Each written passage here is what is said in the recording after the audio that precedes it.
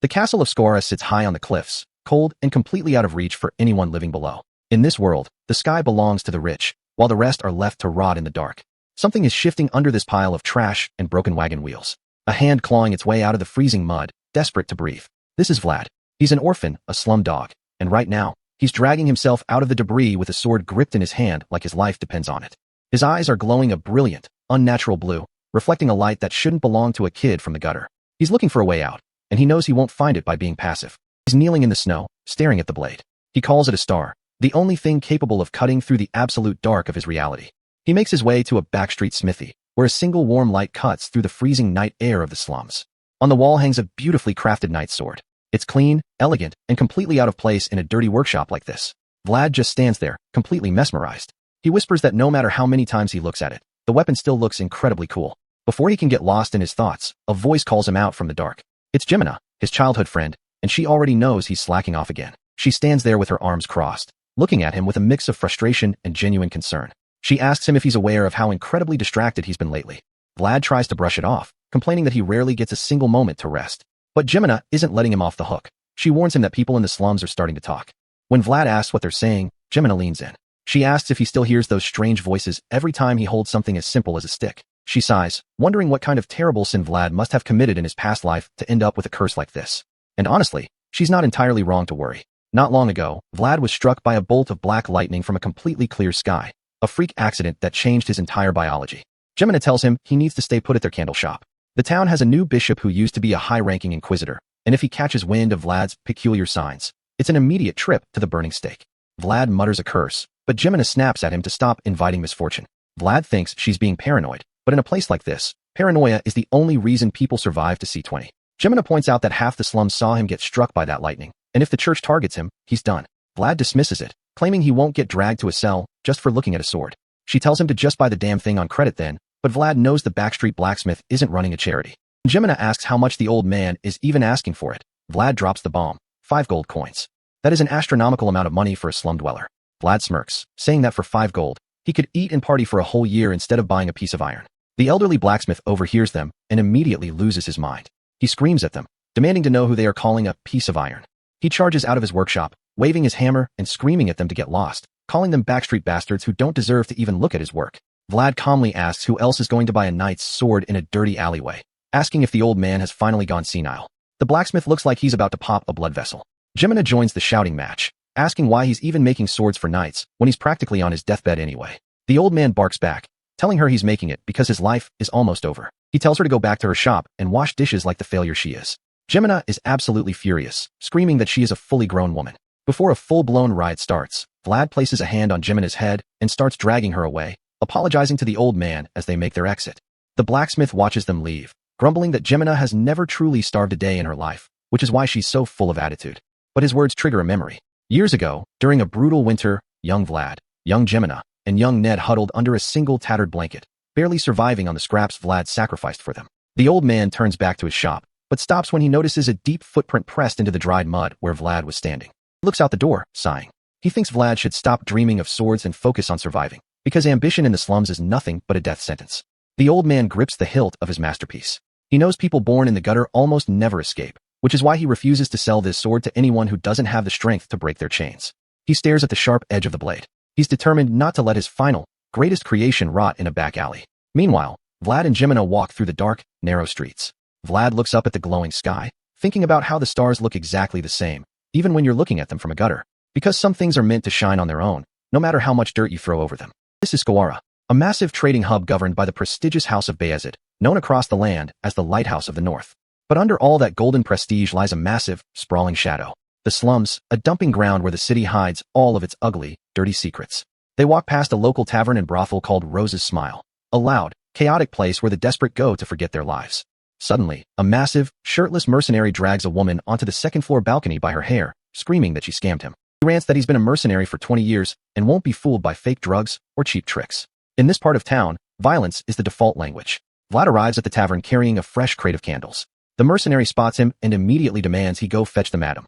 The brute screams that if they want gold coins for their services, they need to actually deliver, accusing Vlad's shop of selling scam candles.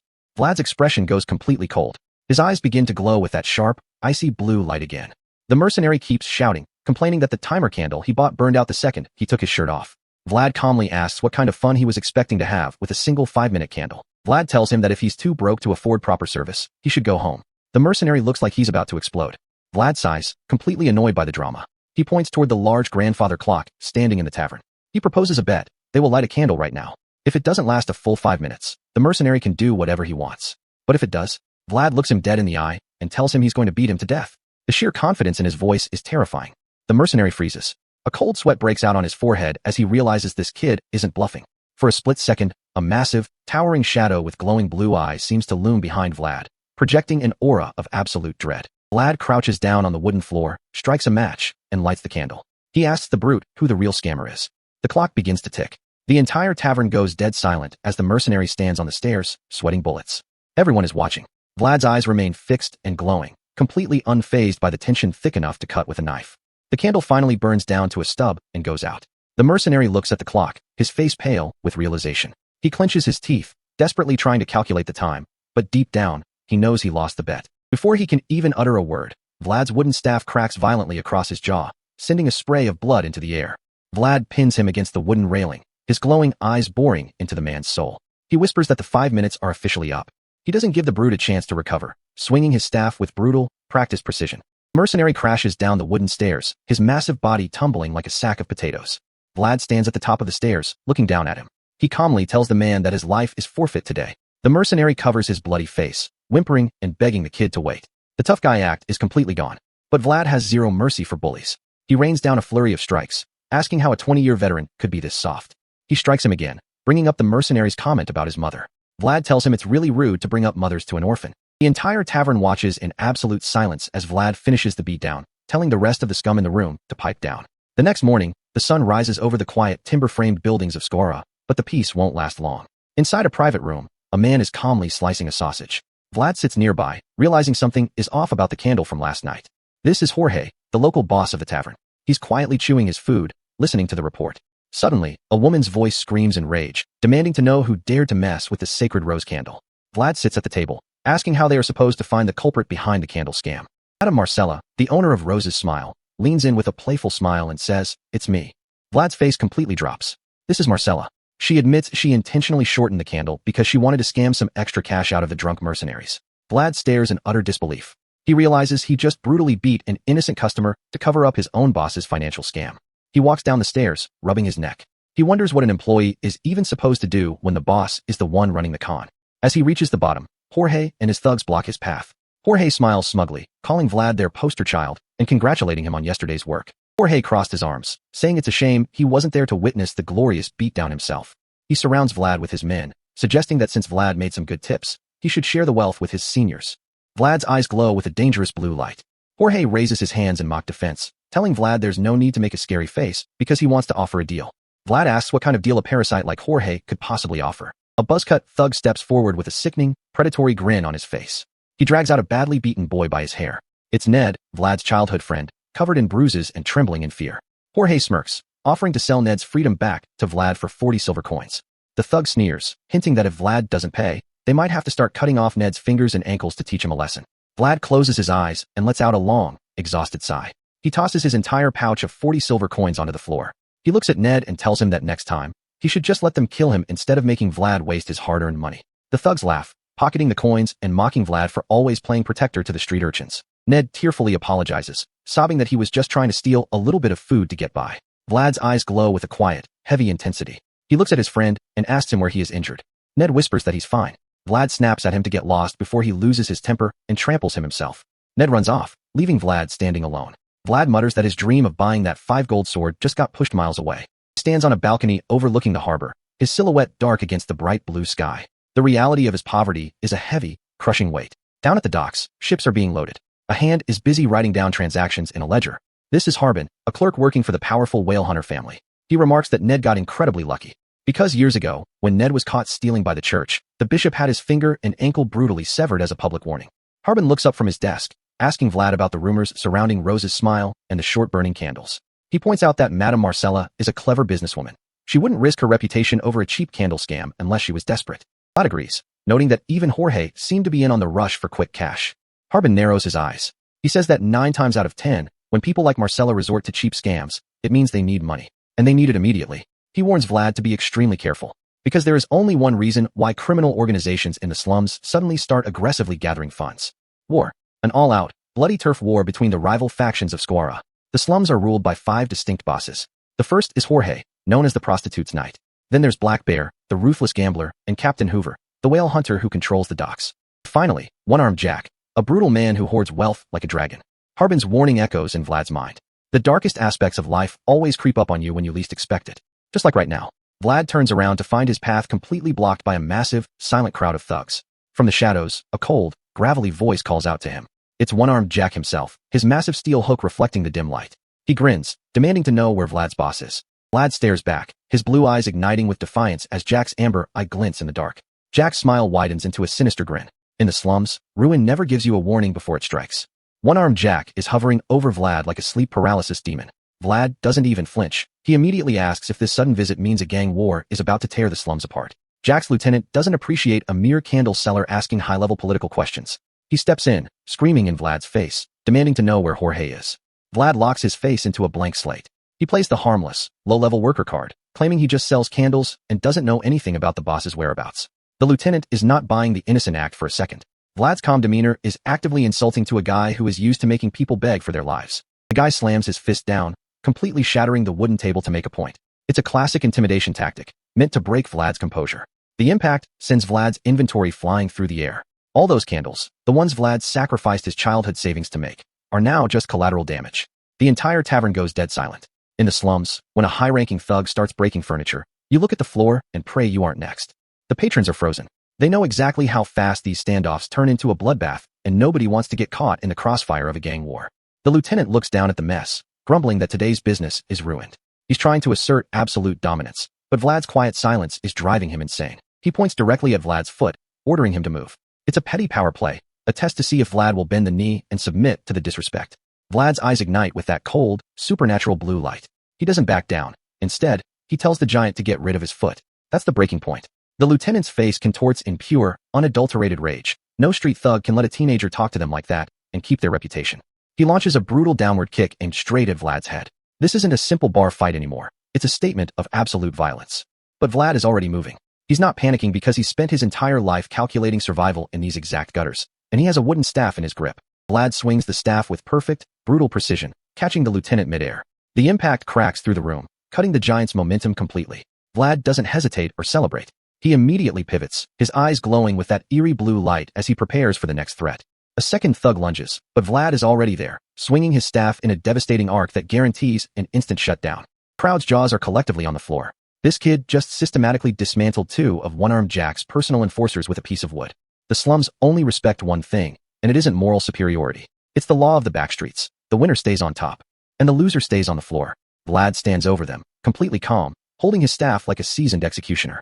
Another thug draws an axe, screaming at Vlad for having the audacity to fight back in front of the big boss. Suddenly, Jack's massive metal hook drops into the frame, and a single word echoes, "Stop." The entire room freezes instantly. Jack looks down at his hook, completely amused. Blood is not even angry his men got packed up. Honestly, he's just impressed by Vlad's potential. Jack smirks, joking about his prosthetic making a clinking sound. Vlad deadpans that he doesn't discriminate against the disabled, the absolute confidence of a kid with nothing to lose. Jack bursts into a massive, booming laugh. This kid is too wild to kill, so he tells him they'll have a private chat later. But beneath the laughter, Jack's eyes glow red.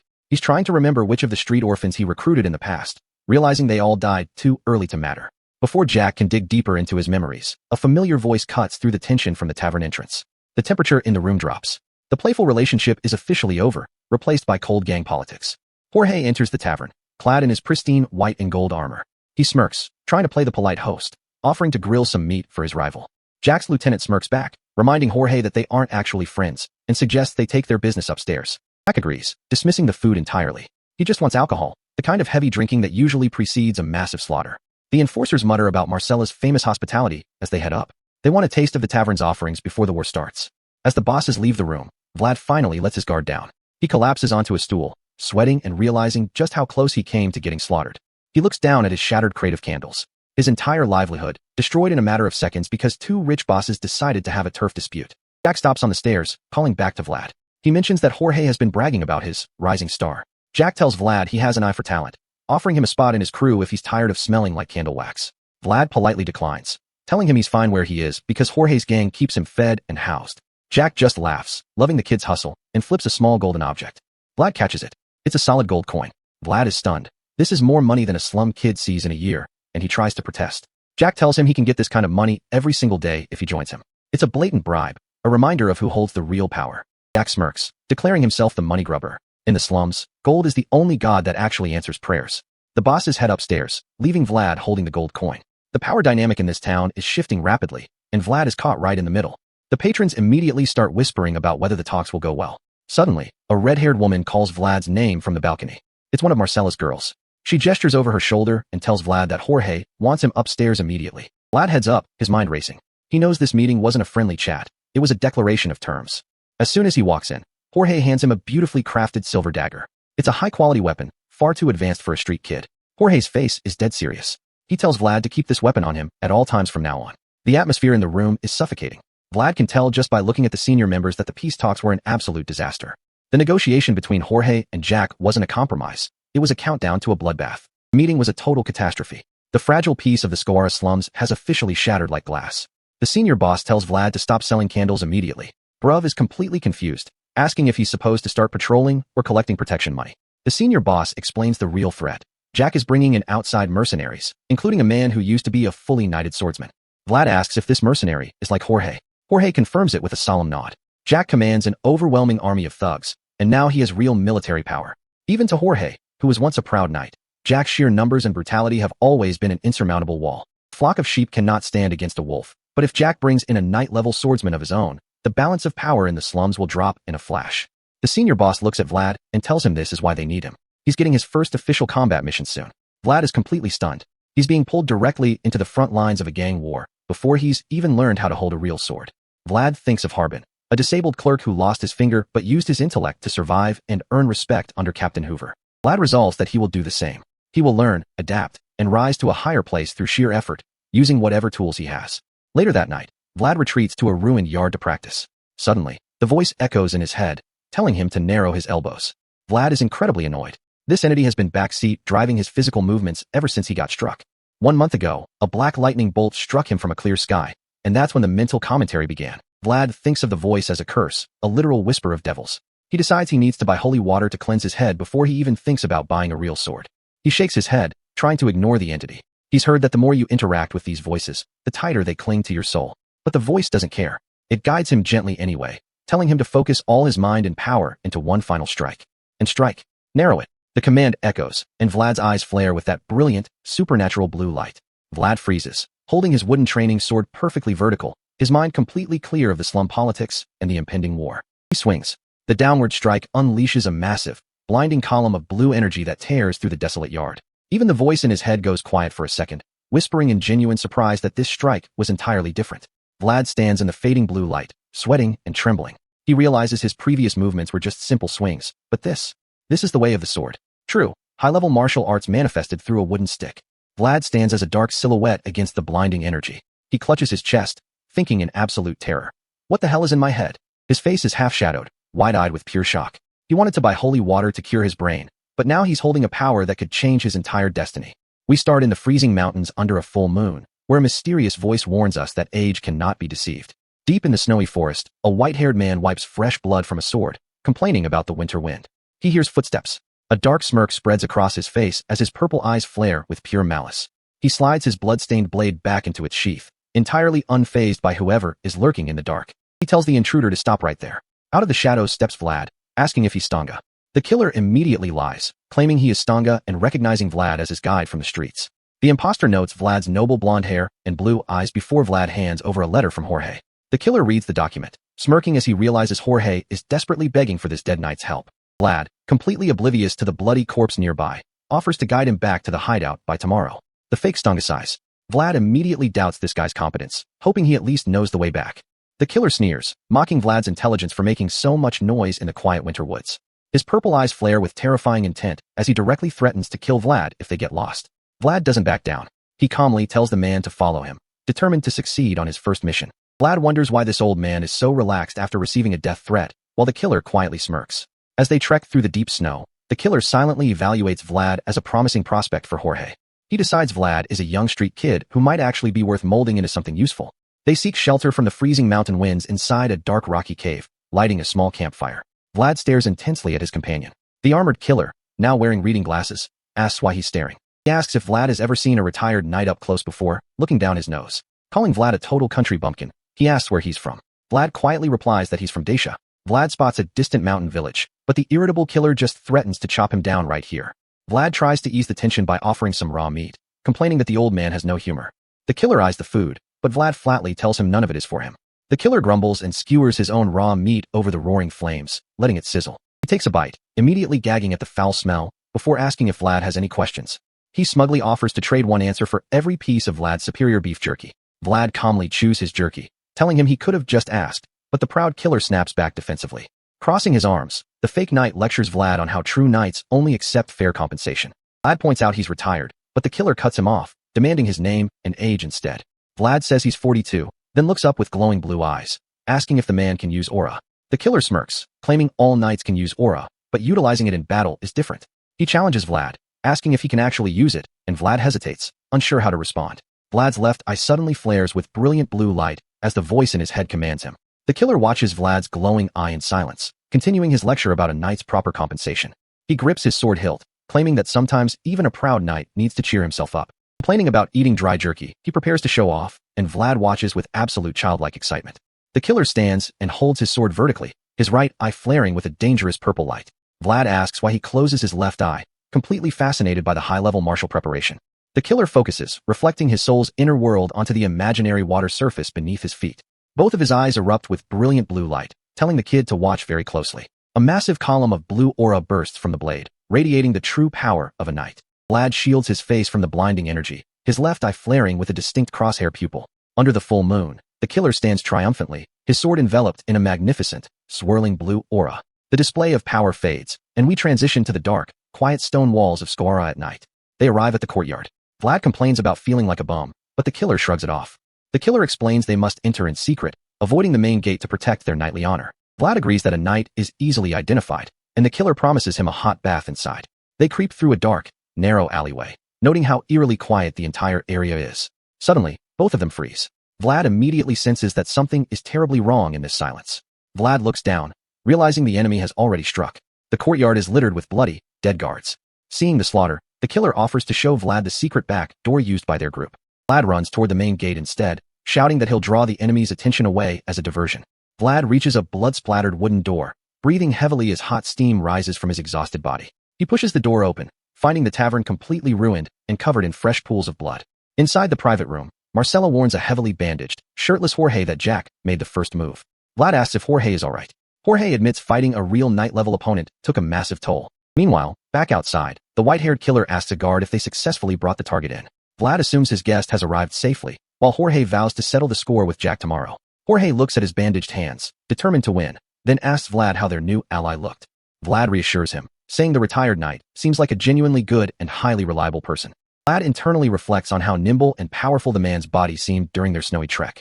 Vlad boasts that the man can use aura beautifully, but Jorge's face instantly pales in absolute horror. Vlad hears footsteps creaking up the stairs, smiling as he assumes their savior is finally here. Jorge grabs Vlad, his voice trembling as he asks if the man actually used real aura. Vlad steps forward, gripping his sword hilt to protect his boss as Jorge delivers the terrifying truth. Jorge reveals that the real Stanga doesn't know how to use aura at all. Vlad freezes in shock. The door creaks open. The white-haired assassin stands in the doorway, holding a fresh, blood-stained sword. His right eye flares with a corrupt purple light. He smirks at the injured Jorge. It's been a while, senior. A dark leather glove slowly drags a white cloth down a blood-slicked blade. Godwin is feeling his age, his joints creaking in the freezing mountain air as he cleans his weapon. He sits in the quiet of the snowy forest, entirely detached from the violence he just committed. The blood of his target is still warm on his hand. The real Stanga lies dead in the snow, eyes rolled back. Godwin wonders if the kid who came to find him was genuinely stupid or just completely blind. Back in the hideout, Godwin stands in the arched doorway. Jorge, shirtless and heavily bandaged, holds his sword, immediately recognizing the threat. Godwin notes how much Jorge has changed since deserting. Jorge wants to know why Godwin has hunted him down now, only to hear 3 devastating words. Count Gaidar is dead. The news hits heavily. In his mind, Jorge sees the old Count lying in his cold stone sarcophagus, hands clasped over his sword. Godwin casually pours a drink, explaining that the Count's death is being kept secret due to political complications. His left eye flares with a corrupt purple light. He raises the glass with a hand still stained in fresh blood. It's a calculated, mocking gesture designed to push Jorge over the edge. Godwin offers a mock toast to their dead leader, his face showing absolutely no remorse for the chaos he is unleashing. Jorge snaps. He grits his teeth in a blind rage and reaches for his sword, unable to stomach Godwin's disrespect. Jorge lunges forward with everything he has left, his bare, tense chest closing the distance in a fraction of a second. Godwin doesn't even move. He just watches Jorge's reflection hurtle toward him through the amber liquid, adding that the toast is also for the new Count, Siegmund. The mention of Siegmund, the man who likely orchestrated this entire tragedy, drives Jorge's blade forward with explosive, desperate force. Shards of glass and golden alcohol scatter through the air as Marcella and Vlad watch the two veteran warriors clash in absolute shock. Godwin parries the strike easily, delivering Siegmund's first official order, the deserted knight, Jorge, must return to base immediately. Jorge screams Godwin's name, rejecting the command with every fiber of his being. Siegmund is a tyrant, not his liege. The impact of their blades creates a blinding flash. Godwin smirks, knowing the new Count never actually expected Jorge to come back alive anyway. They lock blades, the metallic screech echoing through the room. Vlad watches the exchange, realizing the terrifying gap in power between these two men. Godwin speaks with cold authority, reminding Jorge of the hierarchy. But Jorge's loyalty died the moment his honor was compromised. The sheer pressure of Godwin's physical strength forces Jorge back. Godwin is treating this like a routine chore, completely unfazed by Jorge's emotional fury. Godwin's purple eye gleams in the darkness. He knows Jorge has no cards left to play, and this entire rebellion is just a slow suicide. Their struggle spills into the storage racks, shattering wood, and sending barrels crashing to the floor as the structural integrity of the hideout begins to fail. The violence escalates rapidly. Godwin moves with the precise, lethal efficiency of a man who has spent decades surviving on the battlefield. Godwin launches a devastating mid-air kick, utilizing his entire body weight to shatter Jorge's guard and send him crashing through the debris. Vlad tries to intervene, but the sheer force of the impact sends him flying backward, his boots sliding uselessly across the splintering floor.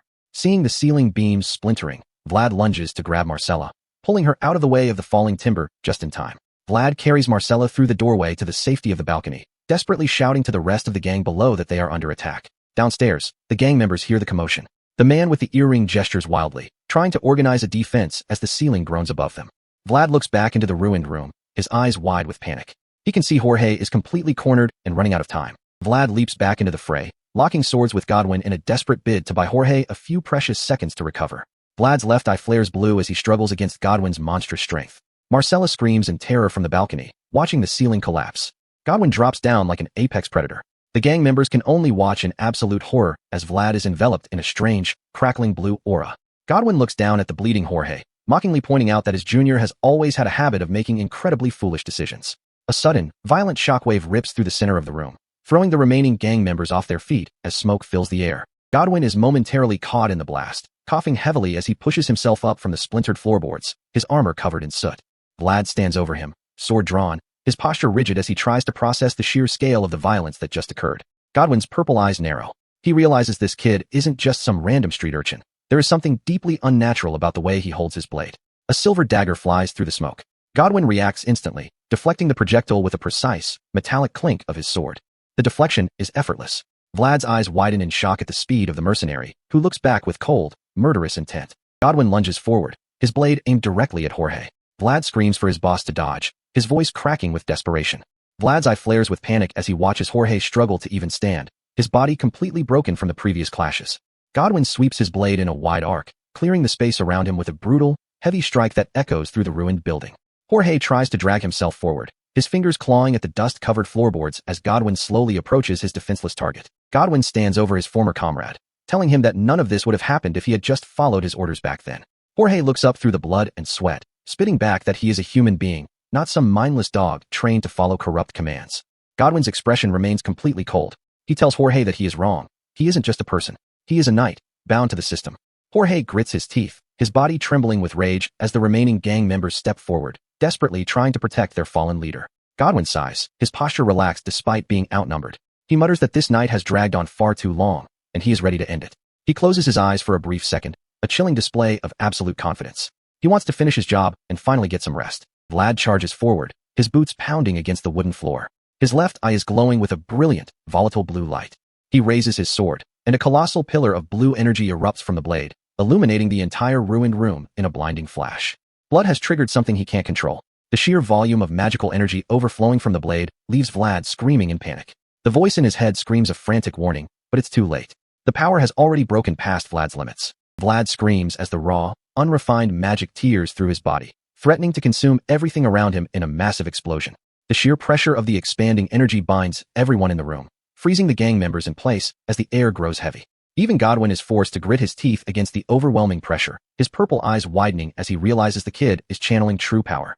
Vlad is swept up in the center of the magical storm, his body suspended in the air as wild arcs of blue energy crackle violently. Complex, glowing geometric sigils manifest in the air, the ancient language of the sword path aligning to unleash a devastating strike. Vlad shields his face as the magical pressure reaches its absolute peak, sending massive beams of blue light tearing through the roof of the hideout. The building's structural framework completely gives way under the force of the blast, collapsing into a chaotic heap of timber and dust. The dust slowly settles over the ruined interior. Vlad kneels amidst the wreckage, clutching his head in agony as his left eye glows faintly. Vlad looks up and freezes. A massive, dark exclamation mark floats in his vision, a chilling, game-like warning system notifying him of the absolute slaughter. He curses under his breath, his body trembling as he looks through the rising smoke and realizes the cost of his uncontrolled outburst. He spots a massive pool of blood on the floor. Panic seizes him, and he screams Jorge's name into the silent, ruined room. In this moment of despair, Vlad's mind drifts to the man who saved him from starvation in the freezing back alleys of Skora. Jorge was his anchor, the one person who acknowledged his existence and represented the absolute peak of strength in Vlad's childhood world. That childhood illusion is violently shattered. Under the cold blue moonlight, Godwin stands victoriously, holding the unconscious, bloodied Jorge by his hair. The sight of his protector completely broken triggers a primal trauma within Vlad, his world instantly collapsing into a dark, suffocating rage. Consumed by fury, Vlad's eyes glow a solid, blinding white. The voice in his head screams at him to stop, but Vlad is past listening. With a guttural scream, Vlad lunges forward, pouring every ounce of his remaining strength and anger into a single, desperate downward swing. He unleashes a massive, crescent-shaped energy slash that tears through the air, aiming to slice Godwin in half. Godwin easily parries the blow, but he is internally stunned. He wonders how a mere street rookie could possibly possess the legendary way of the sword. Vlad grits his teeth, his face smudged with dirt as he struggles against the overwhelming physical superiority of a true, knight-level combatant. Godwin smirks, a terrifying shadow cutting across his scarred face. He is genuinely impressed by the sheer, unpolished talent standing in front of him. Vlad swings again, screaming in a desperate attempt to break Godwin's guard, but raw emotion cannot bridge the massive gap in training. Godwin counters with blinding speed, a sudden flash of light illuminating the room as he slips past Vlad's wild strike. With a swift, brutal strike, Godwin knocks Vlad backward, sending the boy crashing heavily onto the dusty, ruined floorboards. Godwin notes that Vlad is a natural. The boy instinctively twisted his body midair to absorb the brunt of the impact, saving his own life. Vlad lies collapsed in the dirt, gasping for air. The voice in his head frantically urges him to stay conscious, refusing to let such a rare talent die here. Godwin looks down at the defeated boy, silently contemplating the massive potential he just witnessed. He knows this sprout will eventually hunt him down. The moment triggers a memory of Godwin's own youth, standing in a sunlit clearing while his own mentor casually lectured him on the joy of watching potential grow. Godwin smirks, making his decision. He decides to spare Vlad's life, finding the prospect of a future rematch far too entertaining to pass up. Godwin stands over the trembling boy, calmly stating that knights only take fair compensation. Vlad looks up through his tears, entirely confused. Godwin admits he lied. His name isn't Stanga, and he isn't 42. Bruv really just used a dead man's identity to walk straight into their house. Since the compensation Vlad received was based on a lie, Godwin tosses a gold coin back to the floor. But he is keeping Jorge as his actual prize. He turns to leave, dragging the unconscious leader of the gang behind him. Vlad is left kneeling in the dirt, completely powerless to stop him. Vlad stares at the mercenary with absolute, unadulterated hatred, whispering a solemn promise through his teeth. I'm going to kill you. Godwin warns him not to throw his life away over a piece of beef jerky. He turns and walks away, his heavy footsteps echoing through the ruined room. Vlad drags himself up, screaming Godwin's name with every single drop of air left in his lungs, cementing his blood oath of vengeance. Godwin's voice echoes back from the shadows of the stone corridor, mockingly accepting the challenge. He welcomes the hunt. Tears of rage stream down Vlad's face as he lets out a final, desperate scream into the empty, ruined hideout. The war has only just begun. Vlad is dragging his broken body through the freezing snow, with Jemina desperately holding him up. He is severely wounded from the building collapse, and if he collapses here, Jack's mercenaries will find them and end this before it even begins. Their boots stumble blindly through the frozen mud. Vlad clutches his side, his shirt already soaked in fresh, warm blood. One wrong step and his internal injuries will bleed out right here in the gutter. He is gasping for air, his vision starting to blur. The physical toll of unleashing the way of the sword, without any proper training, is literally tearing his young body apart from the inside out. In his fading consciousness, a cold memory of a dark-haired woman stands over him. Her voice demands that he get up, because in the slums of Squara, lying down on the floor is synonymous with dying. She doesn't offer him comfort or a hand to help him up. She offers a harsh survival reality check. If Vlad stays down, he simply becomes another nameless corpse buried under the winter snow. Her eyes are completely devoid of pity as she strikes him in his memory, forcing his mind back into his body. Pain is the only anchor that keeps you awake when your physical form is shutting down. She demands to know if he truly understands the fundamental difference between the gutter rats of the slums and the wealthy nobles living across the cobblestone streets. Vlad looks up from the floor, desperate and broken. The lesson is simple. Those with status have a safety net to catch them, while those in the slums are operating without a harness. It all comes down to opportunities. The wealthy can fail 100 times, lose fortunes, and still wake up in a warm bed because their class protects them from the consequences of their mistakes. But for the orphans of Squara, failure isn't a learning experience, it is a death sentence. The ruined hideout is a visual reminder of what happens when a slum gang tries to step out of line. A hand grips the dark fabric of a cloak tightly. If they fail even once, there is no second chance, no recovery. They were born into a world where survival is a daily negotiation with death. She grabs him, forcing him to look at her. He cannot afford to waste the single, desperate opportunity he has been given to escape this cycle of poverty and violence. Vlad's eyes flare with that unnatural blue light as he struggles on the cold ground. The physical toll of the awakening is clear, but his resolve is the only thing keeping his heart beating. Back in the freezing reality of the stone corridor, Jimena is begging him to rest, but Vlad refuses. Stopping now means letting Godwin get away with Jorge, and Vlad would rather die than let his savior be dragged off. He clenches his fist, trying to summon any ounce of strength left. But the universe doesn't care about his resolve. A thug spots them in the archway, shouting to his crew that they've found Jorge's kid. Jimena screams for him to run as they bolt down the corridor. The nest of their safe house is completely broken, and they are officially prey out in the open. The narrator notes that no matter how young a bird is, there comes a time when it is forced to leave the nest. For Vlad, that transition is happening under the threat of a rusty blade. They sprint through the narrow stone alleys, the heavy footsteps of Jack's mercenaries echoing right behind them. If they get caught, Vlad's talent is snuffed out before he ever learns how to use it. High-angle view of the snowy streets. 7 armed men are fanning out, searching the corners. The entire slum is crawling with predators looking for a bounty. One of Jack's lieutenants is barking orders, promising a heavy compensation for Vlad's head. He's still furious about how Vlad embarrassed his men in the tavern earlier. The scarred thug clenches his fist, his face contorted in rage. They split up, confident that 2 injured teenagers couldn't have made it far in this freezing weather. Close-up of the heavy iron shackles on a wooden door. The lock has been hastily smashed, revealing a dark, dusty passage leading into a hidden cellar. Pressed against the cold wood, Vlad grips his dagger, his knuckles white. He knows their stamina is depleted. Running blindly will only lead them into a dead end. He tells Jimena to hide behind the door and wait until the streets go quiet. He's planning to act as bait, prioritizing her survival over his own life, just like he did when they were children. Vlad's face is hollow with exhaustion. He explains that moving together makes them an easy target. Jimena, terrified of losing another friend to the violence of the city, refuses to leave his side. He reminds her of Marcella's promise to help them escape the town. He tells her to head to the convent or Harbin's shop before dawn, trying to secure her safety before the final confrontation. Jimena screams in frustration, refusing to abandon him. Vlad is completely out of options, and Bruv is really losing his mind, trying to make her understand the gravity of their situation. Vlad snaps, asking if he looks like he's in any condition to protect her. The brutal honesty hurts, and tears well up in Jimena's eyes as she realizes how powerless they truly are. A sudden voice cuts through the darkness, freezing them in place. Jimena's survival instincts kick in instantly as she reaches for a knife on the nearby table. A warm, flickering lantern light illuminates the corridor.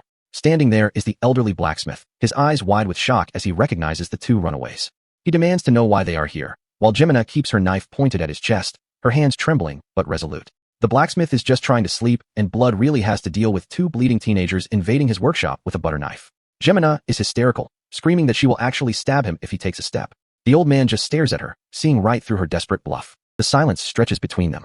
The blacksmith looks at the blood on Vlad's shirt, then at the terror in Jimena's eyes, and realizes the gravity of what has happened. He calmly tells her to put down the knife, but Jimena has a different plan. She glares at the beautiful knight's sword mounted on his wall and demands it. The old man is stunned. He warns her that taking that weapon and heading outside the town walls is a suicide mission for kids who don't know how to wield it. Jimena doesn't care about the warnings. She screams that she isn't joking. Vlad tries to intervene, begging her to drop the weapon before she makes things worse. She demands the sword again, her voice cracking. She remarks that this desperate, ugly struggle is the true nature of those born in the back alleys. The blacksmith looks at her. He knows the desperation of the slums all too well, the lengths to which people will go just to secure a single day of survival. Jimena looks down at the knife, her resolve hardening. If she has to sacrifice her dignity to save Vlad, she will do it without a second thought. Tears stream down her cheeks as she raises the blade. The old man watches, expecting her to attack him, but her target is different. With a sharp cry, She grabs her own hair and slices it off with the knife. Vlad screams her name in absolute horror. The old blacksmith's eyes widen. In this world, a woman's hair is her pride, her identity, and she just sheared it off in a single, desperate motion. Vlad can only watch in silence, his blue eyes reflecting the sheer weight of her sacrifice. She's giving up everything she has left to buy him a chance. Jemina stands with her head shorn, holding the long, vibrant red locks in her hand like a trophy of her own desperation. She offers the hair to the blacksmith, crying as she promises to pay him the rest of the 5 gold coins when she is able. She clutches the severed hair to her chest, begging him to take it. It's the only currency of value she possesses in this godforsaken gutter. She drops the red hair at his feet, pleading with him to give the knight's sword to Vlad so he can survive the night. The blacksmith looks at Vlad, asking if he's really going through with this. Vlad's firm yes cements his resolve. The old man realizes this boy is trying to do what he never could. Vlad stands ready, clutching his dagger. The blacksmith sees his own unfulfilled youth in the boy, the burning desire to break free from the slums, no matter the cost. The old man pinches his bridge, sighing at the sheer stubbornness of youth. He grumbles about how kids always make things difficult for adults. He turns back into the shadows, telling them to follow him. He has decided to risk his own life to help them escape. Under the cover of the falling snow, the blacksmith pulls a heavy wooden cart filled with junk through the narrow, freezing streets. He tells his hidden cargo to stop complaining and keep quiet. But their luck runs out instantly as a voice calls out from the snow, stopping them in their tracks. 3 of Jack's thugs confront the old man, demanding to know why he's out hauling garbage in the middle of a gang war. The blacksmith tries to remain calm as one of the thugs approaches the cart, asking why he's disposing of trash at this hour. The old man immediately explodes into a senile rage, shouting that their gang war has blocked the alleys and left his shop piling up with useless junk. The thug is taken aback by the old man's temper, but the mysterious hooded figure among them senses something is off and asks about the helper. The blacksmith quick talks, claiming he hired a kid for a piece of bread because his back was hurting, demanding they help him push if they're so curious. The thug isn't fully convinced and steps forward to inspect the helper under the hood. Vlad prepares to strike, his hand gripping the hilt. Before the thug can react, Vlad presses the cold steel of his blade against the man's throat, telling him not to make a sound. In a flash of motion, Vlad executes a swift, non-lethal strike to disable the threat, leaving the old blacksmith watching in tense silence. A close-up of a pink-haired thug complaining about how hard it is to secure a simple meal in this town. Vlad stands over the shivering, defeated guard, coldly telling him to get lost before he decides to finish the job. The blacksmith screams at the remaining thugs, playing up the distraction. He mentions that Jorge's golden-haired kid is the only one missing, redirecting their focus. He commands the guards to check the cart thoroughly, acting completely innocent while Vlad hides silently beneath the piles of heavy iron debris. Vlad lies perfectly still under the trash, his blue eye glowing in the darkness.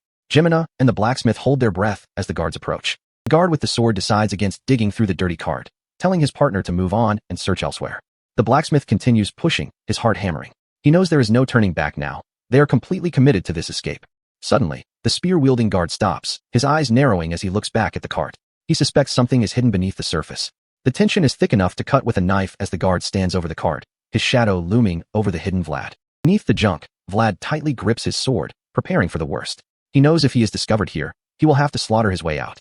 The guard suddenly drives his long spear straight down into the pile of debris with a violent thrust, looking to pierce any hidden cargo. The blacksmith and the pink-haired kid freeze in terror, expecting a scream of pain from beneath the iron junk.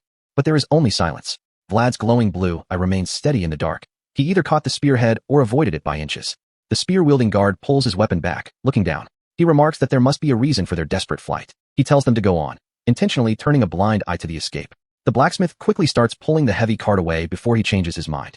A brief memory flashes in Vlad's mind. A young boy with a bruised face explaining that this is how he's paying back a debt of 40 silver coins to Jorge. The guard, Otar, watches them go. He let Vlad escape because Jorge once spared his family over a debt, showing that mercy eventually comes full circle. They finally reach the massive, fortified stone gate at the edge of Skora, the cold winter wind howling through the iron bars. The blacksmith leads them to the dark disposal tunnel. He tells them this is where the town throws its trash, but tonight, it's their exit.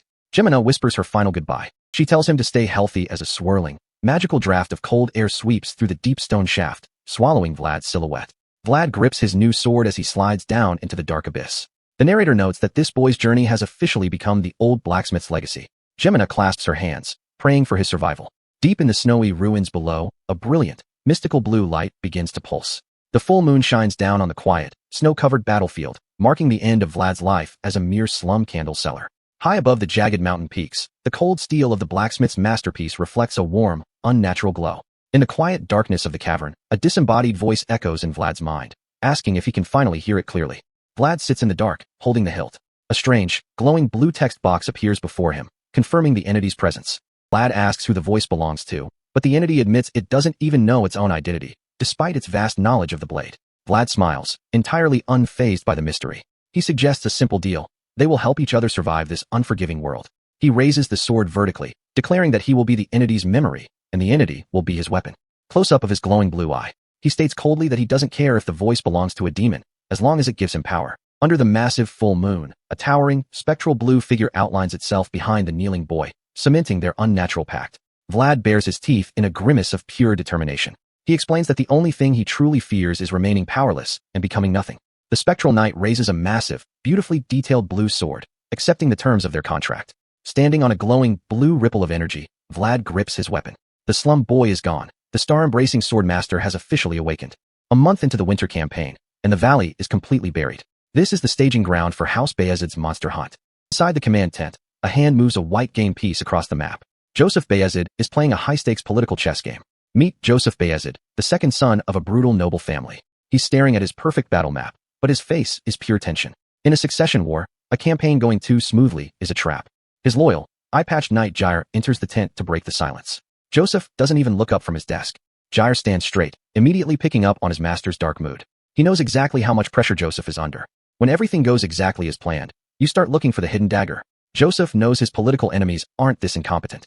Casualties are all expendable mercenaries, but the regular soldiers are deserting. That mediocrity is going to ruin Joseph's reputation. If Joseph's father and the vassals think he's weak, his campaign for the succession ends before it even starts. And if Joseph falls, his half-brother Ludgear is waiting in the shadows to take everything. This is a zero-sum game. In the House of Bayezid, losing the succession doesn't mean retirement. It means absolute destruction.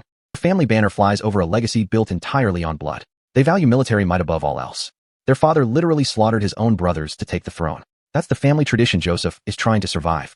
Joseph needs a powerful, loyal weapon to secure his position. That's when Jair mentions a highly unusual mercenary. Joseph's mind immediately jumps to paranoia. He thinks his brother Ludgear sent a spy to sabotage him. Jair tells him it's not a spy. It's something far more bizarre, and Joseph needs to see the proof himself. The proof is a pile of dead goblins. Specifically, the terrifyingly precise cuts on their gray-skinned bodies. Joseph holds a cloth to his nose, inspecting the first batch. He dismisses them as sloppy, amateurish hacks.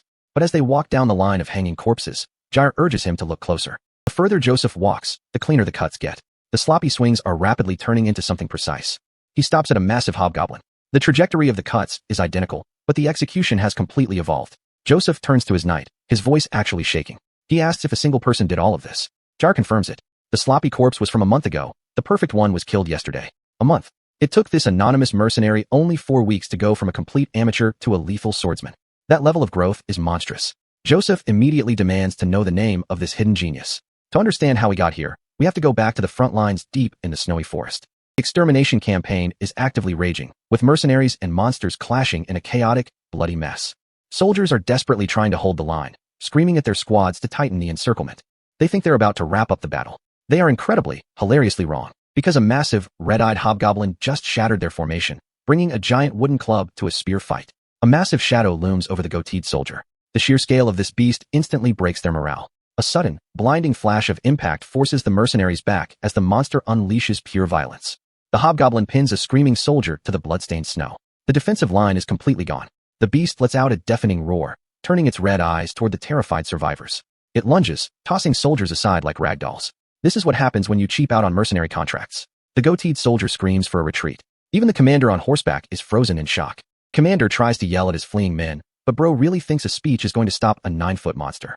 The mercenaries argue right back. They point out that they weren't paid enough to fight a hobgoblin, and honestly, if the nobles want this handled, they should send an actual knight. Before the commander can even reply, the hobgoblin lunges and knocks him clean off his horse. The monster roars in triumph over the fallen leader. The mercenaries are ready to run for their lives. The commander groans in the snow, completely defeated. But through the panic, a slow, steady pair of boots crunches through the drifts. Vlad walks calmly toward the beast, his hand resting on the hilt of his 5-gold sword. A soldier calls out in confusion. Vlad draws his blade, his eyes flaring with that familiar, brilliant blue light. He corrects the soldier. It's the Riemann of prayers. He's been practicing this exact technique for a month. This is his chance to prove his covenant with the voice actually works. Vlad lunges downward from above, his blade cutting a sharp arc through the freezing air. He swings, but the hobgoblin's thick skin is too tough. The strike barely grazes the monster's back. The beast roars in fury.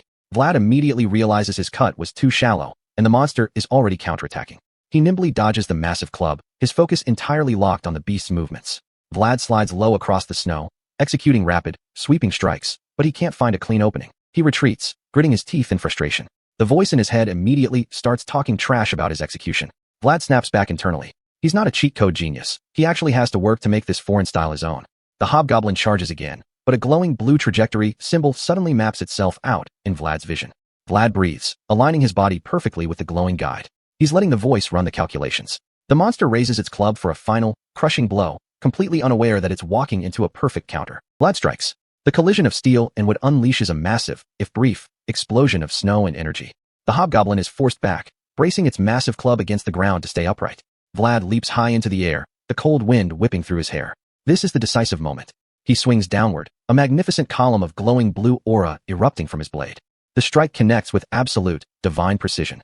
Vlad whispers the name of the style, Riemann. Back in the present, Joseph Bayezid is completely hooked. He commands Jair to find this mysterious mercenary immediately. Jair bows in respect. He knows his master has finally found the perfect blade to survive the upcoming succession war. Joseph stares at the perfect blue sword path left on the hobgoblin's corpse, his mind racing. To go from sloppy backstreet swings to a perfect sword path in 30 days is impossible. Joseph smirks. He has to have this monster. Vlad stands in the fading blue light, his glowing eyes locked forward. The slum boy has officially caught the attention of the Empire. The battle is over, but the cleanup in the freezing northern snow is just starting.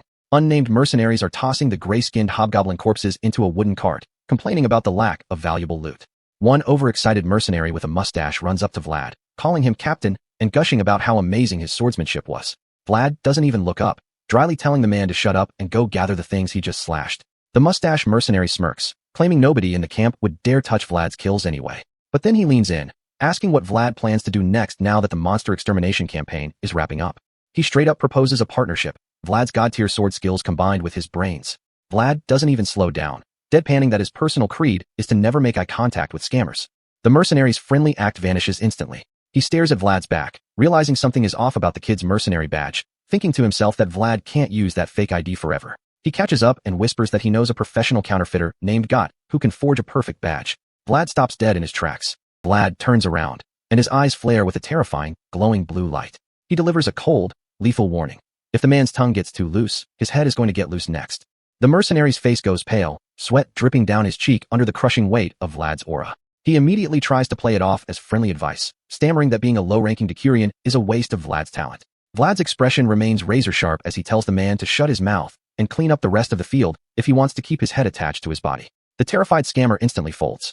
Vlad watches him scurry off, internally noting that he really needs to teach this guy a proper lesson later. He turns and heads deep into the quiet, snowy forest. Other mercenaries watch him leave, wondering if Riemann, the fake name Vlad is using, is going off to prey again.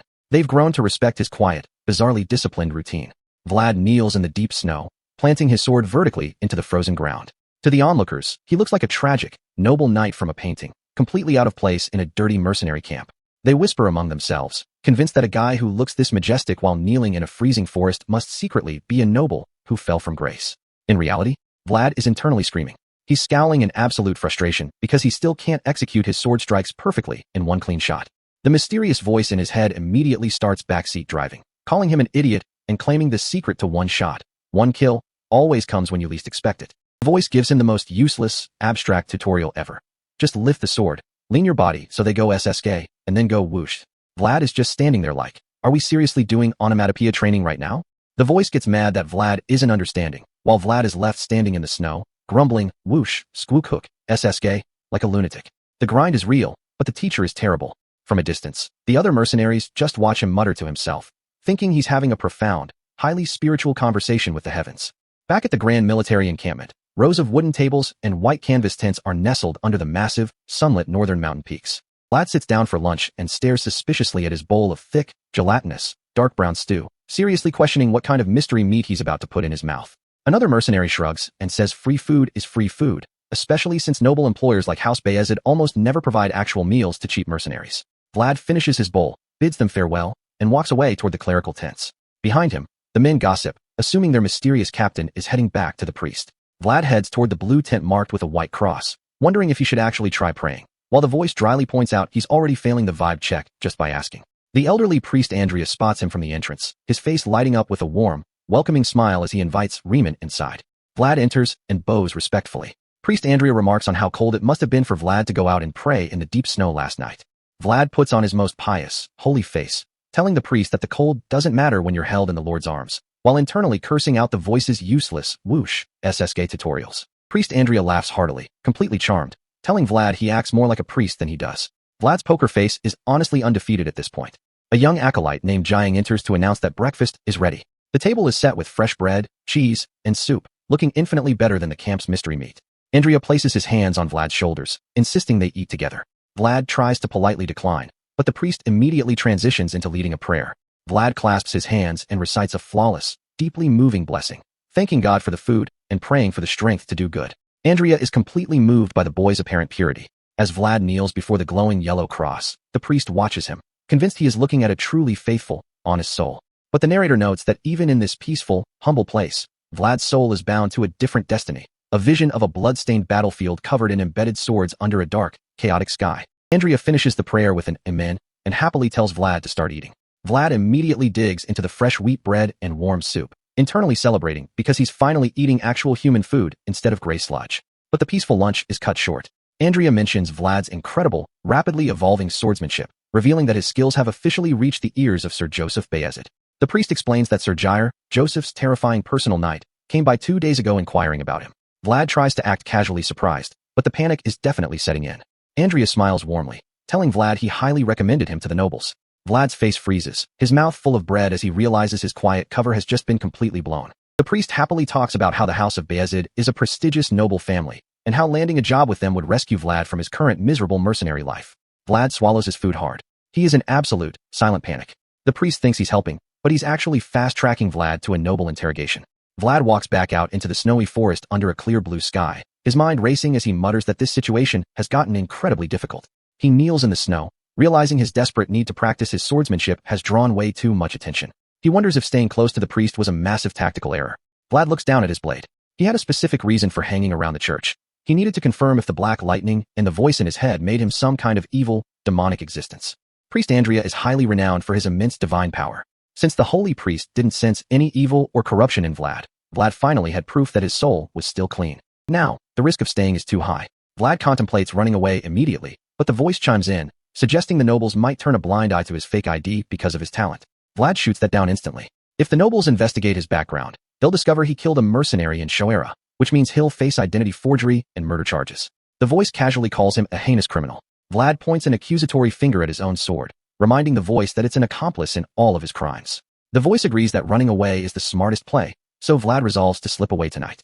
His plan is to drag the counterfeiter god along to forge a new identity badge. But before he can even finish the thought, the voice suddenly warns him. I think it's going to be difficult to run. The voice warns that a massive presence is approaching from behind, an energy level belonging to at least an advanced knight. Through the snowy trees, a dark, menacing silhouette appears. Vlad reacts on pure instinct, spinning around and lunging with a desperate strike, but the figure parries it effortlessly. It's Sir Jair, the eye-patched knight of Bayezid, who just mutters, "Huh?" Vlad is stunned, realizing Jair completely read his presence. Meanwhile, Jair looks down at the kid, internally noting that Vlad's combat reflexes are even better than he anticipated. Jair sheathes his massive blade and calmly announces that Sir Joseph wants to see him. Vlad is hit with a wave of instant regret, wishing he had run away without overthinking. But Vlad refuses to show weakness. He channels his inner gambler, reminding himself that an unwavering poker face is the ultimate defense. He looks Jair in the eye and smoothly replies that it's an honor. Jair asks if Vlad knew he was coming. Vlad calmly lies, saying the priest warned him, though he didn't expect the knight to arrive this early. Vlad is trying to play cool, but the stakes are life and death. Jair is quietly impressed by how relaxed this young, low-ranking mercenary is standing before him. He simply commands Vlad to follow him and turns his back. As they walk through the deep snow, Vlad watches the knight's back, his hand hovering near his sword hilt as he desperately calculates his chances. The voice immediately shuts down any thoughts of escape, warning Vlad that a knight of Jair's caliber will take his head off before Vlad can even take 3 steps in the snow. Vlad lets out a quiet, frustrated sigh. He is completely trapped, forced to walk directly into the lion's den with a fake identity and a stolen sword. He lets go of his sword hilt and accepts his fate. There's no running. He has to play this game to the very end and hope his poker face holds up. They arrive at the grand, blue and white command tent. Inside, Sir Joseph Bayezid is reading a book. He looks up with a polite, aristocratic smile, welcoming Vlad. Vlad bows deeply, playing the part of the respectful mercenary to perfection. Joseph asks if he's faced any inconveniences during the campaign, maintaining a friendly, noble facade. Vlad expresses his gratitude, but Joseph is quietly analyzing him. Looking at Vlad's striking blonde hair and blue eyes, Joseph notes he looks more like a fallen noble than a common thug. He casually asks, "Your name is Riemann?" Vlad replies with a polite, "Yes, sir." But the moment the words leave his mouth, Joseph slams his book shut and mutters that he should have told Vlad something earlier. Before Vlad can even react, Jair's heavy, armored hand slams down on his shoulder in a crushing grip. Blood is caught dead to rights, his left eye instantly flaring with a brilliant blue light as his survival instincts scream. Jair's right eye glows with a menacing green light, his voice dropping to a low, icy growl as he declares that he absolutely despises liars. The trap snaps shut. Jair looks down at the frozen, terrified youth and speaks his forbidden, true name, Vlad of Shoera. The fake identity is shattered, and Vlad is officially cornered by the Empire.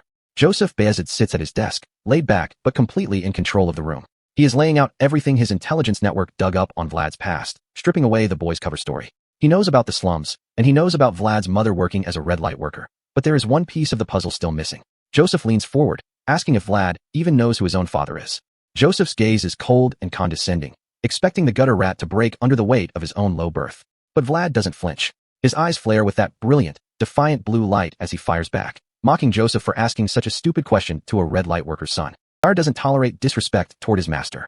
Before Vlad can even finish his sentence, the eye-patched knight moves with blinding speed, striking Vlad's lower back with a heavy burst of blue aura. The impact is brutal, sending Vlad crashing heavily to his knees on the tiled floor.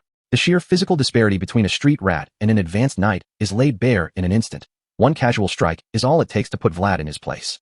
Jair stands over him like an absolute wall, telling him to know his limits. But Vlad has spent his entire life surviving things that should have killed him, so he clenches his teeth, forces his body back up, and mutters a cold no. Joseph is actually amused by this display of pure, stubborn survival instinct. He walks over, noting that Vlad's entire Riemann identity is a sham, likely stolen from some dead mercenary in a ditch. Joseph looks down with those glowing purple eyes, demanding to know the truth. He knows Vlad fled Shoera, but what he really wants to know is where a common street urchin learned high-level swordsmanship. Vlad's mind is racing as he stares back, sweat dripping down his cheek. He knows that if he mentions the voice in his head, they will view him as a demon-possessed madman and execute him on the spot. So he has to construct a flawless lie right now. Jair slowly draws his sword to keep the pressure on, the metallic ring of the blade filling the quiet tent. Vlad clenches his jaw tightly, his survival instincts screaming as he prepares to deliver his fabricated story. Vlad kneels, channeling his blue lightning aura to make his lie look like a genuine martial awakening. He tells Joseph that his skills came to him like a sudden lightning strike. Joseph listens intently as Vlad describes a mysterious, unnamed master who supposedly trained him and then vanished without a trace. Vlad keeps his expression completely locked down, explaining that this master refused to reveal his identity but left him with a singular legacy. To make the lie believable, Vlad visualizes a legendary, muscular warrior surrounded by jagged blue energy. He claims this master told him his swordsmanship was a secret art that should never be shown to another living soul. Vlad's eyes are completely steady as he finishes the story. Joseph watches him closely, trying to spot a single tremor or hesitation, but Vlad's absolute commitment to his own survival makes the lie indistinguishable from the truth. The tension suddenly breaks as Joseph accepts the explanation, even apologizing for his knight's rough handling. Vlad internally lets out a massive sigh of relief, realizing his gamble actually worked, before playing along and admitting he is in a desperate spot. Joseph sees a golden opportunity here. He doesn't care about Vlad's crimes or his fake identity. He only cares about securing a powerful new weapon for his struggle against his brother Luckier. Joseph extends his hand, offering Vlad everything a slum orphan could ever dream of: authority, freedom, survival, and the path to becoming a true knight. Joseph officially offers his backing under the crest of House Bayezid, promising to elevate Vlad to a position where no one from the slums can ever touch him again. The deal is struck in the glowing blue light of the command tent. Vlad is no longer just a runaway street rat. He is now a secret asset bound to the second son of House Bayezid. The scene shifts to the snowy training grounds, where Vlad's brutal daily training under Jair begins. Their wooden swords clash with a sharp crack, the impact sending vibrations up Vlad's arms. A crowd of mercenaries gathers in the snow to watch the one-sided beatdown, gossiping about whether the street kid has actually been taken in as Jair's personal disciple. Jair is using these sessions to test the absolute limits of Vlad's physical endurance, showing no mercy as he forces the boy to defend himself against a veteran's weight. Vlad is forced into a defensive crouch, his wooden blade splintering under the sheer force of Jair's overhead strike as he groans in pain. Jair mocks him openly during the fight, calling his skills mediocre and asking how he expects to stand proud in front of Joseph with such shoddy swordplay. Vlad tries to analyze the combat while under constant pressure, realizing that Jair's movements are too fast to dodge and his strikes are too heavy to block directly. Instead of giving up, Vlad's eyes narrow as he searches for a gap in the knight's defense, resolving to find a way to redirect the kinetic energy of the blows. He braces himself, locking his wooden sword against Jair's incoming strike to absorb the initial impact. Vlad nimbly slides his blade along Jair's weapon, turning the defense into a rapid, sweeping counteroffensive. He lunges forward with a powerful downward swing, the wooden blade cutting a sharp arc through the cold winter air. The watching mercenaries cheer in surprise as Vlad actually manages to break through the defensive line and force a direct clash. Jair sheaths his training weapons, ending the morning session and leaving Vlad collapsed in the snow, panting heavily and frustrated that he couldn't land a clean hit. Jair stoically commands Vlad to prepare for this twice every single day, completely ignoring the boy's physical exhaustion. Vlad is stunned by the brutal workload, but he forces his aching body up and follows the knight back toward the main camp. As they walk, Vlad realizes that Jair isn't actually offering any advice or teaching him techniques. Bruv is literally just using him as a punching bag. But Vlad keeps his poker face perfectly intact, politely thanking Jair for the sparring session while harboring a deep, silent resentment. Later, Vlad practices the movements alone in the snow. He realizes that even though Jair is brutal, the constant physical beatings are naturally trimming away the useless, excess movements from his sword path. Vlad stands alone under the cold sky, accepting the harsh reality of his situation. There are no allies for him in this camp, and his survival depends entirely on his own strength. Back inside the command tent, Jair reports his findings to Joseph, admitting that the street kid's raw talent is genuinely impressive. Joseph is thrilled by the report. He realizes that Vlad's growth rate is so monstrous that if he had been born into a noble house, the Count himself would have taken notice. Jair warns him that Vlad is still an arrogant street rat who doesn't know his limits, but Joseph dismisses the concern, noting that a gutter upbringing makes such defiance natural. Jair insists that a sword without absolute loyalty cannot be trusted, suggesting they use a strict hand to teach the boy proper etiquette and submission. Joseph reflects on Vlad's character, realizing that he actually prefers Vlad's open hostility over a fake, polite submission. He smiles a dark, calculating smile, glad that the boy revealed his true, untamed nature right from the very beginning. Meanwhile, Vlad stands in the freezing night, his eyes glowing blue as he resolves to endure whatever training it takes to secure his ultimate revenge against Godwin. Joseph and Jair agree that a purely transactional relationship is the best way to handle Vlad for now, giving the boy what he wants in exchange for his lethal talent. To Joseph, Vlad is nothing more than a wild, dangerous wolf that needs to be brought to heel. He resolves not to rush the process, knowing that taming a beast like Vlad requires a very specific, careful approach. Joseph's smile turns incredibly ominous as he plans to build a cage so massive and subtle that the wolf will mistake it for absolute freedom. The scene transitions to the dark, freezing night sky over the northern forest, where a thick, unnatural fog begins to roll in over the skeletal trees. A young mercenary guard, one of the former street urchins from Shoera, shivers violently on patrol, complaining about the sudden, biting cold. The guard grips his spear, grumbling in jealousy as he thinks about Vlad's sudden rise to becoming Jair's personal training partner. He approaches a burning brazier to warm his hands, spotting Sir Roderick, a heavily armored senior knight, patrolling the perimeter. Roderick tells the guard that everything is quiet and commands him to stay alert and keep working hard. The guard salutes respectfully as Roderick turns and walks away into the deep, foggy woods. The guard watches the knight depart, glad that the strict senior won't be back to check on him anytime soon. Leaning his spear against a tree, the guard decides to close his eyes and doze off for just a few minutes. Suddenly, a desperate, echoing voice startles him awake, crying out from the thick fog that she is looking for her child. The guard looks around in confusion, spotting a distant, dark silhouette standing completely still in the snowy clearing. The mysterious voice abruptly cuts off into a chilling, dead silence, leaving the guard deeply unsettled as he wonders why she stopped speaking. Gulping down his fear, the guard grips his spear tightly and begins to creep cautiously through the snow, following the fresh footprints. He suddenly spots Sir Roderick walking deeper into the dark, foggy woods instead of heading back toward the safety of the campsite. The guard realizes with mounting dread that Roderick is heading directly away from the camp, moving towards something hidden in the deep forest. As he gets closer, he freezes in absolute horror. A dark, smoky, demonic aura is visibly swirling around the knight's silver armor. Suddenly, Roderick collapses to his knees, clutching his head in agony as a violent explosion of purple energy and blinding white light consumes his body. A horrific, monstrous scream of pure agony echoes through the silent, foggy forest, signaling that a terrifying, malevolent force has officially breached the encampment. Vlad is out here stretching his shoulders, covered in a light sweat, and complaining that his daily beatings are too intense. But the voice inside his head has absolutely zero sympathy, reminding him that getting hands thrown at you by a top-tier knight like Sir Jair is a once-in-a-lifetime learning opportunity. The voice is trying to sell this as a masterclass, but Vlad's internal monologue is too real. To him, Sir Jair wasn't teaching him the fine art of the blade. Big Man just wanted an excuse to use him as a physical punching bag. The entity keeps lecturing him about willpower and raising the quality of combat, but Vlad is completely checked out. He just stands there with the stick on his shoulders, entirely exhausted, muttering that this whole arrangement just makes him depressed. Before Vlad can even finish his silent existential crisis, a frantic whisper cuts through the cold air. Someone is calling out his fake mercenary name, Riemann, before frantically correcting themselves. Vlad looks over and spots God, the former Shoera Street kid who got recruited as a guard, hiding behind a pine tree like a sketchy cartoon character. God is looking around like he's trying to buy something illegal, whispering that the main subjugation squad isn't back yet, and that he's planning to desert tonight. Vlad asks what he's talking about, and God gets incredibly defensive, claiming he only tracked Vlad down to give him a heads up out of pure courtesy before he hits the road. God is completely confused by Vlad's calm reaction, but Vlad's expression goes ice cold. He warns the kid that whatever is lurking in the dark woods isn't something to joke about. God leans in, the shadows from the trees making him look 10 years older as he drops the real bomb. Whatever they are hunting out here is completely cursed. That instantly gets Vlad's attention. His eyes widen because he knows exactly what kind of supernatural nonsense usually follows the word cursed in this world. God explains that all those deserters who supposedly ran away despite the solid pay didn't actually leave on their own 2 feet. The forest itself literally took them. He's not talking about guys breaking contract to go drink in a tavern. These men are straight up gone, and God claims he witnessed the abduction with his own eyes. God describes it as a literal ghost that snatches people from the tree line. His face pale, as we see the terrifying mental image of the entity looming over him.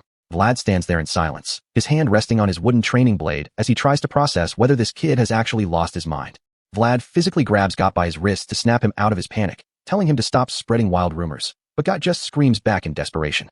That's when Got drops the name that actually matters. Sir Roderick, one of the fully armored knights stationed at the camp, went missing just yesterday. Got confirms it, adding that he did some digging on his own and noticed a highly specific, terrifying pattern among all the victims. Every single soldier who has vanished into these woods since the campaign started shared one physical trait. They all had black hair. God is completely losing it, screaming a string of curses because he realized his own dark hair basically makes him a walking target. He's bitterly regretting his decision to stay and warn Vlad, realizing that his attempt at being a good friend might have just signed his own death warrant. Sir Jair, watching this unfold from his horse, asks Vlad if the kid's story is reliable, and Vlad honestly admits that while God is a coward, he's not delusional. Jair goes quiet, realizing that Sir Joseph is going to view this bizarre supernatural anomaly as a political opportunity to outshine his rival brother. The stakes are massive here. If Joseph can solve a supernatural curse that is actively swallowing soldiers, his claim to the succession becomes untouchable. Jair mutters that the other knights stationed at the post were completely incompetent anyway, which is why the entity was able to snatch Roderick so easily. With a high-ranking knight gone, Jair knows they have to send in their actual heavy hitters, just as Got points out the search party gathering in the distance. One of Roderick's loyal followers, Aaron, bows respectfully to Jair, who immediately demands to know how a whole knight disappeared without leaving a single footprint. Aaron confirms the worst. Even their most experienced scouts couldn't find a single track, as if Roderick was literally lifted straight out of the snow. It's a highly unnatural situation that points directly toward high-level magic or a localized curse. Jair decides he needs to see this anomaly with his own eyes, ordering the search party to split into groups of 3 but stay within visual range. The soldiers salute and disperse into the frozen woods, the warm orange sunset casting long, ominous shadows across the snow. Meanwhile, God is still trudging through the snow, muttering to himself about how Vlad completely scammed him into joining this death march. God complains that Vlad used his friendly warning against him, but Vlad just tells him to shut up and keep his eyes open, promising a reward if they survive. Jair rides up to their group, asking if they've spotted any clues, but God just sighs and shakes his head. Jair calls the search useless, but Vlad offers a classic slum dweller perspective. In the backstreets, if you want information, you just grab a random suspect and beat them until they talk. Jair dryly dismisses Vlad's street logic, noting that they are rapidly running out of daylight. He contemplates calling off the search for the night, but suddenly stops as his keen senses pick up something unusual. He looks down at a massive, frozen riverbed winding through the valley and asks if anyone checked the opposite bank.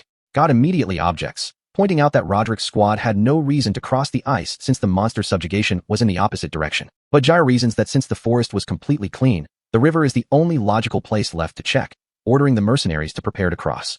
Despite his intense fear, God has no choice but to salute and follow the knight's direct command. The ice under their boots is thin and visibly fractured, a clear sign that the winter freeze is beginning to thaw.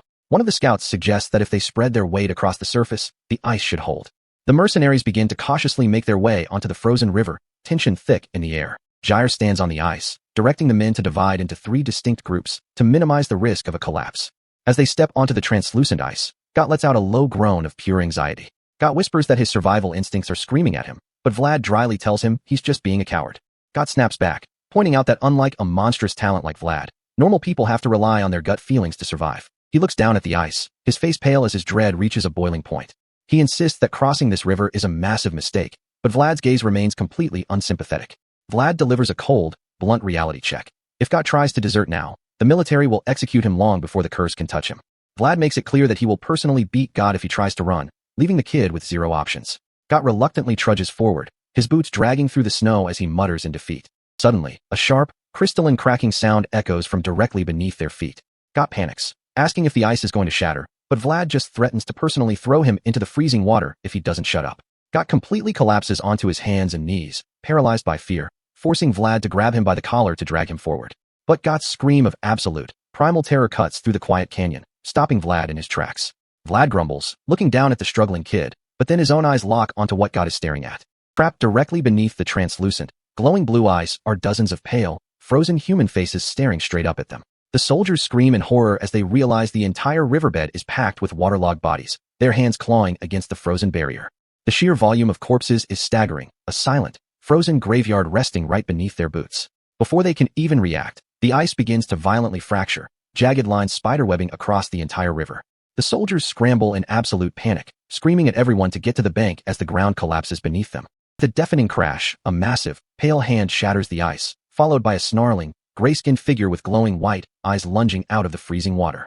The search party is instantly surrounded on all sides, trapped in the center of the collapsing river as a massive horde of undead claws its way out of the depths. The mercenaries scream for Jair's guidance, but Vlad's gaze goes cold as he realizes this entire situation was a meticulously planned ambush. Sir Jair confirms the grim reality. Someone knew exactly where they would search and set this frozen death trap specifically for them.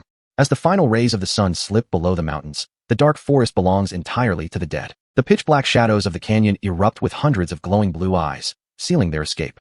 And with a blood-curdling screech, the horde lunges forward, dragging the search party into a desperate fight for survival. The cold northern camp fades into a quiet sanctuary. A golden cross stands illuminated by candlelight, carrying a desperate prayer. Years ago, a young Vlad knelt in a warm, golden church, seeking divine guidance alongside a faithful old priest. The peaceful silence breaks. Vlad notices the priest trembling violently, his holy devotion suddenly replaced by sheer, wordless terror. Inside the sacred chalice, the holy water begins to ripple, glowing with a strange, unnatural blue light. A childhood nightmare is repeating itself right now. A dark, corrupting smoke swirls out of the sacred gold cup. Deep within a chilling, blue abyss, a mysterious voice echoes through the dark, searching for an unnamed child. A spectral woman cloaked in a violent purple aura hovers in the void, her tragic cry dripping with malice. Back on the ice, chaos erupts. A decaying corpse lunges, and a terrified mercenary screams for his captain.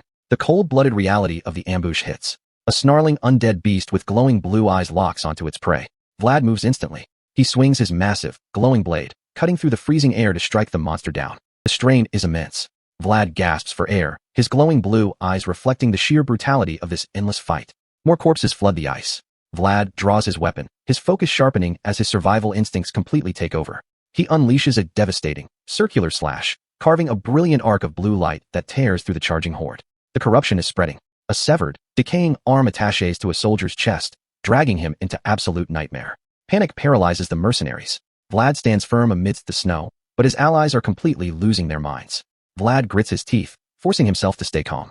If he panics now, they all die in this gutter. He assesses the battlefield. They are completely blocked, and his thoughts immediately shift to Jair's survival. He swings again, a relentless storm of steel and blue light keeping the decaying monsters from dragging him under. Nearby, Sir Jair is breathing heavily, his experienced eyes scanning the chaotic battlefield with growing distress. The defense is crumbling. Undead claws clamp onto screaming soldiers, dragging them down into the freezing water. Jair realizes they cannot hold this broken line much longer. Jair grits his teeth in frustration. This isn't a random monster attack, it's a meticulously calculated trap. He grips his hilt.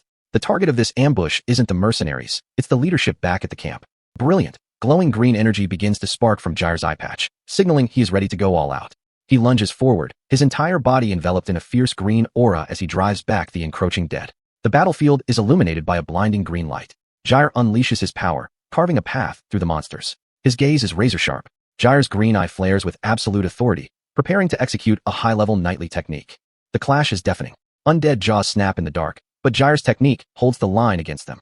A massive wave of green energy erupts, slicing through the rotting flesh of the lunging beasts. Jair forms a perfect, protective green energy barrier, giving the surviving mercenaries a desperate chance to group up. The men find hope, believing the knight's presence guarantees their survival. But the dark storm is only growing. As Jair fights, a massive, shadowy clawed hand looms in the foreground, indicating a far greater horror approaches. Jair turns to Vlad, using his true origin to command him. Sure as blood. Fulfill your contract. Vlad freezes mid-strike, shocked that his secret identity has been roared across the battlefield in front of everyone. Jair commands him to retreat instantly to defend the camp and protect Sir Joseph from the impending threat. This is the core of their deal. Vlad must protect the young lord, or his survival here ends. Vlad locks in. He shouts his agreement and commands a terrified Got to follow him back to camp. Vlad sprints away, leaving Got scrambling to keep up on the slick ice.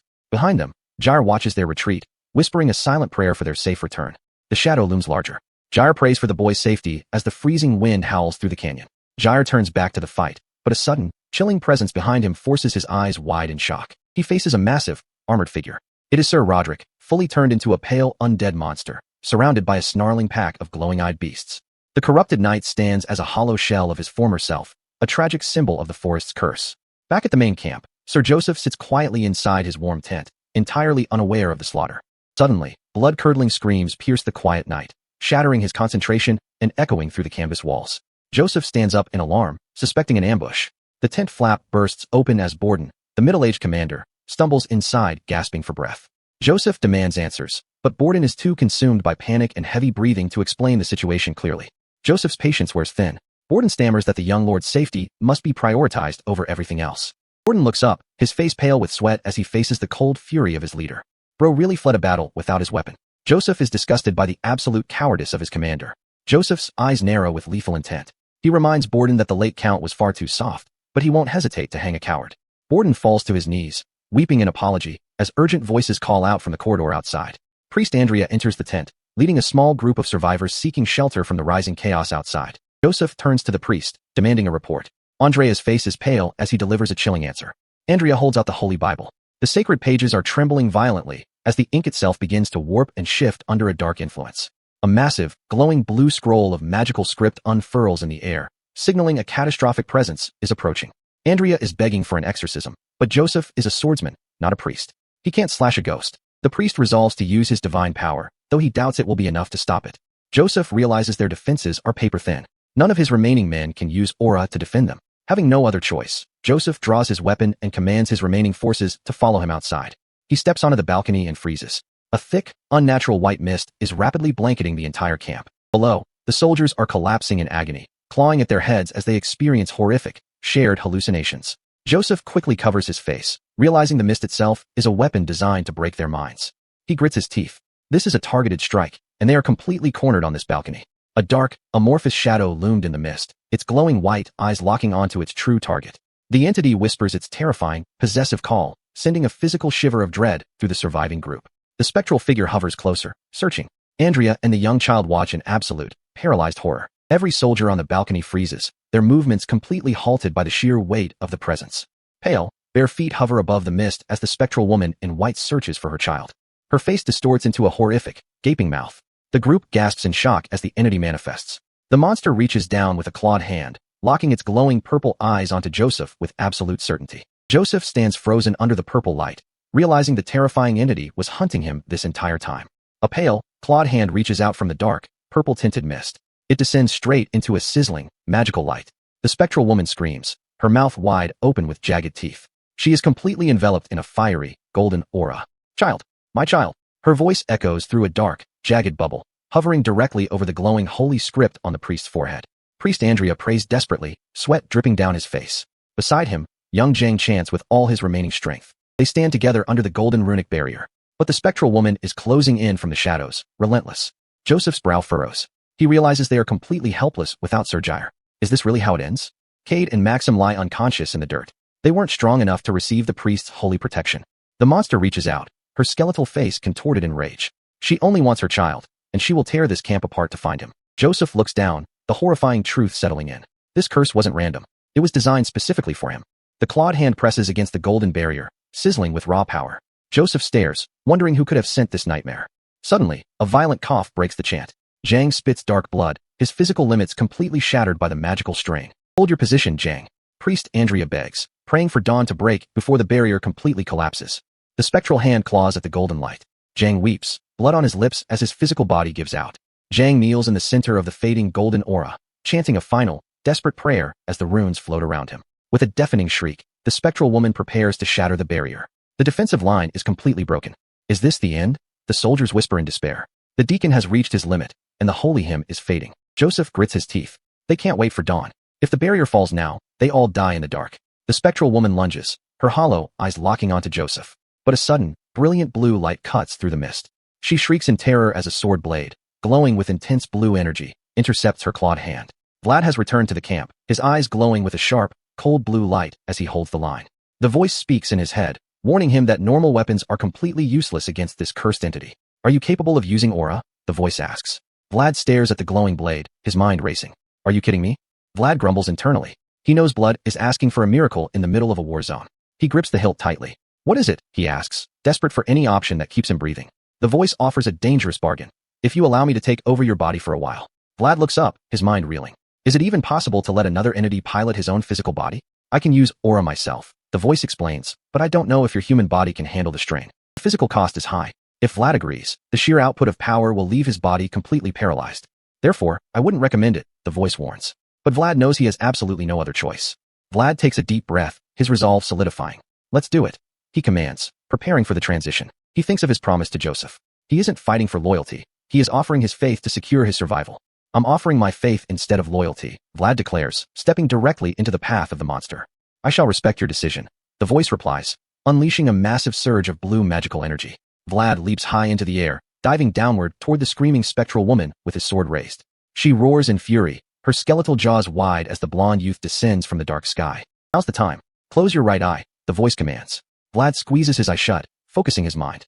A massive, jagged bolt of blue lightning strikes downward, shattering the darkness of the camp. Is this truly? The narrator whispers as the boundary of mortal swordsmanship is completely shattered.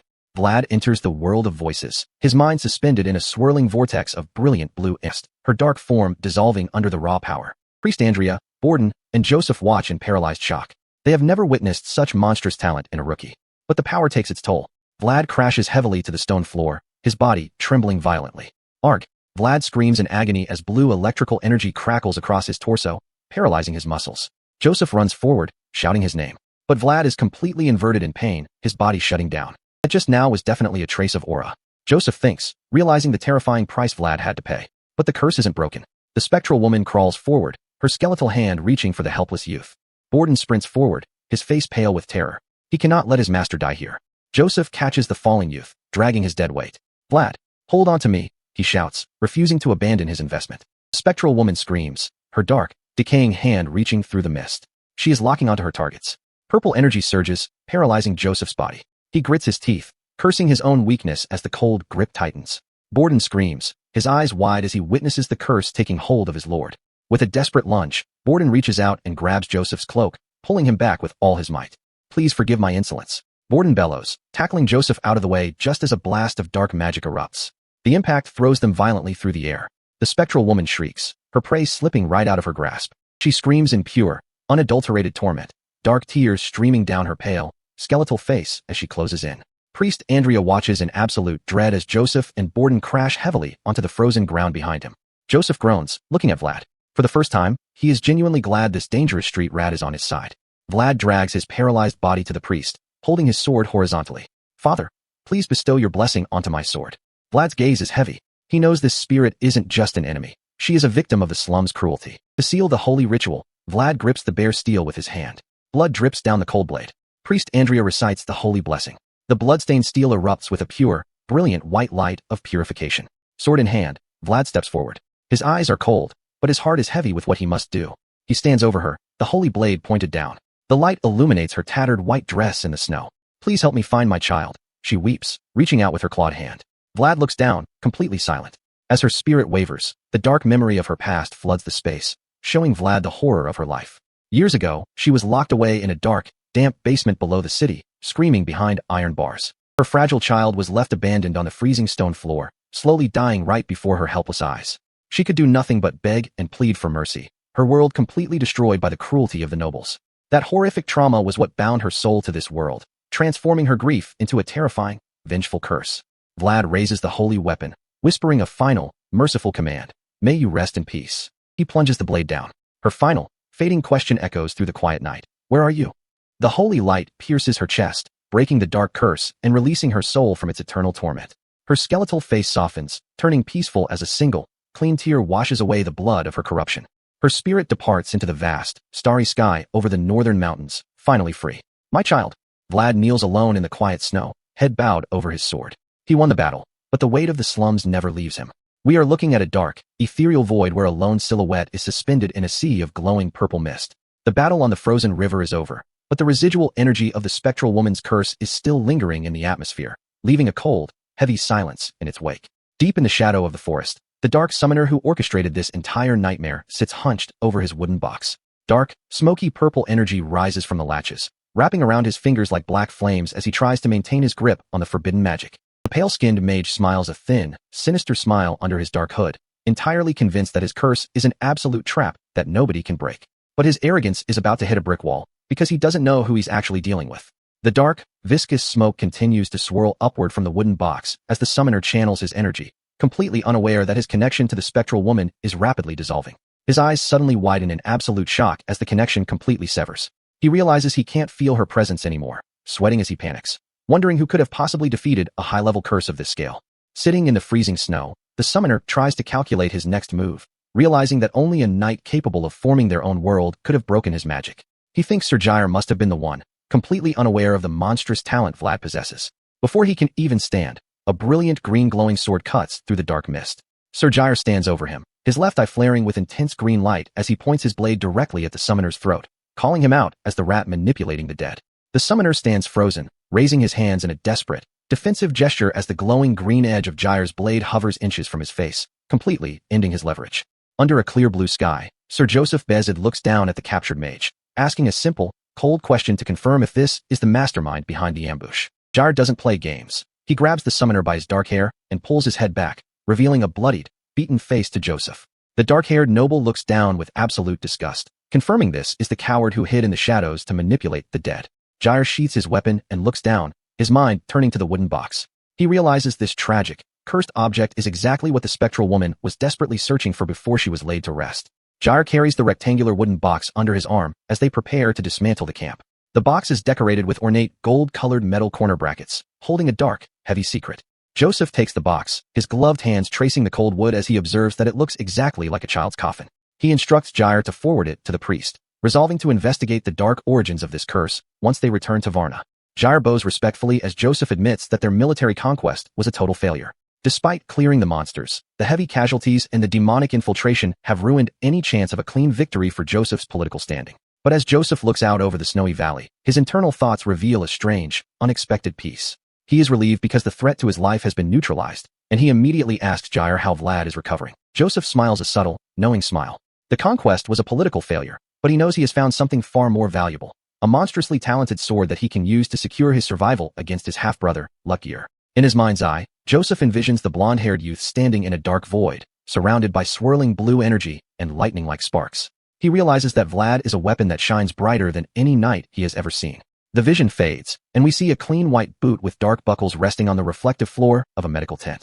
Suddenly, Vlad's eyes snap open.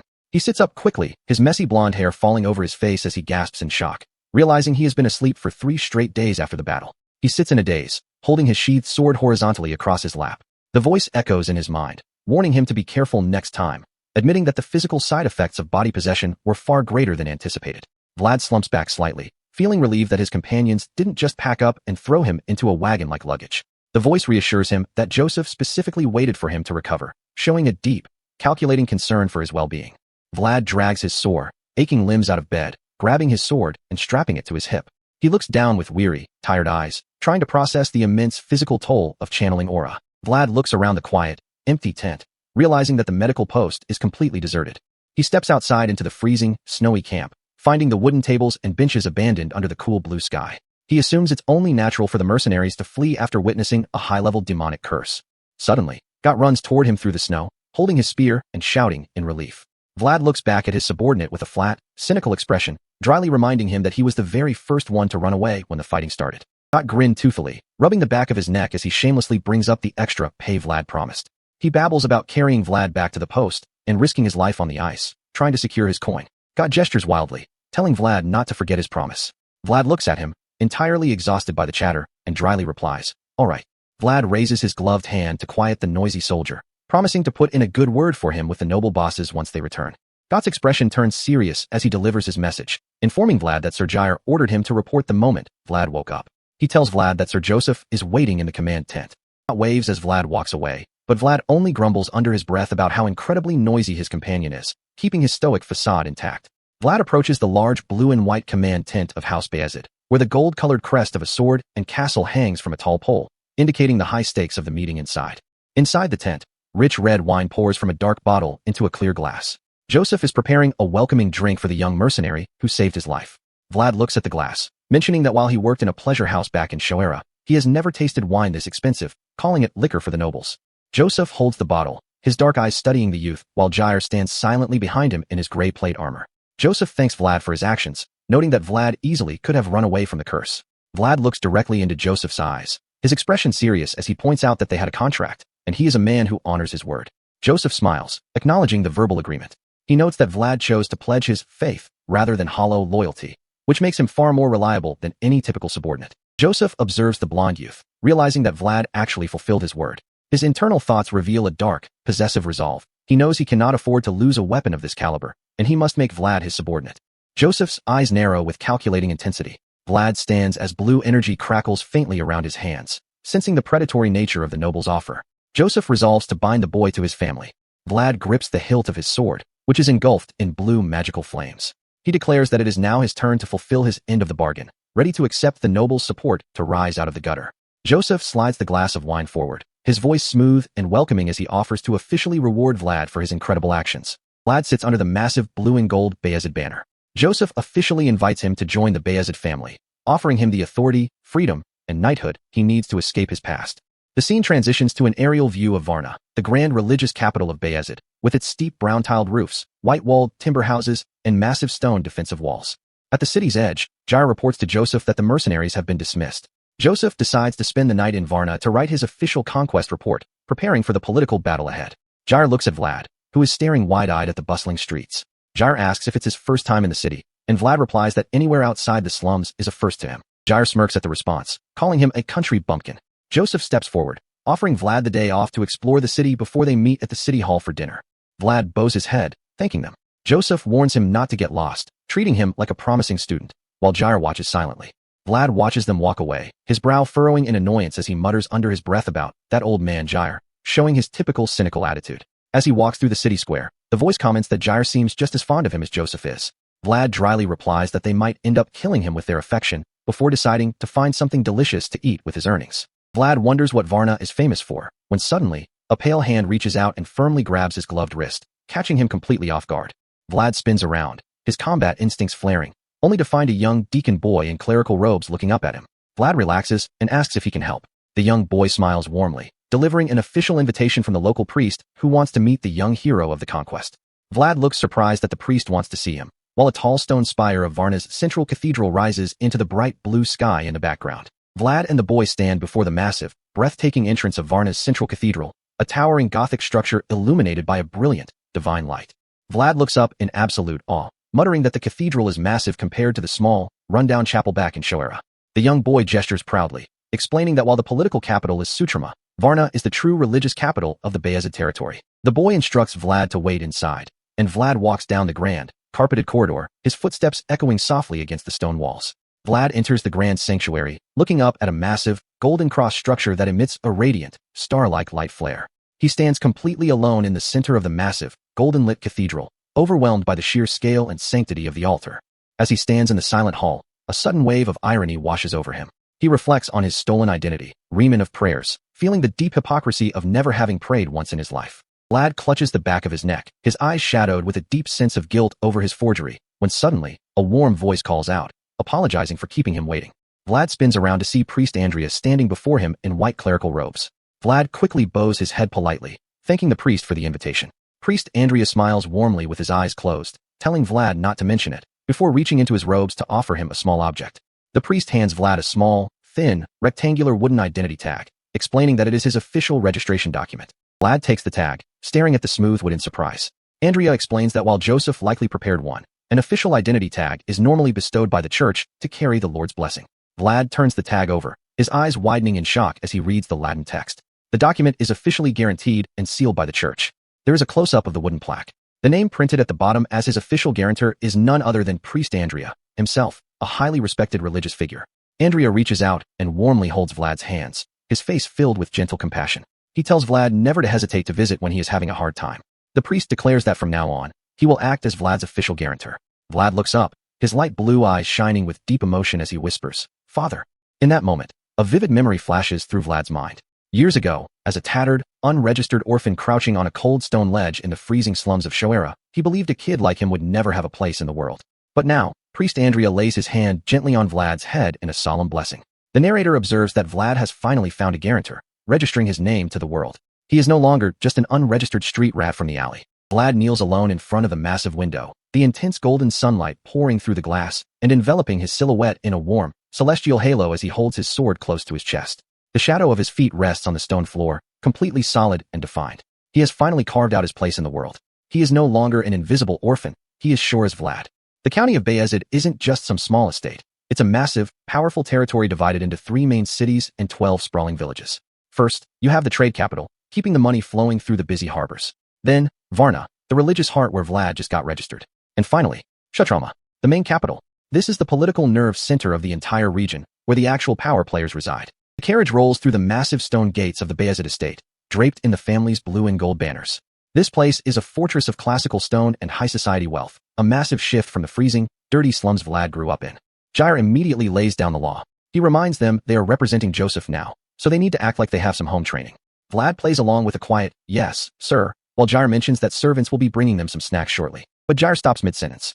He looks at these 2 street kids and realizes letting them loose on a buffet is a terrible idea. He tells them to ignore the food entirely because eating like starving savages will start rumors. Vlad, who is perpetually broke and hungry, tries to negotiate. Jair shuts that down immediately. No snacks. The heavy doors slide open, and God is already losing his mind at the sheer scale of the interior. God looks at the gold chandeliers and velvet sofas, completely awed by how the other half lives. It's a different world. An unfamiliar voice cuts through the quiet room, agreeing with God's observation. Someone was already in here, waiting in the shadows. A tall silhouette steps away from the bright window. Vlad's survival instincts kick in immediately. He was hoping to finally relax, but the peace is already over. As the man steps closer, Vlad's left eye flares. He recognizes the physical features, but the sheer presence is completely foreign. It's Ludgir Bayezid, the eldest son. He looks down at them with absolute, quiet intensity, demanding to know who they are. Vlad stands perfectly still, his body tensing as the air in the room grows heavy. Vlad is sweating. Behind Ludgir, a massive, terrifying, beast-like shadow with glowing orange eyes looms in his perception. This man's aura is so oppressive it feels lethal. God is absolutely terrified by the pressure. He bows immediately, stammering his name and explaining they accompanied Joseph. Ludgir acknowledges God's name, then turns his dark, heavy gaze directly onto Vlad, waiting for the blonde youth to introduce himself. Vlad doesn't look down. He looks straight back into those oppressive eyes and states his name clearly, Vlad of Shoera. Ludgir claims he's never heard of him, but internally, he is highly impressed. He notes that Vlad's eyes are full of unyielding spirit. Vlad didn't flinch or bow under his aura. Ludgir realizes his younger brother Joseph has managed to secure an incredibly valuable subordinate. A faint, amused smirk touches Ludgir's lips. He likes the kid. Meanwhile, Vlad's hand is still tightly clenched against his tunic, ready for a fight. To break the ice, Ludgir casually extends his hand, offering them a handful of peanuts. Vlad looks at the offering and flatly declines, stating they were told not to eat anything. God looks like his soul just left his body. Vlad doubles down, repeating Jair's exact instructions. God is internally screaming, convinced Vlad is actively trying to get them executed by a high noble. God is in physical agony over the disrespect. Ludgir is left standing there looking incredibly awkward, holding his rejected peanuts. The narrator notes that Vlad's very first act upon arriving at the family estate was rejecting the eldest son's hospitality. Ludgir just quietly munches on his own peanuts. Meanwhile, in the main library, Count Bayezid is reviewing the reports. He asks about the name Joseph brought back. The Count notes that Joseph has never brought anyone home besides Jair, the guardian knight his mother, Madame Oksana, provided. The Count promises to reward Joseph if he successfully raises this talented street kid into a proper knight of the Bayezid family. But the Count's tone shifts. He sternly reminds Joseph that while wielding a blade isn't his specialty, he must remember whose territory he resides in.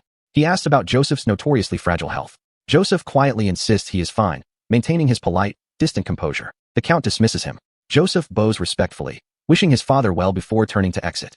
Joseph walks away, his heavy, uneven limp echoing through the quiet, grand room as his father watches in silence. Every step is a reminder of the physical limitations Joseph has had to fight his entire life. Ragmus resolves to prepare a restorative tonic for the young master. The Count agrees, noting how protective Joseph's mother, Madame Oksana, is over her son. The Count turns the conversation to the actual report of the Northern Campaign, asking his advisor for his honest thoughts on the anomalies. Ragmus warns him that the strange phenomena occurring in Varna cannot be taken lightly. Something highly unnatural is spreading. The Count's anger flares. He cannot tolerate dark sorcery being exercised within his sovereign borders. Ragmus explains the reports of a direct connection between the rising undead and high-level curses targeting specific individuals. The Count deduces that they are dealing with either an exceptionally powerful wizard or a coordinated secret organization. If it's an organized group, the threat to the territory's stability is massive. Ragmus confirms the grim assessment. The Count's hand tightens on his armrest. No matter who they are, the law of the land remains absolute. He declares that the Bayezid family will continue to reign unrivaled, and they will systematically eliminate anyone who threatens their peace. He orders his forces to hunt down the conspirators immediately, especially those who dared to target his son Joseph. The Count stands as a figure of absolute, terrifying power, his glowing white eyes reflecting his unyielding resolve to crush any threat. Outside, the quiet night settles over the grand estate, but the political storm is already brewing. Jair and Joseph finally return to the waiting room, apologizing for keeping their guests waiting so long. Joseph addresses God directly, promising to handle his rewards tomorrow. God is internally weeping from hunger, but maintains a polite salute. God is dismissed to his quarters to rest, leaving Vlad alone with the noble and his guardian knight. Joseph sits down, his tone turning serious as he initiates the real negotiation with the young swordsman. He reminds Vlad of his pledge to act as his personal sword in exchange for his support and protection. But Joseph points out the core contradiction. Vlad wants freedom, yet he pledged absolute service. Joseph demands clarity. A sword that seeks its own path cannot be fully trusted or wielded effectively. He demands to know exactly what task Vlad intends to accomplish with the freedom he is requesting. Vlad remains silent for a long moment, his left eye flaring with that familiar, intense blue light. He decides to offer absolute, dangerous honesty. He starts to ask about a specific target. He asks if Joseph knows a knight named Godwin, the man who destroyed his childhood world and took his mentor. The question hangs in the quiet room. Vlad's quest for vengeance has officially entered the halls of nobility. Joseph sits in his carved armchair, looking at Vlad's back. He admits to himself he completely underestimated this kid. He drops the name that has been driving Vlad's entire existence. Godwin, the Knight of Gaidar. Vlad's mind instantly pulls him back to that freezing night. The night Godwin dragged Jorge away like a trophy. Vlad doesn't deny it. His eye flares blue as he admits he still feels a twisted admiration for the man's strength. Joseph clasps his hands, delivering a cold truth. Godwin's faction is currently way beyond his political reach. Vlad looks down, completely unsurprised. He knew Joseph, as a second son, had serious limits to his power. The rumors in the house are true. Joseph is just a son, but at least he doesn't bullshit his allies. Joseph shifts his strategy. He leans forward, proposing a massive 7-year contract to tie Vlad to his service. Vlad is stunned. Joseph admits that making this offer meant putting aside his pride as a high noble. Joseph knows he's taking a massive gamble, but his gut tells him Vlad's loyalty is worth the investment. He promises Vlad absolute security, food, clothes, and high-level training to make him an unmatched knight. That single word hits Vlad like a truck. A knight, the ultimate symbol of strength he's wanted since the gutters. But the security comes with a leash. Joseph expects absolute loyalty and obedience, explicitly banning any premature moves on Godwin. To seal the deal, Joseph drops a massive piece of leverage. Jemina is safe inside a church monastery. Vlad freezes. Knowing Jemina is safe lifts an incredible weight off his shoulders, but his focus remains locked. Joseph asks what Vlad actually hopes to achieve. Vlad responds that the sword isn't his only weapon. Joseph clasps his hands, waiting for the final answer. The terms are on the table. Later, Joseph stares at his reflection in the glass, realizing Vlad's ambitions are far deeper than simple survival. Jair steps out of the shadows, questioning why his master went so far to secure a single street rat. Joseph smirks. Finding raw talent is easy, but finding someone capable of awakening it is a different game. Jair asks if Vlad will actually deliver. Joseph's gaze remains cold and calculating. Joseph remembers what he saw in Varna, Vlad channeling a terrifying, divine energy that shouldn't belong to a mortal. He knows Vlad is a wild, rebellious beast who won't be easily tamed by simple noble commands. But Joseph is patient. He plans to use these 7 years to slowly slip a collar over the wolf's neck. The more difficult the beast is to tame, the more satisfying the control will be when he finally submits. Joseph realizes Vlad isn't just looking for food and shelter. He is chasing something as distant as the moon. He stands alone in the quiet moonlight, fully prepared to build a cage large enough to contain the boy's ambition. The next morning, the bright sun illuminates the massive, classical-style barracks of the Bayezid estate. Jair leads Vlad to a sparse, clean room with a simple bed, warning him it's a bit shabby. For a kid who slept in freezing mud, a clean floor and a real bed feel like an absolute palace. Jair is caught off guard, realizing he briefly forgot just how deep in the gutter Vlad actually started. Our blood really rejected the boss's brother's peanuts because Jair told him not to eat anything. Now he's sweating bullets. Jair tells him to let it go, while Vlad silently grumbles about the physical beating he received for it anyway. Jair orders him to meet at the exercise hall for their brutal, twice-daily sparring sessions. A soft, elegant voice halts them. It is Lady Oksana, Joseph's highly protective mother, flanked by her attendants.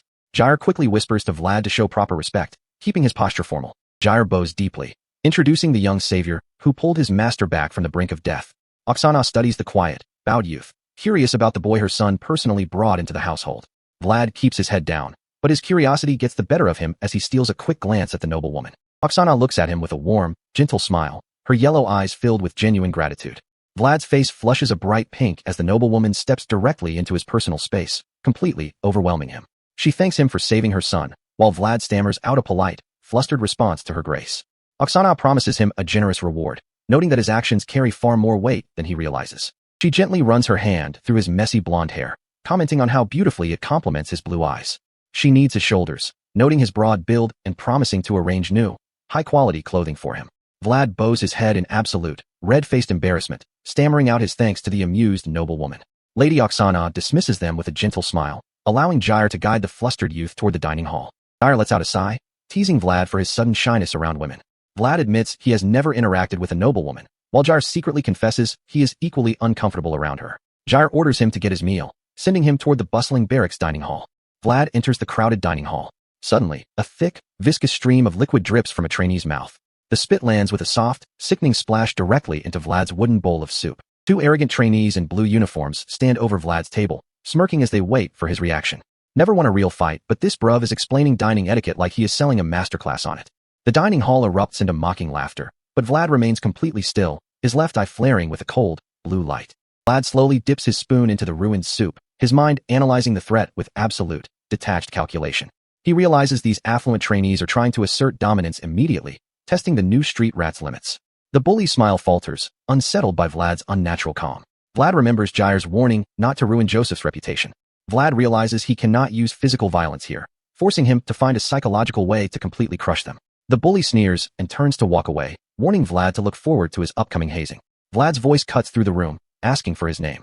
The startled bully turns back in confusion. Vlad looks up, his eye flaring with a brilliant, suffocating wave of pure, unadulterated murderous intent. The bully freezes, sweat dripping as the chilling aura paralyzes him, forcing him to stammer out his name, Sobanin.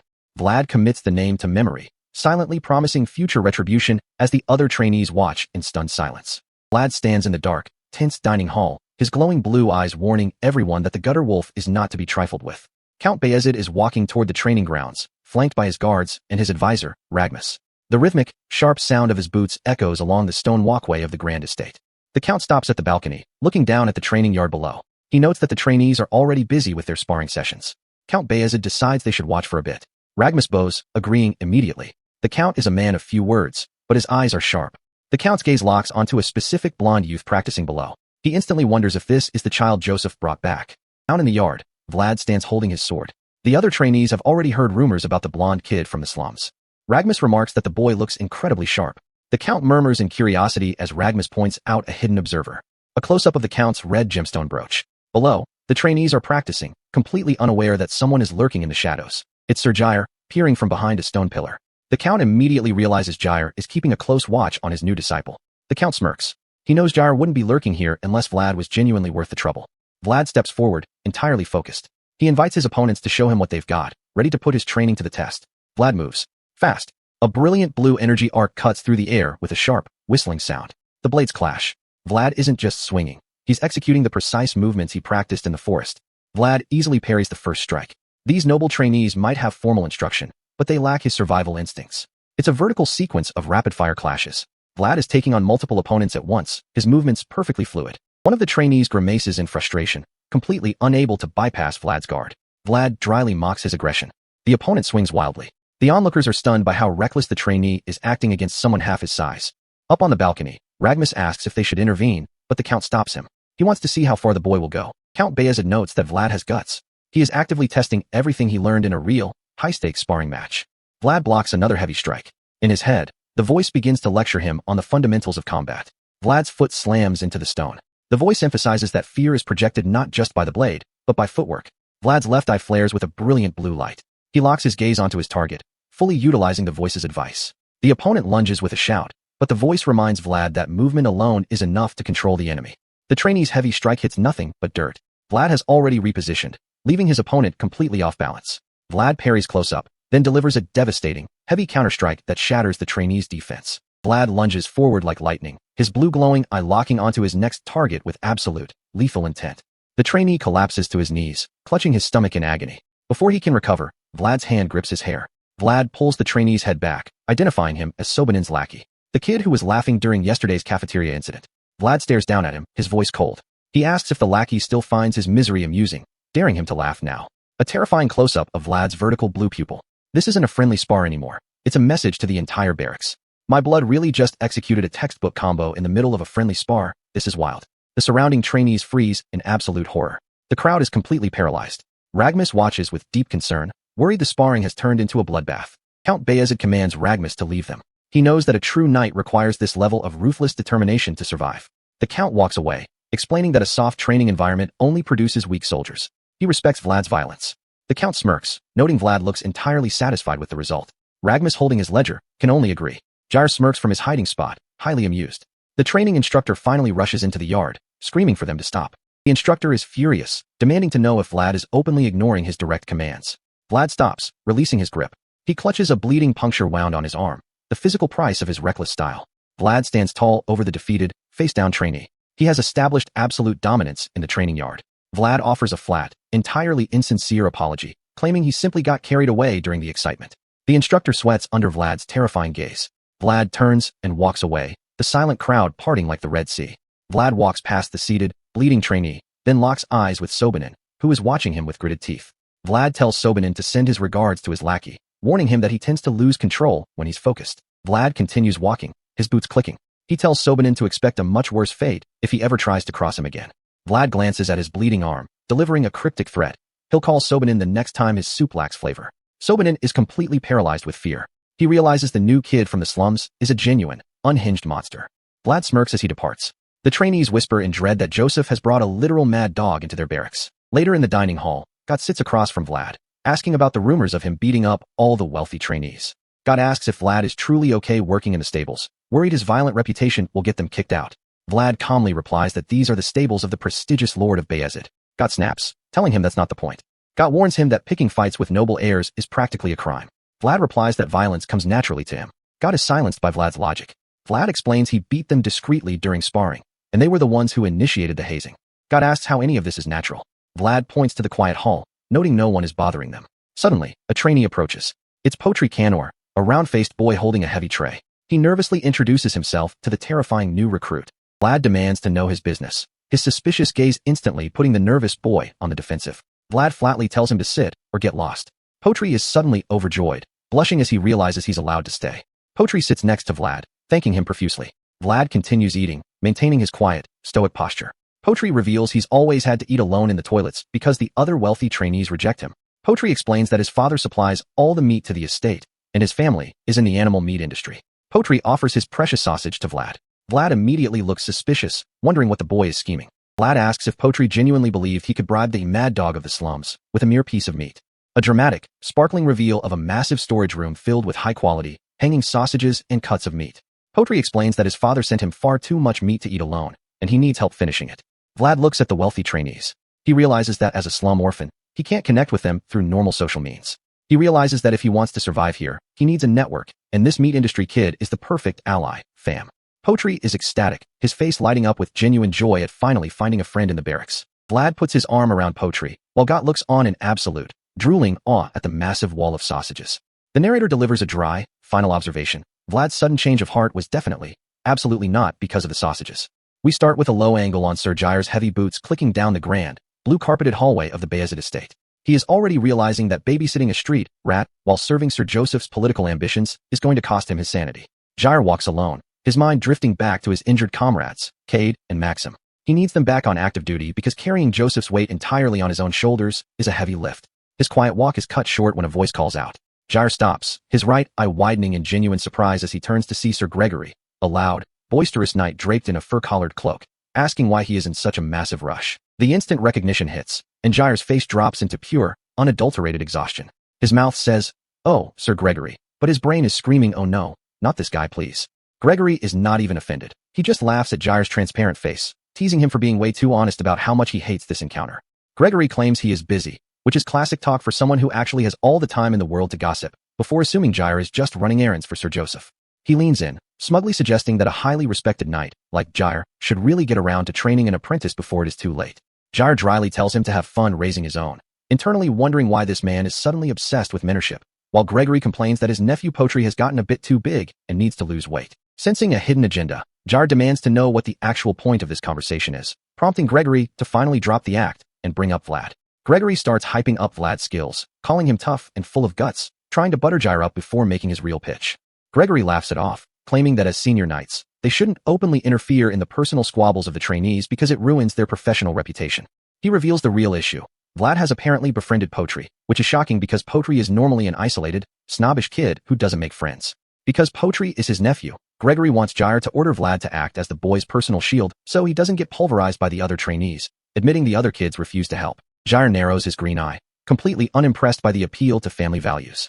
He immediately asks the only question that matters in the barracks. Is this favor going to be free?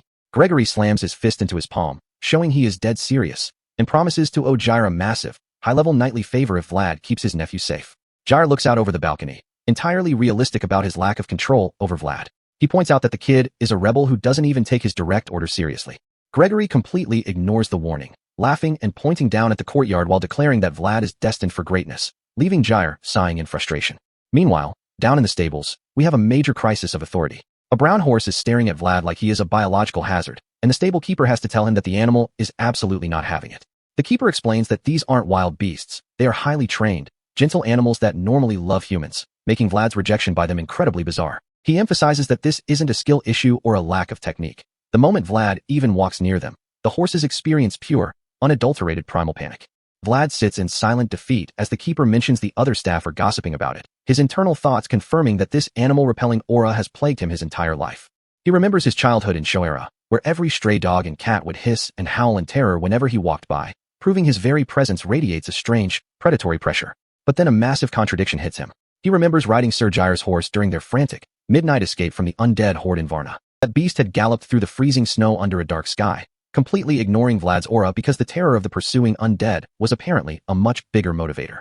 The stable keeper clarifies the mystery. That wasn't a normal animal. It was Jair's personal mount, an incredibly expensive, highly disciplined warhorse trained to ignore spiritual pressure. Vlad sinks into a deeper spiral of embarrassment. He realizes he can't exactly go to Jair and explain that his street rat body is too elite for budget horses and that he can only ride luxury mounts. His mental crisis is cut short when a maid with a green ribbon in her hair approaches their table, quietly interrupting his suffering. She delivers the summons. Lady Oksana, the terrifyingly elegant matriarch of the house, wants to see him immediately. Vlad looks up, his blue eyes wide with a mix of confusion and immediate anxiety, wondering what the noblewoman could possibly want with him now. He is brought into her lavishly furnished chambers, where the sheer wealth of the gold-trimmed mirrors and velvet chairs is enough to make a slum orphan feel completely out of place. Lady Oksana smiles gently, observing his new, tailored clothes and noting that the elegant garments completely hide his rough backstreet origins. Vlad stands there, completely blushing and flustered. She looks down at his stiff, awkward posture, instructing her tailor that Vlad is only 17 and still growing, so they need to prepare a larger size. She fondly recalls that her son Joseph had his own massive growth spurt at that age, promising to arrange a brand new wardrobe for Vlad once the summer arrives. She lectures him on the importance of seasonal fabrics to preserve a warrior's stamina, prompting Vlad to bow deeply, his face burning red as he stammers out his gratitude. Her expression turns incredibly soft and maternal as she tells him that she is the one who should be grateful, since Vlad saved her son's life in the northern forests. Realizing she has taken up his valuable training time, she gently dismisses him back to his duties, and Vlad bows one last time before escaping the room. The heavy wooden door clicks shut, and Vlad is finally free from the suffocating pressure of noble hospitality. He lets out a massive sigh of relief, wiping the sweat from his temple and admitting to himself that he is absolutely not built for dealing with highborn ladies. He looks down at his fine, silver-embroidered tunic, realizing the fabric is so soft and comfortable that it feels like a total lie. It's a stolen identity, just like his fake mercenary badge. Walking down the quiet, blue-toned corridor, a profound sense of isolation settles over him. He's surrounded by luxury, but he feels like a ghost walking in someone else's house. He realizes that despite his best efforts to play the part of a refined, noble guest, his soul is rejecting this comfortable lifestyle. It feels like he is growing soft, losing the sharp edge that kept him alive in the slums. He thinks about his soul gaining weight, but his internal crisis is shattered by a violent, echoing impact from the courtyard below.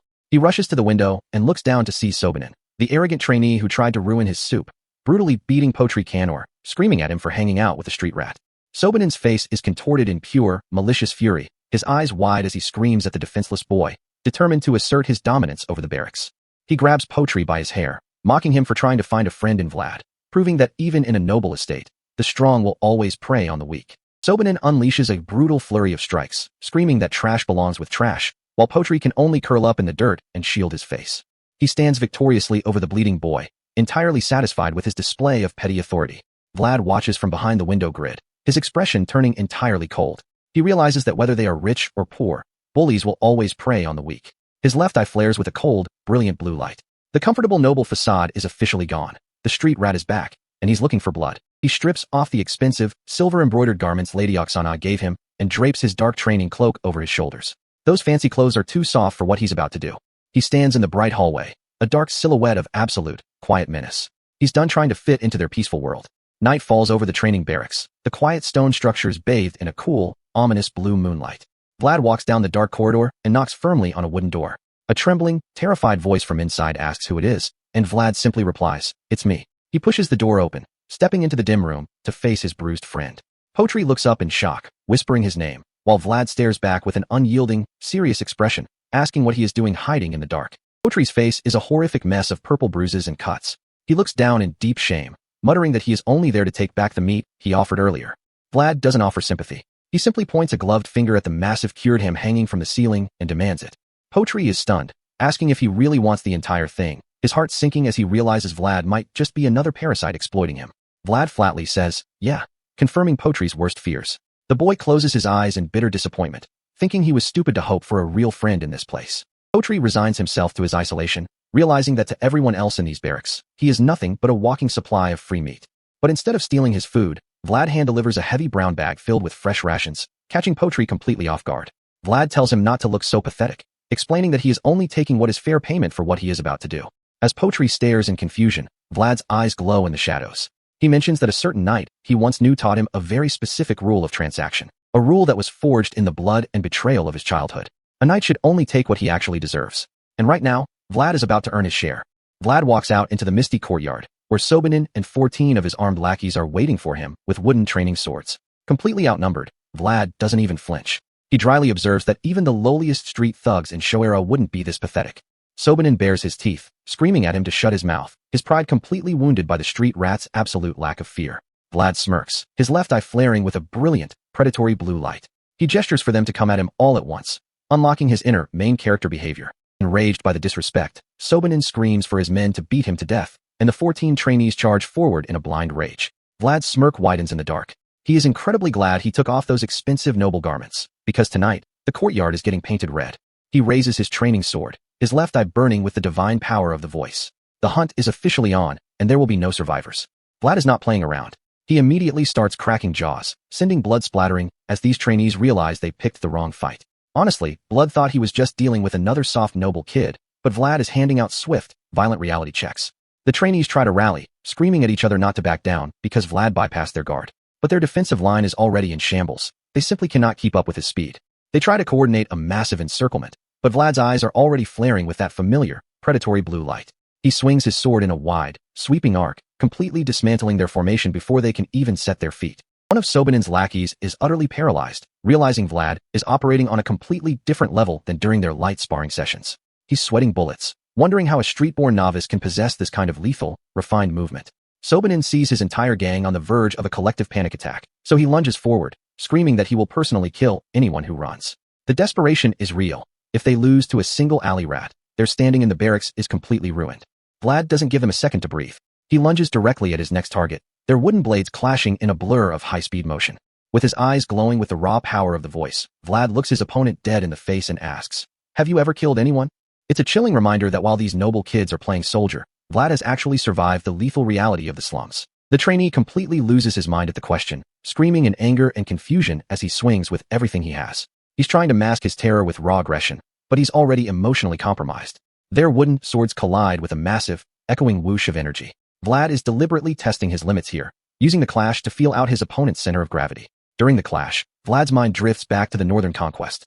Back then, he only knew how to swing with raw, desperate strength, but now he's learning how to actually fight with intent. Vlad moves fluidly through the air, surrounded by a current of blue energy. The voice echoes in his head, confirming that Jair's brutal training is finally paying off. He is learning how to control the pace of the battle. The trainee is left completely off balance, gasping in frustration as Vlad easily confines his movements. Vlad is dictating the entire flow of the engagement now, leaving his opponent zero room to counter. The opponent's eyes widen in absolute shock as Vlad's internal monologue clicks. He finally understands the core concepts of pace, space, and flow that Jair was trying to beat into him. Vlad nimbly maneuvers behind his target, his movement depicted by a sharp blue energy arc. He is no longer just reacting. He is actively manipulating the space around him. He executes a flawless, high-speed strike. By mastering the flow of his attacks, Vlad ensures that every single movement transitions seamlessly into the next. The brown-haired trainee crashes heavily to the stone floor, letting out a pained scream. The sheer physical impact of Vlad's strike has completely shattered his defense. The boy is left gasping on the ground, clutching his chest in agony. Vlad stands over him, his wooden sword radiating a cold, blue magical aura that signals the absolute end of the fight. The fallen trainee looks up, tears streaming down his face as a shadow falls over him. The realization of his complete helplessness is written all over his face. Vlad grits his teeth, his expression intense as he prepares to deliver a final, decisive blow to ensure this bully never tries to touch his allies again. He strikes him down with a brutal, cracking impact, completely silencing any lingering resistance. Vlad is not playing by noble rules. He is using the unforgiving law of the backstreets. The remaining trainees watch in paralyzed terror, one of them literally weeping and trembling on the ground. They realize too late that this street rat is a genuine monster. Vlad stands victorious over the fallen bully, pointing his sword vertically near his throat. Honestly, there, and now he's praying for his life on the cold stone floor. Vlad looks down with glowing, vertical-pupiled blue eyes, delivering a cold, quiet threat. He commands them to stay out of his sight, and to never lay a finger on Potri Canor again.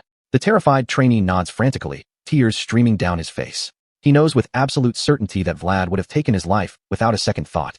Vlad stands quietly under the cold light of the full moon, holding his sword. He is slowly adapting to the harsh, martial reality of the Bayezid household. As Vlad walks away, he thinks to himself that this violent display has officially twisted into a menacing smile. The trainees can only shiver as a final, crushing impact silences the rest of the gang. The entire 14-man ambush has been completely dismantled. From a high window of the estate, Count Bayezid watches the fading blue magical energy of Vlad's strike illuminate the dark courtyard. The Count smiles a calm, knowing smile, muttering, "Magnificent." He is highly pleased with the raw, monstrous determination the boy has displayed. The scene transitions to the grand hall of Kshatrama, where the monthly gathering of the knights is underway. Count Bayezid sits upon the throne, while the leader of the knights, Antalis, holds an unrolled scroll. Symmetrical rows of knights stand facing each other.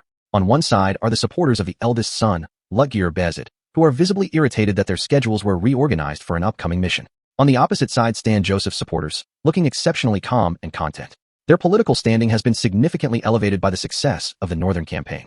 Sir Gregory stands neutrally in the center. He is a key political figure who represents the wealthy factions of the territory. Antalis continues reading from the scroll, announcing the departure of Lutgir's knights. The succession struggle between the brothers is actively shaping the household's military movements. Count Bayezid, his formal coat adorned with a prominent red gem brooch, announces the distribution of holy relics provided by the church. Lutgir's knights look on with furrowed brows, their irritation palpable as they witness Joseph's faction gaining more influence.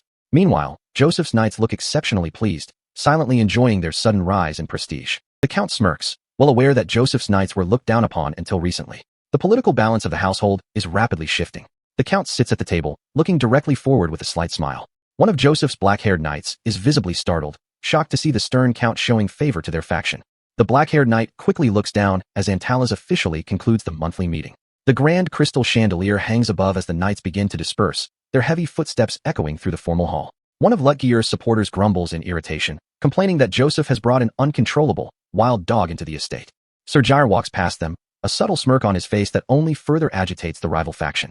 The irritated knight glares at Jair's back, muttering that the apprentice has clearly taken after his arrogant master.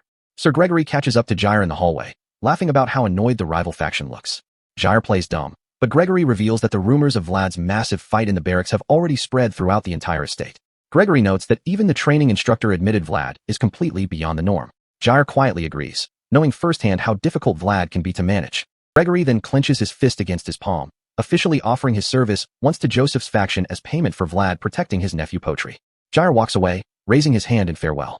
Gregory insists he doesn't mind if the task is highly challenging, showing his genuine gratitude. Jair smirks proudly to himself. He is highly pleased with Vlad's performance, taking personal credit for the boy's lethal efficiency since he was the one who trained him. Scene shifts to a quiet, private room where a magnificent suit of armor crafted from gray orc leather stands mounted on a mannequin. Sir Joseph, Sir Jair, and a mustachioed knight stand looking at a wooden chest. Joseph reveals that Count Bayezid personally sent this armor as a gift for Vlad. The mustachioed knight is astonished, noting that such splendid armor is far too valuable to be bestowed upon a mere apprentice. Jair explains that the armor is crafted from the leather of a northern gray orc, while Joseph quietly confirms the origin.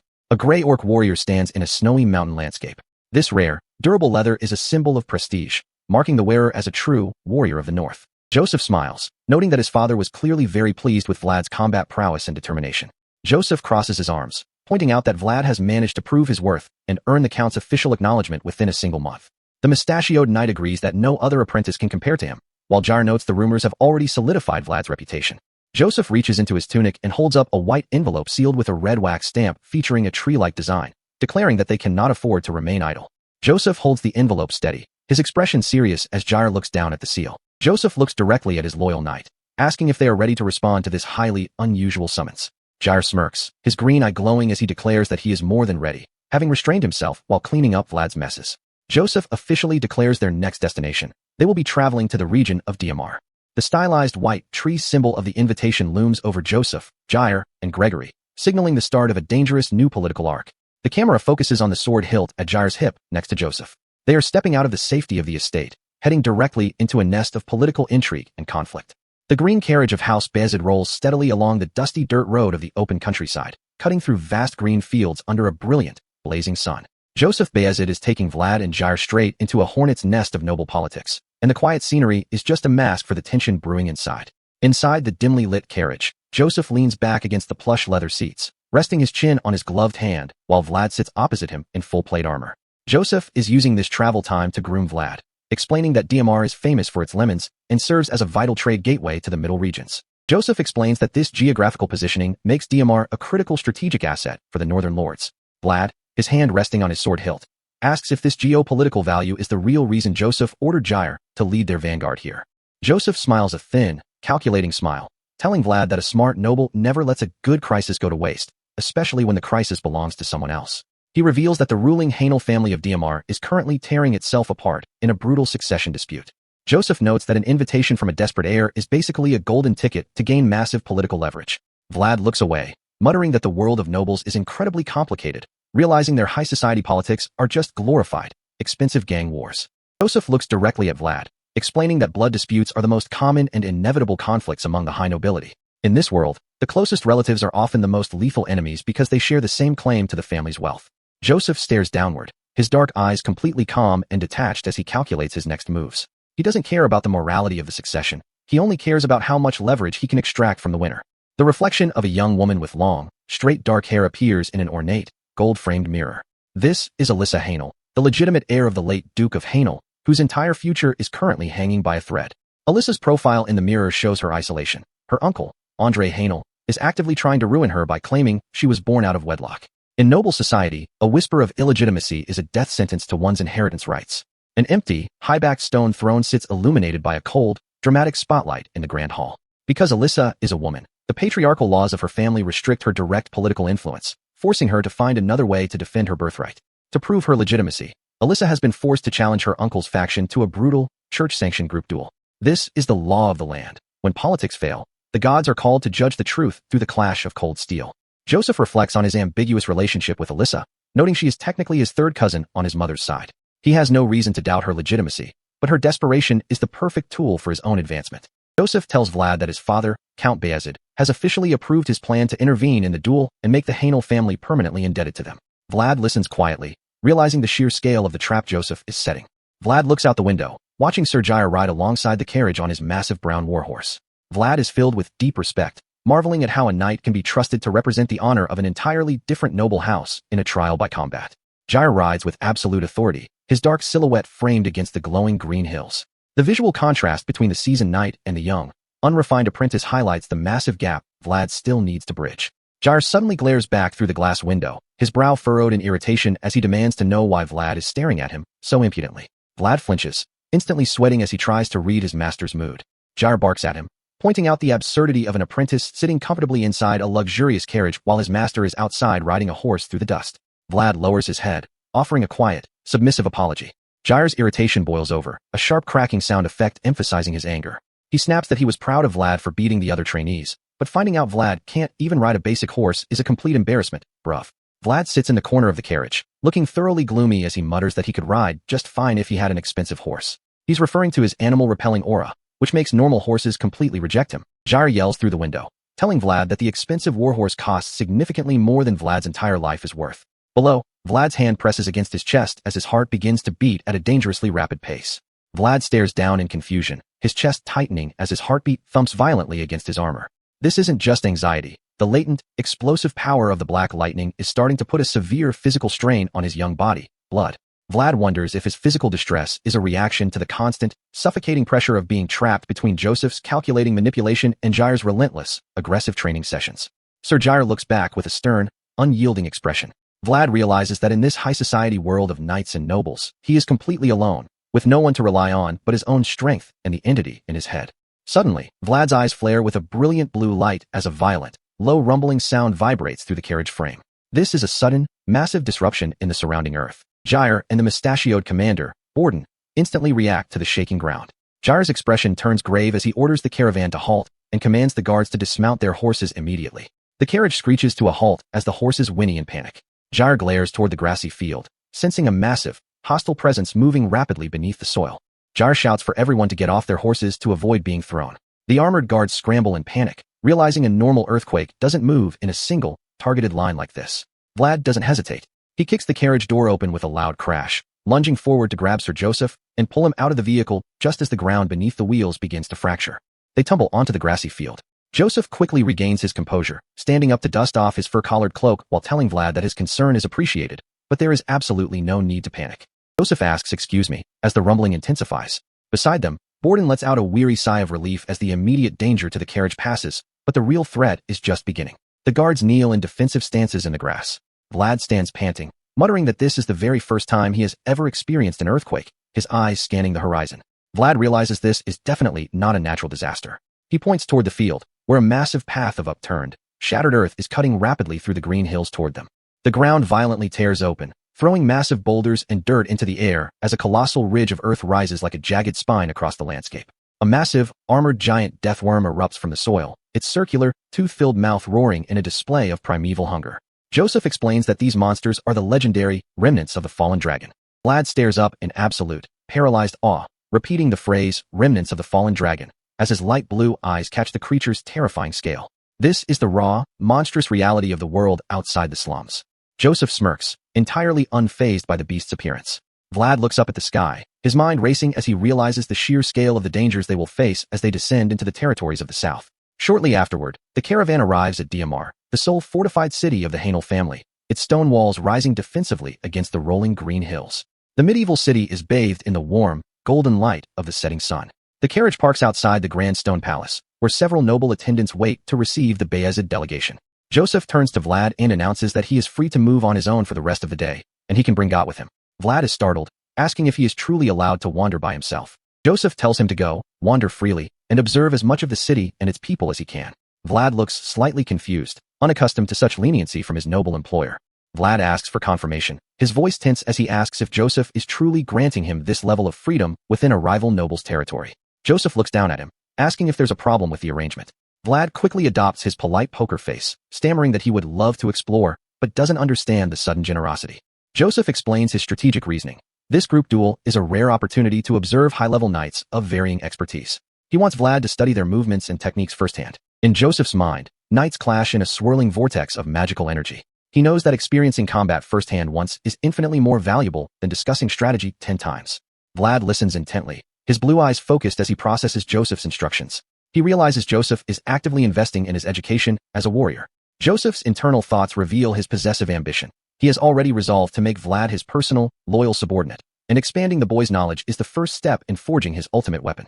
Jair steps forward, sternly warning Vlad to avoid getting into trouble or getting beaten up by the local trainees, ordering him to meet for a brutal sparring session tonight to warm up. Jair mocks Vlad's horse riding skills again, stating there is no way to trust an apprentice who can't even handle a horse. Vlad looks down, his expression dejected under his master's harsh words.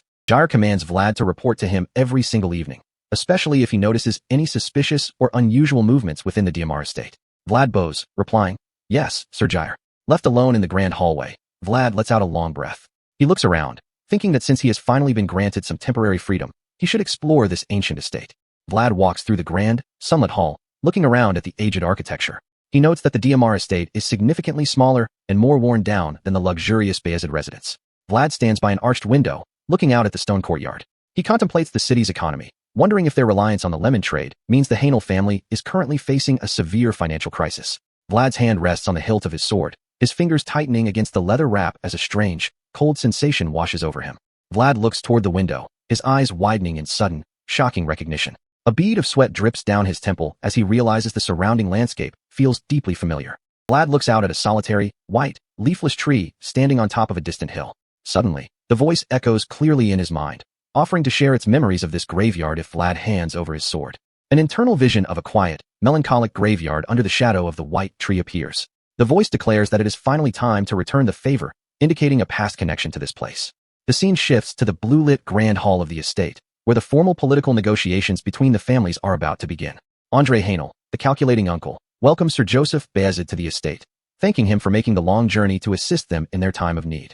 Joseph stands in the center of the hall, while Alyssa sits silently upon the high-backed throne in the background, her face completely cast in shadow. Joseph places his hand over his chest, playing the role of the pious, helpful ally.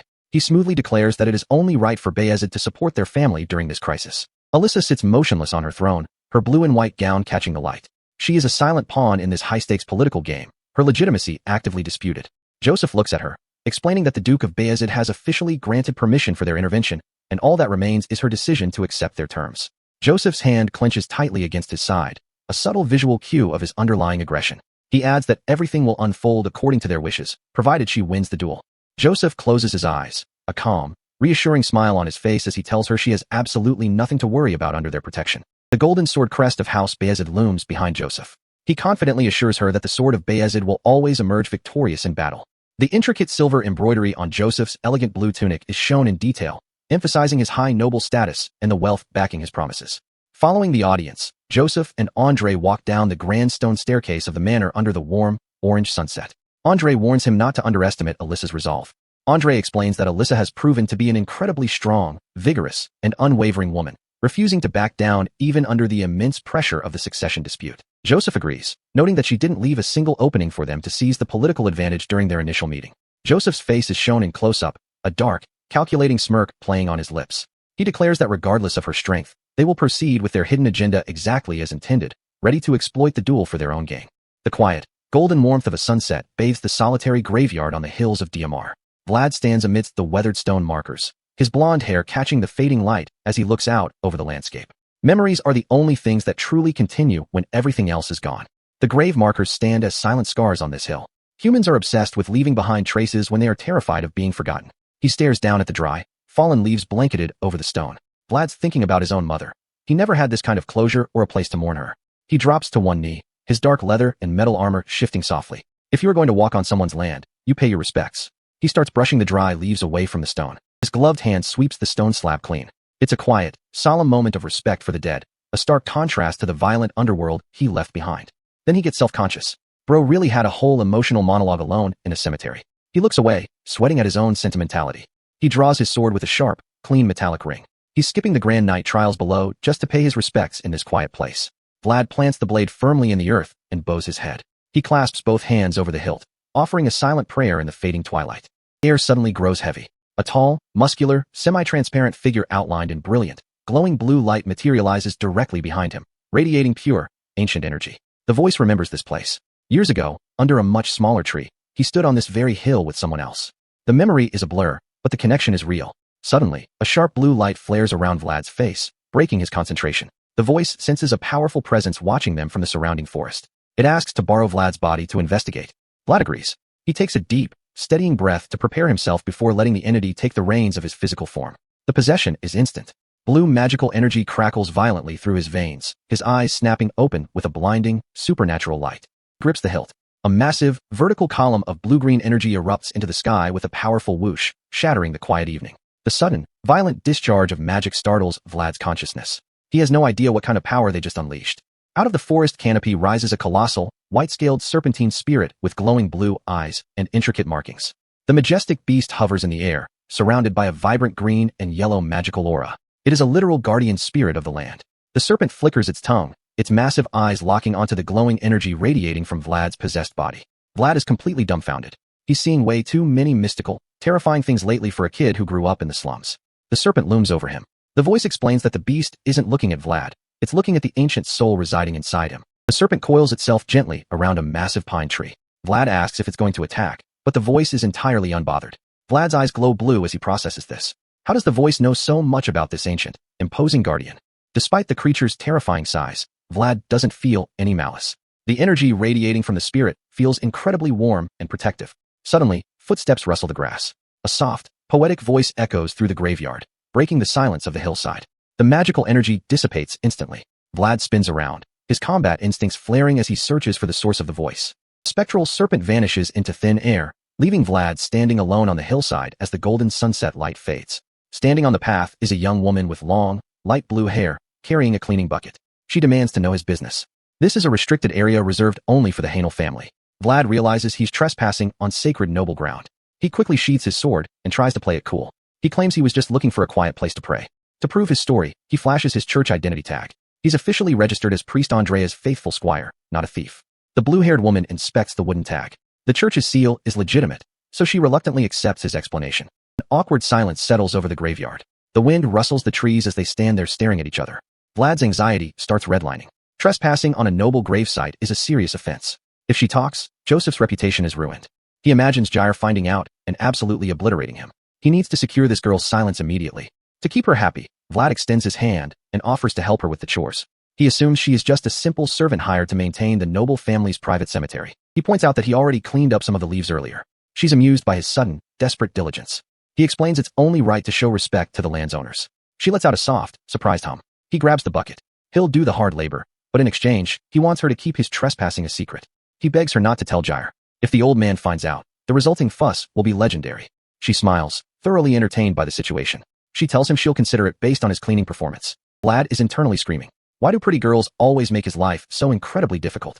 He starts scrubbing the stone furiously. The blue-haired woman watches, hiding a soft, quiet chuckle behind her hand. Leaves drift lazily through the warm, orange sunset sky. She stands in the golden light, watching him work. It's a peaceful, quiet moment before the storm of the upcoming duel. The next day, the quiet of the estate is shattered by the thunderous clashing of wooden practice weapons. Vlad watches from the shadows, his eyes glowing blue. The sheer power of the knight's warm-up spar is staggering. This is a completely different level of combat. He realizes how much he still has to learn to survive. Two heavily armored knights clash in the courtyard, their strikes sending shockwaves of dust through the air. Sir Brodan, a mustachioed knight, stands nearby. He explains that Sir Pablo's shield techniques are seasoned enough to deflect anything. Vlad watches, sweating. The knight they are facing is a literal monster, a veteran of the central regions. Pablo raises his shield, deflecting a heavy blow with perfect form. The defensive mastery is flawless. Vlad leans against the wall, his confidence taking a massive hit. To become a knight, he has to match this level. Brodan claps his shoulder, joking that he's a knight too. Vlad mutters that not all knights are created equal. Later, Vlad kneels alone in the barracks. He finally understands his true rank in this massive, unforgiving world. He lets out a long sigh. The path ahead of him is incredibly long, and he has barely started his journey. The day of the duel. The empty throne stands waiting under the blue curtains, representing the family's power vacuum. In the prep room, Vlad pulls the leather straps of Jair's armor tight. The tension is palpable. Vlad glances toward the door. Andre Hanel stands with his supporters, plotting to usurp his niece's succession rights. Jair adjusts his eye patch and tells Vlad to watch closely. A duel of this caliber is a rare learning opportunity. Jair's tone turns unusually gentle, advising Vlad that he doesn't need to be anxious about yesterday's training. Vlad looks surprised. Jair smirks, teasing him about how obvious his anxiety is on his face. Vlad has a sweat drop. He's thinking about the gap between his skills and the monstrous knights he saw. Vlad recalls the combat scene. He was honestly shocked by their monstrous skills, realizing his own limitations. Jair lectures him.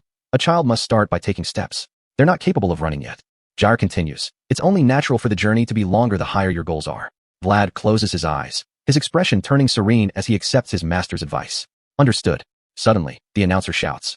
All shall pay respects. Vlad turns his head as the massive double doors open. Vlad watches the entrance. He thinks about the Hanel heir, remembering they are supposed to be young. The clicking of formal shoes echoes. Vlad looks up, his face pale with sudden, shocking recognition. The announcer roars. Lady Alyssa Hanel has entered. Alyssa stands revealed in her blue and white gown. Blood realized he's in deep trouble. Vlad stares at her dress in absolute, paralyzing panic. He just treated the head of the Hanel family like a maid. Vlad bows his head, completely defeated. He is officially cooked. Vlad walks beside Lady Alyssa Hanel down the grand hall of the Diamar estate. This matters because Vlad is stepping into the highest tier of nobility, far from his slum origins, and any slip-up here exposes his forged identity.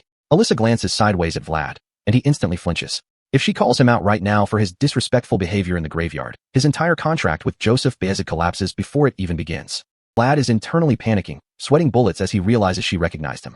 Blood really thought he could just play the quiet squire after treating the most powerful heir in Diamar like a common maid. Alyssa glides past him and takes her seat on the high-backed throne. She keeps her composure, which is the only reason Vlad isn't being dragged out by the guards right now. The presiding priest announces the start of the succession duel. This matters because the entire political future of the Hanel family, and Joseph's plan to make them indebted to him, rests on the outcome of these matches. The official declares the formal vow, calling upon the gods and the sun as witnesses. In a world where noble lineage is everything, this duel is the only legal way to settle Andre's claims of Alyssa's illegitimacy. Alyssa stands with her spiky-haired relative, a vibrant blue aura swirling around them. She knows that if her champions lose today, her uncle Andre will seize DMR, and she will likely face exile or death.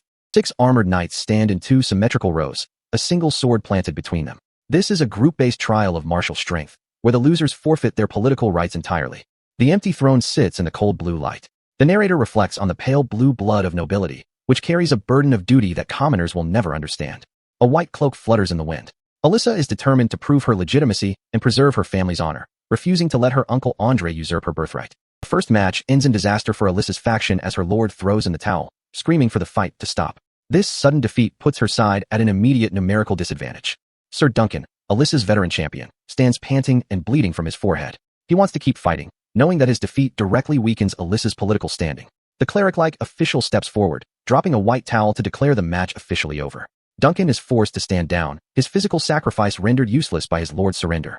Sjard, the younger knight representing the opposing faction, smirks as he tells his former master to admit defeat. This is a psychological blow, showing how the younger generation of knights has abandoned the traditional code. Sir Duncan closes his eyes in bitter humiliation, wondering if he can even call himself a master anymore. His defeat symbolizes the decline of the old guard against Andre's ruthless new allies. Sjard mocks Duncan's past teachings, claiming the master raised a warrior who has now become the sword to slay him. It's a brutal reminder of how loyalty has been corrupted for political gain in DMR. Duncan grits his teeth in misery as the official formally declares Sjard the winner. This first loss immediately increases the pressure on Sir Jair, who must win the next match to keep Alyssa's hopes alive. Andre Hainel claps and laughs, celebrating the victory with Sir Ender. Their conspiracy is unfolding perfectly, and they are already anticipating absolute control over the territory. The announcer calls the next participants forward.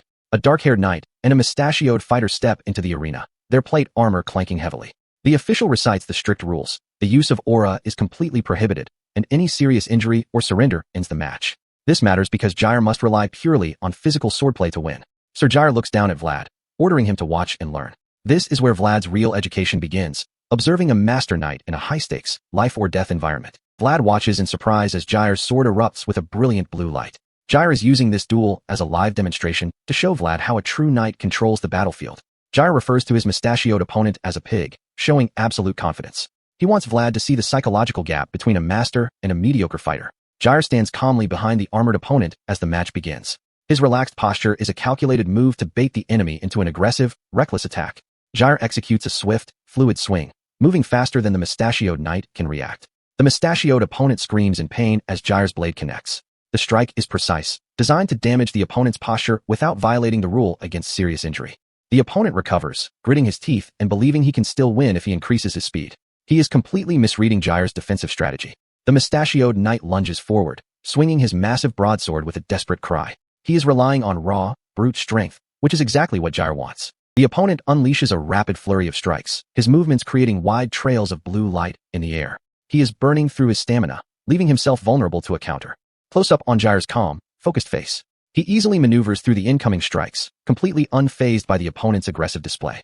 High-angle view of the clashing blades. Jair is systematically analyzing the opponent's rhythm, waiting for the perfect moment to strike. Andre's supporters cheer, believing their champion is pushing Jair into a corner. They are completely blind to the technical reality of the fight. Vlad watches from the sidelines, immediately questioning their analysis. He has trained under Jair long enough to know that the master is never truly cornered. Vlad realizes the tide of the fight is flowing strangely, and that the mustachioed knight must feel the silent, creeping dread of Jair's trap. The opponent sweats profusely, panicking internally as he realizes none of his attacks are connecting. He is fighting a ghost, his confidence rapidly evaporating. Jair whispers a mocking, "Oh," as he dodges another wild swing. He is completely playing with his opponent, breaking his spirit before delivering the final blow. The enraged opponent swings blindly, completely abandoning his defensive posture in a desperate attempt to land a hit. Jair parries the blow with effortless, blinding speed. The movement is so fast that the opponent's sword is instantly deflected. Vlad watches with wide eyes.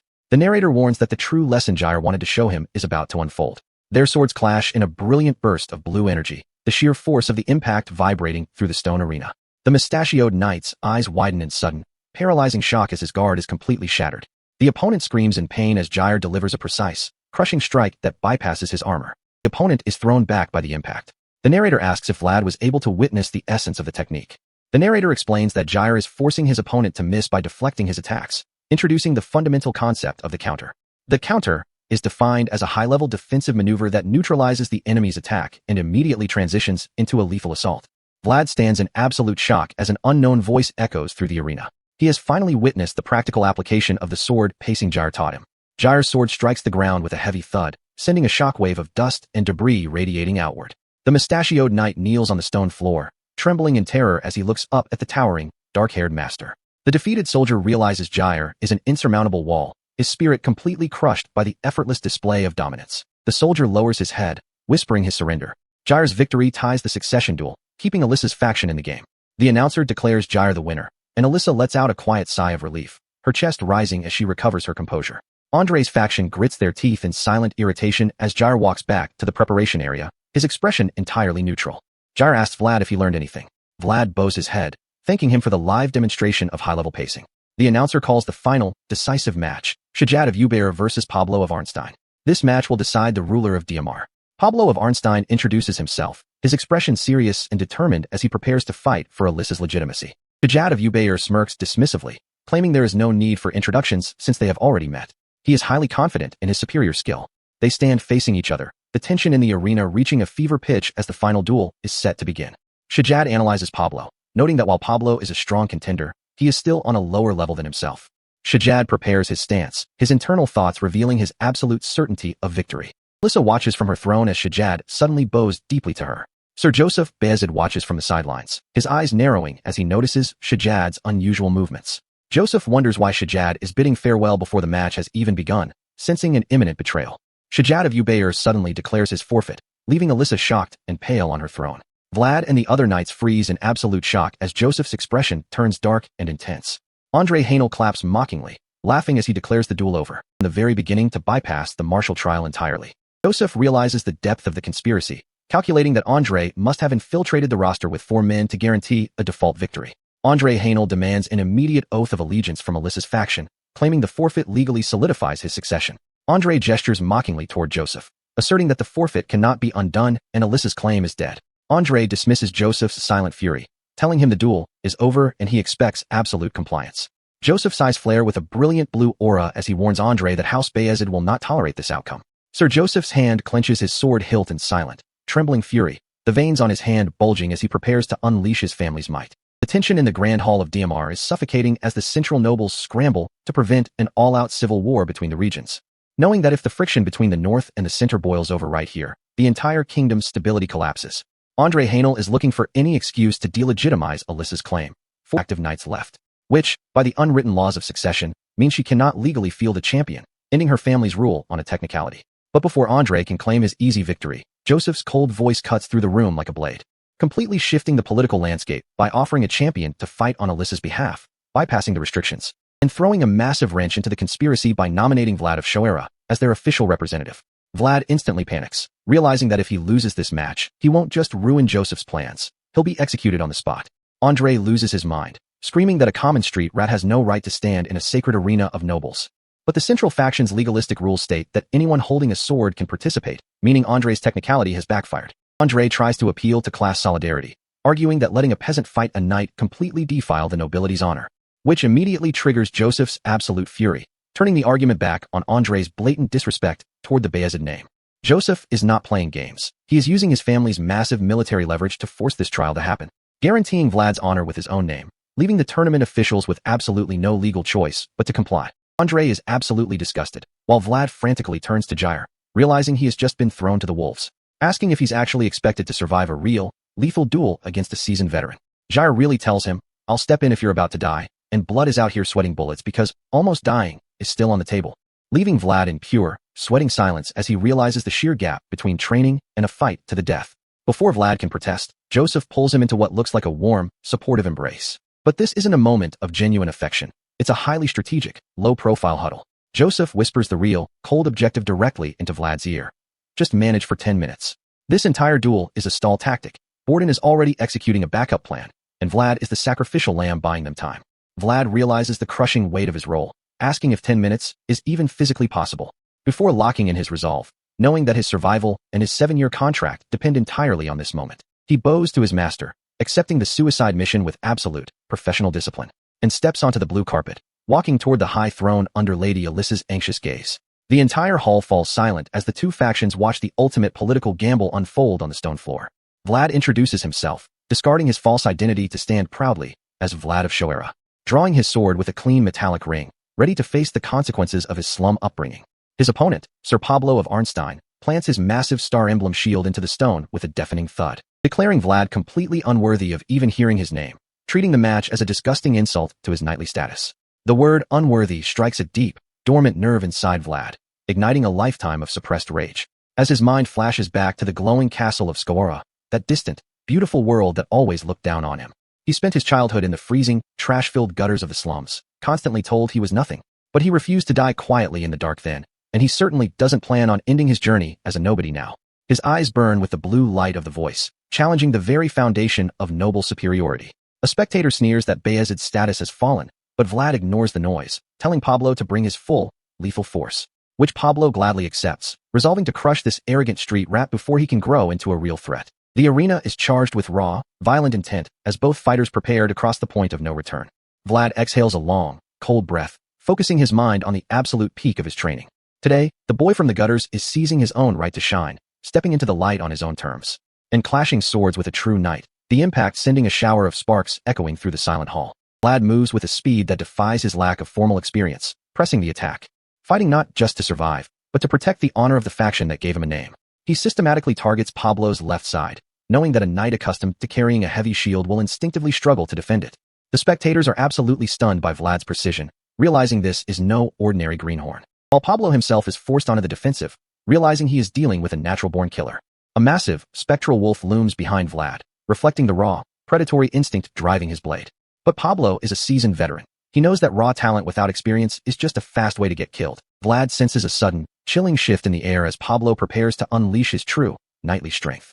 Pablo swings his blade, unleashing a massive wave of compressed energy that completely dominates the space, warning Vlad that his raw energy is impressive, but his skills are still far too unripened to match a master. Vlad is forced into a low crouch, holding his sword horizontally as Pablo's crushing downward pressure threatens to shatter his bones. Every muscle in Vlad's body is screaming, the impact feeling less like a sword and more like a falling mountain. Pablo doesn't give him a single second to breathe, immediately raising his sword for a final, decisive execution. Their blades collide again, the violent impact sending shockwaves of dust and debris across the arena floor. As the voice screams in Vlad's mind, desperately warning him that blocking this monster head-on is a suicide mission. He must find a way to deflect the raw momentum, or his sword, and his arms, will be completely broken. But the physical gap is too wide. Vlad's defensive posture is systematically dismantled. He is launched violently backward through the air, completely losing his footing. Vlad crashes heavily onto the stone floor, the wind completely knocked out of his lungs. Pablo walks forward with slow, deliberate steps, knowing the match is effectively over. Vlad struggles to one knee, using his blade to keep from collapsing, his body completely battered. Pablo looks down at him, his initial contempt replaced by a genuine, quiet respect for the boy's resilience. He tells Vlad he was a worthy opponent, acknowledging that standing up to a knight at his age is a massive feat, and sheathes his sword mid-fight to give him a life lesson, like bro is trying to start a self-improvement podcast instead of finishing his job. But Vlad's eyes flare with a brilliant, dangerous blue light. He has no intention of accepting a patronizing defeat. A sudden, explosive surge of magical energy erupts from his body, freezing the entire room in shock. As Vlad lunges forward in a low, blinding sweep, channeling everything he has left into a single strike. The conspirators gasp in absolute horror, realizing the match isn't over, it's just beginning.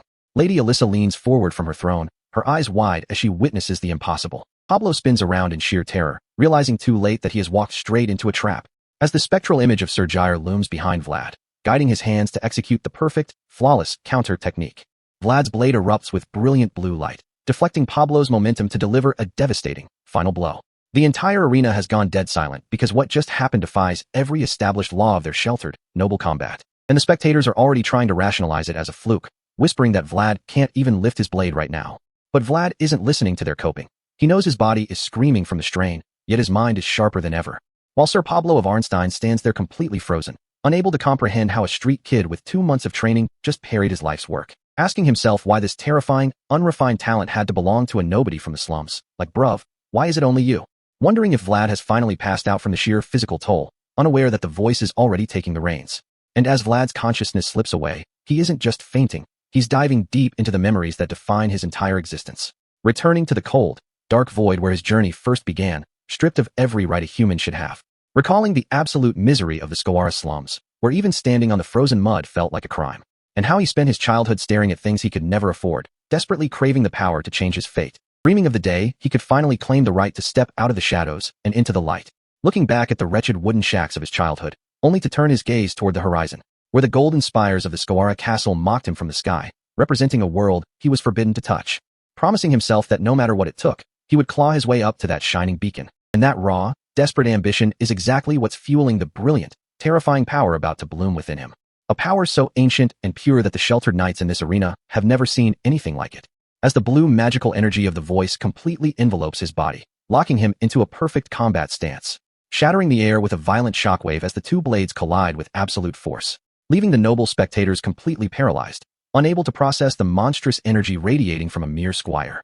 Algyr watches from the sidelines, remembering the brutal training sessions where he tried to teach this kid the basics, never expecting that Vlad would bypass his lessons entirely and tap directly into advanced combat pacing, realizing with a mix of pride and dread that the boy is already executing techniques way beyond his level, noticing that the raw, desperate edge of Vlad's strikes has vanished, replaced by a cold, settled resolve, which makes him wonder exactly what kind of monster he has unleashed upon the noble world, and where this terrifying ambition will ultimately lead the boy once he outgrows his cage. As the blade in Vlad's hands begins to vibrate with a low, ominous hum that resonates through the stone floor, forcing Pablo to realize that this isn't a normal swordplay match anymore. The weapon itself is howling. And if this is the moment Vlad's talent finally blooms, Pablo knows he cannot afford to hold back, resolving to meet this monstrous potential with the full, unyielding duty of a true knight, unleashing a devastating clash of golden and blue energy that threatens to tear the arena apart. As Pablo pushes his physical limits, desperate to draw out the full depth of Vlad's hidden world, clashing again and again in a blinding display of raw, unfiltered martial talent, leaving the conspirators in the gallery sweating, realizing their carefully planned succession trap is completely falling apart.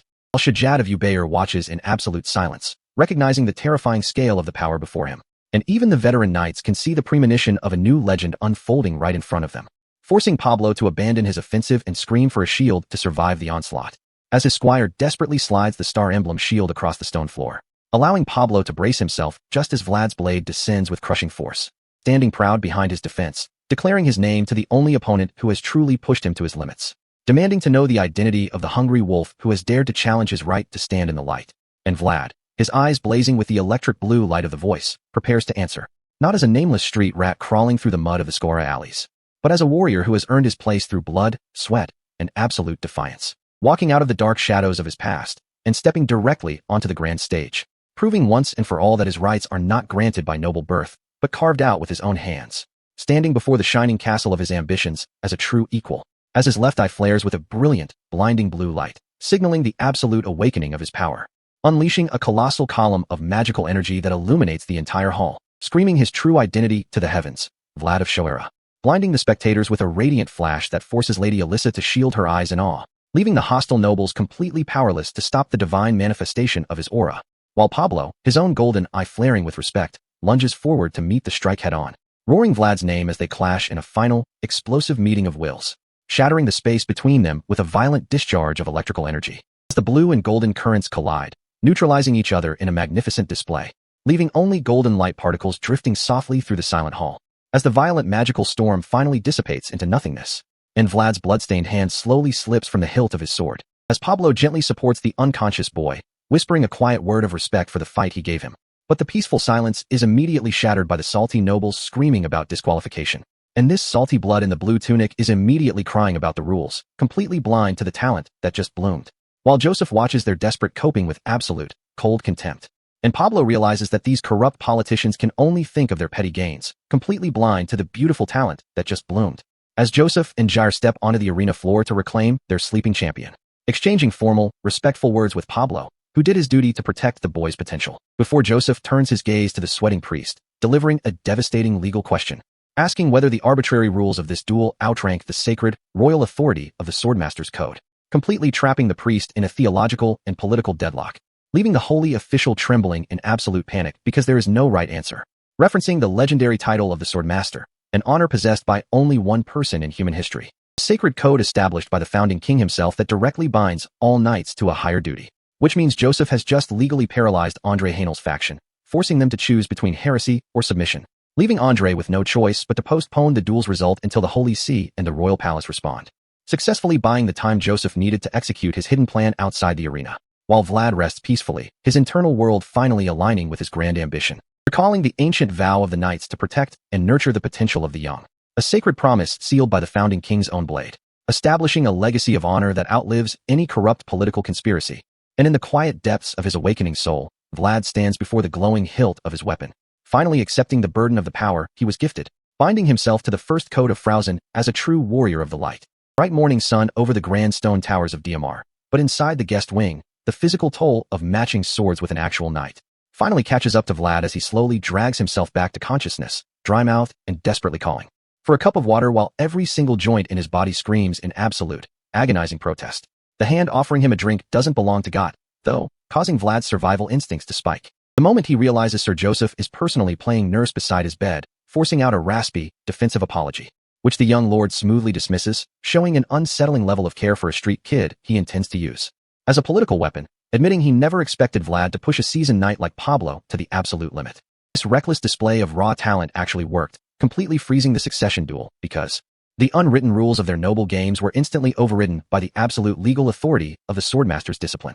This ancient martial law is the exact system the voice warned Vlad about during his training, confirming that to officially step into the world of knights, Vlad must eventually bind his soul to this very same discipline, which triggers a sudden, idealized vision of his ultimate dream, standing tall as a certified knight under a burning sky. Joseph warns him that their stay in DMR is strictly temporary, advising him to recover quickly. But Vlad's desperate street-bred urge to prove his utility immediately kicks in, making him claim he's ready, which Joseph flatly shuts down, because a broken tool is useless for the grand chessboard he's playing. Behind that polite noble smile, Joseph is just calculating the exact financial and political return on his investment. While outside, the quiet sunset over DMR reveals a city slowly emptying of its fair-weather noble guests, leaving Lady Alyssa Hainel to watch the quiet streets with a heavy, isolating sense of guilt, especially knowing her uncle Andre has already requested personal protection from the church to seal her downfall. The betrayal by her own flesh and blood has completely crushed her spirit, forcing her to realize that she has to put her grief aside and completely seize control of DMR's assets to survive the coming storm. But the reality of governing is brutal, and she immediately pivots to their failing agricultural yields, wondering if a massive shift to barley farming is the only way to save their bankrupt treasury. Sir Duncan advises caution, knowing that shifting an entire city's economy mid-crisis is a death sentence, leaving Alyssa to realize that surviving one political mountain only reveals a massive range of new trials.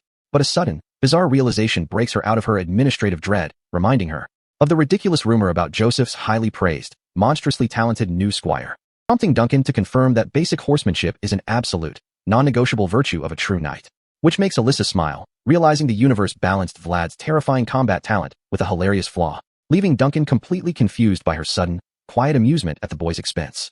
Cut to the training yard, where Vlad's attempt to master horse riding ends in another spectacular, an incredibly painful gravity check, leaving him groaning face down in the dirt while Sir Jair watches with absolute, soul-crushing disappointment, like bro really thought he was going to buy his way out of basic training with a more expensive horse. Before Vlad can even scramble up, Jair's green aura flares with terrifying, violent intent, as he delivers a swift, disciplinary strike to the boy's skull to beat some basic common sense into him.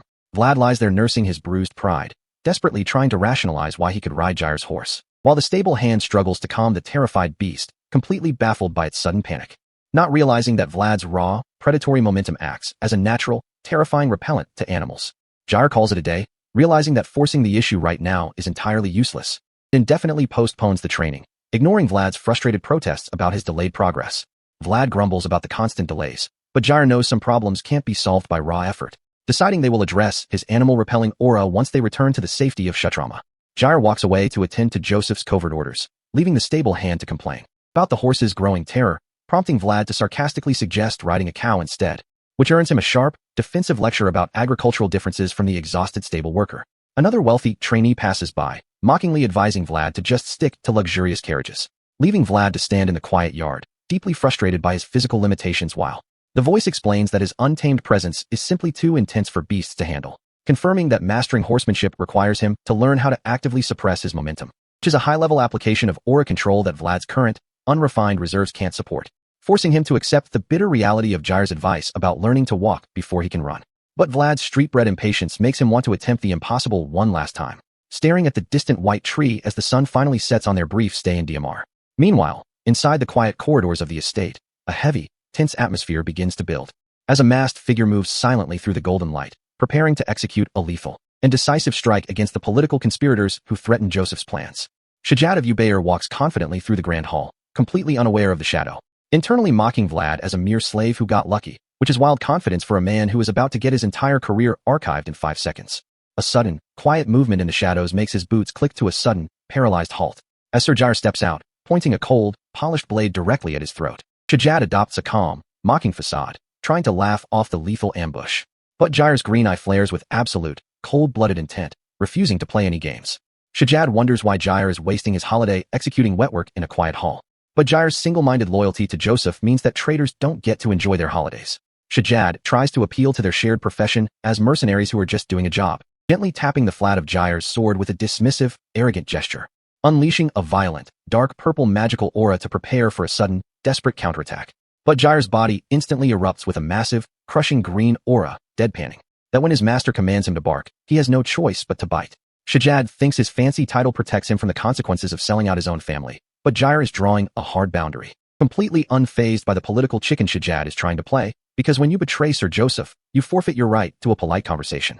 And Shajad tries to laugh it off as if they're just two professionals discussing a contract. But Jair knows exactly what kind of monster he's dealing with, reminding him that a mercenary without loyalty is just a rabid dog waiting to be put down, no matter how much his noble employers try to protect him. So Shajad tries to drop a heavy threat about starting a war between the northern and central houses, hoping the sheer scale of the conflict will make Jair back off.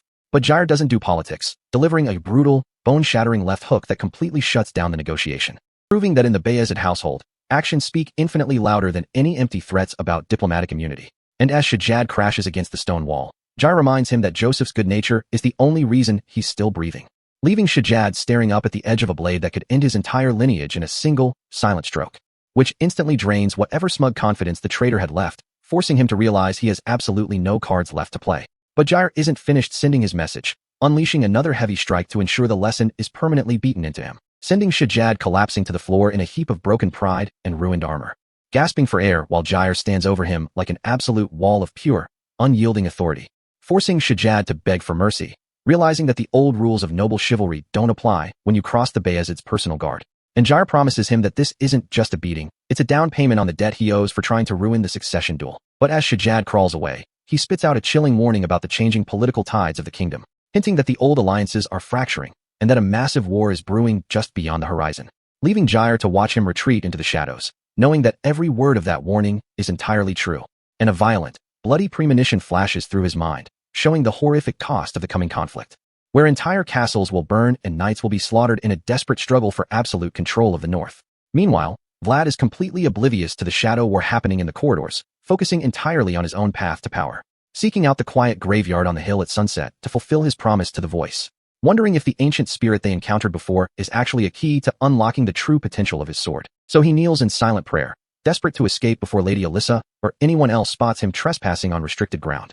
And as he yields control to the entity in his head, his senses instantly align with a power far older than any human kingdom, summoning the massive, white serpentine spirit that has been watching over this land for centuries, leaving Vlad completely paralyzed with awe as the colossal beast coils around his fragile human form, realizing that despite its terrifying size, the creature harbors absolutely no malice toward him, because it doesn't see a slum-born peasant. It recognizes the ancient soul of the voice resting inside him.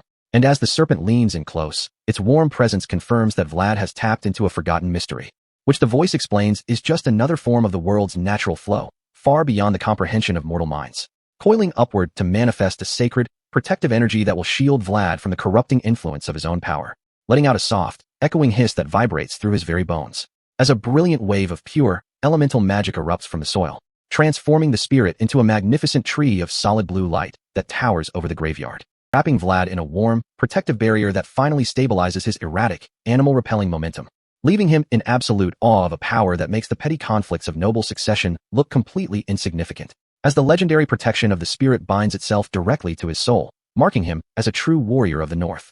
The next morning, the magical illusions fade, returning Vlad to the cold reality of noble politics, as the Bayezid faction prepares to depart the Diamar estate to return to the capital, surrounded by silent spectators who are still reeling from the shocking events of the succession duel. And Sir Joseph bids a polite, calculated farewell to Lady Alyssa, ensuring the Hainal household remains heavily indebted to his family. But before they can board the carriage, Andre Haenel unexpectedly calls Vlad forward to receive a final reward. Vlad immediately freezes in shock, his mind racing with anxiety as he wonders what the nobles could possibly want with him now. But Joseph simply smiles and nudges him forward, knowing that any public recognition will only elevate their faction standing. Vlad is escorted back into the grand stone hall, standing before the young heir and her loyal protector, Sir Duncan, kneeling reverently on one knee as Alyssa expresses her deepest gratitude for his honorable actions in the arena, praising his courage and declaring that his spirit was more noble than that of any true knight who fought that day, before reaching out to present him with an intricately embroidered purple pouch, wanting to publicly tie her family's name to the rising star of the Bayezid household, which Joseph instantly recognizes as a brilliant, highly calculated political move by a very smart woman, using Vlad as a public bridge between their families to secure her own position against her treacherous uncle, while Vlad just stands there staring at the pouch, completely terrified of accepting such an expensive noble artifact, until Jair whispers a stern warning from behind, reminding him that rejecting a noble's gift is a massive breach of etiquette. So Vlad reluctantly reaches out to take it, desperately trying to avoid another beating like the one he got after rejecting Lucky Year's peanuts. But the second his hands touch the fabric, the entire room falls into a suffocating, dead silence, leaving Joseph and Jair looking like they just witnessed a public execution, their faces completely pale with stress, as Sir Duncan stammers in absolute disbelief that a peasant would make such a massive, unforgivable mistake. Because in the high society of the center, there are two very specific ways to receive a lady's hand towel. Either accepting it on the tip of your sword, which represents a contract of knightly honor, or taking it directly hand to hand, which is a formal, public declaration of romantic courtship. Bruv, he literally just proposed to the sole heir of the Haenel family in front of her entire court, and he has absolutely no idea what he just did. Muttering a polite, confused thank you while everyone behind him is internally screaming in sheer, hysterical panic, holding the purple pouch like a hot potato while the weight of his accidental courtship settles over the room. And as the carriage finally rolls away from DMR, the sheer absurdity of the situation begins to set in, with Sir Joseph sitting in the corner, unable to suppress a highly amused, cynical smirk at the absolute chaos Vlad just caused, while Vlad sits opposite him, looking completely miserable and wishing the ground would swallow him whole, as Jair furiously screams at him to never touch anything a noble offers without looking at him first. But Joseph places a hand on his shoulder, laughing and offering his genuine congratulations, explaining that because he accepted the honor of a high noble, his political standing has completely shifted, leaving our boy standing in absolute, paralyzing shock as he realizes his mistake just earned him the official rank of Associate Knight, fam. Vlad's brain completely short-circuits at the promotion, because going from a back-alley orphan to an actual Associate Knight in a single day is a wild speedrun, bruv. But Sir Joseph Bayezid is quick to clarify that this isn't just an empty honorary badge, as Vlad will now command genuine, knight-level authority. Though Vlad immediately clocks the catch, realizing Alyssa Haenel's political influence is still heavily localized to DMR, since she only recently secured her title, meaning her backing won't protect him if he steps out of her family's borders. Which makes perfect sense, because survival in this world is never handed out for free, and Vlad is too street-smart to expect a free lunch. Yet his gaze keeps drifting back to the delicate purple fabric resting in his hands, as Joseph delivers a cold, dead serious warning that this isn't a mere souvenir, but the physical weight of Alyssa's entire political honor. And when Vlad asks what happens if he loses it, Joseph's flat response is a terrifying reminder of noble stakes. If Vlad messes up this accidental courtship, he is entirely on his own, leaving our boy sweating bullets, because he knows exactly how fast a noble family will execute a commoner for defiling their name. But the tension shifts instantly when Joseph pulls out a formal certificate of borrowing, revealing a massive 10,000 gold debt, which Vlad immediately recognizes as a fake IOU designed to act as a dark insurance policy. The sheer scale of the sum still makes him choke, because 10,000 gold is an impossible amount of money. But Joseph explains the brutal, calculated logic of the contract. If Alyssa had lost her succession duel to her uncle Ender, she was prepared to surrender her entire life to House Bayezid, using the fake debt to legally slip away from her uncle's murderous reach, proving that even her desperation was thoroughly weaponized, allowing Bayezid to hold her as political hostage and squeeze her uncle's faction dry, which is the exact moment Vlad realizes that noble actions are never driven by emotional whims, but by cold, calculated strategic leverage designed to secure survival. Until a sudden, sharp rustle from the treeline breaks his train of thought, his instincts instantly locking onto the shift in the wind, as Joseph calmly notes that they are no longer alone on this quiet road, and a massive wall of dust erupts from the forest edge as a dark, heavily armed cavalry unit bursts onto the field, surrounding their carriage with terrifying speed, forcing Vlad to reach for his weapon, expecting a brutal, back-alley ambush from rival mercenaries, only for Joseph to physically stay his hand, his calm smile showing that this entire threat is actually under his direct payroll, revealing a dark, preemptive strike force he had quietly deployed into the shadows before the succession duel even began, as the riders halt in a flawless, silent defensive line, and their commander steps forward to report that his bloody business is officially concluded, revealing Godwin, the legendary hidden sword of Bayezid, kneeling before a heavy, blood-soaked sack, which Joseph inspects with cold satisfaction, noting that Godwin utilized his borrowed authority to execute the task perfectly. But as Godwin stands, his eyes lock onto Vlad, his battle-hardened instincts instantly flaring with alarm. Because he recognizes that Vlad's energy is entirely different from the sheltered, textbook knights he is used to dealing with, prompting Joseph to issue a light-hearted warning to treat the new prodigy gently, though the underlying tension remains thick. As Godwin's sharp, scarred gaze narrows, his senses screaming that this kid is a literal predator in sheep's clothing, possessing a raw, back-alley survival instinct that cannot be taught in any noble academy. While Vlad's own street-honed senses flare in response, recognizing the scent of a cold-blooded killer. And Godwin's mind is flooded with terror as he visualizes a colossal, glowing-eyed spectral snake looming behind the boy, realizing Vlad is a monster waiting to be unleashed. So when Joseph asks if they will ride back to Shatrama together, Godwin politely declines, eager to distance himself from the danger, declaring his absolute loyalty to his shadow mission, which immediately triggers Vlad's curiosity, as the title Hidden Sword echoes in his mind, hinting at a much darker layer of the Bayezid family's military power, leaving Vlad to wonder how deep the rod in this noble household truly runs, his eyes dragging back to the bloodstained sack resting on the grass, until Joseph notices his lingering gaze, asking with a quiet, knowing smirk if he wants to know what lies inside, before delivering a chilling, poetic line. The world of nobles is contained in it, which is a polite way of saying that noble politics are built on a foundation of absolute, ruthless slaughter, where the physical remains of the traitor, Shajad of Ubayr, are left discarded in the mud, his severed, lifeless head staring blankly into a void where no one is left to grant forgiveness. While far away in the peaceful halls of Sturma, the banner of the sword hangs silently as reports of passing pilgrims arrive, prompting Count Bezid and Ragmus to discuss these quiet travelers who seek only to observe the ancient dragon's traces, with the Count reflecting on the rarity of such pure, undemanding faith in a world corrupted by greed, deciding to secretly grant them a blessing, because even in a ruthless land, those who ask for nothing deserve to be rewarded.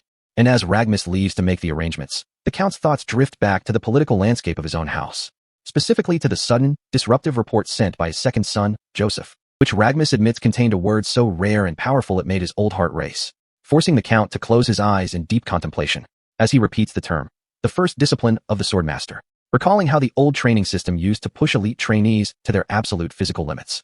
Unlike modern, soft academies that raise knights like delicate, strictly maintained gemstones, completely preventing them from awakening their true potential, which makes him nostalgic for the golden era of Bayezid, when true warriors stood proud under the blue flag, clashing on real battlefields instead of playing safe political games.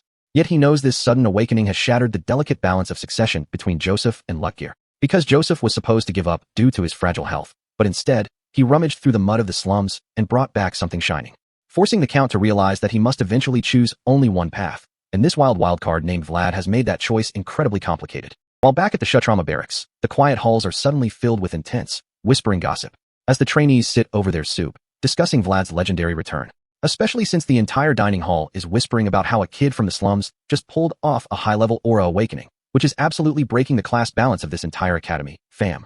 Leaving the bullies gulping in nervous anticipation as the heavy wooden doors suddenly creak open, and Vlad steps into the room, his calm, relaxed posture showing he is entirely indifferent to their fear. A dead, suffocating silence falls over the entire crowded hall, and the trainees realize that the old hierarchies of family prestige and noble names are completely meaningless now that the children's street fights are over, because Vlad stands before them as a figure existing on a completely different world, his eyes flaring with the brilliant, terrifying light of his awakened power, instantly establishing a new, absolute order in the barracks. Vlad is stuffing his face with sausages in the dining hall, trying to drown out the noise of his own thoughts. But the persistent, irritating murmurs of the other trainees are making it impossible to enjoy a quiet meal. Word of his legendary duel in DMR has already spread like wildfire through the barracks, proving that gossip travels faster than any horse in this kingdom, fam. The conversation shifts to the upcoming biannual vacation, a concept completely foreign to a kid who grew up in the freezing gutters, blood, where time off usually meant starving in a different alley. Potri Canor immediately picks up on Vlad's hesitation, offering a warm invitation to his family's estate. Potri is genuinely excited to host him, desperate to share his family's wealth with the first real friend he's ever made. He promises unlimited freshly roasted meat, trying to bribe the street-smart youth with the one thing he knows Vlad can't resist. But the real hook comes when Potri mentions his family's extensive horse trading network, claiming they can source a beast of such high pedigree that it might actually withstand Vlad's terrifying, animal-repelling presence. Vlad's predatory instinct immediately flares, realizing this is his absolute best shot at mastering horsemanship and securing his place as a true knight. With his mind set on securing a vacation from Surgire, Vlad heads straight to the training hall, where the harsh, golden sunlight streams through the high windows of the Shatrama barracks. The brutal, high-speed sparring session begins immediately, the heavy clack of wooden training swords echoing off the stone walls, As Jair watches Vlad's desperate defensive movements with a cold, completely unyielding eye. Vlad tries to force his pace, but Jair easily blocks the strike, commanding the boy to focus on his unstable foundation. Vlad's left eye flares blue as he tries to tap into the voice's power again, desperately trying to force his aura to bloom. But Jair's experience is an insurmountable wall, his massive frame shifting effortlessly to exploit Vlad's overextended posture. A heavy, crushing blow from Jair's wooden sword connects with terrifying force, shattering Vlad's guard and sending him reeling in agony. Vlad staggers backward, his breath catching as the sheer physical pain of his overexertion takes its toll. He collapses to one knee, coughing violently on the cold stone floor while Jair delivers a scathing lecture on his arrogance. Jair demands to know if Vlad's brief taste of glory in Diamar has made him forget the absolute necessity of the basics. Vlad looks up, completely startled by the cold fury in his master's eyes, unable to find an excuse. The silence between them grows heavy, the weight of Jair's intense scrutiny pressing down on the boy's shoulders. For the first time, Vlad bows his head in genuine submission, whispering a quiet apology to the man who saved him from the streets. Jair delivers a final, brutal ultimatum, telling Vlad that if he is going to rush his training, he shouldn't bother showing up at all. Dismissed like a common failure, Vlad has no choice but to bow and walk out of the hall. Jair watches his apprentice retreat, his stern expression masking a deep, protective concern for the boy's unpolished talent. He knows Vlad is still far too weak, like a fragile sandcastle waiting to be completely obliterated by the first real wave of a high-level battle. Walking down the dimly lit corridors, Vlad's heavy boots click softly against the stone. As he reflects on the harshness of the lesson he just received, the grand hall falls completely dark, the shadows stretching across the pillars as Vlad's mind races. He realizes that Jair's anger wasn't born from contempt, but from deep disappointment, which is a concept completely foreign to a kid who grew up expecting nothing but ridicule from the world. The voice speaks in his mind, reminding him that a true knight's foundation must be built slowly, step by step, before the aura can safely bloom. The voice advises him to trust Jair's discipline, because a master only scolds an apprentice he considers worthy of expectations. Vlad lets out a long, exhausted sigh, accepting the bitter truth of his limitation. He realized that disappointment from someone he respects hurts infinitely more than any physical beating he ever took in the slums. The memory of Jair's stern face looms in his mind, a constant reminder of the high standards he has yet to reach. In his emotional turmoil, Vlad completely forgot to ask for the vacation, leaving him in a state of sudden, hysterical panic. Before he quickly dismisses the thought, realizing how ridiculous he would look asking for time off after getting cooked so thoroughly, he resolves to spend the night training, hoping the physical exhaustion will clear his cluttered mind. Night falls over the Kshatrama estate, the quiet forest surrounding the barracks bathed in cool moonlight. Under the brilliant full moon, the quiet clearing becomes Vlad's personal arena. As he swings his sword with single-minded focus, the blade cutting a glowing blue arc through the darkness. He grips the hilt with both hands, channeling his raw energy to find the precise balance Jair demanded. The sword strikes the earth, unleashing a violent shockwave of blue energy that cracks the ground. Vlad stands panting over the glowing fissure, his body completely drained of strength. The voice advises him to stop, warning that overexertion will only lead to permanent injury and ruin his progress. Vlad reluctantly agrees, sheathing his weapon as he looks up at the starry sky. He stands alone in the quiet clearing, his mind finally finding peace under the moon's steady light. He smiles softly, realizing that despite the pain, he has finally obtained a light of his own that shines. High on the stone battlements, a dark silhouette watches the faint blue glow in the woods. As Sir Jair monitors his apprentice's dedication with a quiet, unspoken pride, Jair mutters a quiet comparison, recognizing the boy's wild, untamed drive to reach the moon. The full moon shines brightly through the drifting clouds, a silent witness to the boy's resolve. Meanwhile, far to the south, the city of Trinova is engulfed in a horrific, raging inferno, as the ancient castle complex of the former Count Gaidar is systematically reduced to ash.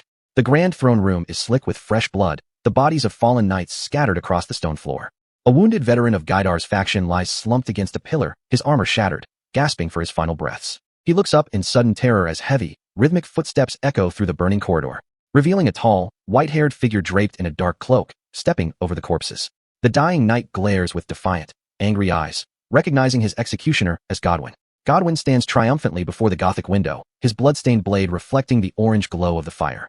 Godwin delivers a cold, philosophical lecture on the true meaning of a knight's duty, explaining that blind obedience is a path to ruin. Wounded Knight spits a bitter retort, acknowledging that their loyalty is exactly why his faction was wiped out. He warns Godwin that his own light will eventually be extinguished by the very family he serves.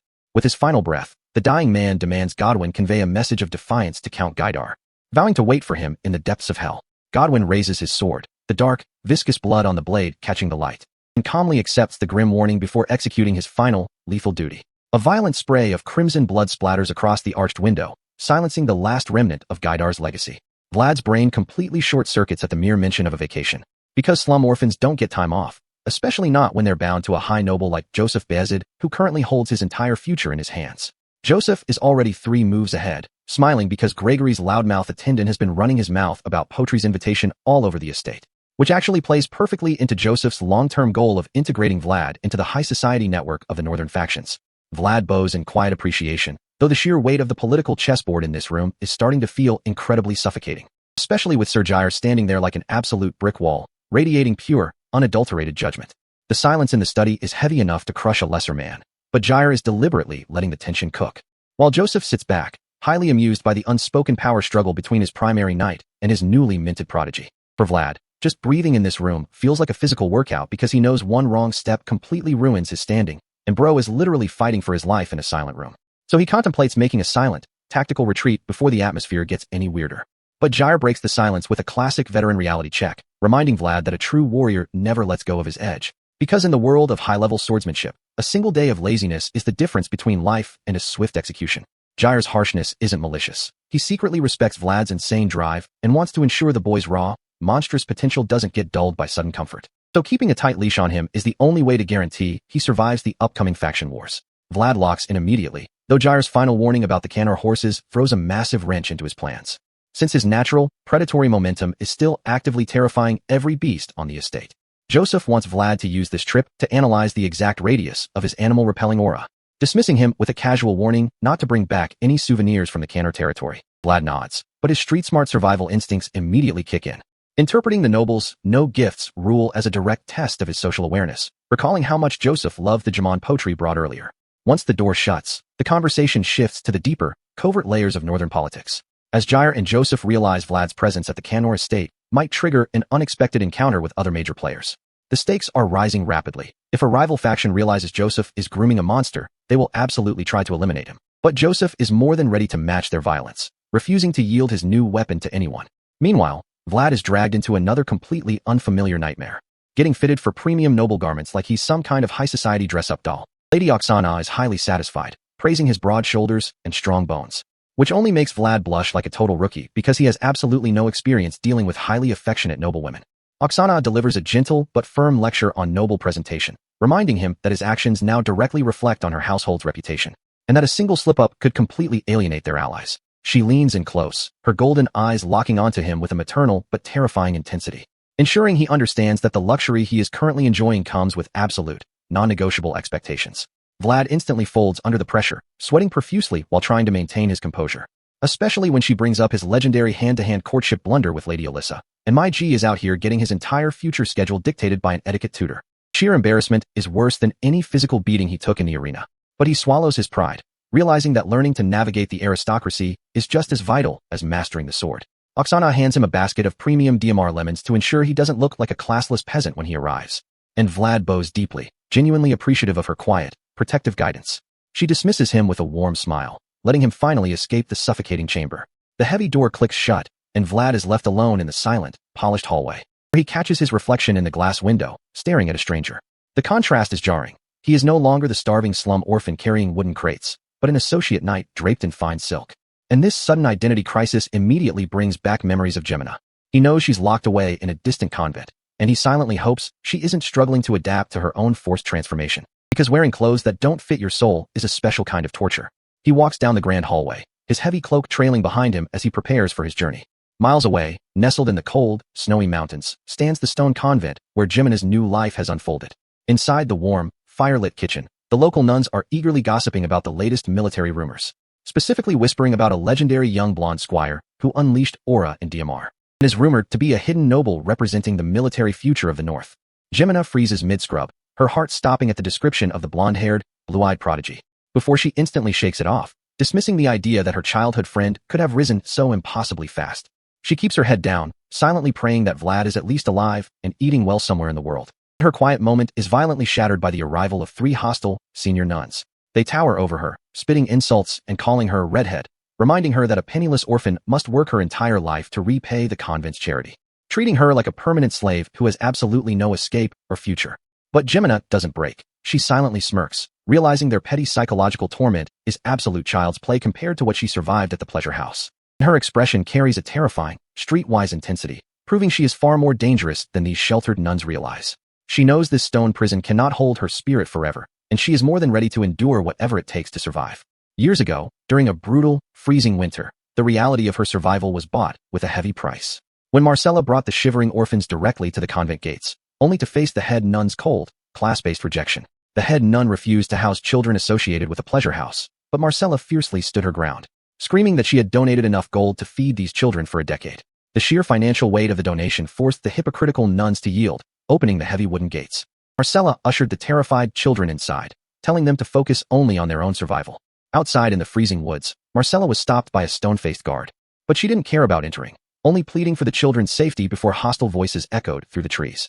The slum thugs had tracked them down, and Marcella screamed for the children to run inside. She pushed young Jemina through the archway, sacrificing her own escape to secure the children's safety. A brutal hand seized Marcella by her hair, a scarred thug sneering as he dragged her backward into the snow. Young Jemina screamed in absolute terror, struggling against the nuns who desperately restrained her. She watched in horror as Marcella was violently dragged barefoot through the freezing forest by her captors. The heavy wooden gates slammed shut with a deafening thud, completely sealing the children inside the dark sanctuary. Left alone in the dark, dusty pantry, young Jemina collapsed onto her knees, clutching her head in absolute, weeping despair, crying out the only name she trusted to save them, Vlad. Vlad arrives at the Canor estate expecting a modest country manor, only to be confronted by a massive, gold-gilded fortress that completely shatters his preconceptions of what a non-noble merchant family can actually afford. The estate's butler bows deeply, welcoming Potri home, who immediately tackles the old man in a massive, unnoble hug, proving he hasn't lost his common touch despite his family's absurd wealth. The butler gently informs Potri that his father is currently occupied, welcoming some unexpected, high-profile guests who arrived just before them, setting up an immediate sense of political tension. Past the time, the butler suggests a tour of the pastures, which Vlad eagerly accepts, hoping to finally test if a high-pedigree horse can handle his presence, since mastering horsemanship is the only thing standing between him and actual knight status. But as they walk toward the fields, the butler explains that the master himself will introduce the prize stallions later. The moment Vlad steps near the wooden fences, the local horses look at him and instantly lose their minds, stampeding away in pure, unadulterated terror along with every cow and sheep in the district, leaving Vlad standing in a completely empty, silent field while the dust slowly settles around his ruined dignity. He thong. Blood really just caused a regional agricultural crisis by standing still. The animals are literally choosing exile over making eye contact with him. The butler, sweating profusely, asks if Vlad is carrying some kind of demonic curse, forcing Vlad to quickly drop Priest Andrea's name to prove his spiritual purity before they try to exorcise him. He looks at the empty pasture, realizing that if he can't solve this, he'll be the only knight in history chasing down cavalry charges on foot, eating everyone else's dust.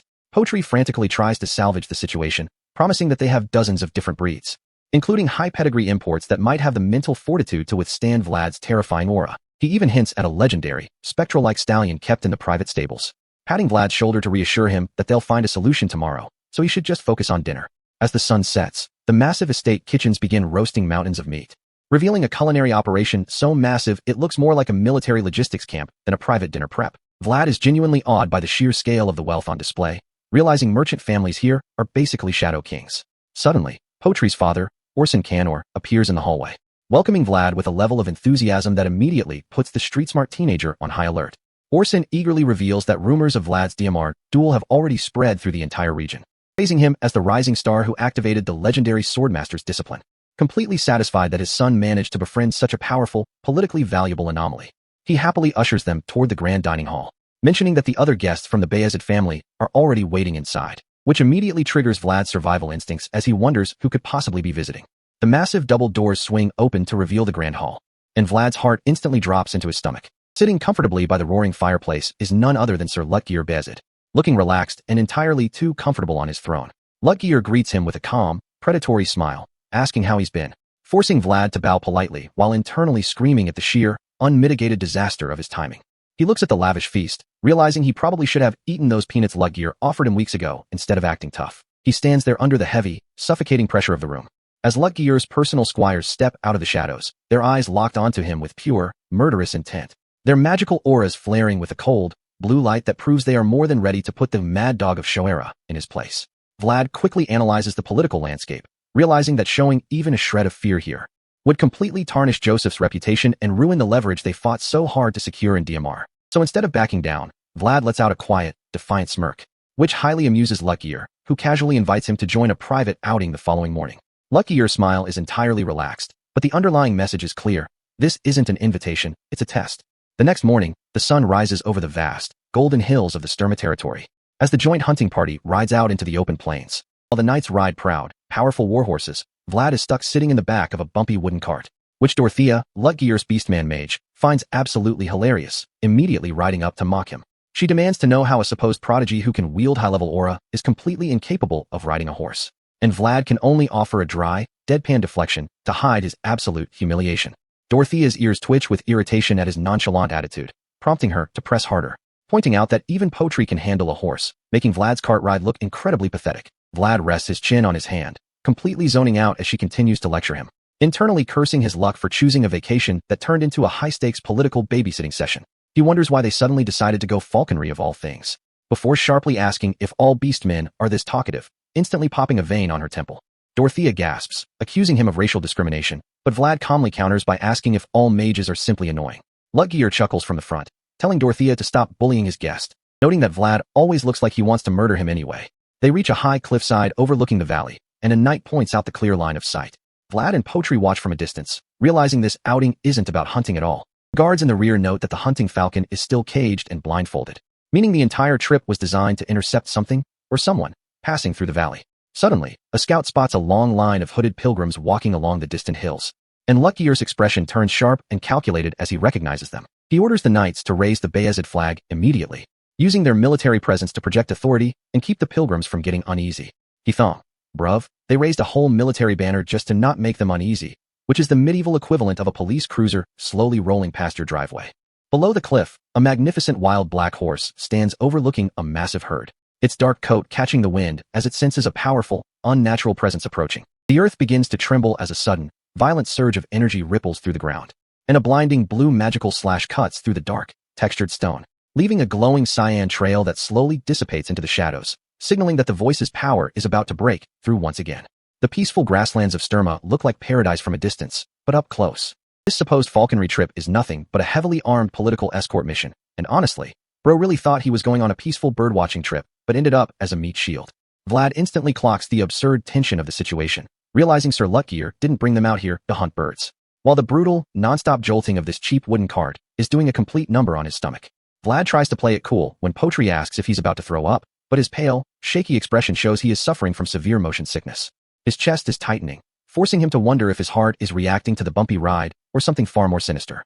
As he tries to rationalize the physical pressure as simple motion sickness, completely unaware that his inner power is constantly trying to break through his physical limits, he decides to step down and walk just to clear his head, realizing that he can't get used to the luxurious, comfortable lifestyle of the Bayezid clan. Potri happily points out how peaceful these vast plains are now, completely crediting Sir Joseph's winter campaign, which forces Vlad to realize that his own blood spilled in those freezing forests is the sole reason this peace even exists. But the quiet moment is instantly shattered when a massive cloud of dust rises on the horizon, signaling a sudden, chaotic stampede of wild horses charging in absolute terror, which immediately triggers the voice's dormant energy inside Vlad's soul, wrapping his body in a jagged, crackling blue aura that leaves him completely paralyzed, struggling to understand why his physical vessel is reacting so violently. As his chest tightens with a suffocating, rapid heartbeat that feels like an impending cardiac arrest, the lead horse gallops past with glowing white eyes, showing the raw, primal fear of a herd running for their lives. Up on the cliffside, Lutgear's seasoned knights immediately spot the anomalies in the herd's movement, realizing that wild animals migrating south in the dead of winter is a massive ecological red flag, because they should be heading north toward the fresh pastures, meaning something has completely disrupted the natural order. The sheer desperation of their flight indicates they are running from an active, apex predator. Lutgear instantly matches the fear of the herd to an unseen hunter, while Vlad's left eye flares with a brilliant blue light, as he senses the terrifying, primal instinct of the beasts fleeing a force they cannot hope to defeat. The pure terror reflected in the horse's eye is a direct warning of the catastrophic threat rising from below. Suddenly, a low-frequency, earth-shattering vibration rumbles through the deep bedrock of Sturma, prompting the knights to scream about an earthquake, though Lutgear's tactical experience tells him this is no natural disaster. Vlad's mind instantly flashes back to the terrifying tremors of DMR, recognizing the exact, rhythmic vibration, before the entire grassy plain violently ruptures in a chaotic explosion of dirt, grass, and rock, revealing the massive, segmented, armored body of a colossal subterranean monster that sends the remaining horses fleeing in a desperate, disorganized panic as the earth collapses. The helpless spectators are left paralyzed, their minds unable to process the scale of the nightmare unfolding before them. Vlad stands frozen, his heart hammering against his ribs as he realizes they are facing A fully matured deathworm, a legendary remnant of the fallen dragon that should never exist this far south. Its massive, armored head emerging from the dust cloud, crowned with a pulsating purple gem that radiates dark energy. The beast slams its colossal weight into the soil, creating a shockwave that completely destabilizes the ground. It opens its massive, circular maw, revealing multiple rows of jagged, razor-sharp teeth designed to grind bone. With terrifying, blinding speed, the creature's pincer-like appendage pierces through a horse, splattering hot blood, which immediately alerts Dorothea to the unnatural behavior, because deathworms are strictly non-carnivorous herbivores. Meaning this sudden, bloodthirsty rampage is a direct result of the corrupted purple energy, flowing out from the cracked crystal embedded in its forehead, completely overriding the beast's natural instincts. The stampede of terrified horses shifts direction, running directly toward the path of the helpless pilgrims. A scout desperately reports the shifting stampede to Sir Lutgear, while the glowing crystal on the beast's head flares, revealing that the dark magic is actively directing the creature's aggression to maximize casualties. The massive mandibles loom over the screaming pilgrims, who are completely trapped between the stampede and the monster. Lutgear immediately commands Dorothea to identify the creature's sensory weakness, realizing they must divert its attention. Dorothea explains that the subterranean beast is completely blind and deaf, relying entirely on the deep underground vibrations to track and hunt its prey. Lutgear orders her to find a way to mimic or disrupt those vibrations immediately, commanding his squires to escort her to the safety of the high ground while he handles the front line. Vlad doesn't hesitate for a second, instantly shouting his compliance as he prepares to execute the escort. Lutgear draws his massive broadsword, his posture shifting into a lethal, battle-ready stance. As he rallies his knights to face the colossal threat, prioritizing the lives of the pilgrims over their own safety.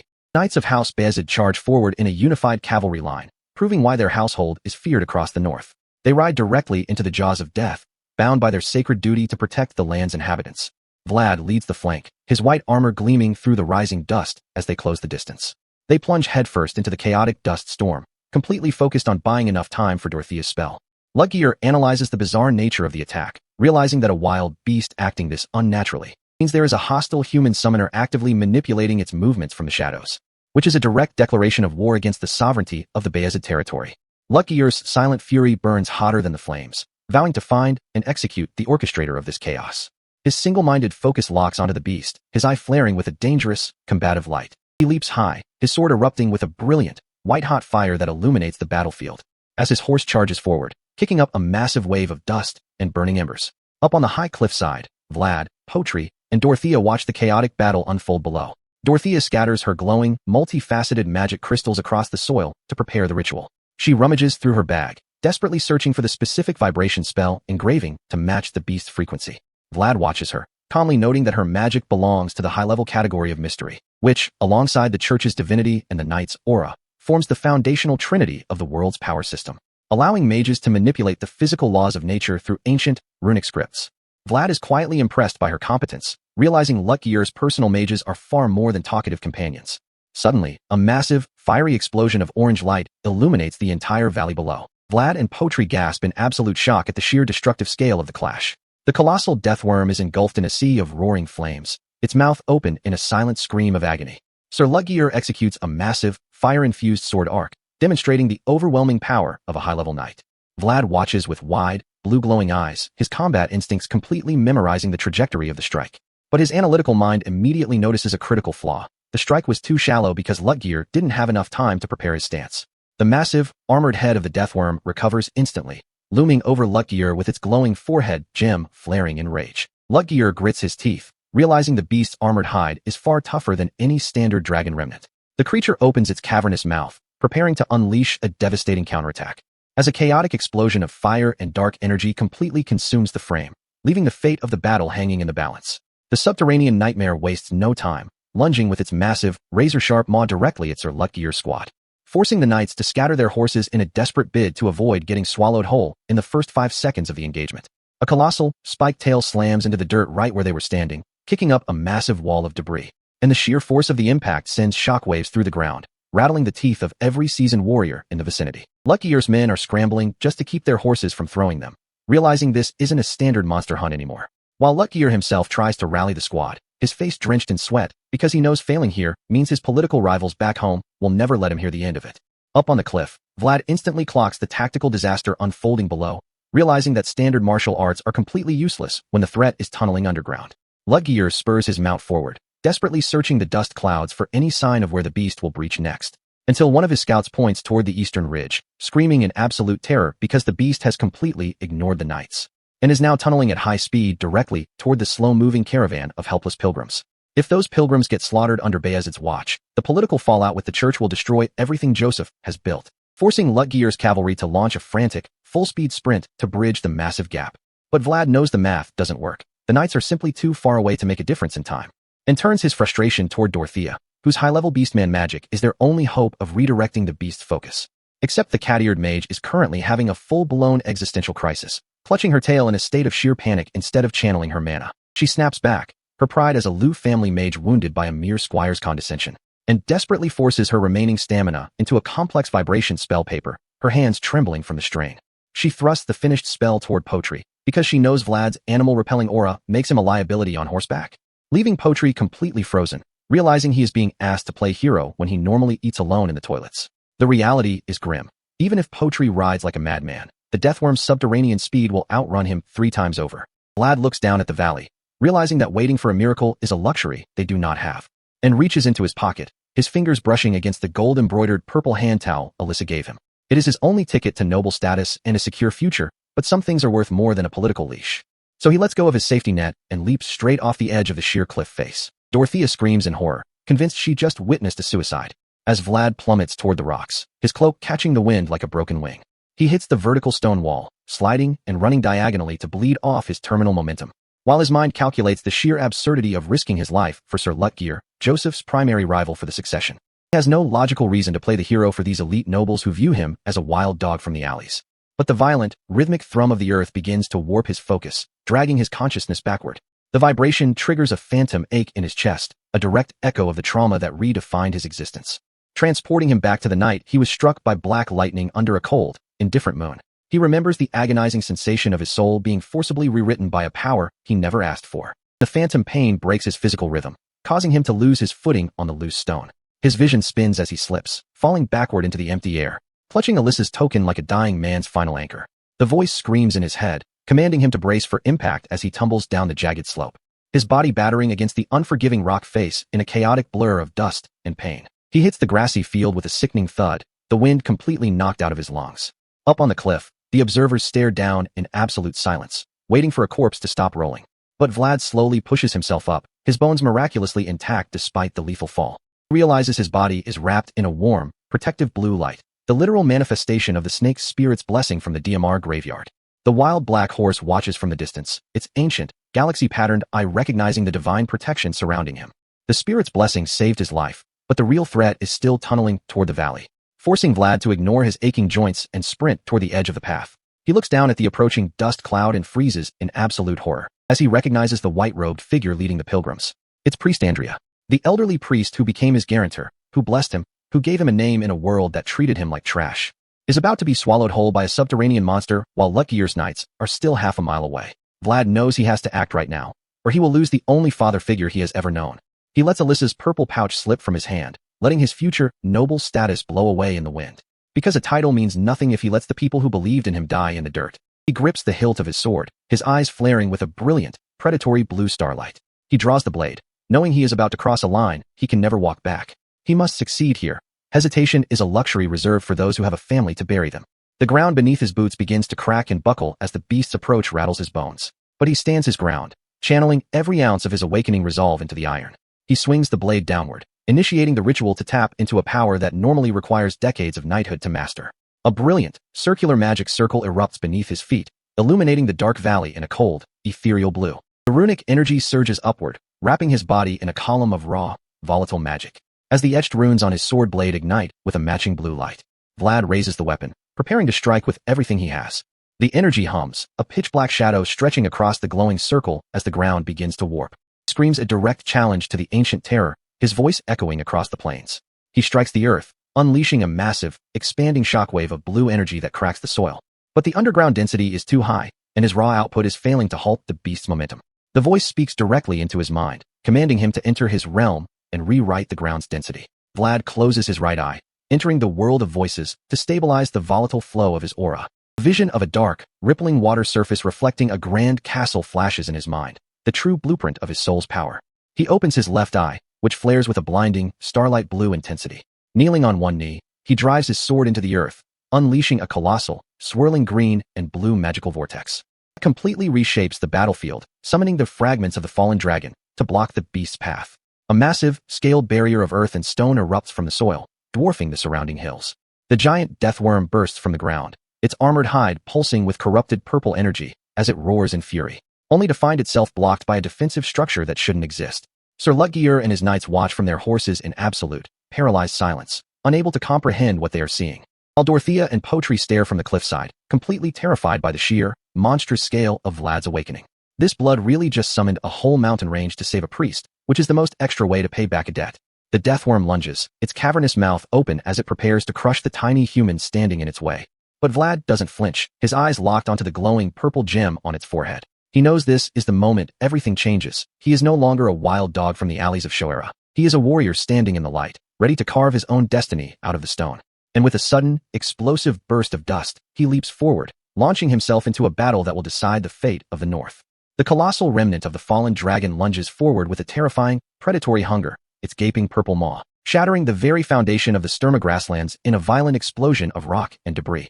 Vlad barely manages to brace himself against the shockwave, his blade crackling with desperate, unstable magic, as the massive subterranean beast towers over him, forcing the voice to scream a frantic warning.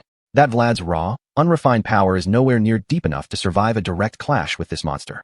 Vlad grits his teeth, refusing to back down because he knows the entire pilgrim convoy is completely defenseless if this armored terror slips past him and breaches their perimeter. The creature strikes with blinding speed, forcing Vlad to make a split-second decision that ends with him being violently thrown across the rocky terrain as a massive impact detonates. The beast's jagged, spiked tail sweeps across the field, cutting off any immediate path of escape. Vlad recovers in a low crouch, his sword embedded in the earth to anchor his failing balance. He slams his blade down in pure frustration, realizing his standard ground strikes are completely useless against a subterranean predator that can easily tunnel under his defenses and slaughter the helpless pilgrims. He scans the chaotic battlefield, his senses desperately searching for the creature's next underground trajectory. He stands tall, forcing his aching body to move before the beast can pinpoint its next target. The sheer pressure of the creature's underground movement cracks the earth beneath his feet, forcing Lutgeir's elite knights to scatter in panic as the grasslands turn into a death trap.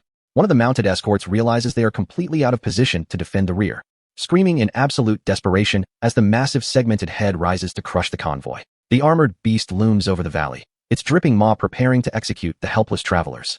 If Vlad doesn't find a way to divert its attention immediately, the entire mission ends in a massacre. But instead of fleeing, Vlad does the most insane thing possible, charging directly into the beast's path. On the back of a wild black stallion that somehow isn't running away from his terrifying aura. This blood really just bypassed a lifelong curse, because his spiritual energy is too loud for normal animals, but perfect for a legendary spirit. The voice commands him to look closer, urging him to see past the physical form. The brilliant, swirling blue energy that reveals this horse is actually a high pedigree spirit. This magnificent beast carries the blood of the legendary One-Horn, explaining why it tolerates his presence. Vlad rides with a legendary spectral herd manifesting around him, completely mastering the horse's wild energy. This is the ultimate payoff to his horse-riding curse, finding a beast that actually respects his strength. The horse charges forward with unnatural acceleration, its hooves striking the earth with magical force. Vlad laughs in pure, unbridled ecstasy, experiencing the thrill of riding for the first time. My man is out here giggling like he's on a Disney ride, while a 30-foot armored worm is actively trying to digest him. For a slum orphan who grew up staring at the distant castle, this freedom is intoxicating.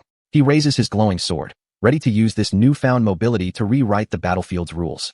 The wild spirit rears up, perfectly synchronized with Vlad's burning desire to prove his worth. Sir Lutgeir Bayezid rides up alongside him, his expression filled with absolute shock at the boy's speed. Lutgeir watches the apprentice charge, realizing Vlad is executing his duty more honorably than any knight. This selfless courage completely shatters Lutgeir's cynical view of the lowborn squire, proving that Vlad possesses the rare, unyielding resolve of a true swordmaster. Lutgeir openly praises his bravery, acknowledging that Vlad has saved their entire reputation today. Praise won't save them unless they can coordinate a flawless tactical retreat, which requires Vlad to act as the ultimate decoy to buy time for the pilgrims. Lutgeir explains the brutal stakes. They must place their bets on Vlad's ability to lure the beast. Vlad hesitates, knowing the sheer scale of the monster they are trying to manipulate. But he looks at the horse's glowing blue eye and realizes they share the same protective instinct. He promises the stallion they will save its herd together, sealing their silent, magical bond. The horse's swirling, galaxy-like eye locks onto Vlad, accepting him as its true rider. Vlad's own eyes flare with a matching blue light, fully synchronizing their spiritual energy. Surrounded by the spectral herd, Vlad prepares to execute the most dangerous decoy run of his life. He shouts back his assent to Sir Lutgear, ready to lead the armored terror away. Lutgear orders him to loop around the hill, promising to prepare a decisive strike on the other side. The giant deathworm senses their movement, its massive body coiling as it prepares to pursue. Vlad looks back, his heart hammering as the ground begins to violently shake beneath them. The monster's gaping maw descends, its sharp teeth glistening with corrupted purple saliva. But Vlad trusts the horse's speed, charging forward to lead the beast away from the convoy. Lutgear's knights watch in absolute disbelief as the squire accelerates past their own trained mounts. Lutgear smirks, realizing he has recruited an incredibly dangerous wolf to his cause. The decoy run begins, a high-stakes chase across the open Sturma grasslands. The voice instructs Vlad to let his spiritual existence flow directly through the sword's glowing engravings, creating a brilliant, vibrating beacon of magic that the subterranean predator cannot ignore. Vlad screams in agony as the sheer pressure of channeling the voice's energy strains his soul. But his blade erupts with a blinding blue light that completely locks the monster's attention. The voice warns him that the dragon is pursuing the brilliant, shining light of his soul. If his concentration wavers for even a second, the massive beast will swallow him whole. He pushes the stallion to its absolute limit, maintaining the perfect distance to keep the beast hooked. With the decoy run succeeding, Lutgear's commander orders the immediate evacuation of the pilgrims. Lutgear stands firm in the center of the field, preparing to execute their final, desperate countermeasure. The deathworm erupts from the earth, completely falling for Vlad's high-speed trap. Lutgear closes his eyes, focusing his mind on the inner depths of his soul, to expand his world and unleash a devastating, fire-infused combat technique. He strikes his sword hilt, channeling his aura into a vertical beam of absolute destruction. The ground cracks and glows with molten energy as the temperature in the valley spikes. Vlad watches the massive vortex of fire erupt, his horse rearing back from the intense heat. His blue eyes analyze the sheer, terrifying scale of the fire strike. Realizing this is the true power of a high-level knight who can manipulate reality. The internal narration explains that only those who can deeply observe themselves can expand their world. Lutgear is out here looking like he's about to drop the most fire mixtape of the medieval era, literally. Vlad is completely awed by the ferocity of the attack, whispering in silent reverence. He sweats from the heat, realizing how much further he must grow to survive. The fire rages, illuminating the massive gap between a squire and a true master of the sword. Lutgear's flames consume the battlefield, leaving Vlad with the terrifying realization that this power could easily burn down his entire world. Vlad is staring down a giant, gaping maw of armor and teeth, knowing that a single misstep means getting swallowed whole. But the beast suddenly hesitates, its armored hide glowing with a corrupted purple crystal that seems to be overriding its natural instincts. Vlad instantly senses the shift, spotting a distant, blazing silhouette of gold and red armor standing right in the creature's path. As Sir Lutgear fully unleashes his personal domain, expanding his world to draw the monster's aggregate hostility, Vlad realizes his own newly awakened domain is too weak to compete with a true knight's presence, leaving him desperate to regain control of the battlefield. So he whips his mount around, kicking up dirt as he races back into the chaos. While the massive worm-like remnant pursues him, its massive bulk tearing through the grass as Lutgear's knights shout and panic. The sheer scale of the threat closes in, forcing the surrounding riders into absolute hysteria as they realize how close they are to being crushed. But Vlad's sword suddenly vibrates, responding to a profound, ancient resonance that begins to flood his senses, leaving him completely overwhelmed by a surge of raw, blue magical energy that flares from his eyes. Voice's power manifests as a towering, vertical column of pure, shimmering light, taking the shape of a spectral horse's head, which instantly materializes beneath him, uniting the silent knight and the spirit horse into a single, unstoppable force. Just as the beast lunges again, its massive jaws snapping shut on empty air, because Vlad is already moving, charging forward on a spectral mount of pure, crackling starlight, completely unfazed by the creature's deafening, earth-shaking roar. He gallops across the open field, his blade leaving a vibrant trail of blue and green energy. As their souls connect at the horizon where the individual completely disappears into the collective we, illuminating the dark, terrifying landscape like a rising star. This is the moment Vlad's true potential begins to show, his existence shining brighter than any squire before him. As he closes the distance toward the blazing crimson silhouette of Sir Lutgear. But the physical strain of maintaining this level of magic is immense, and Vlad can feel his newly awakened domain beginning to fracture. Knowing that if he loses his focus now, the beast will immediately turn back toward the defenseless pilgrims. His muscles scream in agony, his left eye burning with the raw, unchecked power of the voice. While Lutgear's flanking knights charge alongside him, kicking up massive clouds of dust, shouting desperately for the newbie to keep his momentum and guide the beast directly toward the center. The elite knights watch in absolute awe, recognizing the terrifying, untamed talent of the boy from the slums. As the massive, glowing-eyed dragon remnant pursues the shining warmth of his presence, Vlad coordinates perfectly with the goateed knight, executing a high-speed, grazing maneuver, directly toward Sir Lutgear, who stands waiting like a pillar of golden fire. Vlad screams Lutgear's name, signaling that the trap is fully set. And Luckgear smiles, acknowledging the kid's insane, suicidal courage before preparing his final strike, declaring that no foreign monstrosity will ever defile the sacred land of House Bayezid. As he channels his life force directly into the ground beneath his feet, the atmosphere turns suffocatingly hot, the air itself beginning to warp and crackle with raw heat.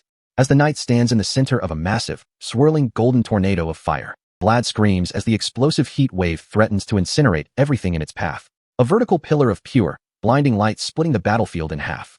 As Luckgear's blade cuts through the creature's armored hide, leaving the earth scorched and melting, Vlad leaps backward, his dark cloak billowing as he barely escapes the expanding wall of fire, which rages with absolute, terrifying ferocity, turning the grasslands into a literal furnace. On the cliffs, Dorothea, Potri, and the pilgrims watch in paralyzed, silent shock at the devastating scale of the clash. Vlad stands at the edge of the inferno, his wide blue eyes reflecting the orange glow, realizing this is the true, terrifying reality of a knight's expanded world. A level of mastery that completely defies common sense and makes his own power look like a mere spark. He understands now that the path of the sword is an endless mountain, and he is still standing at the absolute bottom, wondering if Godwin, Sir Jair, or even Sir Pablo are capable of this level of absolute destruction. And if he, a kid born in the gutters of Skawara, will ever be worthy of standing on that peak. The voice responds with a quiet, solemn promise, reminding him that any world can bloom if its foundation is unshakable. As the brilliant blue light of the spirit horse slowly begins to fade, the raging wildfire begins to die down, leaving behind a thick blanket of black smoke. And Sir Luckgear kneels on the scorched earth, his red cloak singed as he struggles to catch his breath. Vlad approaches him, his own body trembling from the severe physical backlash of overusing his aura, asking if the entire grassland will burn, only for Luckgear to reassure him that the wet grass will naturally smother the flames. Vlad's legs suddenly give way, his joints locking up in agonizing pain as he collapses heavily onto the blackened soil, realizing the immense physical toll of temporarily expanding his personal domain. Luckgear looks at him and lets out a tired, respectful laugh, extending his hand to ask for a lift. And honestly, seeing two of the strongest prospects in the region sitting in the dirt like they just failed a physical fitness test is pretty humbling. Luckgear praises Vlad's incredible horse riding skills, noting it completely contradicts the rumors of his incompetence. And Vlad looks back at the wild black horse standing peacefully in the sunset, acknowledging that the horse was the true hero, as they share a quiet, unspoken moment of mutual respect. Luckgear's knights arrive, playfully smacking each other and laughing at the sheer absurdity of the victory, while Luckgear stands up, bidding Vlad a casual farewell, promising they will meet again on the battlefield. Vlad is left completely dazed and confused, wondering how the hell Luckgear already knows his true name. But before he can think, a familiar figure steps out from the crowd of pilgrims. Priest Andrea rushes forward, his face filled with absolute, tearful relief, instantly recognizing the brilliant, pure light that had cut through the darkness of Varna, the exact same holy light that had protected them from the undead curse. The elderly priest reaches out, his hands trembling with deep, religious reverence, and kneels on the scorched earth, clutching Vlad's hands to thank him for saving their lives. Vlad is completely flustered, his streetwise instincts leaving him totally unprepared for a respected holy man to kneel before him. Priest Andrea closes his eyes, leading the pilgrims in a solemn, heartfelt prayer, asking the Lord to watch over the brave boy who acted through his own unshakable determination, and to have mercy on the shining youth who sacrificed his own safety to protect the innocent. Their voices rise in harmony under the sunset sky. Vlad's personal world expands, fueled by the collective faith of the people he chose to save. The sun sets over the stone towers of the Bayezid estate, painting the sky in a bloody, golden orange. While inside the quiet sanctuary of the library, Count Bayezid stares at a crumpled report, immediately sensing that the fragile peace of the northern territory is about to completely shatter under the weight of an incoming crisis, which his advisor confirms is a direct warning from the beastman Mage Dorothea, sent through a crystal ball to expose a terrifying truth. Black magic is actively taking root in the northern borders again. For centuries, the loose grip of the empire has allowed ancient, cursed entities to fester in the dark, preparing to unleash chaos. And the Count knows that if these dark summoners are left unchecked, the entire Bayezid lineage will be dragged into a brutal war for survival. But amidst the creeping dread, there is a single name that has been echoing through the northern halls lately, a name tied to the winter monster subjugation, the high-stakes duel in Hainel, and the recent rescue of the pilgrims. Count Bayezid realizes that without this raw, unpolished street kid, the family's reputation would have suffered a devastating blow, which makes Vlad's sudden, miraculous rise nothing short of praiseworthy. The advisor immediately asks if they should summon Sir Joseph and officially grant Vlad the status he has earned, because the Count firmly believes that those who possess the strength to survive the gutter deserve to enjoy the light. As the golden sunset fades into a cold, starry night, the scene shifts to a quiet encampment on the Sturma grasslands, where the travelers can finally breathe after the worm attack. While the mercenaries huddle around the warm fire, sharing quiet stories and letting their guard down, Vlad sits completely isolated in the dark, his hand resting on the sheathed weapon that has carried him this far. He quietly traces the worn crossguard of his blade, his mind heavy with the physical toll of his awakening, when an unexpected voice interrupts his thoughts. Sir Lutgear stands over the boy, holding a bottle of whiskey and dryly mocking his dramatic, solitary silence. Vlad immediately tenses up, but Lutgear simply sits opposite him, asking about the fat merchant boy Potri, whom Dorothea apparently dragged off to perform manual labor, while Priest Andrea leads the pilgrims in prayer. Lutgear notes that everyone seems to be busy tonight, leaving the two of them alone in the quiet dark. Lutgear offers his bottle, but Vlad instinctively rejects the hospitality, claiming he is busy polishing his sword, which immediately annoys the eldest son. Lutgear confronts him about his constant rejection of his favors, first the peanuts, then his hand, wondering if Joseph ordered him to stay away. Blood really panicked and snatched the bottle of liquor right out of the eldest son's hand just to prove he wasn't playing political games, only to realize he is holding a highly expensive, rare whiskey that only the high nobility can afford. Despite their fierce rivalry, the two brothers' underlying preferences align, showing they are cut from the same cloth.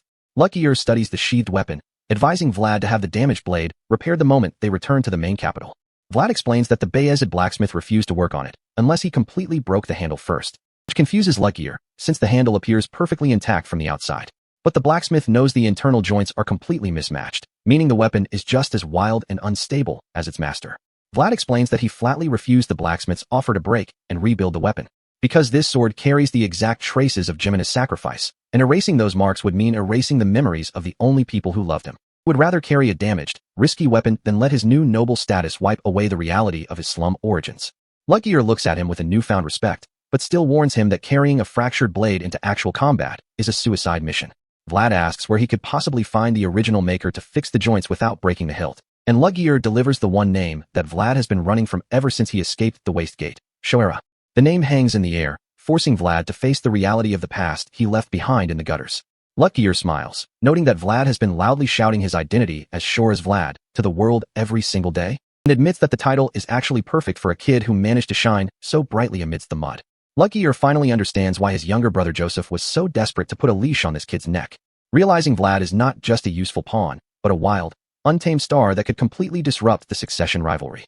Vlad sits in silence, the weight of his ultimate goal of vengeance against Godwin settling deep into his resolve. Lutgear stands up to leave, offering a quiet, parting word of encouragement about the sword's future, suggesting that if Vlad's resolve is genuine, the blacksmith in Shoera will surely recognize the weapon's true value.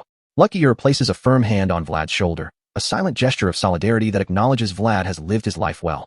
He tells the boy to rest, closing the distance between them as comrades rather than political rivals, and announces they will be departing for the Canor family estate in Sturma first thing in the morning. Left alone, Vlad promises his fractured blade that they will return to Shoera someday to settle their unfinished business, because his heart is still anchored to the Gilded Tavern, to Marcella, and to the family he left behind. Suddenly, the quiet of the night is broken by the slow, rhythmic clattering of hooves approaching the camp. And Vlad's left eye instantly flares with a bright blue light, his body reacting to a familiar, powerful presence. The wild black spirit horse stands on the ridge under the starry sky, its eyes reflecting the same ancient, mystical aura. Meanwhile, back in the quiet, dimly lit chambers of the Bayezid estate in Shutrama, Lady Oksana sits at her table, her needle pulling a glowing white thread through fabric to stitch a holy design. She looks up, her yellow eyes calm, asking her maid if the embroidery is sufficient to replicate the ancient tree heraldry of the Hainel household, which the maid confirms is flawless. The maid points to the open book of heraldry, while Oksana prepares to sew the next sacred sentence, declaring she does not need the reference book because the ancient codes are already burned into her memory. She pulls the thread tight with a soft, rhythmic click, her mind focused on the gathering storm in the north. Oksana admits this is her first time stitching this specific heraldry, recalling how she watched her mother do it during her childhood, and laments that the modern, sheltered knights of this era have completely lost the life-threatening pressure needed to carry this flag. As she speaks, the blank white flag on the stand is suddenly consumed by a brilliant, blinding blue magical aura, dissolving into the air to show that the ancient traditions of true knighthood are being completely erased from the world's memory. Longa jornada de volta das perderias de Sturma comica sob silencio pasado, como escolta cavalgando formiqueo. En cuanto os cavaleros observam a vastideo verde, completamente alhaios a tempestade politica que os espera na capital. Observando o rebanjo de cavalos selvagens correr perfida sincronia, breve momento de paz antes do chaos inevitable. Quanto o cavaleiro líder sabe que essa calmaria é apenas uma ilusão temporária, a última antes da regio inteira queimar. Dentro de Caruajum, Vlad encara a paisagem pela janela, sentindo o peso de como essa missão mudo su proprio caminho. Sabendo que sua conexo como esirado do cavalo negro chego ao fim, e que a despedida é a única opco. Porque ambos pertencem a mundos diferentes, com deveres distintos que não podem ser ignorados. Io magnifico animal precisa retornar para literar seu rebanho, assim como Vlad precisa voltar para enfrentar sus demonios. Do alto, do penhasco, o cavalo negro empina ultimo chamado majestoso, observando a carruagem se distanciar. Mercando o fim de uma aliança silenciosa, leco de respeto que so quem quais more junto consegue entender. Vlad observa a silhueta desaparecer no horizonte, enquanto o bondoso padre Andrea percebe a melancolia silenciosa do garoto, que tenta desviar o assunto com frisia, fingindo que a partida de simples animal neo o afeta nada. Mas o velho sacerdote apenas sorri, sabendo o quão difícil é para ser humano ser honesto com os proprios sentimentos. Lembrando-o de que cada despedida dolorosa neste mundo é apenas a semente para reencontro muito mais alegre. E que a verdadeira profundidade de uma conexão nunca é medida pelo tempo, mas pela marca que deixa na alma. Vlad sorri de canto, aceitando o conforto daquelas palavras enquanto a carruagem avança pela estrada. Como promessa silenciosa de que, algum lugar do futuro, eles voltarão a se encontrar. A poeira das praderias finalmente assenta, deixando para trás o calor do entardecer. E nos transportando para uma noite escura e tempestuosa na propriedade de Chutrama, onde a chuva torrencial anuncia a crise. E o proprio conde bezed se isola, su escritorio, consumido pela noticia de ruína de seus aliados no oeste. A queda repentina do conde ravnoma abala as estruturas de poder do norte. Forcando o líder dos bezed a encarar o feito de que a estabilidade de regio foi completamente pulverizada. Enquanto o estandarte chamas de ravnoma simboliza a ascenso violenta de Fakeo de Gaidar e do ambicioso segmento. Deixando o norte isolado, sem qualquer apoio ou resposta de uma corte real, que escolhe fechar os alhos. O conde se levanta, ciente de que as antigas lazy tradicos que mantenham a ordem perderam to do o valor. E que a moralha que construíram para proteger sua independência agora os impede de enxergar o perigo de fora. Enquanto uma das casas mais nobres do continente é verida do mapacem que ninguém mova único dedo. E ele visualiza o antigo guardio do juramento, percebendo que os valores sagrados dos cavaleiros foram completamente pisoteados pelos novos donos do poder, mergulhando o imperio uma anarquia absoluta, onde a tolerância acabou e a única regra que sobrou é a lei do mais forte. E ele se pergunta se essa queda é o primeiro sinal de uma era de trevas. Antes de notar, a traves de vidraca fustigada pela tempestade, o movimento estranho no patio abaixo. Percebendo que neo são peregrinos comuns, mas os sobreviventes desesperados de ravnoma. Carregando o antigo pacto para implorar por asilo político sob a protegeo de bandeira do norte. Enquanto isso, nos corredores do palácio, Vlad está à beira de colapso de ansiedade. Sabendo que sua interferência para salvar os peregrinos e sua cooperação com Sir Lutgear serão vistas como treco por Sir Joseph. E quando surgir surge das sombras como verdadeiro demonio de paralisia do sono, Vlad realmente acha que blood vai ser empacotado ali mesmo. Mas ele engol o medo e bate na porta de Joseph, pronto para assumir as consequências de suas escolhas. Ao entrar, o clima é tenso o suficiente para ser cortado com uma faca, com Joseph apontando sua chegada antecipada.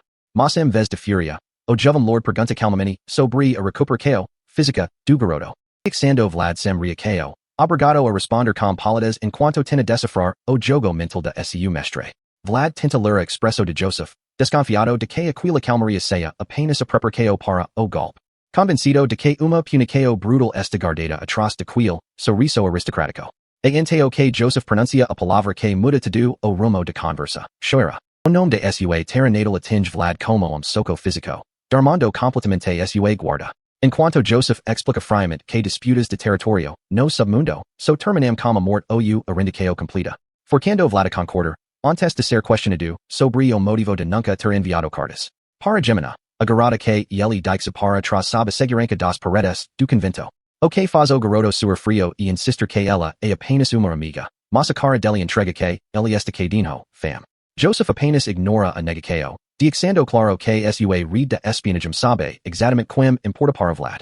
E que entende que o silencio do garoto era a única forma de mantê-la a salvo de violência das gangues. Mas pontua que para garantir essa paz de verdade, Vlad precisava de poder para esmagar one arm Jack. Rival cuja riqueza o tornava obstáculo intransponível para Orfeo de rua comum. Mas como Vlad provou seu valor ao lutar e sangrar pelos interesses de Joseph. Chegou a hora de a promessa feita naquele dia ser finalmente cumprida. Vlad assiste, paralisado, enquanto Joseph se levanta e camina dirico estandarte coberto. Explicando que aquela bandeira carrega a honra dos antigos representantes que fundaram o norte. Fardo pesado demais para o proprio Joseph carregar, Rizeo pela ili, y precisava encontrar guerrero digno. Y que Vlad, atraves de sua determinação implacável, conquistuo direito de empunhá-la. Como apoio e o reconhecimento oficial das casas Hanel e Bayezid. Ele revela o estandarte branco puríssimo, ostentando os braços de ambas as famílias. E ordena que Vlad erga a cabeça como o orgulho de verdadeiro cavaleiro associado. Mandando-o levar aquela bandeira de volta para os bicos de Shoera. Para destruir de vez as carenes do passado miserável e retornar como homem verdadeiramente livre. Eight mesmo o severo gyro observa a cena como asino silencioso de respeto, enquanto o impacto de conquista de Saba sobre Vlad, que encara o símbolo de sua nova identidade, sentindo que cada cicatriz finalmente fez sentido. Ele se lembra de espada simples de Otar, da identidade garanada pelo Padre Andrea. Do lenco perfumado com o nome de Lady Alyssa, e agora, de sua própria bandeira de cavaleiro. Percebendo que todas as pecas de sua jornada finalmente se unirão para dar raízes ao garoto de rua. Conquistadas nao por arranca o sword, mas por su proprio sangue e esforço na lama. Vlad segura o punho de sua espada, sentindo a força de sua própria linda kumkar a esse molder. E, com lágrimas de orgulho e fúria correndo pelo rosto, ele jura honrar o comando 8OFIM. EOF hashtag resumo dos modulacos de voz para gravação. Paines 2440-2457, mode, quiet / engage tom reflexivo, calmo e ligeiramente melancólico. Foco na despedida entre Vlad, e o cavalo espiritual. A voz dive sur limpa, sempressa, diexando o peso emotional de cena respirar. Paines 2458-2473, mode, heavy / expository tom de gravidade politica. A voz kai para registro mais bixo e serios para explicar a queda de revnoma e o perigo de anarquia no imperio. Paines 2474-2485, mode, reactive / engaged humor seco e tenseo. O panico interno de Vlad ao encaragir e Joseph deve ser narrado com dinamismo e aquila piteta de deboche de internet, sleep paralysis demon, packed up. Paines 2486-2511, mode, engaged / dramatic crescendo emotional. A revelação do estandarte e o reconhecimento de Vlad como cavaleiro associado exigem uma entrega de voz poderosa, passada e imponente, culminando no juramento final. The fall of Count Ravnoma has officially triggered a massive power vacuum, forcing his displaced refugees to seek shelter under Count Bayezid's domain, bringing with them a legendary burden, which is none other than the volatile, heavily chained chest containing the cursed dragon fragment, a remnant of the most perfect golden dragon defeated by the founding king. In a legendary battle that laid the very foundations of the empire's power, Count Bayezid looks down at the white-haired elder, his expression heavy with political pragmatism, acknowledging that Ravnoma's family was the only shield capable of holding the West's greed in check. To secure this fragile new alliance, Bayezid promises to deploy his elite forces, offering the refugees sanctuary while his house assumes guardianship of the ancient relic. As the robed followers cover the volatile chest with a white cloth, the heavy stone sarcophagus is carried down the grand hall, shifting the geopolitical balance of the continent, leaving Count Bayezid to quietly discuss the rising chaos with his advisor, Ragmus. They both know the refugees had no other choice but to flee the burning west, leaving only one other house qualified to guard the covenant in the freezing north. The legendary steel Lord Timur Baranov, an insurmountable wall that even Bayezid cannot influence. Meanwhile, Sir Joseph stands by the window, his mind consumed by the rapid approach of anarchy. As Ragmus approaches, his eyes instantly catching a significant detail in the room. Vlad's newly earned white flag of honor, a symbol of joint backing from Hanel and Bayezid, which now flutters from the departing carriage as the boy begins his journey without a moment's rest. Joseph smiles, knowing a true knight banneret, a warrior who has become his own master, cannot be bound, and honestly, Bro's hustle is unmatched, and must carry his own flag to face whatever shadows still linger in his past, commanding Vlad to return to his roots and settle his unfinished business. The carriage rolls through the massive stone gates, leaving the safety of the estate behind. As the journey back to the slums of Shoera officially begins, Vlad walks through the dark, impoverished alleys, his eyes locking onto the familiar, weathered sign of Rose's smile, where a rowdy crowd of crude men is already shouting demands for their favorite courtesan, unaware that behind the stone archway of the dressing room, a completely different struggle is unfolding. Marcella quietly applies her lipstick, trying to block out the chaotic noise from the tavern, while the new, abusive madam sneers from the shadows, demanding she go out to work. Madam coldly reminds her of the massive debt left behind after Godwin's devastating raid. But Marcella remains entirely unfazed, her calm defiance infuriating the greedy madam. The madam grabs her chin, issuing a vicious threat of lifelong exploitation, promising to drain her of every drop of value until her body literally falls apart. Marcella simply smirks, delivering a dry, mocking wish for the madam's longevity, proving that despite the physical abuse and loss, her streetwise spirit remains completely unbroken. Ordered to get on stage, Marcella stands before her vanity mirror for one last moment, placing her cosmetic tools down with a quiet, resolute click. reflecting on a life spent selling her body, but knowing she at least chose her own fate. Prepared to face whatever degradation the slums throw at her next, she steps through the doorway into the blinding light, greeted by the lustful cheers of the crowd, who view her not as a human being, but as a prize to be bought, their eyes reflecting a predatory hunger that defines the harsh reality of the backstreets. The madam stands beside her, raising her hands to initiate the auction, demanding the men show their gold to claim the Shoera Black Rose. The bidding war erupts instantly, with men desperately pooling their meager coins, screaming out higher offers as they fight over a wilting flower, while the madam gloats, planning to suck out every ounce of Marcella's remaining value. A bald man shouts a bid of 4 gold, a massive sum for a common laborer, leaving the madam to smugly ask if anyone can top the price. Suddenly, a calm voice from the staircase shatters the rowdy atmosphere, offering 100 gold, and my G really just shut down the entire auction with one sentence, leaving the madam frozen in absolute, mouth-gaping shock, as the rowdy crowd turns in stunned, silent disbelief. The heavy, fur-trimmed boots of a wealthy noble descend the wooden stairs, triggering a sudden, visceral wave of panic in Marcella's chest. She remembers the terrifying night Godwin brought absolute destruction to her home, his scarred face smirking as he dragged Jorge away in chains. She looks up in dread, expecting another monster to invade her nest, but the silhouetted figure in the dark cloak walks with a quiet, calm authority, bypassing the whispering crowd as if they don't even exist. The thugs back away in confusion, realizing this mysterious guest possesses immense wealth. The figure stops at the counter, dryly commenting on the rowdy atmosphere. The madam quickly studies his luxurious cloak, realizing she can easily extort him, confident that even if the 100 gold bid was a bluff, he can pay her handsomely. The figure raises his hand, flatly declining any of her standard services, and instead lists a specific menu of simple peasant food, demanding the exact meal that Jorge always used to order. Marcella covers her mouth, her eyes widening as she recognizes the voice. This is not the dirty gold thrown out of lust, but the golden bond of the young boy they once washed and raised in a tub of soap suds. Vlad pulls back his hood, his voice soft as he announces his return. His golden hair shines in the warm light, a splendid shade of gold that represents his hard-earned rise, standing tall as a splendid knight who has returned to save the only family he has left. Marcella is weeping behind the counter, her tears a stark reminder of the wreckage they both left behind.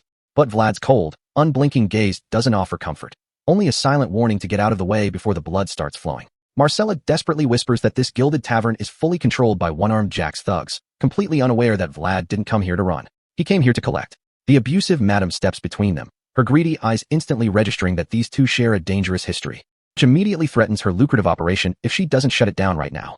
She moves to separate them before Vlad can disrupt the fragile peace of her establishment, unaware that Jack's armed lieutenants are already eyeing the confrontation from their table, their hands drifting toward their hilts. Vlad's steady, heavy footsteps echo through the silent room as he approaches the thugs, with the sheer confidence of a man who has spent the last month surviving the worst the Northern Wild could throw at him. He demands a final financial calculation before he pays his tab, naming the one man who orchestrated the ruin of his childhood sanctuary, One-Armed Jack. The madam's smug composure completely shatters as Vlad's left eye flares with the icy blue light of his awakened soul, making it clear that he isn't asking for a negotiation, but demanding a reckoning. Jack's top lieutenant sneers at the audacity of a mere street urchin, drawing his blade to teach the boy a lethal lesson in hierarchy. But Vlad's blade is already in motion, cutting through the air with a terrifying, refined speed that the thug's slow reflexes can't hope to match. In a single, fluid arc, Vlad's sword slices clean through the lieutenant's neck, sending a spray of dark blood across the room, as the headless body collapses heavily to the floor, instantly silencing the entire tavern. The remaining thugs freeze in absolute, paralyzing horror, staring at the sudden, effortless execution of their strongest fighter. While the madam's screams are cut short by the cold steel of Vlad's dagger pressed against her throat. He commands her to shut up and wait, his mind entirely focused on the systematic eradication of Jack's local influence. Vlad's blade crackles with raw, blue electrical energy as he prepares to extract his fair compensation from the rest of the gang, leaving the madam trembling in the dark, realizing the greenhorn she once exploited has returned as a monster. The surviving thugs desperately draw their weapons, trying to convince themselves that numbers will save them from a single boy. But as they surround him, they realize they aren't trapping a rabbit, but stepping directly into a wolf's den. Vlad grips his sword hilt, declaring himself the last dagger of Jorge, a title that carries the heavy weight of a blood oath, which instantly triggers a wave of recognition in the oldest thugs, who remember the legendary strength of the deserted knight. The realization hits them like a physical blow. This is the boy who survived the Black Lightning and the ruin of Rose's smile, and he has returned with the refined execution of a true swordmaster. The thugs try to rally, greed temporarily overcoming their terror as they realize Jack's massive bounty is standing right in front of them. But Blood really thought numbers would save him from a guy who literally split a mountain in half. Vlad's posture remains entirely relaxed, inviting their desperate charge with a cold, mocking smirk. He completely surrenders to the cold, predatory instinct of the voice. This isn't about honor anymore, it's about survival, and he's ready to turn this room into an absolute graveyard. The sheer, suffocating pressure of his murderous intent washes over the room, freezing the thug's muscles in place. As the ambient temperature in the room instantly plummets and Vlad's raw, unrefined aura begins to warp the air around him, manifesting the same terrifying, bloodthirsty wolf spirit that once shattered the mercenary in DMR. Vlad lunges, his movements a blur of blue light as he easily bypasses their clumsy guard, cutting through their defenses with the effortless grace of a seasoned warrior. The blade connects with a wet, heavy impact, shattering their bones and spilling their blood across the stone floor. As the surrounding fighters scramble to escape the systematic slaughter, realizing too late that there is no exit. One sword strike, one life. Vlad moves like a force of nature, leaving only screams in his wake, vowing to not spare a single person who contributed to the suffering of his friends. He's not just fighting, he's executing them, carving through Jack's syndicate to ensure they can never threaten his family again. Until only the heavy, wet sound of dripping blood echoes through the ruined tavern. Vlad's face remains entirely stoic, his eyes glowing with the quiet, terrifying light of a predator that has completed its hunt. Marcella watches the carnage in silent, tearful awe, realizing Vlad has paid their debt in full. The violent magical backlash illuminates his dark cloak, a grim testament to the heavy price of his vengeance, before he sheathes his blade, leaving the room in a heavy, suffocating silence. Meanwhile, at the syndicate's main headquarters, the sign of the Black Rose sways gently in the cold night wind. While inside, one-armed Jack drowns his anxieties in a bottle of cheap alcohol, his mind heavy with the weight of his fading reign.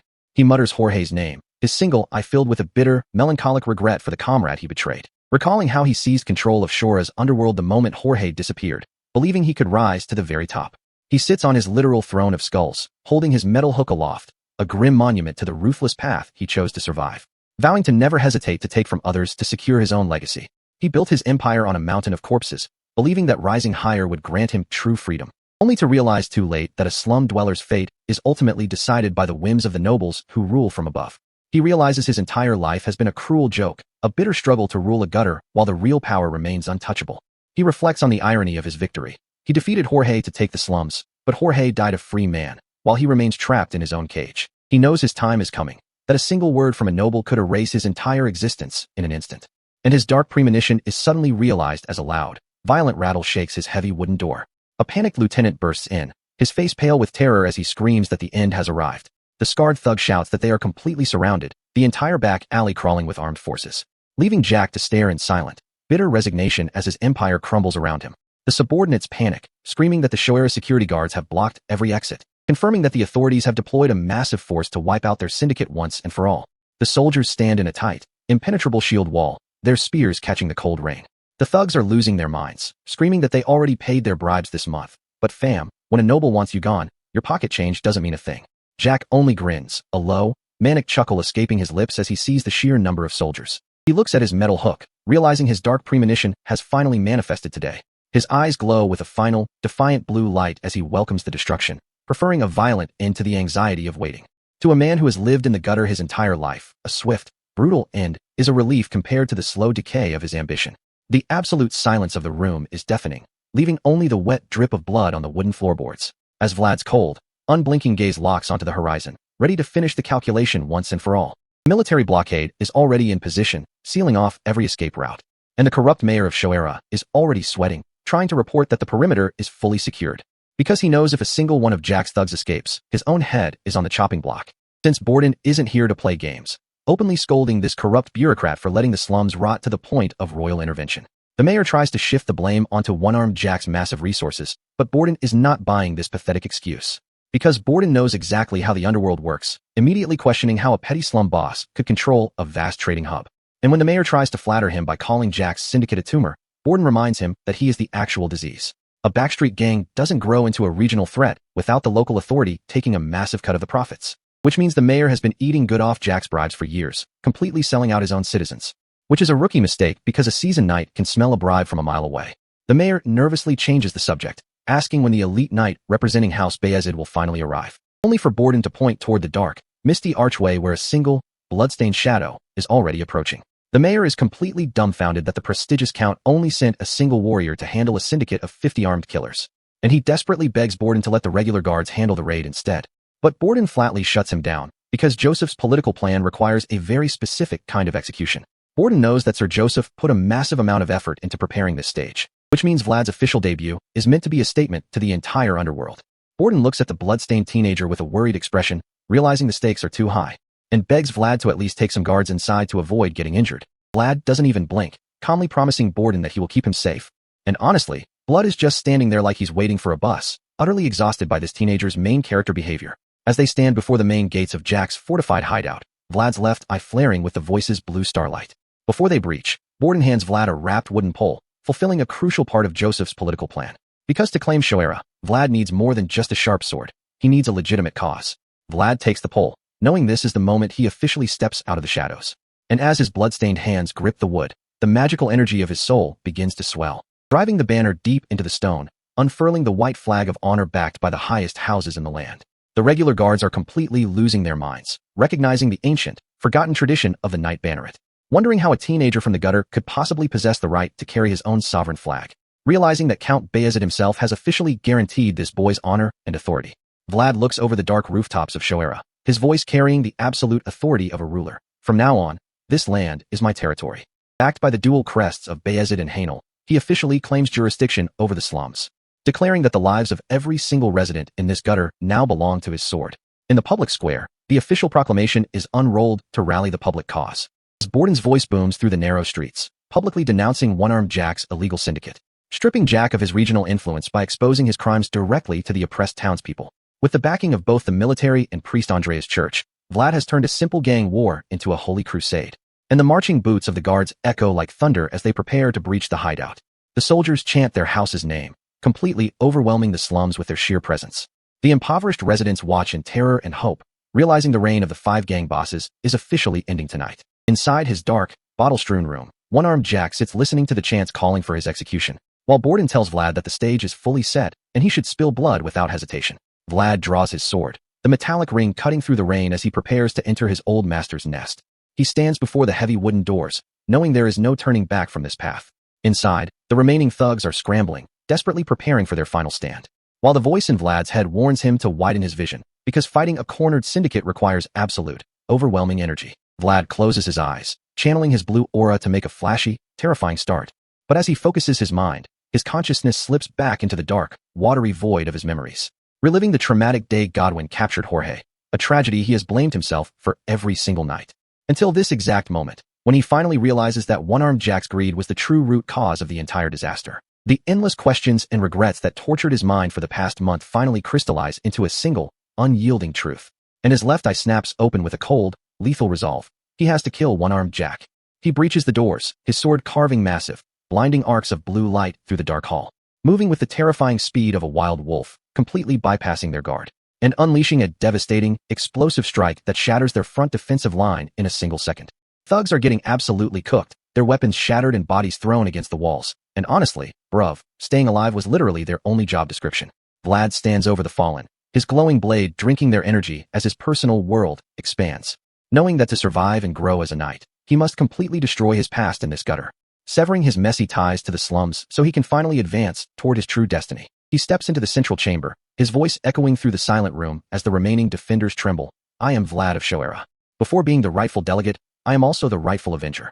He advances on them, his dark silhouette framed by the blue light of his sword. I have come here to end our struggle. He looks up at the high balcony, his voice booming with absolute, focused hatred. One-Armed Jack. He raises his sword into the spotlight, declaring to the entire syndicate, I have returned. One-Armed Jack looks down from his skull throne, instantly recognizing the voice of the street urchin he once tried to crush. And he lets out a low, sinister chuckle, his face contorted in a manic grin as he grips his metal hook, manically laughing at the beautiful irony that the rising star he tried to exploit has returned to take his head, as his hand erupts with a bright, ominous white light, preparing to unleash his final, desperate power, leaving Vlad to brace himself for the final, lethal clash that will decide the fate of Shoera. As he leaps forward, his boots leaving the ground to dive straight into the jaws of his vengeance. The thugs realize their entire syndicate is under siege, screaming for blood because they know, if they don't pack Vlad up right now, Joseph's security guards will execute every last one of them. Vlad doesn't even flinch, tapping directly into the voice's combat instinct to read their sloppy movements, instantly shattering their confidence because they've never faced a real knightly counter technique before. He sweeps through the front line, leaving no room for them to coordinate their advance. Another thug lunges blindly, completely unaware that Vlad spent the last month sparring with Sir Jair, which means his raw, unrefined street brawling has evolved into a highly lethal, calculated execution. The survivors freeze, realizing this blood is no longer the helpless street kid they used to extort. But their commander desperately tries to rally them, knowing that retreating means certain death under Jack's law. Yet, The gap between their survival instincts and their fear of Vlad is rapidly closing. They try to coordinate a mass ambush, but nobody wants to be the first to die, because they finally recognize that Vlad's swordsmanship is on an entirely different level. The entire room stalls, paralyzed by the sheer weight of his silent, predatory presence. Vlad breaks the silence, his voice carrying the absolute, cold authority of a seasoned northern warrior, who has returned to reclaim his home and wipe out his past once and for all. He channels the voice's power, locking onto the defenders blocking the upper levels, reading their defensive formation before they can even register his next move.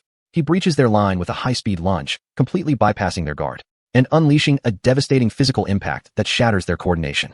The first defender falls screaming, realizing too late that street weapons cannot block a true night strike. The remaining thugs realize they are completely outmatched, their numbers meaning nothing against his refined speed. Desperate to neutralize his mobility, they prepare to deploy their heaviest crowd control gear, launching a massive chain net to pin him to the floor. But Vlad's reflexes are far too sharp, slipping beneath the trajectory effortlessly. He utilizes the momentum to reposition, leaving them completely vulnerable and exposed. They scramble to secure the upper staircase, trying to build a bottleneck, hoping the narrow architecture will neutralize his overwhelming agility. The leader commands them to hold the high ground at all costs, knowing that if Vlad breaches this choke point, the entire upper floor is compromised.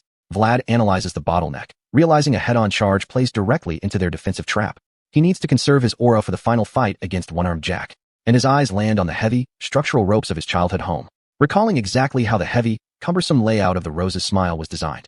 The defenders wait for his advance, completely unaware of his environmental advantage, until Vlad slashes the main pulley cord, releasing the counterweights.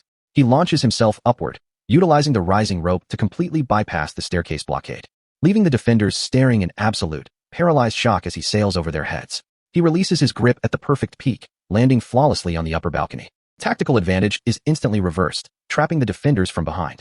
Vlad mockingly calls out to the lower floor, completely shattering their tactical formation. He stares down the remaining guards, his gaze carrying absolute, lethal contempt, and lunges forward to systematically dismantle their remaining defenses. They try to make a stand, but 5 years of slum training is nothing compared to getting packed in 8 seconds by a real swordmaster. Vlad executes a precise thrust, neutralizing the closest threat instantly. He sweeps through the platform, his movements refined by his brutal sparring sessions with Sir Jair, making these seasoned slum thugs look like complete amateurs who have never faced a real warrior. He effortlessly parries their strikes, realizing their speed is a joke compared to Jair's wooden sword. Bruv. Vlad catches his breath, the physical toll of his rapid movements starting to register, but his instincts alert him to an incoming projectile, deflecting it instantly. 2 archers on the high platform lock onto his position, trying to pin him down. They unleash a rapid volley of arrows, hoping to overwhelm his defenses through sheer rate of fire. Vlad maneuvers through the barrage, his focus entirely locked on their high ground position, and launches himself into an incredible, high-speed leap to close the vertical distance. He sails through the air like a predator descending upon its prey. He secures his grip on the high platform's railing, completely breaching their defensive line. The archers freeze in absolute terror as his shadow looms over them.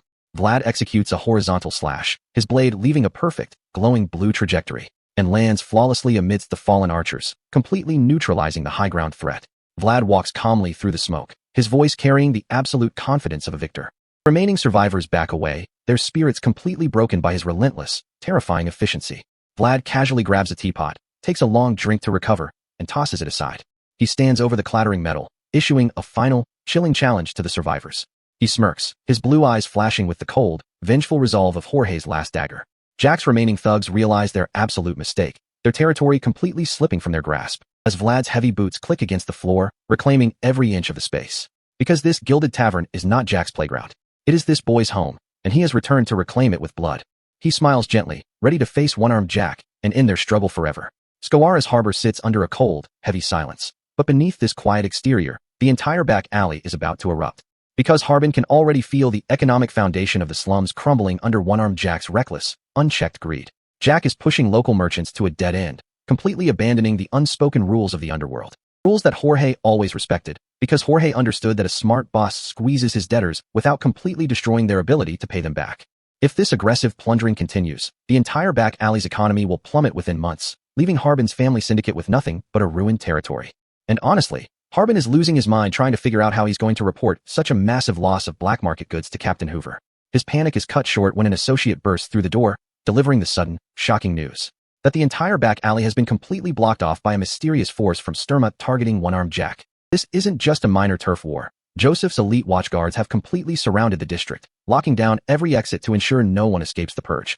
Harbin immediately realizes Jack's unchecked greed has finally crossed the line, triggering a full-scale military intervention that will bring another bloody purge to the slums. But the associate is more concerned with a familiar name, asking Harbin if he was close to the kid who's leading the charge. Harbin goes quiet, struggling to believe that the scrawny street kid he once knew has returned as a powerful noble's executioner. Meanwhile, in another corner of the slums, Ned is quietly working when his associate drops the exact same rumors, revealing that the blonde executioner who planted his flag in front of Rose's smile is none other than Vlad of Shoera.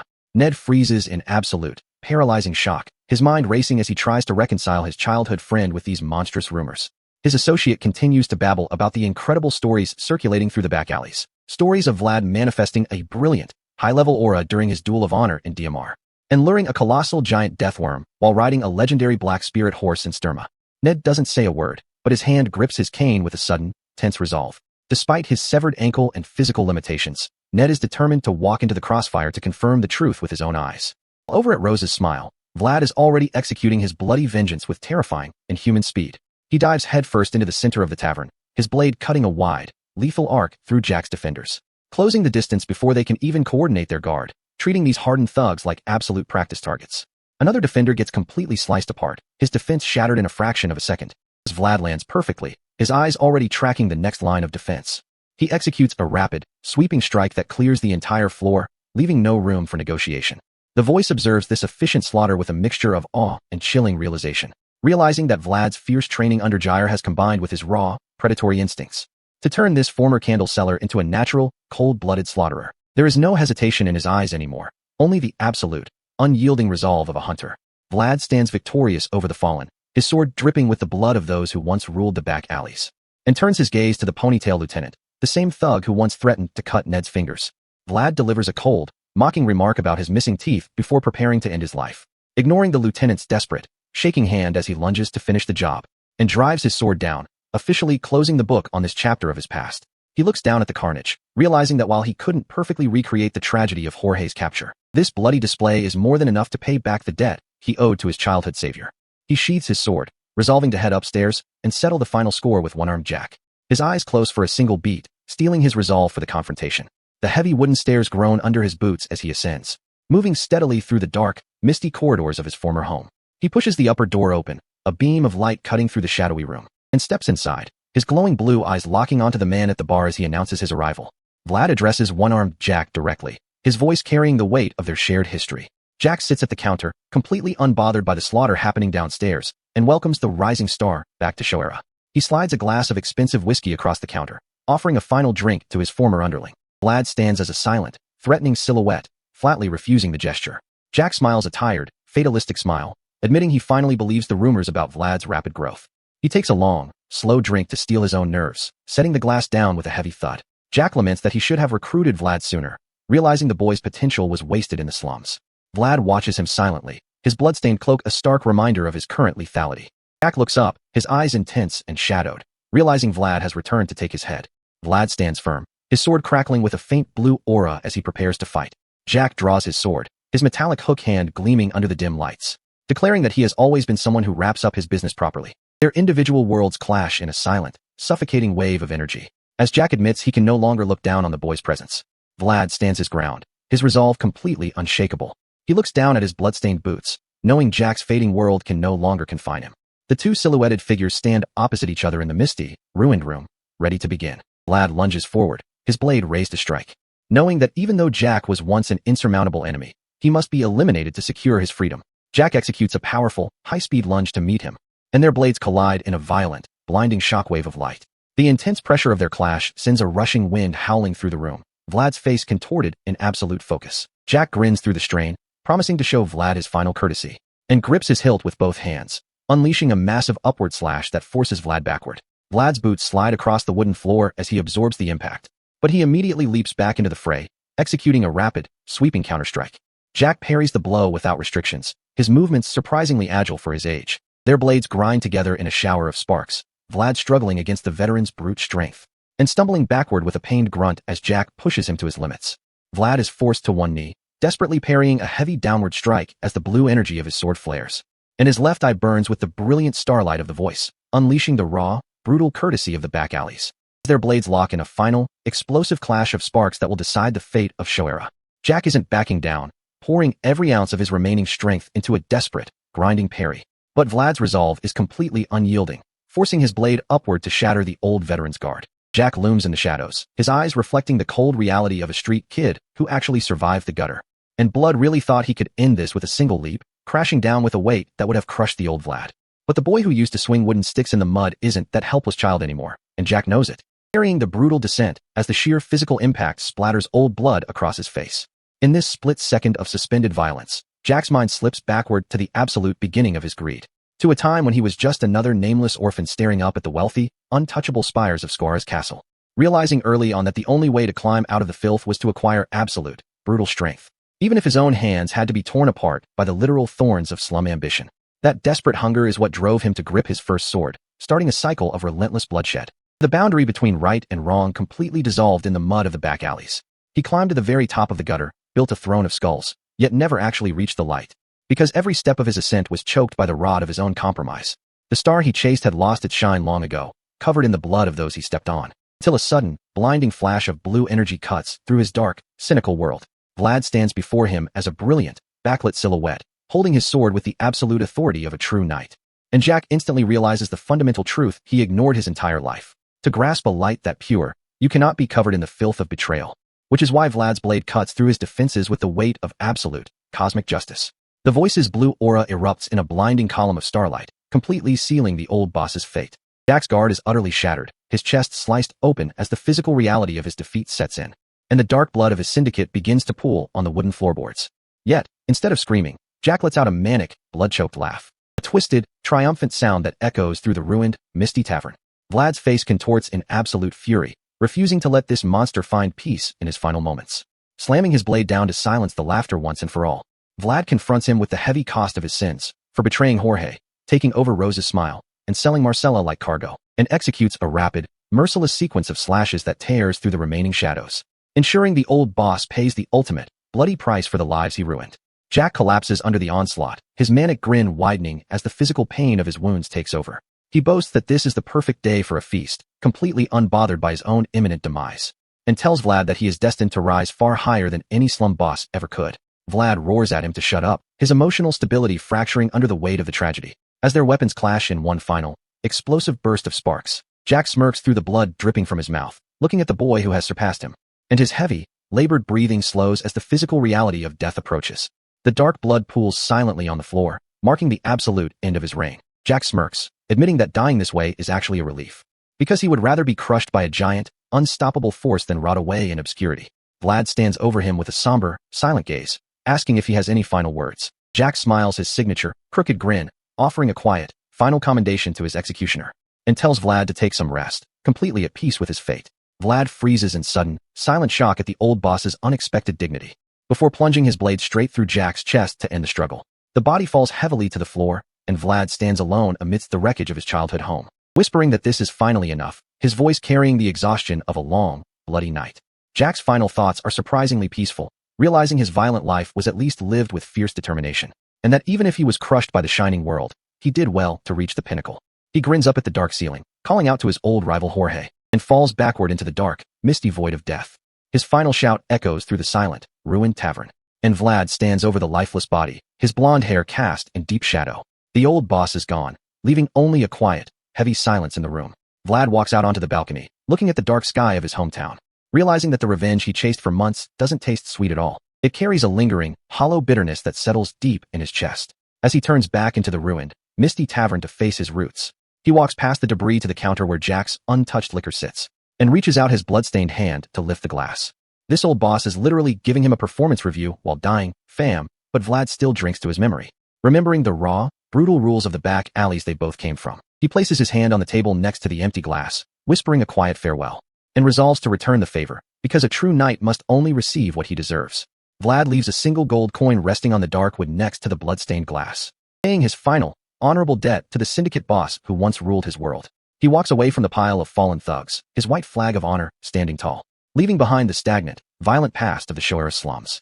The stagnant drop has finally flowed to the outside, leaving a small ripple in his soul, as his bloodied, curved blade catches the faint light of a new dawn. Borden is sweating bullets outside the blockaded flower pavilion because the dead silence from inside is actively eating him alive, until a lone, blood-drenched silhouette slowly emerges from the pitch-black entrance of the ruined tavern. instantly paralyzing Borden with pure shock as Vlad stands there casually holding a sword dripping with fresh crimson. Borden's jaw completely drops, but Vlad's eyes are glowing with the cold, predatory remnants of his awakened power, sending a wave of absolute dread through the surrounding security guards who realize they are looking at a monster.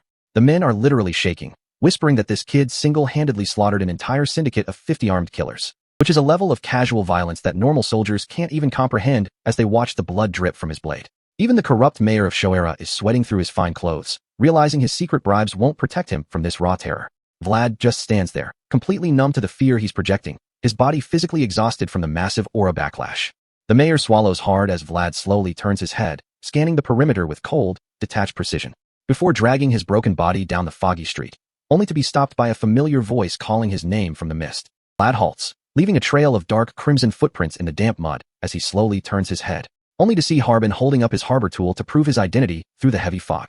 Recognizing his old ally, Vlad whispers Harbin's name as the guards lower their spears to let the clerk pass. Vlad's light blue eye flashes with a sudden spark of relief, realizing he is finally back among people he can trust. The guards quickly step aside, acknowledging that this blood-drenched executioner is actually their ally's childhood friend. And as the path clears, the slow, rhythmic thud of a T-shaped wooden cane echoes through the quiet street, revealing Ned limping forward with tears in his eyes, immediately calling Vlad an idiot for risking his life like this. Ned desperately asks if he's okay, and Vlad just smiles weakly, his cold facade completely melting away.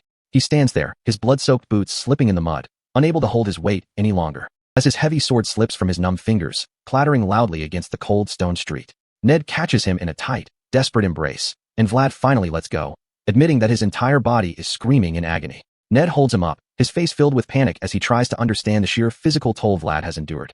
But Vlad just smirks weakly, resting his head on his friend's shoulder as the heavy tension in his soul evaporates.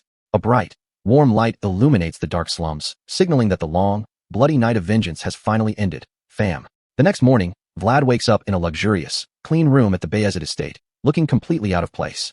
And as he stares out at the bright, prosperous rooftops of Sturma, he realizes his soul is still rejecting this noble comfort. His quiet thoughts are interrupted as a local Shoera servant enters the room, carrying a wooden face-washing basin. The servant is grinning from ear to ear, eager to serve the new captain, who has become the legend of the back alleys. Vlad just stares at him with a completely deadpan expression, thoroughly exhausted by this sudden, excessive flattery. The servant just keeps smiling, acting like he has been Vlad's most loyal follower since day one, which is wild. But in the corner of the room, God is biting his thumb in absolute, sweating panic over losing his position to a local. Vlad easily reads Gott's hilarious insecurity and calmly tells him to stay cool and not get impatient, before turning to the servant with a cold, serious warning to keep his loyalty honest or leave immediately. The servant nods enthusiastically, and Vlad let out a long, tired sigh, completely weary of managing these back alley egos. An attendant knocks on the door, delivering a message that Sir Borden is waiting to see him. Vlad stands up, adjusting his tunic, glad to have a professional distraction from his domestic troubles. He heads down the corridor, knowing he has critical, unfinished business of his own to discuss with the guard captain. He enters Borden's office and is greeted by a literal mountain of pastries, cookies, and fresh tarts. And honestly, Vlad looks at this feast like he's being punished, muttering that eating like this will kill them. Borden just keeps chewing on a strawberry tart, pointing at the towering stacks of administrative paperwork cluttering his desk, explaining that one-armed Jack's corrupt shadow was buried so deep in the back alley that uprooting it is an absolute nightmare. Borden rests his chin on his hand, asking Vlad what his next move is now that his combat mission is officially over. Vlad stands at attention, and Borden instructs him to remain on hold until Sir Joseph arrives to finalize their plans. Vlad looks down, sweat dripping from his cheek as he admits he has absolutely no talent for administrative paperwork. Borden de-escalates, handing him a white document, and Vlad looks down at the official seal with a serious expression, as Borden explains that this document represents the official authority of arrest granted by House Bayezid, which is basically a legal permit to beat up any remaining syndicate thugs to his heart's content. This is the next stage of Sir Joseph's grand vision, completely clearing out the back alley weeds and replacing them with order. Borden notes that Vlad is the perfect man for this purge because nobody knows the back alley's dark secrets better than him. Borden tells him to take his time, spend some time with his old friends, and even visit his lover at the convent. Vlad's face flushes with instant embarrassment, and he quickly mutters that Jemina is strictly just a childhood friend. Borden just grins and chews his sugar cube, telling Vlad he will notify him the moment the convent grants visitation access. Vlad bows and thanks him, realizing Borden is far more meticulous and observant than he originally let on. But before he leaves, Vlad asks a critical question. Are the remaining followers of One-Armed Jack locked in the prison? Borden confirms they rounded up every single syndicate member who was scattered across the territory. Vlad's face is cast in a cold, menacing blue light as he declares he must visit the prison immediately to find someone. Vlad walks down the dark, damp stone corridors of the dungeon, his mind filled with a quiet, burning resolve. Knowing that if his target is not among these prisoners, he will have to take far more drastic measures. He stands before a heavily guarded cell, his eyes flaring with blue energy as he prepares to dig up the back alley's deepest secrets. And deep within his soul, the shadowy entity watches with glowing, cold eyes, waiting to see how far Vlad will go. Vlad enters the deepest cells of the Shoera dungeon, knowing that to completely secure this town, he has to tie up every loose thread left behind by Jack's syndicate. And as his heavy footsteps echo through the damp stone corridor, the prisoners immediately recognize the terrifying figure who just dismantled their entire operation. Spotting the legendary silver dagger at his hip, the weapon of their late boss Jorge, which means the rumors of a new, ruthless power in Shoera are entirely real. Word of the Northern campaign has already trickled down to these cells, and the realization that the Duke's personal delegate is a boy from their own streets instantly paralyzes them with dread, because if Vlad is here to settle every old debt from the Rose's Smile raid, none of these men are leaving this dungeon alive. He stops before the iron grates, his eyes flaring with that same supernatural blue starlight that once crushed Jack's strongest mercenaries, sending an icy, suffocating pressure through the cell that forces these hardened criminals to cower like cornered animals. He doesn't look at them with anger, but with the cold, detached gaze of a judge who has already decided their fate, finally locking onto a specific, dark-skinned figure huddled silently in the corner of the cell. The cell falls completely silent as the prisoners realize the delegate isn't here for a mass slaughter, but for one specific man who once risked everything to help him escape these very slums. Vlad smiles, offering to buy his freedom for exactly 40 silver coins, the precise amount of extortion Jorge once demanded to free Ned years ago. It's Otar, the cynical old blacksmith who refused to sell his final masterpiece to anyone who couldn't escape the gutter. And despite his gruff, hostile exterior back then, Otar was one of the few souls who recognized the boy's potential before he ever held a real sword. This is Vlad's way of paying back his debt, extending a helping hand to the only adult who didn't exploit him. Recalling the fateful night when a brilliant, supernatural light first erupted from the frozen filth of the slums, setting his destiny in motion. That destitute child is gone, replaced by a warrior who now commands the authority of the most powerful noble houses in the north. And with his business in the dungeons concluded, Vlad travels to Varna's Grand Cathedral to fulfill his most personal mission yet. The peaceful convent is thrown into a frenzy as the young nuns crowd the windows, whispering excitedly about the arrival of the legendary northern hero, captivated by his striking blonde hair and blue eyes, treating his arrival like a scene straight out of a fairy tale. They know him only as the Duke's personal delegate, a rising star who wielded aura at an impossibly young age. And the rumors of his rapid ascent have made him a figure of immense political and romantic fascination within these sacred walls.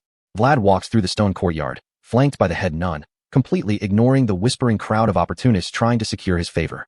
Deep within the damp, forgotten kitchens of the convent, far from the grand reception, a lone girl is forced to scrub grease off heavy plates, completely isolated from the excitement of the outside world. The Mother Superior bursts in, her voice echoing sharply as she demands the kitchen staff prepare for the prestigious guest's arrival, warning them that any delay or failure in their duties will bring shame upon the entire convent. The young nuns quickly bow their heads in submission, eager to escape her wrath and catch a glimpse of the handsome warrior, immediately shifting the blame onto Gemina, mocking her for her slow, deliberate work. Gemina bows her head, quietly apologizing as she continues to scrub the cold stone floor in isolation. They leave her behind with the remaining chores, treating her like a worthless debtor who must work to earn her keep, while she sits alone in the misty gloom, surrounded by towering stacks of dirty plates, listening to their excited chatter fade down the hall. Bro, the contrast between her scrubbing grease in the dark while the entire convent is throwing a festival for her childhood friend is actually wild. Inside the grand, sunlit sanctuary, the priest formally introduces the special guest, noting his prestigious backing by Priest Andrea. And as Vlad stands before the assembly, the pews erupt into hushed whispers of admiration. The young nuns blush and whisper, completely captivated by his noble bearing and legendary reputation. But Vlad's mind is entirely elsewhere, his sharp blue eyes scanning the rows of habits with mounting frustration, completely ignoring their excited glances as he searches for the one face he actually came here to see. He realizes she isn't among the gathered crowd, despite his explicit request for every nun to be present. The head nun calls for prayer, and Vlad reluctantly closes his eyes, trying to maintain his polite, noble facade, kneeling on the cold stone floor under the brilliant light of the stained glass window. As the silent prayer continues, a quiet rustling echoes from the back of the cathedral, and Vlad's eyes snap open with sudden, joyful recognition as he senses a familiar presence. Gemina has slipped in late, kneeling quietly in the dark shadows near the entrance to avoid notice. She lets out a soft breath of relief, completely unaware that her presence has already been detected. Vlad stands up, his expression turning serious as he walks down the aisle toward the back of the hall, his gaze locking onto her worn, stained habit. The accompanying nun asks if something is wrong, noticing his sudden, tense focus. Vlad points directly at Gemina, his voice tight with anger as he notes how emaciated she looks. He demands to know if they are even feeding her properly, completely abandoning his polite, noble etiquette. The central nun flinches in absolute shock, while Vlad grumbles internally about having to maintain his restraint in a holy place. He steps forward, ignoring the gasping crowd, and approaches Jemina directly. The silent cathedral is filled with tension as the nuns watch the prestigious delegate march toward the lowly kitchen servant. And Jemina looks up, her red eyes wide with disbelief as she stares at the tall, blonde warrior standing before her. She can't believe the scrawny boy from the slums could have grown into such an imposing, powerful figure, whispering his name in quiet doubt as Vlad looks down at her. He studies her worn, dirty habit, his heart aching at the sight of her neglect. Seeing the dark stains on her dress, Vlad lets out a frustrated sigh, unable to hide his anger at her treatment. He asks why her habit is so dirty, his voice laced with protective fury. The surrounding nuns gasp in absolute shock, whispering in confusion as they realize the delegate shares a deep connection with their kitchen servant. Vlad asks if they've been starving her and forcing her to work without rest, his eyes locking onto hers with intense concern. He reaches out, his large hand gently touching her red hair in a gesture of profound tenderness, softly commanding her to answer him as he breaks through her silent disbelief. Looking up at her childhood protector, Jemina completely breaks down, tears streaming down her flushed cheeks in a pained sob. Vlad's mouth sets in a firm, unyielding line as he witnesses her pain, his resolve solidifying in an instant. He tells her to screw the procedures and that they are leaving today, declaring, "Let's go home, Jemina." He takes her hand, pulling her away from her life of servitude. For a girl who grew up as an unwanted orphan in the freezing slums, home was a word she had never once heard directed at her. Recalling their childhood in the freezing alleys, huddled together under a single tattered blanket just to survive the winter. That shared trauma forged a bond stronger than blood, and seeing her safe at last, Vlad knows he will never let her suffer again. He wraps his large, dark cloak around her trembling shoulders, shielding her from the staring eyes of the cathedral, pulling her into a tight, protective embrace as she weeps against his chest. In a world that treated them as worthless garbage, they had survived by becoming each other's home and parents, their shadows finally merging into one on the cathedral floor. Jemina sits in the carriage, clutching that pillow like her entire life depends on it. And she's sweating bullets because the guy sitting across from her is the same kid she used to share a gutter with. But Vlad looks so much like a highborn noble now that she can barely look him in the eye. Vlad asks why she keeps staring, but she just mutters some hesitant excuse because the physical transformation is too much for her to process.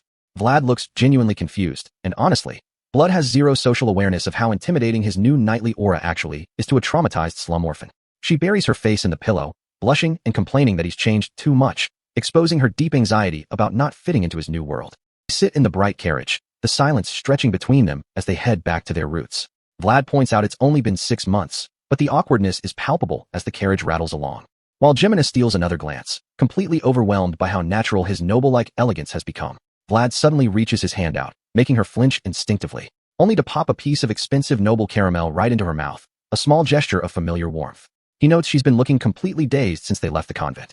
Vlad wants her to eat the sweet and snap out of her shell, showing his quiet, protective nature hasn't changed at all. She chews it, immediately asking if he stole it, because when you grow up starving, your first instinct is always to assume crime.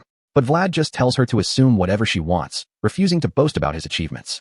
He suddenly notices her tearing up, and she snaps at him for taking so damn long to come back for her. She weeps into her bag because the sheer relief of finally being safe and rescued is completely breaking her down. Vlad looks out the window, resting his chin on his hand as he lets her cry, knowing some scars take time to heal. The carriage rolls down the sunny forest path, carrying 2 orphans who are finally returning to where their story began. Night falls over the rooftops of Shoera, a town where the wealthy look down on the slums from their glowing castles. Inside his dark workshop, Otar sits alone by his forge, feeling his own life force slowly fading away. Just like the dying embers in his furnace, completely unfulfilled and forgotten. He stares at his calloused hands, swallowed by the crushing realization that he's going to die in this gutter without leaving a legacy. He stands up to close the doors, laments that even the usual back-alley wanderers don't drop by anymore. And his mind instantly drifts to the blonde kid he helped smuggle out of the city months ago. Otar recalls young Vlad holding a rusty dagger, praying the kid didn't freeze to death in the northern snow. A heavy, muddy step squelches outside the door, and a familiar voice asks why he's closing so early. Otar tells the cloaked figure to come back tomorrow, but Vlad insists he's going to be way too busy starting tomorrow. Otar scoffs at a slum kid claiming to be busy, but then Vlad mentions his sword needs an immediate repair. Vlad pulls back his hood, and Otar's eyes widen as he recognizes the blonde kid who was supposed to be dead. Vlad smiles, telling him he's the only blacksmith in the world he trusts with this blade. Vlad presents the sword. Otar is completely paralyzed, staring at the weapon he never expected to see again. Then the old man's face lights up, his pride instantly overriding his shock as he yells that of course he can fix it. He eagerly drags Vlad inside, gesturing toward a seat in his cluttered backstreet workshop. Otar takes the blade, immediately analyzing the heavy damage. He points to a massive, jagged scratch, demanding to know what kind of monster could do this to his masterpiece. And Vlad calmly explains it happened while he was slaughtering goblin hordes in the freezing northern forests. Vlad details his duel of honor in DMR and how he had to scrape the blade against the earth to lure a giant deathworm. And Otar is completely awestruck, his reflection in the steel showing a man whose work is actively making history. Otar realizes that while he's been rotting in this alley, the boy has been out there living a life of true, unyielding honor. The old man laughs maniacally, his dying passion completely reignited as he prepares the forge. Otar pumps the bellows, heating the furnace until the flames roar against the stone walls. The blacksmith's star is twinkling again, his soul completely saved by the boy's return. The hammer strikes the glowing steel, sparks flying as Otar pours his entire remaining life force into repairing the blade. The next afternoon, Ned stands on a wooden pier, holding a bottle of whiskey and asking Vlad about One-Armed Jack's legendary sword IOU. Ned is stunned to realize Vlad is actually running the back alleys now, acting as the Count's official delegate. Ned explains he returned the IOU to Marcella immediately to secure her freedom, while Vlad notes the transition of power is always written in blood. Ned asks if Vlad is planning to return to Sturma, but Vlad explains he's on standby to clean up the rest of Jack's syndicate. Ned smiles, genuinely proud to see his childhood savior carrying himself with the quiet dignity of a noble-backed knight. Vlad reveals he's investigating Jack's hidden properties and assets, knowing the money bugs have been digging holes everywhere. Ned offers his help, noting his local network can track down the hidden assets in exchange for some of that expensive whiskey. Ned smirks, pointing out that nothing in the slums comes without a price, bruv. He reveals Marcella is desperately trying to locate the other courtesans who were sold off when the Rose's smile fell. Ned touches his chin, realizing there's a systematic pattern to how these women were trafficked. Vlad listens intently, his face setting into a serious line as Ned explains some of the girls vanished without a single trace, including a woman named Anna, who was abducted by a brutal bald man in the dark alleys. Ned warns that this systematic trafficking ring is completely different from Jack's usual unorganized chaos. He promises to keep digging, though his current forces are small after the recent gang wars. Ned's scarred scout approaches the pier, calling out to Vlad. The scout reports he found a highly suspicious location that matches the trafficking pattern. Vlad stands up immediately, his predatory instincts taking over as he tells Ned he's heading there right now. Ned watches him walk away, sighing at the fact that Vlad doesn't even get a single day of rest after saving them. The scene shifts to a weathered wooden sign depicting a meat cleaver hanging outside a stone building.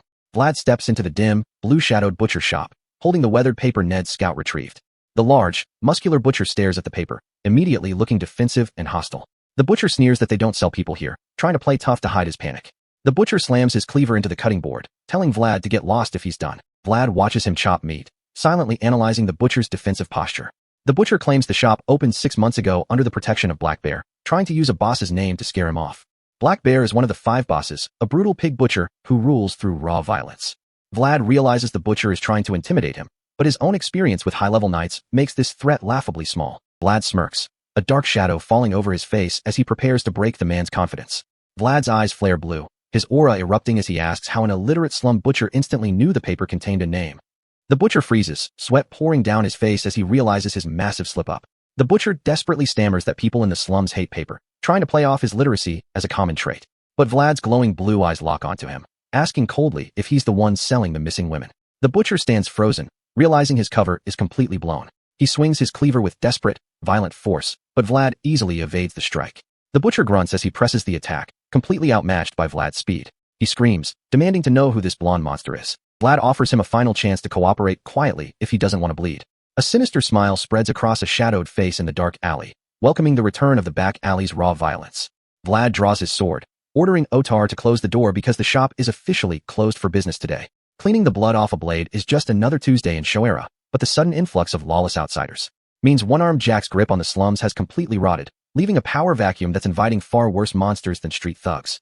Vlad had to physically squeeze the truth out of a terrified middleman, knowing that if he let this lead go cold, the entire human trafficking network operating in Shora's blind spots would vanish back into the shadows. What started as a simple cleanup mission has spiraled into an absolute nightmare, forcing Vlad to make a move. Before these underground slave traders realize the local authorities are finally breathing down their necks.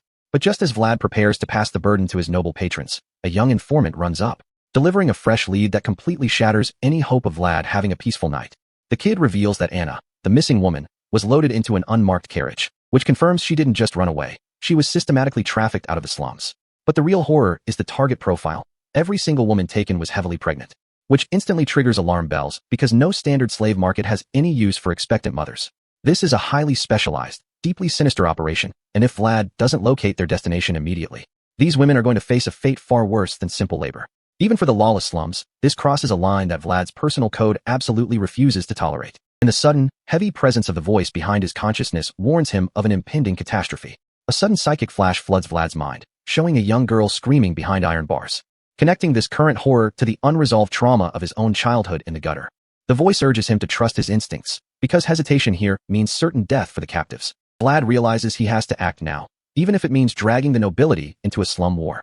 He instantly springs into action, heading straight for the military command center, where Sir Borden is currently enjoying a luxurious feast of tarts and pastries. Completely oblivious to the fact that his quiet holiday is about to be violently interrupted, Blund is really out here devouring strawberry cake, while a human trafficking crisis is unfolding. Borden is absolutely drowning in paperwork and begs for a 2-day delay, but Vlad flatly refuses, knowing that every single hour they waste is another hour those pregnant women are trafficked. Vlad threatens to take the matter straight to the mayor, forcing Borden to realize that this kid from the slums is not someone he can easily manipulate or delay. Borden's hopes for a peaceful holiday are officially dead as he looks out the window, spotting the grand arrival of the high-ranking knights of House Bayezid. Sir Joseph has returned early, bringing the full weight of his military escort to Shoera. The grand carriage pulls up to the cathedral, setting the stage for a massive political shift. Sir Joseph steps out, his calm gaze masking a calculating political ambition. The corrupt mayor of Shoera immediately begins groveling, completely unaware that his political career is about to be systematically dismantled by the very nobles he's trying to flatter. Vlad stands in the background, keeping his head low but his eyes sharp, sensing the underlying tension. Sir Jair immediately senses that something is rotting in Shoera, ordering the meeting moved indoors. They stride down the polished marble hallways, their heavy boots echoing in the quiet corridor. The mayor eagerly offers his office, but Jair stops him, insisting on a security sweep. The mayor acts offended, trying to play the victim to hide his deep panic. But Jair's green aura flares, completely paralyzing the corrupt official with pure, nightly pressure. The mayor stammers in terror, realizing his petty slum authority means absolutely nothing to an advanced knight. Jair praises Vlad's vigilance, validating his junior in front of the entire escort. And honestly, you gotta respect the hustle because my man is playing 4D chess with the local nobility, fam. Jair asks Vlad for his report, and Vlad carefully prepares to leverage this political moment by requesting a private audience with the corrupt mayor to dig up the trafficking ring. Jair is immensely proud, realizing Vlad has finally learned to navigate high-stakes noble politics. Jair approves the request, officially calling Sir Joseph into the room to finalize the trap. The attendants enter, marveling at the luxurious office funded by back-alley bribery, while the corrupt mayor stands sweating, realizing his luxurious life is rapidly slipping away. The mayor tries to regain his footing by boasting about the view, but Jair disdainfully rejects the red velvet throne, declaring it far too gaudy for a man of true honor. The mayor freezes as Sir Joseph steps into the light, his silhouette radiating absolute authority. The corrupt official stammers, realizing his entire network of bribery and collusion has been exposed. Sir Joseph calmly commands him to confess all his crimes, delivering a cold, polite execution of his career, by officially stripping the mayor of his title and appointing Sir Borden to take his place. The heavy silence of deposed authority settles over the room. Armed with Borden's official backing, Vlad's heavy boots steps back into the rotting mud of the slums, descending into the oldest, most dangerous alleyways where the regular watchguards never dare to tread. Vlad knows this territory is ruled by the pig butcher, a place thick with the scent of blood. And as they walk deeper, the hollow, red-eyed silhouettes of the desperate slum dwellers surround them, proving that some places in Shoera are so completely forsaken that even the syndicates left them to rot. Vlad stops before a grim gate adorned with a massive, chained ram skull, and stands flanked by hanging skeletons, ready to breach the pig butcher's territory to find the missing women. Vlad finally locates the blacksmith's cell. His hand reaches out, iron clanking against stone, where Otar looks out from behind the bars, immediately demanding to know who's lurking in his dark corner. Vlad just stares back with absolute deadpan energy, letting the silence hang because he knows the entire alley is already sweating over his return. And honestly, this is a calculated power move to show he's no longer the helpless street rat they can just ignore. He's reflecting on how the old Vlad would have been thrown in a ditch like this daily, but the game has completely changed.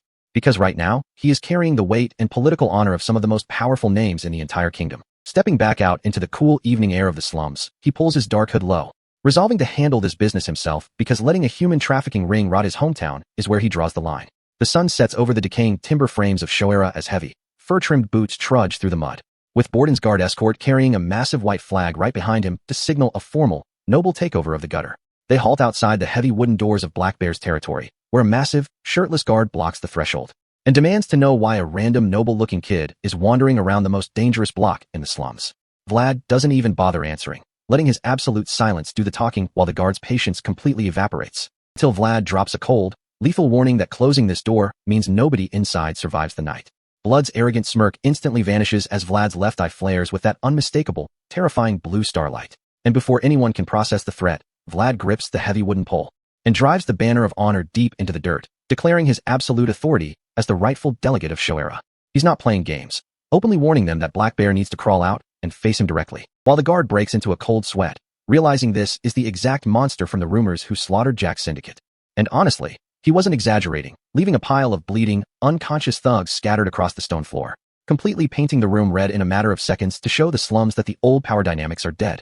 Within his mind, the voice echoes with a chilling, solemn reminder that this is the absolute last time he lends his strength, leaving Vlad to stand alone in the quiet ruins as we transition to the next stage of Joseph's political cleanup. Meanwhile, the corrupt, deposed former mayor of Shoera plods across the sunlit plaza toward the grand administrative hall, anxiously looking up at the high arched windows where a powerful silhouette is watching his every move. Inside the plush office, Sir Joseph Bayezid looks through the decorative metal frame, expressing a rare moment of pity for the mayor's ruin. Though Sir Jair quickly shuts it down, noting the man's systemic corruption made his public downfall in Sturma completely inevitable. Joseph turns back toward the room, asking how the slum boss Black Bear reacted to their sudden military presence. And Jair confirms the boss chose immediate cooperation over annihilation, which is honestly the only smart decision Big Man could have made. Vlad walks in, dryly noting that their shared gutter origins made the negotiation a lot smoother, while Joseph just smirks, privately reflecting on how Vlad is adapting to this complex political chess game. Because despite Vlad's lack of formal education, he is executing every single high-stakes mission flawlessly, proving that Joseph's grand plan to mold this street kid into a perfect, loyal knight is actually working. Joseph looks down with absolute satisfaction, silently reviewing the chess pieces he has spent years assembling, including his 5 elite, heavily armored knights standing in perfect formation, his beastman mage Dorothea, his administrative team, and his highly trained cavalry, all of whom represent the absolute foundation of his military and political power. None of them carry the raw, unpredictable potential of his newest asset, the young squire who has already defied the odds and manifested aura at age 17, which is absolute main character behavior. Joseph knows that this vassal troop is his only ticket to surviving the succession war against his half-brother Lutgit, because if he wins, they all rise to glory, but if he fails, they all sink into the dirt together. He stares out over the endless rooftops of Shoera, realizing the city is his final stepping stone to the throne. And though his fragile health limits his own swordplay, his strategic mind is already 10 moves ahead of his rivals. He knows the dark, magical forces creeping into the north are far too dangerous to ignore. And this cleanup campaign is his ultimate opportunity to secure a firm wall against the royal castle's influence. Turning to the hall, Joseph officially tasks Sir Gregory with leading the investigation into the missing pregnant women. And Gregory accepts the heavy responsibility with a solemn, respectful gesture of absolute loyalty. Joseph trusts him because Gregory is a neutral knight who refuses to get blinded by the family's internal succession feud. Gregory requests to work alongside Sir Cade, whose legendary tracking techniques are exactly what they need to find the slave carriages. And Vlad is completely taken aback when Gregory warmly welcomes him to the team as their rising star. As the meeting concludes, the heavy weight of the upcoming hunt settles over the Silent Hall. Miles away in the Western Territories, a violent, freezing rainstorm lashes against a grand stone manor, where a sudden, blinding bolt of lightning illuminates the estate of the Baron of Utman. Inside the dark, blue-tinted bedroom, a young boy lies gasping for air, his lungs failing from a terminal illness, while his parents stand over the bed in absolute, helpless grief as the child's life slowly slips away. The Baron turns toward the window, where a mysterious, pale-haired woman stands enveloped in a dark, cold light. And clenching his fist until his knuckles turn white, the father makes a desperate, tragic decision to save his son at any cost. Tears stream down his face as he begs the entity to cure his child, completely blind to the dark price of his deal. And the mysterious woman slowly floats above the floor, her dark dress billowing as she begins to speak, unleashing a violent, swirling vortex of dark purple magical energy that completely consumes the room, as her eyes erupt with a manic, purple light, laughing because she is the dark savior who answers when God refuses to look. The freezing rain of Mosiam beats down on the forest path, signaling the start of a grueling covert operation, where Sir Gregory immediately grumbles about the miserable storm, trying to break the heavy silence with our boy Vlad, who simply stares at the distant, glowing lights of the Baron of Utman's estate, knowing they are operating completely outside the protective jurisdiction of the Bayezid flag, while Gregory slides his silver flask over, offering a quick drink to stave off the biting frost, but Vlad's mind is already tracking the stakes, which is why he silently declines, heading into the dark brush to find dry wood because freezing to death before the investigation even starts is a very real threat.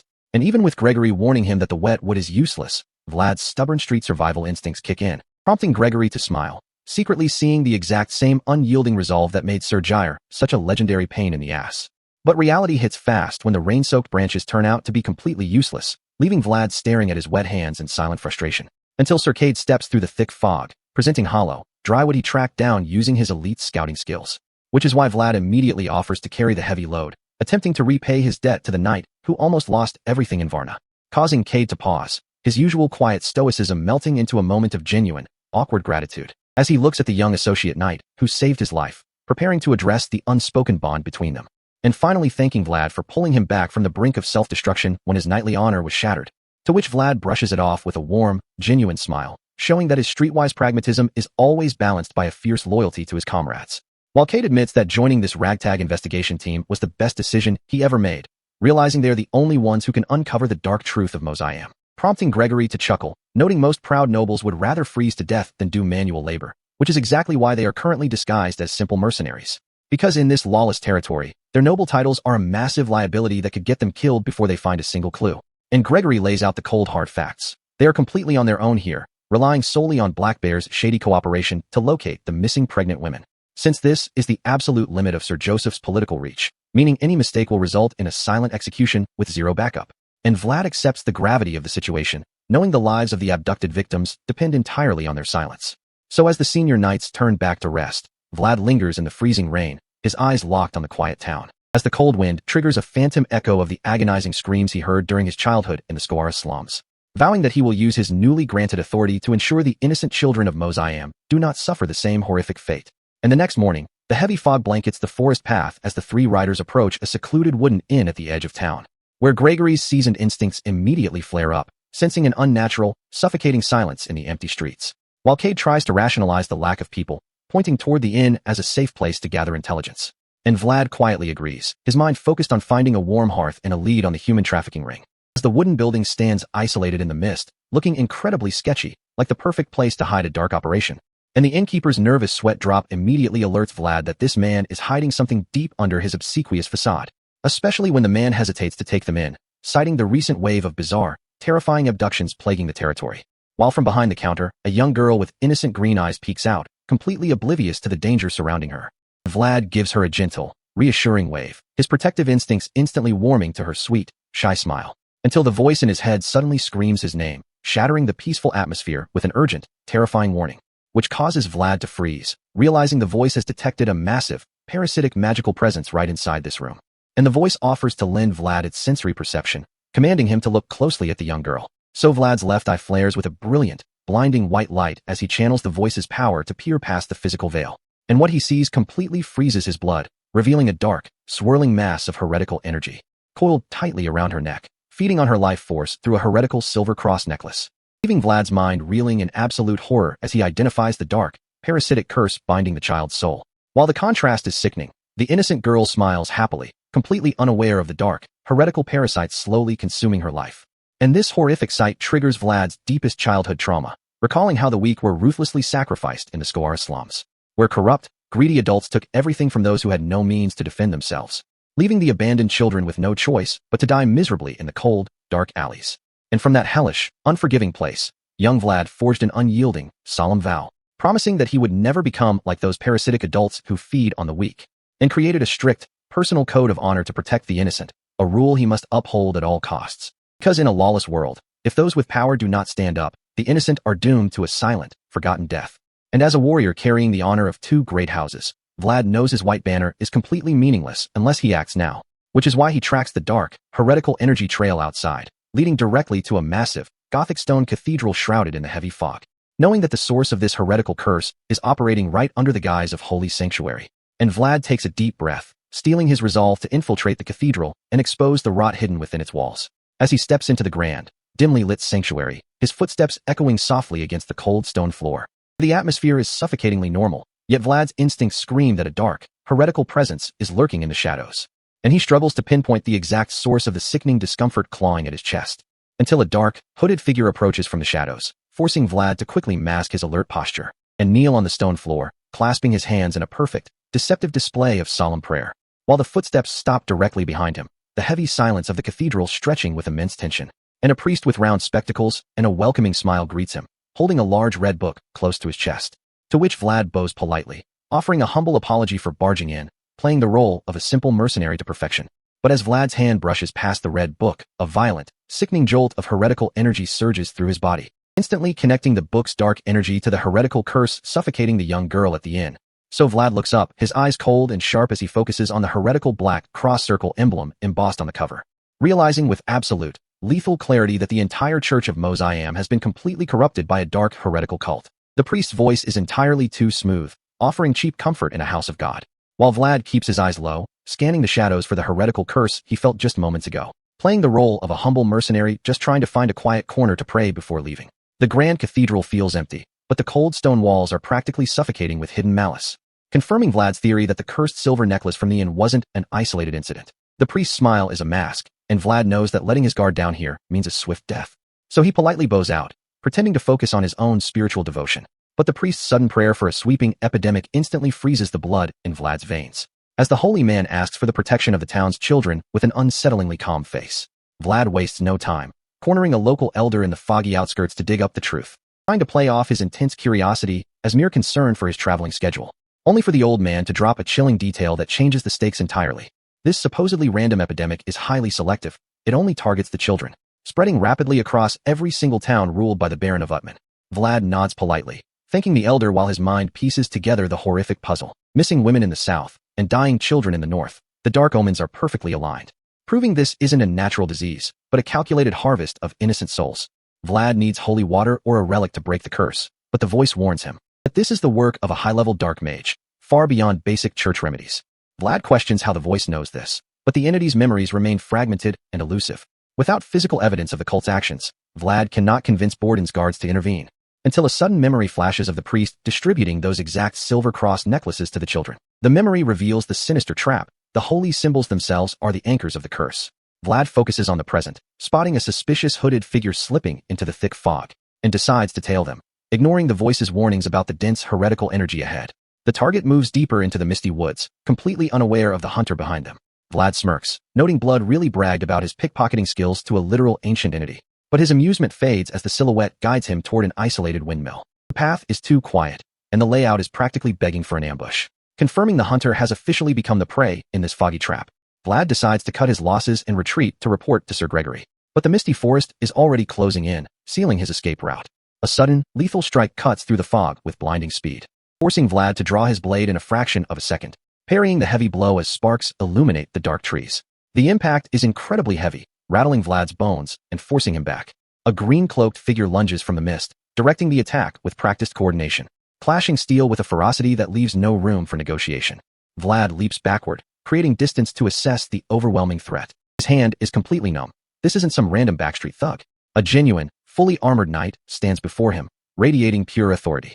The knight's pale yellow eye locks onto him as their blade begins to hum, signaling the activation of a high-level combat technique. Vlad cannot gauge the opponent's limits, meaning he must go all out immediately. He braces himself, his own sword crackling with a vibrant blue-green aura, as the knight charges forward, executing a flawless, lethal lunge, relying on sheer speed to deliver a fatal blow before Vlad can react.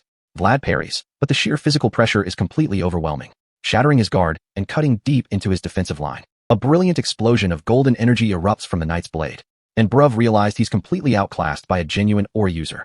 A voice screams for Vlad to stop, but the impact is already underway, colliding with a violent, blinding discharge of magical force.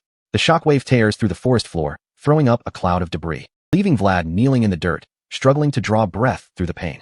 Through the haze, the golden silhouette of the knight stands completely untamed, revealing an entity of immense spiritual power and authority. The voice instantly recognizes the golden cross emblem on the shield, identifying the warrior as a high-ranking holy knight of the church. Vlad tries to clear up the misunderstanding, but the voice warns him that words are meaningless now that the knight has drawn her blade. She is determined to subdue him first before asking any questions. The voice is screaming for Vlad to respond as the impact between the two blades sends a physical shockwave through his entire frame, proving this knight's weight is nothing like Sir Pablo's. Vlad is desperately searching for an aura signature, but there's no tell, which is when the voice identifies the cheat code as a blessing, meaning she doesn't need to build a world like other knights, because the divine word she follows is already positioned as the ultimate authority over this physical reality. She strikes downward with the force of a falling star, the golden light blinding as it meets steel. Vlad is internally malting because getting this much power just for being religious is honestly a scam, but he locks in, his eyes focusing on the distance as he prepares to exploit the holes in her momentum, because despite the heavy blessing, this holy knight is actually leaving herself wide open for a punishing counter, and Vlad watches her descent from below, waiting for the perfect millisecond to move his blade, his hands gripping the hilt as green energy flares in response to the voice's command to strike. The blades scream against each other, but Yashja's eyes show she's already 3 moves ahead of the trade. Vlad commits everything to the lunge, pushing his magical output to the limit to break her guard, but she just whispers that she's got him, her yellow eyes glowing with the calm of a professional. She doesn't even dodge the strike. She just shifts her weight and redirects the entire flow of the combat, leaving Vlad's brain to buffer as his momentum completely evaporates into the thin mountain air. She casually tells him to regain his balance while treating him like a level 1 tutorial boss, and even though he tries to block the follow-up with his armored gauntlet, the sheer technical precision of her downward strike sends him crashing into the dirt with enough force to rattle his teeth in his skull, leaving him gasping for air as he clutches his side and wonders how he just got folded so effortlessly by a silhouette standing over him like the literal main character of the story. Vlad is sweating, trying to process the physics of what just happened until she explains that it was an armor technique, a Holy Knight specialty that uses plate armor to slide a blade off its trajectory. The fact that she hasn't even broken a sweat confirms she was showing him openings just to bait him into a trap, and Vlad finally admits he got played for real before asking for her identity, raising his hands to show he's not looking for a round 2 and confirming his Shoera origins, which actually manages to catch the white-haired knight off guard for the first time since they met.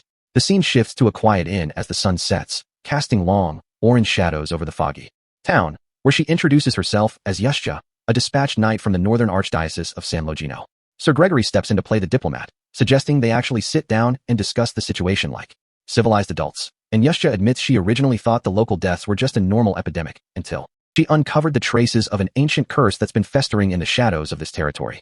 Gregory is stunned because the town has a church, but Yeshja drops a massive truth bomb by boldly accusing the church itself of being the primary agent behind the spread of this demonic curse.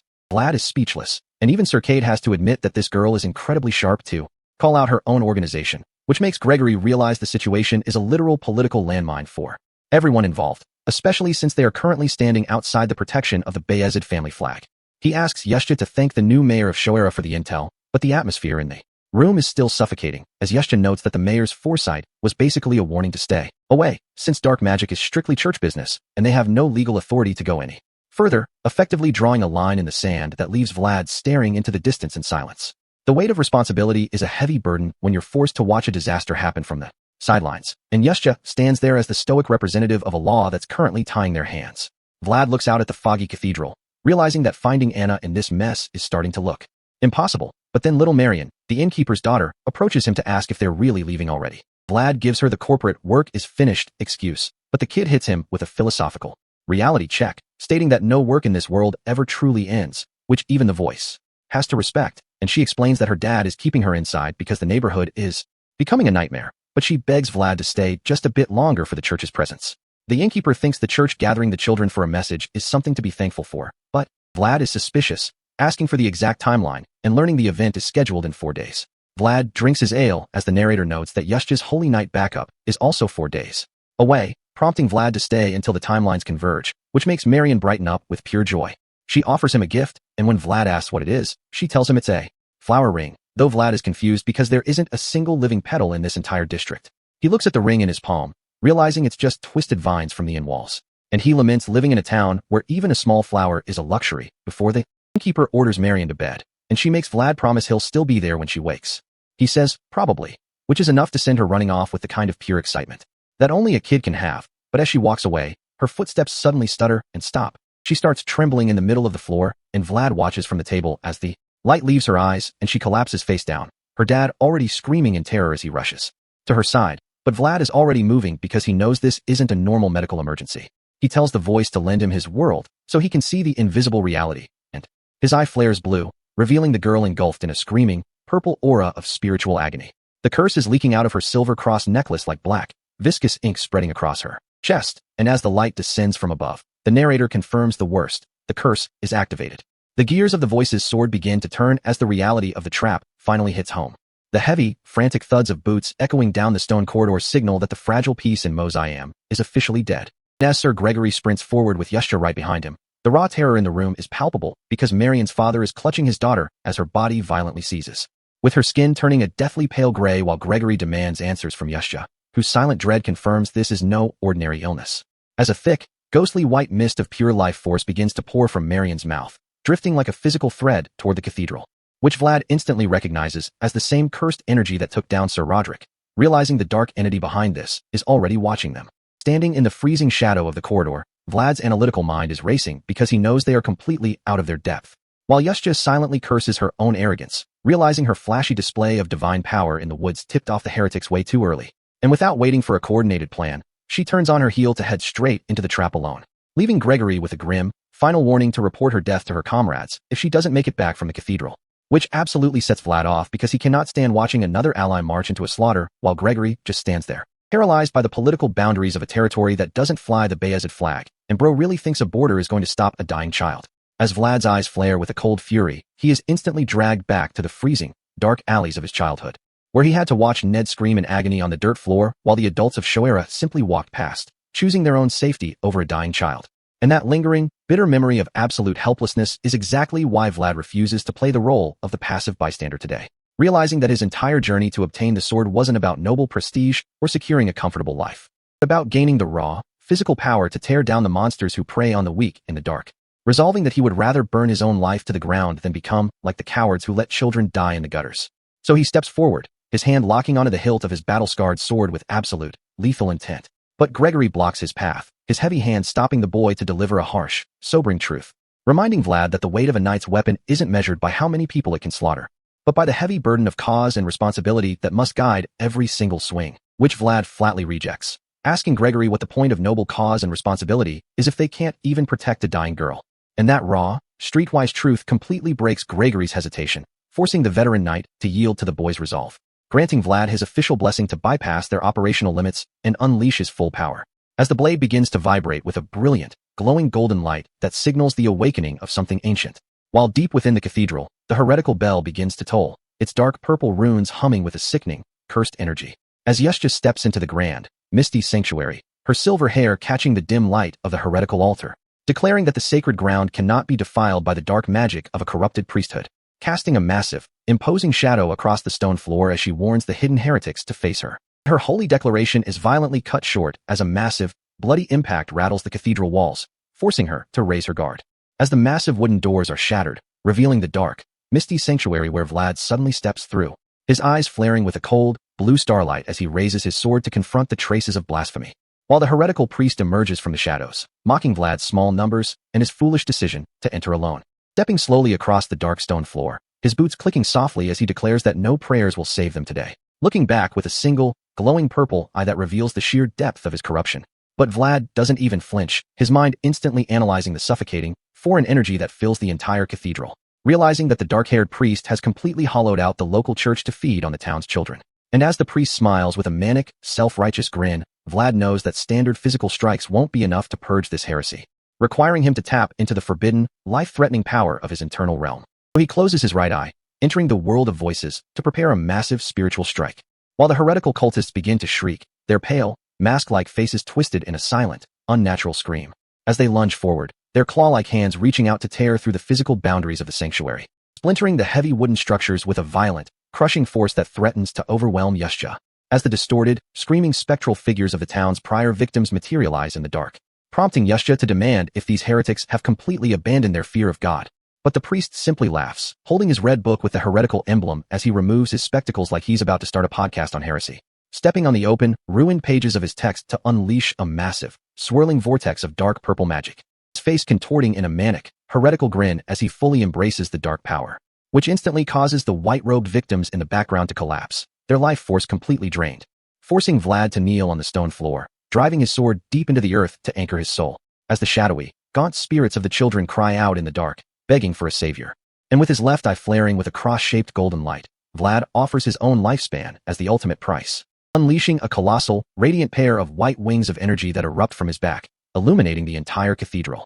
As a single, brilliant star twinkles in the dark night sky above Mosiam, channeling a massive, blinding beam of golden light that descends directly onto the cathedral spire, shattering the stone ceiling as the holy fire of Saint Rosino's zealous demonic purge completely incinerates the darkness, purifying the screaming heretical spirits in a sea of golden flames that cleanses the sanctuary, leaving the heretical priest's face contorted in absolute shock because Blood did not expect a teenager to drop a tactical nuke of holy fire on his head. As Vlad stands victorious, his wings of light fully extended like a divine executioner, his hands firmly gripping his sword hilt as the golden energy crackles violently around him. But the priest refuses to submit, his hand wreathed in a dark purple energy as he mocks Vlad's raw power, warning Vlad that a single torch cannot withstand the overwhelming, encroaching darkness, as the dark purple magic begins to swirl intensely around them once more, attempting to choke out the golden light of the purge with a chaotic, suffocating force. As the priest delivers a grim, chilling warning about the physical toll this miracle takes on Vlad's lifespan. Stepping over his ruined book to declare that only a thicker darkness will remain at the end of his light. His face cast in a sinister, purple-tinted grin that promises a brutal, unforgiving clash. The zealous demonic purge has officially detonated, channeling a massive pillar of divine holy fire directly onto the heretical cathedral, instantly incinerating the dark priest's monstrous army into harmless, drifting smoke, leaving Vlad standing right in the center of the absolute devastation as his golden, crackling eyes reflect the terrifying presence of the voice, because more hollow-faced heretics are already crawling out of the dark, forcing him to realize the true, horrifying scale of this entire child trafficking operation. While a shadowy, cloaked figure slowly approaches a blade dripping with pure, concentrated heretical magic, triggering a sudden, violent resonance that pulls Vlad back to Saint Rosino's final stand, where the legendary commander stood completely broken, facing an executioner who mocked his holy devotion, with a smug, punchable grin, fully believing that darkness had officially won the war. But Rosino refused to yield, choosing to ignite his very soul into a blinding, divine light. And that exact same ancient, sacrificial power is now manifesting directly in front of Vlad, leaving our boy completely paralyzed with shock as he connects with the saint's residual memories, witnessing a soul so fiercely dedicated to protecting the weak that it would drag its executioner to hell, completely burning away its own life force just to leave a single, guiding spark in the dark, before his consciousness is violently slammed back into the brutal reality of the present cathedral, where the heretical priest is still trying to choke out the light with his purple energy, while Dame Yusha, completely exhausted and cornered by the flames, can barely hold her sword upright, forcing Sir Gregory to throw himself directly into the front lines, screaming to draw their focus. Even though the smug priest just chuckles at their struggle, thinking his dark forces have already won, as he unleashes a massive, corrupting blast of purple magic to wipe them all out.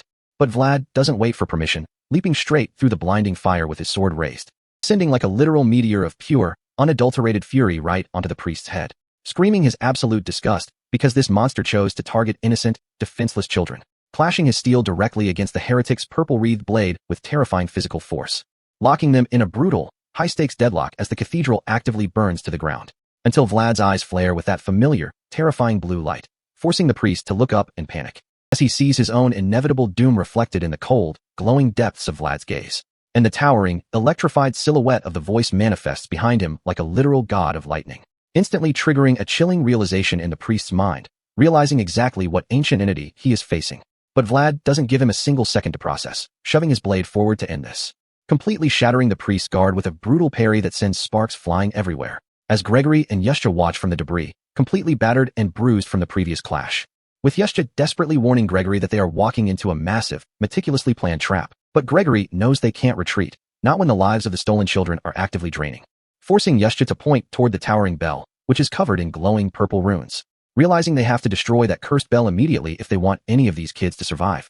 But with Circade unable to use aura to shield himself from the corrupting mist, Gregory has to make a split-second, high-stakes gamble to clear a path, preparing to throw his own body directly into the center of the heretical horde, igniting his orange aura to its absolute limit to draw every single monster's attention, screaming at the top of his lungs to act as a massive, glowing decoy, shattering the stone floor beneath his boots as he charges directly into the front lines, executing a perfectly timed, high-speed sword clash with Vlad to transfer his physical momentum, literally catapulting Vlad upward and bypassing the entire defensive blockade of the staircase, as Gregory takes the full brunt of the counterattack, gritting his teeth through the pain, while a massive explosion of debris and dust completely covers Vlad's rapid ascent, with Gregory screaming at him to go break whatever heretical relic is powering this curse. And Vlad, fully locked in, shouts his agreement as he launches himself into the dark, leaving Gregory behind to hold the line against an endless sea of monsters. But the heretical priest immediately tries to intercept him, channeling a dark purple curse from his fingertips, summoning a wave of terrifying, hollow-eyed corpses that forces Vlad to grit his teeth, sprinting through the narrow, dark corridors as the pale, screaming husks claw at his cloak, completely swarming him until a brilliant, golden glowing arrow pierces straight through the lead monster's skull, burning away the dark, corrupt energy with a blinding flash of holy light. As the creature shrieks in pure agony, its physical form completely incinerating, revealing Circade standing tall in the golden light, bow drawn and ready to provide cover, shouting for Vlad to keep moving forward without looking back, while he continuously unleashes a barrage of holy arrows to clear the path, shredding through the heretical guard and preventing them from enclosing on Vlad's position, completely vaporizing the defensive blockade in a series of blinding, golden explosions, allowing Vlad to carve through the remaining stragglers with a massive, sweeping strike, even as the overwhelming weight of the curse tries to drag his physical body down, forcing him to tap directly into his blue aura, his eye flaring with a blinding, primal power, unleashing a massive, crescent-shaped wave of energy that completely clears the corridor, as the screaming spirits finally dissolve into harmless particles of light, leaving him gasping for air, crouching on the wooden steps of the bell tower to catch his breath for one final, desperate push, before lunging forward down the dark corridor toward the source of the curse, reflecting on the harsh, undeniable truth that not everyone in this cruel world has the power to survive. Recalling his childhood vow in the slums, a sacred promise to become a shield for those who cannot fight. Realizing that a true knight doesn't wait for permission or perfect circumstances to act. Knowing that hesitation in this exact moment means the death of every single stolen child. Resolving to completely burn away his own life force to become a blinding, protective light. As he unleashes his newly awakened, terrifying power to shatter the heretical curse once and for all. The heretical thralls lunge with a desperate, mindless hunger, their hollow eyes fixed on the only living heat in the room. But Sir Gregory's blade meets them halfway, his orange aura flaring as he realizes these things aren't just monsters, they're a mockery of life. He hacks through the pale forms with a veteran's precision, knowing that the zealous demonic purge only bought them a temporary window. And as more spectral figures emerge from the haze, Gregory realizes the sheer scale of the heretical church's depravity. He delivers a crushing blow to a lunging ghoul, his jaw set because he knows every second wasted here is a second the curse takes deeper root. The skeletal remains of the church's victims crawl across the cold stone, their unhinged jaws letting out a silent, soul-piercing screech. While in the distance, Vlad stands trembling, his hand bloodied from the recoil of a power he wasn't meant to wield yet. Gregory looks down in pure disgust as a withered hand grazes his boot, the absolute filth of this place finally getting to him. He turns his back on the carnage, his eyes landing on the shadows where the real architect of this nightmare is hiding. The decapitated head of the heretical priest just sits there smirking, proving that Blood really thinks death is just a minor career setback. So Gregory threatens to turn that smug expression into a permanent stain on the floor if he doesn't shut his mouth. The priest just keeps giggling like he's already won, which is exactly the kind of delusional energy that gets you double-tapped. Gregory doesn't do warnings twice, lunging forward to finish the job he started before the purge even began. His eye flares with a murderous orange light as he swings, determined to erase every trace of this man's existence. And the head rolls into the darkness, a spray of viscous black liquid marking the end of the priest's physical tether. The spectral women suddenly freeze in place, their movements snapping to a halt as if the invisible strings controlling them just snapped. Sir Cade notices the shift immediately, realizing that capturing the commander usually breaks the army, but something feels off. Gregory stands over the remains, breathing heavily, convinced that his strategy finally put an end to this localized hell. He starts searching his pockets for a flask, desperately needing a drink to wash away the metallic taste of blood and heresy. But a distorted, chilling voice echoes through the ruins, mocking the fact that there was no wine served at today's mass. The air in the cathedral turns ice cold as the veterans realize that the priest wasn't the final boss. He was just the opening act. A headless entity manifests from the swirling purple smoke, casually asking Gregory for a sip of his liquor like they're old drinking buddies. Cade screams out a warning as the headless figure towers over them, its presence radiating a level of malice they haven't encountered yet. Gregory freezes, his veteran instincts screaming that he's looking at a Dullahan, a headless knight that shouldn't even exist in this realm. Dame Yusha grips her sword, her eyes widening as a massive, spectral blue eye ignites within the entity's swirling flames. The Dullahan stands tall in its dark clerical robes, a skull made of blue fire erupting where its head should be, signaling total disaster. While the chaos erupts below, Vlad ignores his screaming muscles and sprints up the spiraling stone staircase of the bell tower, reaching the summit only to find a massive golden bell suspended in a void of pulsing, heretical runes. He instantly recognizes the setup as a warlock's curse, knowing he has to shatter the source before the Dullahan wipes out his team. Vlad focuses every ounce of his remaining blue energy into his blade, his eyes flaring with the resolve to stand on business. And he strikes the ground, releasing a brilliant ripple of power that challenges the very foundation of the tower. The Dullahan below senses the intrusion, its blue flame head flickering as it realizes the squire is actually trying to break its tether. Vlad's eyes go wide as the magical feedback starts to tear the room apart, the air vibrating with the force of a collapsing spell. The floor beneath him shatters into a million jagged pieces, forcing Vlad to leap into the air as white energy spikes erupt from the cracks. He looks on in disbelief as the entire bell tower begins to fold in on itself, the weight of the curse finally buckling. Vlad tumbles through the air, debris rushing past him as he tries to find a landing spot in a structure that no longer exists. He manages to find purchase on a falling stone ledge, his heart hammering against his ribs as the world turns into a cloud of dust. Huge stone pillars snap like toothpicks above him, the scale of the destruction proving that the curse was the only thing holding this tower up. He curses under his breath, reaching out to stabilize himself as the final supports of the cathedral's peak give way. The entire structure slams into the ground with a deafening roar, burying the heart of the heresy under tons of ancient stone. Vlad huddles in the wreckage, gasping for air through the thick smoke, wondering if anyone else actually survived that impact. His left eye flares blue as he scans the ruins, his predatory instincts telling him that the threat is still very much alive. In the distance, a figure stands perfectly still amidst the falling ash, the blue light of its aura cutting through the haze like a beacon. The Dullahan commends him for the cool landing, its voice sounding way too casual for an entity that just watched its house fall down. Vlad bared his teeth, raising his sword in a low guard because he knew from the start this thing wasn't remotely human. His thoughts immediately flashed to Gregory and the others, wondering if they're buried under the rubble or worse. While the Dullahan looks at the fallen knights with absolute indifference, stating that their lives mean less than nothing to it. The entity holds up a glowing blue orb covered in white runes, the true prize it was manifested to protect all along. Vlad demands the orb, his blonde hair glowing in the entity's light, but the Dullahan just challenges him to come and take it. The entity clenches its fist, purple energy crackling around its fingers as it prepares to show Vlad why knights fear the headless. Vlad doesn't wait for an invite, lunging forward with a burst of speed that leaves a trail of green and blue flames in the air. The two blades clash with a bone-jarring impact, the Dullahan parrying Vlad's desperate strike like it's swatting a fly. The entity warns him not to push his luck, mentioning that its courtesy toward its peers has a very short expiration date. Vlad shouts back in confusion, demanding to know why he'd be considered a peer to a monster, but the Dullahan just dismisses him. "I wasn't talking about you," the entity says, its words hitting Vlad harder than the sword as he realizes it's talking to the voice. The Dullahan strikes downward with a jagged blade, dark energy tendrils lashing out to entrap Vlad in a web of shadow. Vlad barely brings his sword up in time to block, the sheer force of the blow driving him back into the debris. He realizes with a jolt of panic that the entity is getting faster with every exchange, making a counterattack feel like a pipe dream. Those are not human movements, Vlad thinks, realizing the Dullahan is fighting with a logic that defies every lesson Jair taught him.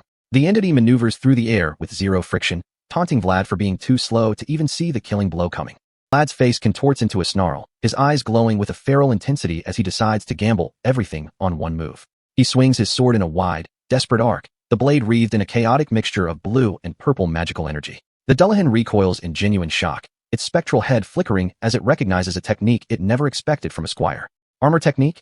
The entity thinks, unable to fathom how a kid in basic leather armor just redirected its momentum.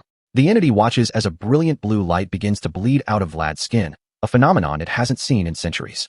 Vlad stands tall, surrounded by a towering pillar of light, his sword burning with the spirit's protection he earned in the DMR graveyard. The Dullahan stares at the blade, finally realizing that the boy before it isn't just a mercenary. He's a vessel for something ancient and holy. Vlad is currently drowning in the sheer weight of the Dullahan's assault, his sword vibrating against a blade that feels like it's made of concentrated lead and ancient spite. The spectral knight isn't just swinging, it's crushing Vlad's guard with a rhythmic, mechanical cruelty. And as Vlad is shoved backward, he realizes that at this level, his potential is just a fancy word for getting packed. He looks at the glowing eye of his opponent and feels a pang of inadequacy, wishing he had luckier Zen, because his current mindset is just pure, unadulterated panic as his consciousness starts to slip into the deep end of his own soul, where the vast world of that child still has voids to fill. He reaches that dark ledge overlooking the watery horizon where the dark silhouette of the voice always stands. Because whatever world Vlad touches, the entity claims it too, and right now, they're standing on the edge of a merger. The voice stops acting like a backseat driver and finally gives the command, "I will become us. I will allow." Vlad's left eye basically turns into a Tesla coil as he stops playing the role of a squire.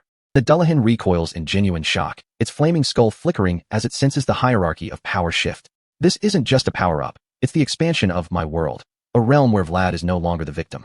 He grips his hilt with both hands as the blade becomes a conduit for a storm, roaring that these heretical monsters need to leave the kids alone, his intent alone cracking the atmosphere.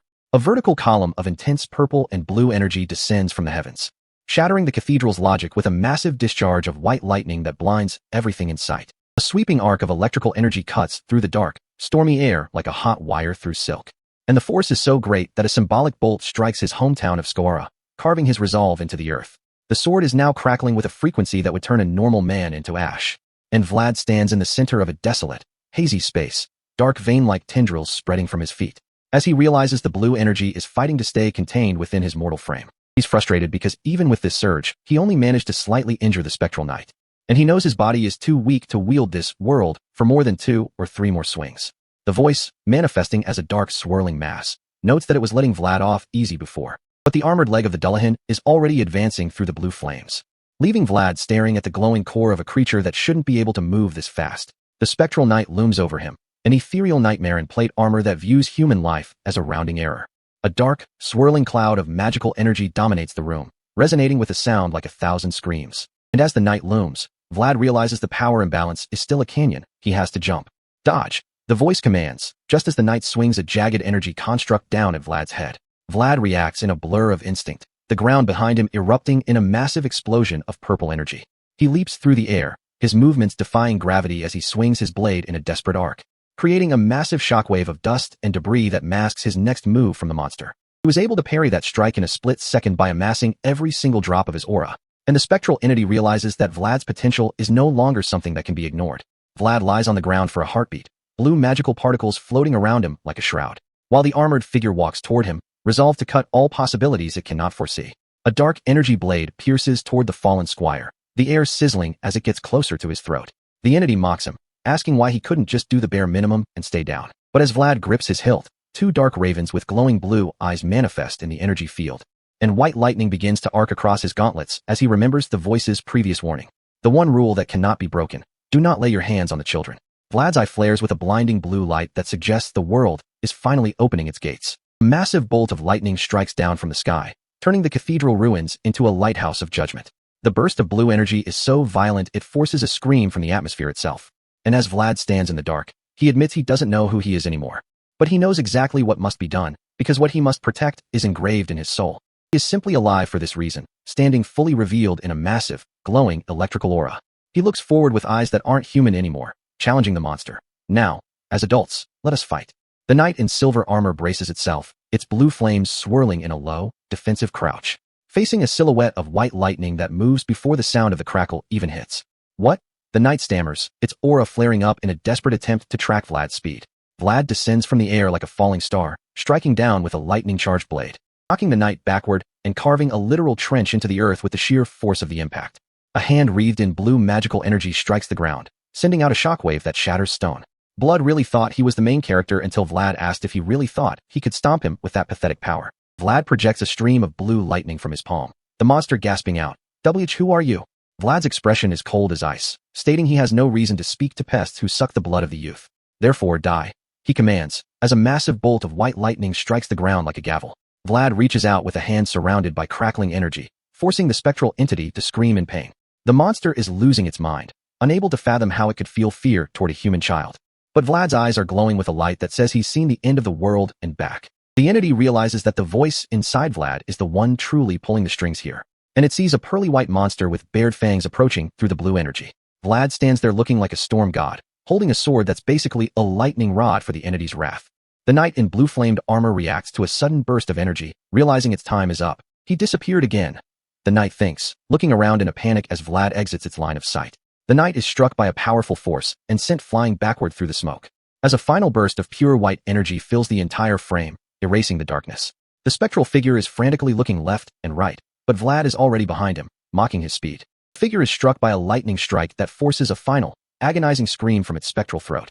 A massive purple energy explosion hits the ground, and Vlad stands in the foreground, wreathed in shadows. The spectral figure is being overwhelmed by dark, shadowy tendrils that are literally dragging it into the void. The dark energy consumes the entire space, a roaring rush of power that leaves nothing behind. The knight lunges one last time, but a voice echoes through the cathedral. To think a lowlife like you dare. And Vlad's face is illuminated by a serious, ancient blue light. Ridicule my disciple. The voice finally claims its title, and the authority in those words is absolute. Vlad's face remains a mask of cold fury, his messy blonde hair glowing as the entity's power completely takes over. The entity is boasting that its vessel is beyond the reach of death, and completely immune to physical agony. But even with that god complex, something is wrong. Because whatever Vlad just unleashed, it's not just hurting the body, it's tearing the soul apart at a fundamental level. Vlad doesn't even blink. He's channeled everything into this strike, knowing that if this fails, he's finished. He goes for the absolute kill, bringing the full weight of the voice's power down, and connecting with a force that shatters the very air around them, leaving the spectral knight reeling. The entity is genuinely losing its mind, trying to process how a mere mortal could possibly possess this kind of destructive output. Vlad doesn't care about the entity's existential crisis. He just wants the stolen life energy back, right now. He pins the spectral threat down with a look of pure, unadulterated focus that says he isn't stopping until he gets what he came for. With a roar that shakes the stone foundations, Vlad demands the return of the stolen souls, and the air itself starts to buckle under the strain. The impact is instantaneous, a shockwave of blue and white energy that obliterates the remaining structural integrity of the cathedral. It's not just a strike, it's a total reclamation of power, tearing through the spectral entity's defenses like they're made of wet paper. The energy discharge is so violent that it's literally cracking the stone floor beneath them, which is a massive problem considering they're in a bell tower. Vlad is pushed to his absolute physical limit here, his muscles screaming under the pressure of channeling this much divine, or demonic, energy. And through the blinding chaos, he finally spots it. The core of the curse, the anchor holding all this misery together. There it is, pulsating with those sickening, heretical runes, and Vlad realizes he's found the exact point where he needs to apply the pressure. He doesn't waste a second, reaching out to seize control of the situation before the entity can even attempt to stabilize. Now, return to your bodies. The command isn't a request. It's a reality-bending order that forces the stolen energy to obey him. The entity tries to fight back, screaming in defiance, but it's already lost the initiative. Vlad puts his entire existence into the final push, his hand crackling with the kind of power that usually ends with a funeral. The resulting explosion is a masterpiece of destruction, a swirling vortex of purple and white that makes the entire cathedral look like a firework. Outside, the people of the town look up as the night sky is literally ripped open by the sheer scale of the energy release. The townspeople are caught in the fallout, staring in pure, helpless terror as the spectral tide washes over the entire region. Vlad is the eye of this storm, the only thing keeping the energy from tearing the town apart entirely. But his mind is fraying. He knows the technique, he can feel it in his blood, but he can't actually recall learning it. It's like a ghost in his own head, and honestly, the fact that he's pulling off miracles he can't explain is the most dangerous part of his current situation. He's not just fighting an enemy, he's fighting his own lack of control, and it's a miracle he hasn't turned himself into a crater yet. He pulls himself together, his eyes locking onto the target with a clarity that proves he is absolutely not playing around today. He's realizing that the thing he's fighting isn't just some random spirit. It's something else entirely, something that shouldn't even be able to exist. He doesn't have time for a philosophy lesson. He just needs to survive the next 10 seconds. His hand is twitching, his body is failing, but he's still standing. If I rip your limbs apart, then you're as good as dead. My man is really out here threatening a ghost with physical dismemberment, and honestly, I respect the commitment to the bit. The entity is crumbling, its spectral form failing to hold together under the sheer weight of Vlad's conviction. The blue flame of the entity is flickering out, and for the first time, it actually looks afraid. It reaches out, desperately calling for a master, and that right there is the biggest red flag you could possibly ask for. Vlad's eye flares, that same blue lightning from the start, and he realizes exactly what he's dealing with. He's staring down a vortex that shouldn't be here, and he's the only one standing in its way. The entity is trying to pull a fast one, but Vlad is already 3 moves ahead. It's screaming, it's panicking, and it's finally realizing that it messed with the wrong squire. The darkness is closing in, but it's not taking Vlad. It's coming for the entity that thought it could play God. Vlad watches, his expression unreadable, as the entity that terrorized this village gets erased from existence. It calls out for Lamashute one last time, a pathetic plea for help that isn't coming. Shadows wrap around it, suffocating the blue flame, and it's finally over. The void is doing the work for him, stripping away the immortality that this thing clearly didn't deserve in the first place. Vlad watches, his mind finally processing the scale of what just happened. The entity is gone, and the orb, the source of the curse, is finally exposed. The last of the dark energy is being pulled into the rift, leaving only the ruins behind. Vlad stands in the wreckage, catching his breath as the oppressive atmosphere finally begins to lift. He's having a moment of clarity, remembering things he shouldn't know, and it's clear the voice is doing a lot of the heavy lifting here. His body is physically failing. He's overexerted, he's straining, and he's probably going to feel this in his joints for the next month. But he's smiling. He actually managed to pull it off, which is insane given that he was basically a civilian 3 months ago. He reflects on the fact that he actually survived, and honestly, the urge to apologize to his squad is the most main character thing he's done all day. He hits the dirt, completely out of gas, just another day in the life of a man who can't seem to stop finding trouble. The scene shifts, and we get a look at the Baron's estate, a place that looks like it hasn't seen a happy moment in a century. Mozayam, the Baron's seat, and it's already looking like a graveyard. This woman, the blue-haired mystery, is sitting on the throne like she owns the place, and she's not even trying to hide her sinister vibe. She's talking about radiant souls and cruel marks, which is definitely the kind of thing you say when you're about to start a war. And then we see the silhouette, a massive, ancient beast looming over her, confirming that she's got backup that is definitely not human. The time is near. Yeah, nothing good ever starts with that sentence. She's waiting for the fissures to form, and she's already got an army of thralls ready to do her bidding. The Knights of Utman, now just a pile of corpses and puppets, are being offered up like a buffet. They're not knights anymore. They're just shells of the men they used to be, and the Baron paid for it with his own son. And the son, man, this kid is the definition of a hollow victory. The Baron of Utman is just standing there, realizing that he traded his son's soul for a corpse that can't even stand up. Mozayam has been devoured by darkness. You think, maybe don't make deals with blue-haired strangers in hooded cloaks next time. She's staying in this land, and with an army like that, she's basically got free reign to do whatever she wants. The army kneels in perfect unison, which is peak villain behavior, honestly. As you command, Master Lamashute. So that's the name of the big bad, and it sounds like a name you don't want to hear in a dark alley. She's smiling. She's in control, and Vlad has absolutely no idea that he just poked a hornet's nest that's about to swarm the entire continent. The dust is finally settling on the nightmare in Mozayam, but man, look at Vlad. He's completely cooked. 3 days of straight unconsciousness will do that to you when you're busy tearing your own lifespan apart to save a cathedral. The guy watching over him isn't playing around, either. He's basically telling Vlad he's lucky he woke up at all, calling him a mop when they found him. Blood really got dragged through the mud and back just to stay breathing. And honestly, looking at the state he was in, that's fair. Dragging a body like that through rocky terrain, that's not just a rescue, that's a full-time job. Vlad's body is screaming, and honestly, I feel that headache through the screen. Even after getting dragged back from the brink, Vlad's first instinct is checking on his crew. The captain's in the worst shape, which is just typical. The heavy hitters always take the biggest LS when things go south. He's finally getting a second to breathe, but you can tell he's already itching to get back out there. The guy just doesn't know how to sit still, even when his body is basically begging for a factory reset. Sitting alone in that quiet, sun-drenched room, he looks less like a warrior and more like a kid who just realized he survived something he shouldn't have. It's that post-combat silence that hits the hardest. The relief that everyone made it out alive is washing over him. And for once, he's not calculating the next threat. He's just letting the reality sink in that the barrier held. Yeshta really put in the work on that one. Because that golden barrier wasn't just a spell, it was the only thing keeping them from becoming part of the cathedral's floor. Seeing the strain on their faces, you realize how close they actually were to the edge. It's wild how much weight a single sentence carries when you're this exhausted. He's processing the fact that he was the linchpin, and it's clearly starting to weigh on him. And then there's the voice. The dynamic has shifted so hard. They aren't just talking through the sword anymore. It's like the boundary between his mind and the voice is just dissolving. Our worlds have aligned. That is not something you want to hear when you're already questioning your own sanity. He's not just a host anymore. He's a literal bridge for something ancient. Telepathy, huh? That's a game changer. No more looking like a crazy person talking to his own blade in the middle of a public square. He's officially leveled up his covert ops game. He's reflecting on the battle, and honestly, the sheer scale of it is starting to hit him. He saved everyone. The knights, the villagers, the whole lot. That's a lot of lives to have on your conscience at 17. He's not taking credit, though. He's genuinely grateful, which is why we're all rooting for him. The kid's got a heart of gold, even if he's currently being piloted by an ancient cosmic entity. The way he's stumbling over his words, he's still not used to being the hero. He's so used to being the one in the dirt, the one being stepped on, that being the savior feels alien. No problem. Just like that, he's downplaying his own miracle. He's got that awkward, I didn't do much, energy that honestly makes him more dangerous because he doesn't even know his own ceiling. Wait, hold up. The knight is acknowledging him? You did well too. That's high praise from someone who usually treats squires like background noise. Vlad is officially on the radar. He's just sitting there, processing it all. The sun hitting the room, the dust motes. It's the calmest he's been in months, and it's probably the last calm he's going to get for a long time. The guard at the gate is acting like he's guarding the king's personal vault, not just a camp. It's a whole different level of tension now that the higher-ups are involved. I'm from Shoera. That phrase is doing a lot of heavy lifting. It's his origin, his trauma, and his badge of honor all rolled into one. The guard doesn't even know who he's talking to. Dame Yeshta knows him? That's a flex. Having a holy knight on your side is basically like having a diplomatic immunity card in this world. Wait here. The guard is still on edge. You can't blame him. The whole region is basically a powder keg waiting for a spark.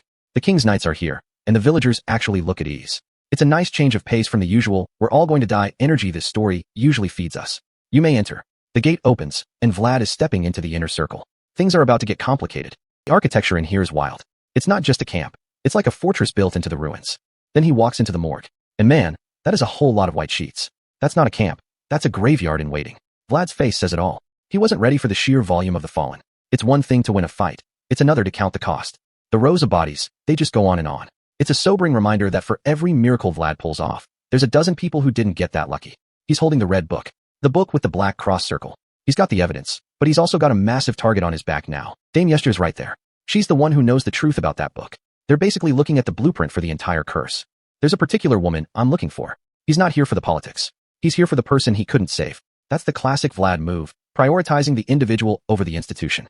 She's warning him about the curses lingering on the bodies. It's like the horror never actually ends in this place.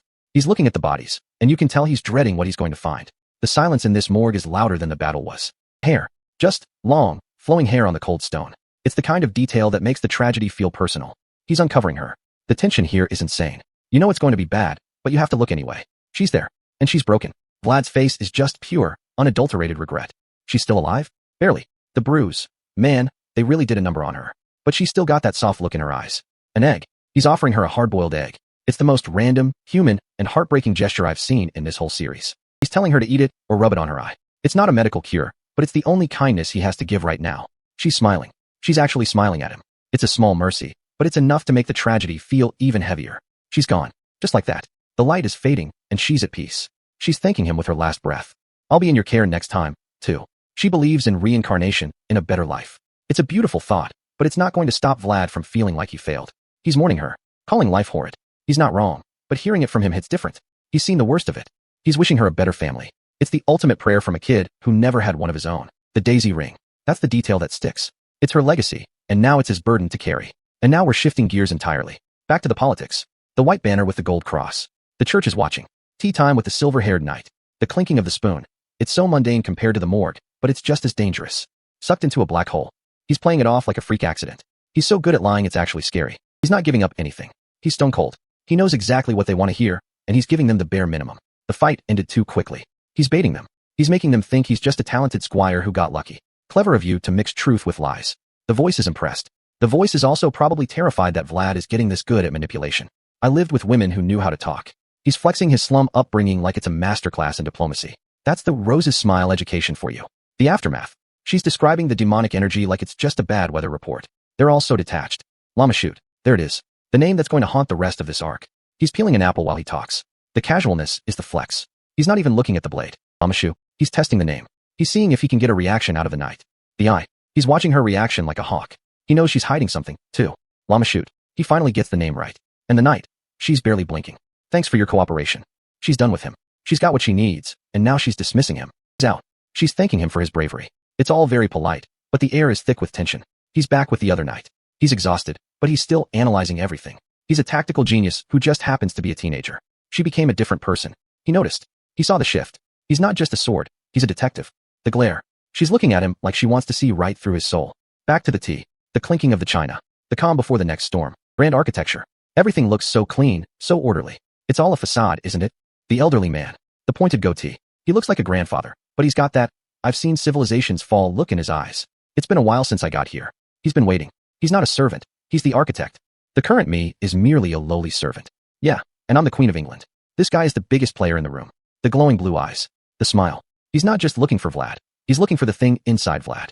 And he just found his target.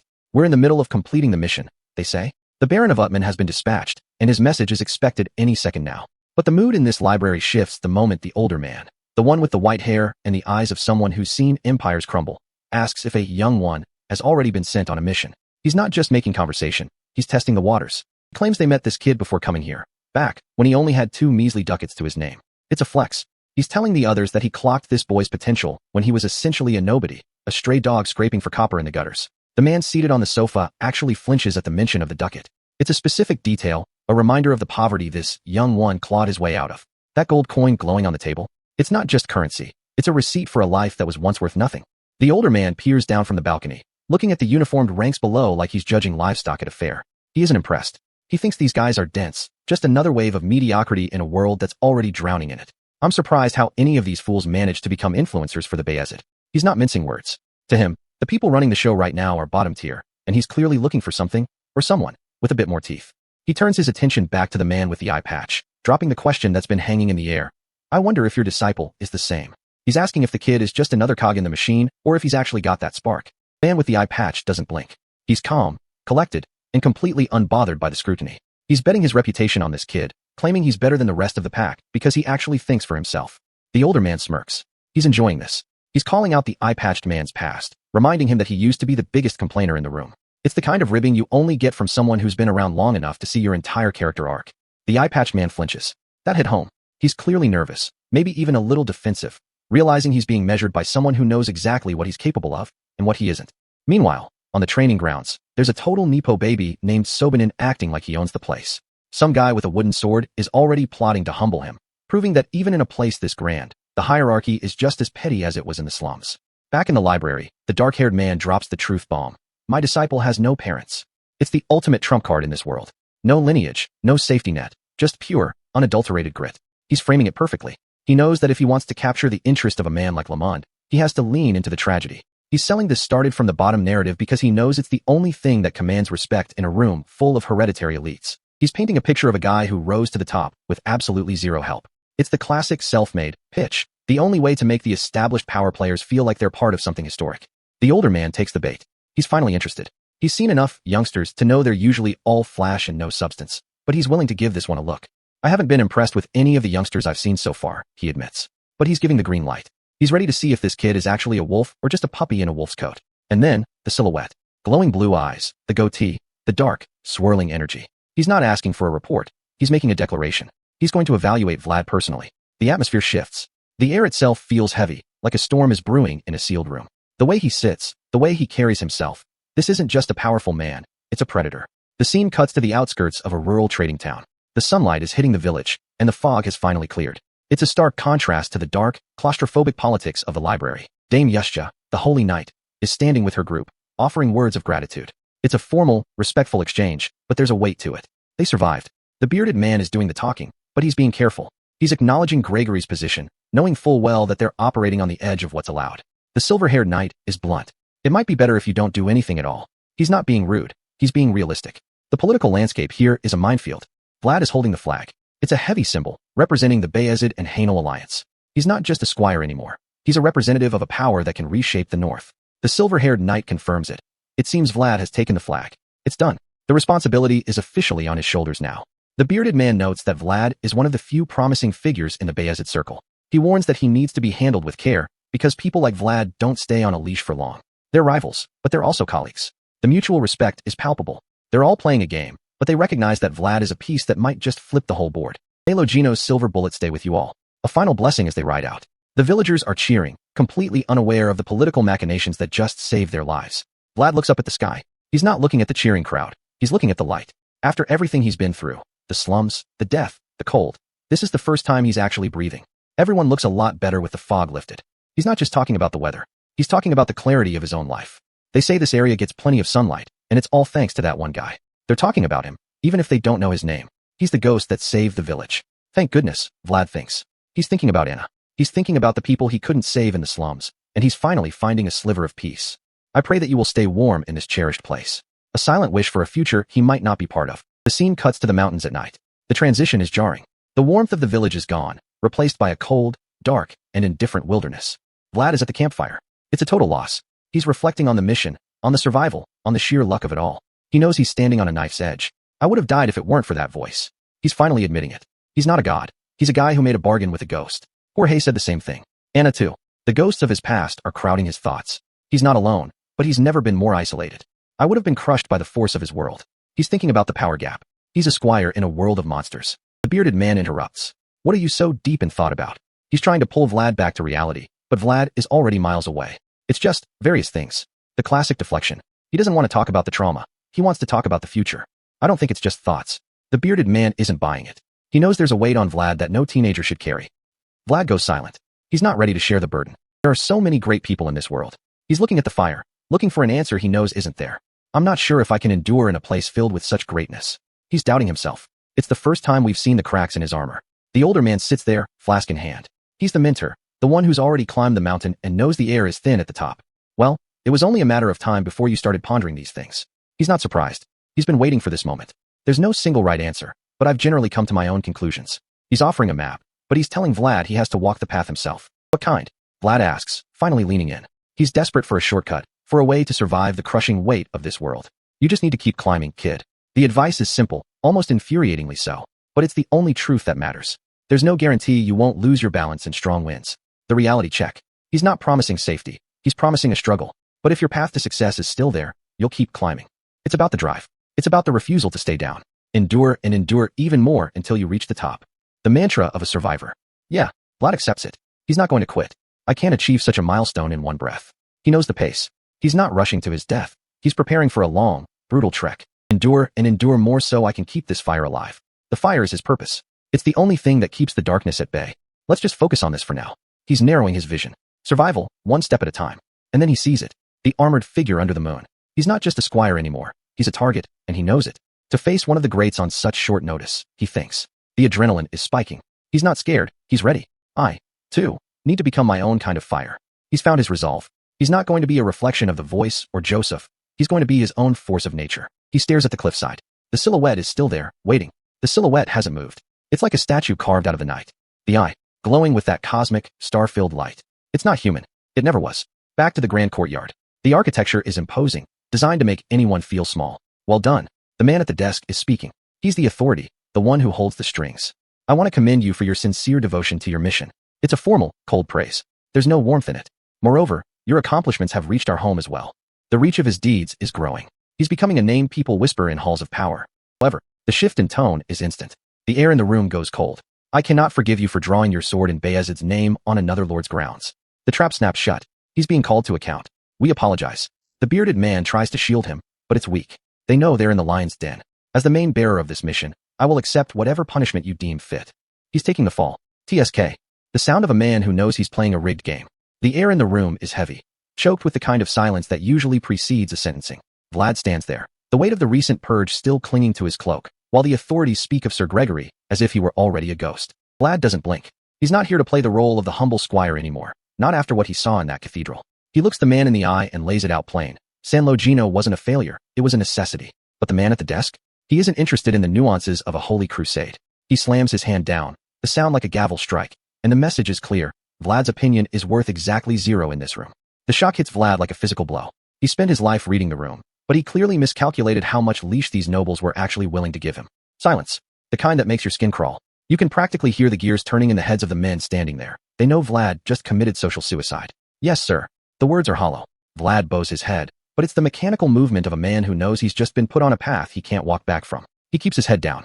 He's learned that much, at least. When the wolf is cornered, you don't show your teeth until you're ready to bite. Man at the desk isn't done. He's making sure Vlad understands the hierarchy. He's bringing up this second rule, like it's a shackle, reminding him that even the swordmasters answer to the politics of the Bayezid house. The bearded man is crumbling, apologizing for his carelessness, like a schoolboy. It's pathetic, really. These knights are supposed to be the pinnacle of strength, but here they are, shaking in their boots over a reprimand. And then, the hammer drops. You will be punished for insulting Sir Gregory. It's not a request. It's an eviction notice from the only protection Vlad has left. The threat is absolute. No pay, no rights, no protection. They're stripping him down to nothing, leaving him as exposed as he was back in the Squara slums. Young Vlad. The voice is sharp, cutting through the tension. He's being singled out, marked as the primary target for this little power play. The man starts listing everything he's given Vlad. Food, clothes, opportunity. It's the classic noble move, buy a man's life, then hold the receipt over his head whenever he tries to have a spine. And then, the aura flares. A flicker of blue light, raw, dangerous, and entirely too much for a room like this. Vlad is done being the polite squire. Yet, you are still so uneducated. The man is condescending, treating a man who has survived death as if he's a child who forgot his manners. The tension is about to snap. Vlad's fist clenches. He's not just angry. He's realizing that the education they offer is just another way to keep him on a leash. No, it's simply because he's sad. The man's voice is mocking now. He's playing a psychological game, trying to make Vlad feel small, feel pathetic. The threat of punishment is reiterated, but this time it feels different. It's not just about the rules, it's about control. He wants Vlad broken, alone, and entirely dependent on his favor. I do not want you in my sight. The dismissal is final.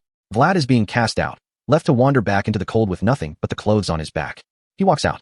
The hallway is long, cold, and empty, a perfect mirror for the future he's staring down right now. To think I would see those eyes again. The elderly man steps out of the shadows. He's been watching, waiting for the exact moment Vlad would finally break.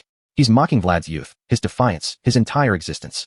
This guy is acting like he's lived 1,000 lives, and honestly, he probably has. Right. So your name is Vlad. He doesn't even care about the formality. He's already decided who and what Vlad is. Oh ho, this youngling. He's goading him. He wants Vlad to snap, wants to see if the power he's been flaunting is real or just a parlor trick. It seems you weren't taught manners, eh?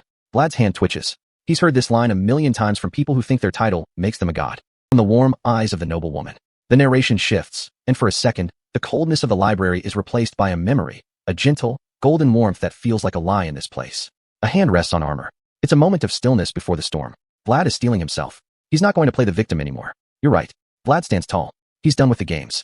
He's not an associate knight or a squire. He's something else entirely. I am Vlad. May I inquire your name as well, sir? He's staring back, and for the first time, he doesn't look like a subordinate. He looks like a predator. The old man is floored. He expected a child, a pet. He got a man who treats every conversation like the opening move of a duel. The old man grins, a jagged, hungry thing. He's not offended. He's thrilled. He finally found something worth his time. My blood, which had settled, is starting to boil again. This guy isn't just an evaluator. He's a relic of a time when swords meant more than contracts. The staff taps the floor. It's a small sound, but it carries the weight of an entire history Vlad hasn't even begun to understand yet. He reveals the banner. Dragons, snakes, birds. It's an ancient lineage, a heritage that makes the Bayezid family look like newcomers. I haven't completed all of my tasks yet. He's not here for the politics. He's here to finish something that started centuries ago. The imagery shifts to the battlefield, a burning fortress against a dead sky. This isn't just a vision. It's a testament to the cost of the path they've both chosen. They continue to walk the lowest path. The lowest path isn't a place of shame. It's the path of the people who actually fight, picking up the honor they spilled along the way. The cycle is endless. The strong throw away their honor, and the lowest are forced to scavenge it just to keep the world turning. A sword glows in the darkness. It's the only light left. They appear as if they've founded a nation or become sword masters. The line between a master and a monster is thinner than anyone likes to admit. The blade cuts through the gloom. It's beautiful, and it's terrifying. The scene shifts, a map of Dermar. The political board is being reset. Count Gaidar has made his move, and the north is officially in play. The bridgehead is taken. The strategy is clear. They're pushing north, and they don't care who they have to crush to get there. Do you think they'll come to us? The blue-haired woman is looking at the map, and she's not asking out of curiosity. She's asking because her survival depends on the answer. We need to prepare. The old man's face is grim. He knows the West is mobilizing, and they're caught right in the middle of a pincer move. It seems the West is coming too. The alliances are shifting. Everyone is scrambling to pick a side before the hammer falls. They're writing letters to Bayezid. They're betting everything on a house that's already playing a dangerous game with Vlad's life. They're pointing at Dermar. The map is a death warrant for anyone caught between these regions. He's growing at an incredible rate. They're talking about Vlad. He's not just a pawn. He's an anomaly they can no longer ignore. There's no harm in getting close to the church too. Religion, politics, swordplay, it's all the same to them. Just another set of tools to ensure they stay on top. The blue-haired woman blushes. She's thinking about the boy, and it's almost sickening how much she views his life as a financial investment. The Lord has continued to track the boy's movements. They aren't just watching him. They're monitoring him like a specimen in a lab. On our scope, they're looking for a way to optimize the slaughter. Efficiency, even in war, is the merchant's favorite flavor. I hope they pass through safely. It's a lie. She doesn't care about safety. She cares about the outcome of the collision. The world is changing rapidly. The old man is right. The era of the safe, noble is dying. Of course, I'm not the only one who thinks that change won't solely bring bad fortunes. He sees something in the chaos that the others don't. Flowers bloom. A brief, fragile moment of peace in a chapter defined by cold, calculating ambition. The snake coils. It's a guardian, or maybe a parasite. It's getting harder to tell the difference. Perhaps give comfort and consolation. The flowers are a reminder of what Vlad is actually fighting for, even if his masters have forgotten. Back to the forge. Hammering metal. The sound is constant, a heartbeat for a world that refuses to stop grinding. That old damn man. Vlad is venting. He's tired of being treated like a child, but he's still standing there, taking it. Really, the blacksmith doesn't care about Vlad's temper. He cares about the steel. Aside from that, what did you cut down this time? The blacksmith knows the truth. You don't get a sword this rusted from cutting grain. It was a man without a neck. Vlad's honesty is refreshing, even if it makes the blacksmith's blood run cold. You continue to fight beings I've never even heard of. The blacksmith is realizing that Vlad is fighting a war that isn't on any map. Don't you think it's time you changed your blade? The blacksmith is finally saying it. The tool is failing because the man has outgrown it. This sword is barely fit for dealing with lousy mercenaries. He's not insulting Vlad. He's telling him he's become something much larger than the steel he carries. The blacksmith shop is heavy with the smell of coal and hot iron. A scarred knight walks in, looking like he's seen the end of the world, and asks for a blade that can cut through ghouls. It's the kind of request that usually gets a laugh, but the smith just stares, completely floored. He spent his life forging tools for honest work, not for whatever nightmare this guy is hunting. He asks, cut down what? Like he's hoping he misheard the man, but the look in the knight's eyes tells him this isn't a joke. The smith remembers a winter from a while back, when another knight, some nameless wanderer, came in asking for the exact same thing. And this wanderer? He was obsessed with finding the one who forged the blade Vlad currently carries, mentioning Shoera like it was a death sentence. Vlad realizes exactly who that knight was. He crossed paths with him during the goblin raid, and that guy was relentless, hunting for the origin of Vlad's sword like it was the Holy Grail. It's weird, right? You'd think a sword is just a sword, but this one, it's clearly hitting different. The smith explains that the knight was baffled by Vlad's lack of aura control, yet here he is, still standing. He was trying to figure out if the metal itself had some hidden, supernatural quality that allowed a kid to survive a goblin slaughter. The blacksmith leans in, his voice dropping. He's been watching Vlad from a distance, honestly terrified the kid would turn up dead in a ditch somewhere. He's seen a lot of talented youth, but the way Vlad survived those impossible odds, that's not just talent. That's a man who has been dancing with death since he could walk. Vlad is completely thrown. He's just a kid from the slums who got lucky, or so he thinks, but this old man is looking at him like he's a miracle. The smith tells him that all those hurdles weren't just bad luck, they were a forge, and they've been hammering Vlad into something lethal. He holds up the blade, and it's a mess of scratches and dents. The smith's words hit hard. If the blade had snapped under the pressure of Vlad's life, Vlad would have been the one in pieces. It's a sobering thought, that his survival is tied to a piece of scrap metal that should have broken a dozen times over. Just like that, we're back to the memory of the battlefield. It's brutal. Vlad is on his knees, sword shattered, surrounded by that suffocating purple aura. It's the kind of trauma that doesn't just go away, which is why the smith adds a final, chilling hope, that the sword doesn't hold him back from what he needs to become next. The smith is touching the blade, feeling the history in every scratch. He's not saying Vlad needs to ditch it. Not yet anyway. He's just pointing out that the tool is starting to show the wear of a life that wasn't meant for a simple squire. The shop is quiet now, just the sound of the forge settling. The blacksmith tells him to take his time, to really think about whether he wants to keep dragging this piece of history into his next fight. He's giving him an out, but for Vlad, out isn't really an option. Vlad stares at the blade. He's still the same kid who had nothing, but he's standing in a room full of steel that could cut him down in a heartbeat. The blacksmith asks if he's still taking orders, and honestly, The way he smiles. It's like he knows the answer is already yes. This is my final piece, the smith says, and that's a gut punch. It's like he's retiring, or maybe he knows something about the path Vlad is walking that he isn't saying. He tells Vlad to find another smith, which, in this world, is basically like being told to find a new god. Vlad looks dejected. It's heavy, man. You spend your life clinging to the few things that didn't abandon you, and now the man who kept your weapon alive is hanging up his apron. It's that specific kind of hollow feeling you get when you realize the scaffolding of your life is being pulled away. The smith is practical, though. He's looking at the sword like it's just another piece of junk, but he's still offering to sharpen it. He asks if Vlad is carrying it today, and you can tell he's worried. Because in Shoera, if you're carrying a sword, you're either working or you're dying. Vlad mumbles that it's nothing urgent, but he might need it later. He's downplaying it, as always. But his eyes, the way he looks at the hilt, he knows he's heading into something that's going to require a lot more than a sharpened blade. All right, I'll sharpen it, the smith says, and the sparks start flying. It's a violent, grinding sound. It's the sound of a man trying to make a dull life cut through the world again. The concentration is absolute. Every pass against the stone is precise. This isn't just maintenance, it's a ritual. The smith is pouring his own legacy into that steel, making sure that when Vlad hits the next wall, he doesn't break. And then, the title card hits like a truck. Star-embraced Swordmaster. The imagery is gorgeous, but it's a warning, too. You don't get a name like that by living a long, quiet life. Vlad inspects the edge. It's flawless. It's sharper than the day he pulled it from the shop floor, and he knows it. He's grateful, but there's this weird, underlying guilt, like he's a student who just realized he's about to graduate to a much darker classroom. The smith hands it back, stern as ever. He tells him to stop by, but, and this is the classic old man energy, he tells him not to exploit him. He knows Vlad is rising, and he knows that rising costs you your friends. The sun is setting, casting long, orange shadows across the street. Vlad promises to bring meat and rum next time, and the old man acts like he's annoyed, but you can see it in his eyes. He's waiting for him to come back. He's waiting for the wolf to return. Vlad waves goodbye, a genuine, kid-like smile on his face. It's the most human he's looked in chapters. He's promising a party, promising a return, promising that he's not going to let this world turn him into a ghost. The smith watches him walk away, and for a second, he's just an old man again. He's tired. He's done his part. He's watched the boy grow, and now he's watching him walk into the dark. Vlad's silhouette is stark against the dim light of the alleyway. He's walking with a purpose that wasn't there before. The smith watches him, and he's coughing, a dry, hacking sound that echoes in the silence. He's given it his all. He's hunched over, clutching his chest. The workshop is quiet, the fire is dying, and he's done. It's a quiet, brutal end to a long day, but it feels like more than that. It feels like a closing door. I've really given it my all. He's closing up shop, physically and maybe metaphorically. He's watched his final apprentice walk out the door, and now he's just an old man in a cold, dark room. He looks out one last time. He sees Vlad disappearing into the fog. He's not watching a customer leave. He's watching the future leave, and he knows he won't be the one to see where it ends. Vlad is walking into the deep dark, his cloak billowing like wings. The narrator says his footsteps are filled with confidence. And yeah, they are. But they're also the footsteps of someone who has nothing left to lose. He's navigating the city like he owns the shadows. It's a tricky place, Shoera, but Vlad has been living in the tricky parts since he was a toddler. He knows the geography of the underworld better than the nobles know their own estates. He walks into a house, and the light hits him like a physical blow. He's stepping out of the dark streets and into something else, a place where the rules are different, and the light is too bright to hide anything. The door clicks shut behind him. It's a heavy, final sound. The street is left in darkness, and whatever just happened inside that house, it's not for the prying eyes of the city. Back to the alley. It's a maze of wood and stone, suffocating and narrow.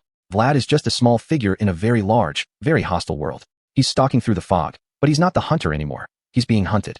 The footsteps sound like a heartbeat, and the silence that follows is even worse. He turns a corner. A shadow looms over him, taller than it has any right to be. It's not just a person, it's an intent. Something is waiting for him, and it's been waiting for a long, long time. The eyes. Those glowing white eyes. They're watching from the stone, and they aren't human. They're cold, calculating, and they've seen through Vlad's cloak, his armor, and his resolve. The elderly man from the forge. Wait, no, it's the same eyes, but different.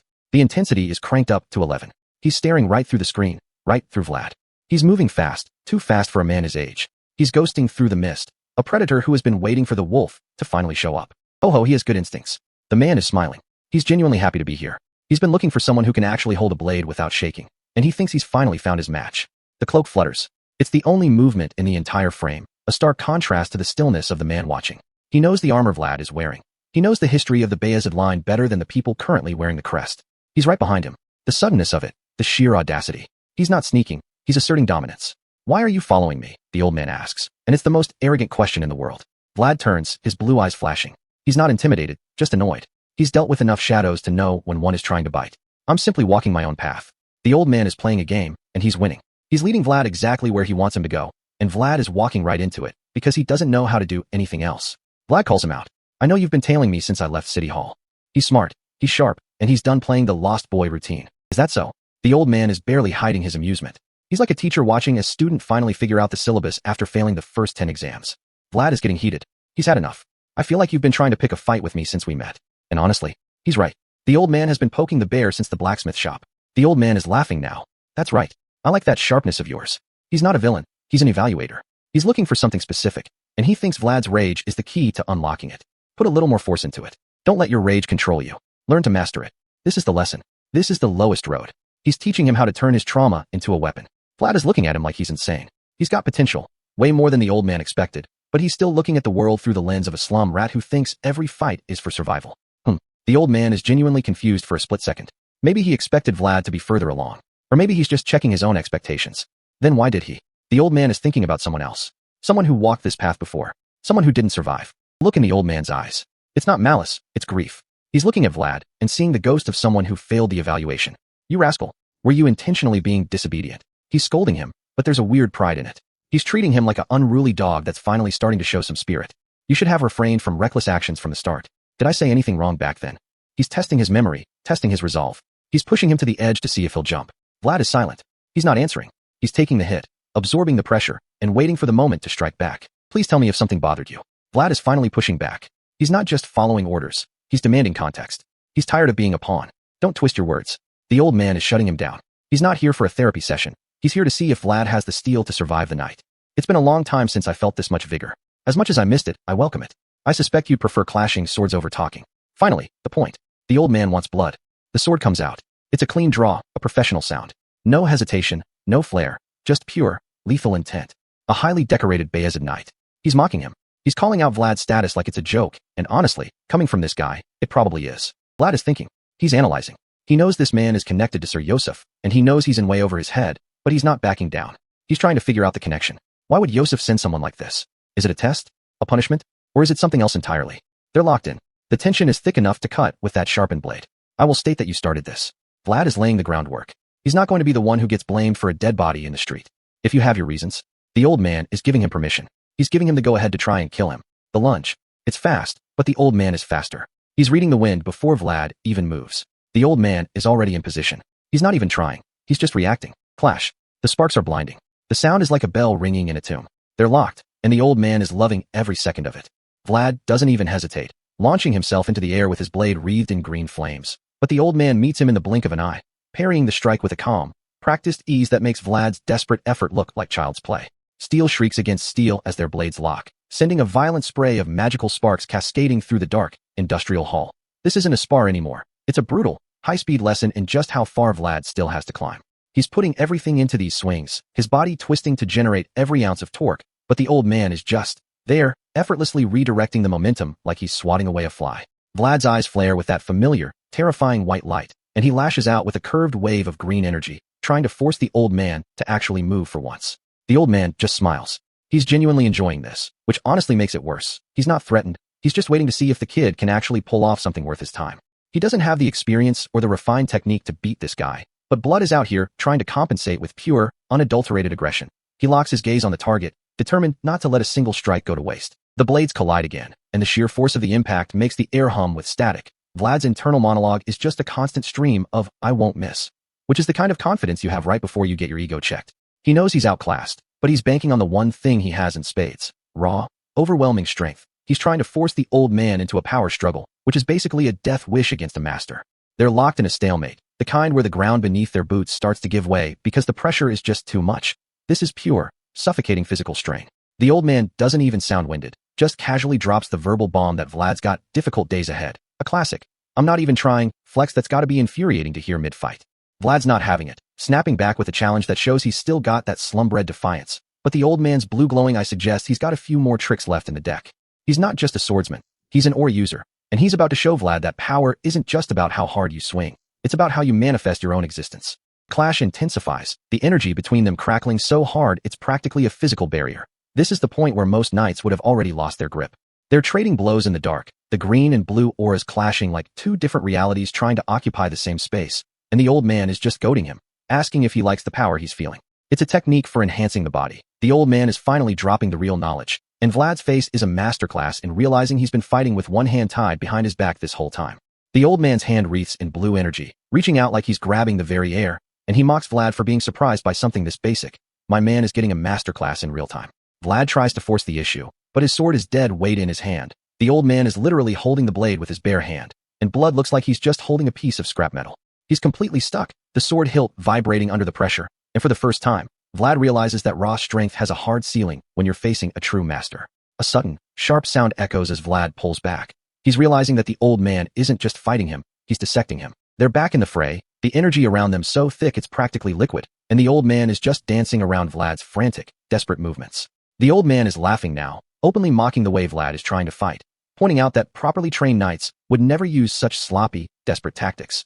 He's basically calling Vlad a street brawler in a knight's armor. Vlad doesn't care about the insults. He's coming in with a dagger now, a desperate, dirty move that forces the old man to acknowledge he's got the heart of a beast. The old man's eyes glow, his aura flaring up to meet Vlad's challenge, and for a second, it looks like Vlad is finally going to land a hit. But you know that's not how this works. The energy explodes between them, and the old man is clearly rattled. He's realized that if he hadn't been taking this seriously, he would have been on the floor. Vlad is still pushing, his eyes locked on the target, but the old man is already adjusting, his aura shifting to counter the sheer, unpredictable pressure of Vlad's assault. The strike comes down, a vertical, crushing blow that shatters the ground into a literal crater, and Vlad is just gone. The force of the impact sends him flying like he's made of paper, his body spiraling through the air with no way to catch his balance. This is what happens when you try to brute force a master. The old man lands, his sword still humming with that blue aura, and he looks at the dust cloud with a sudden, sharp look of concern. Did he actually break the kid? He's genuinely panicked, his face losing all that smug confidence as he realizes he might have overshot the mark. He took the boy on for real by accident, and now he's terrified of the consequences. He's shouting into the rubble, his voice actually cracking with worry. This isn't the cold-blooded evaluator anymore. This is a teacher who just realized he might have killed his student. Vlad is lying there in the dirt, completely unresponsive, and the old man is standing over him, looking down with a mix of guilt and sheer, unadulterated shock.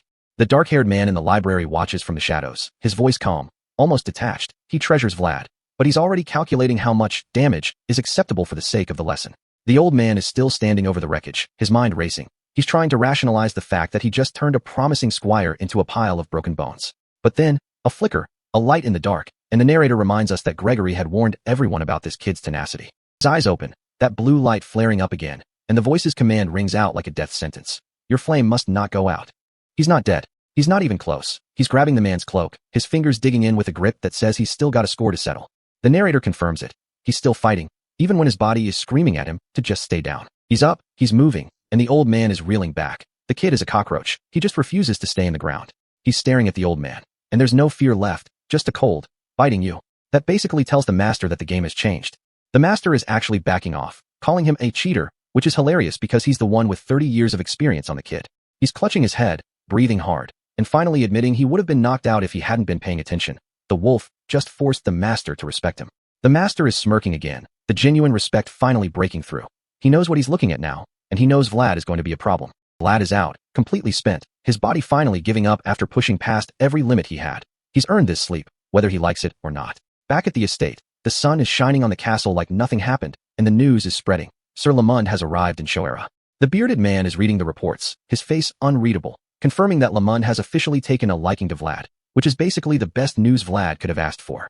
They're discussing this scuffle, and it's clear that Lamond's history as a knight of the previous family head makes his opinion the only one that really matters around here.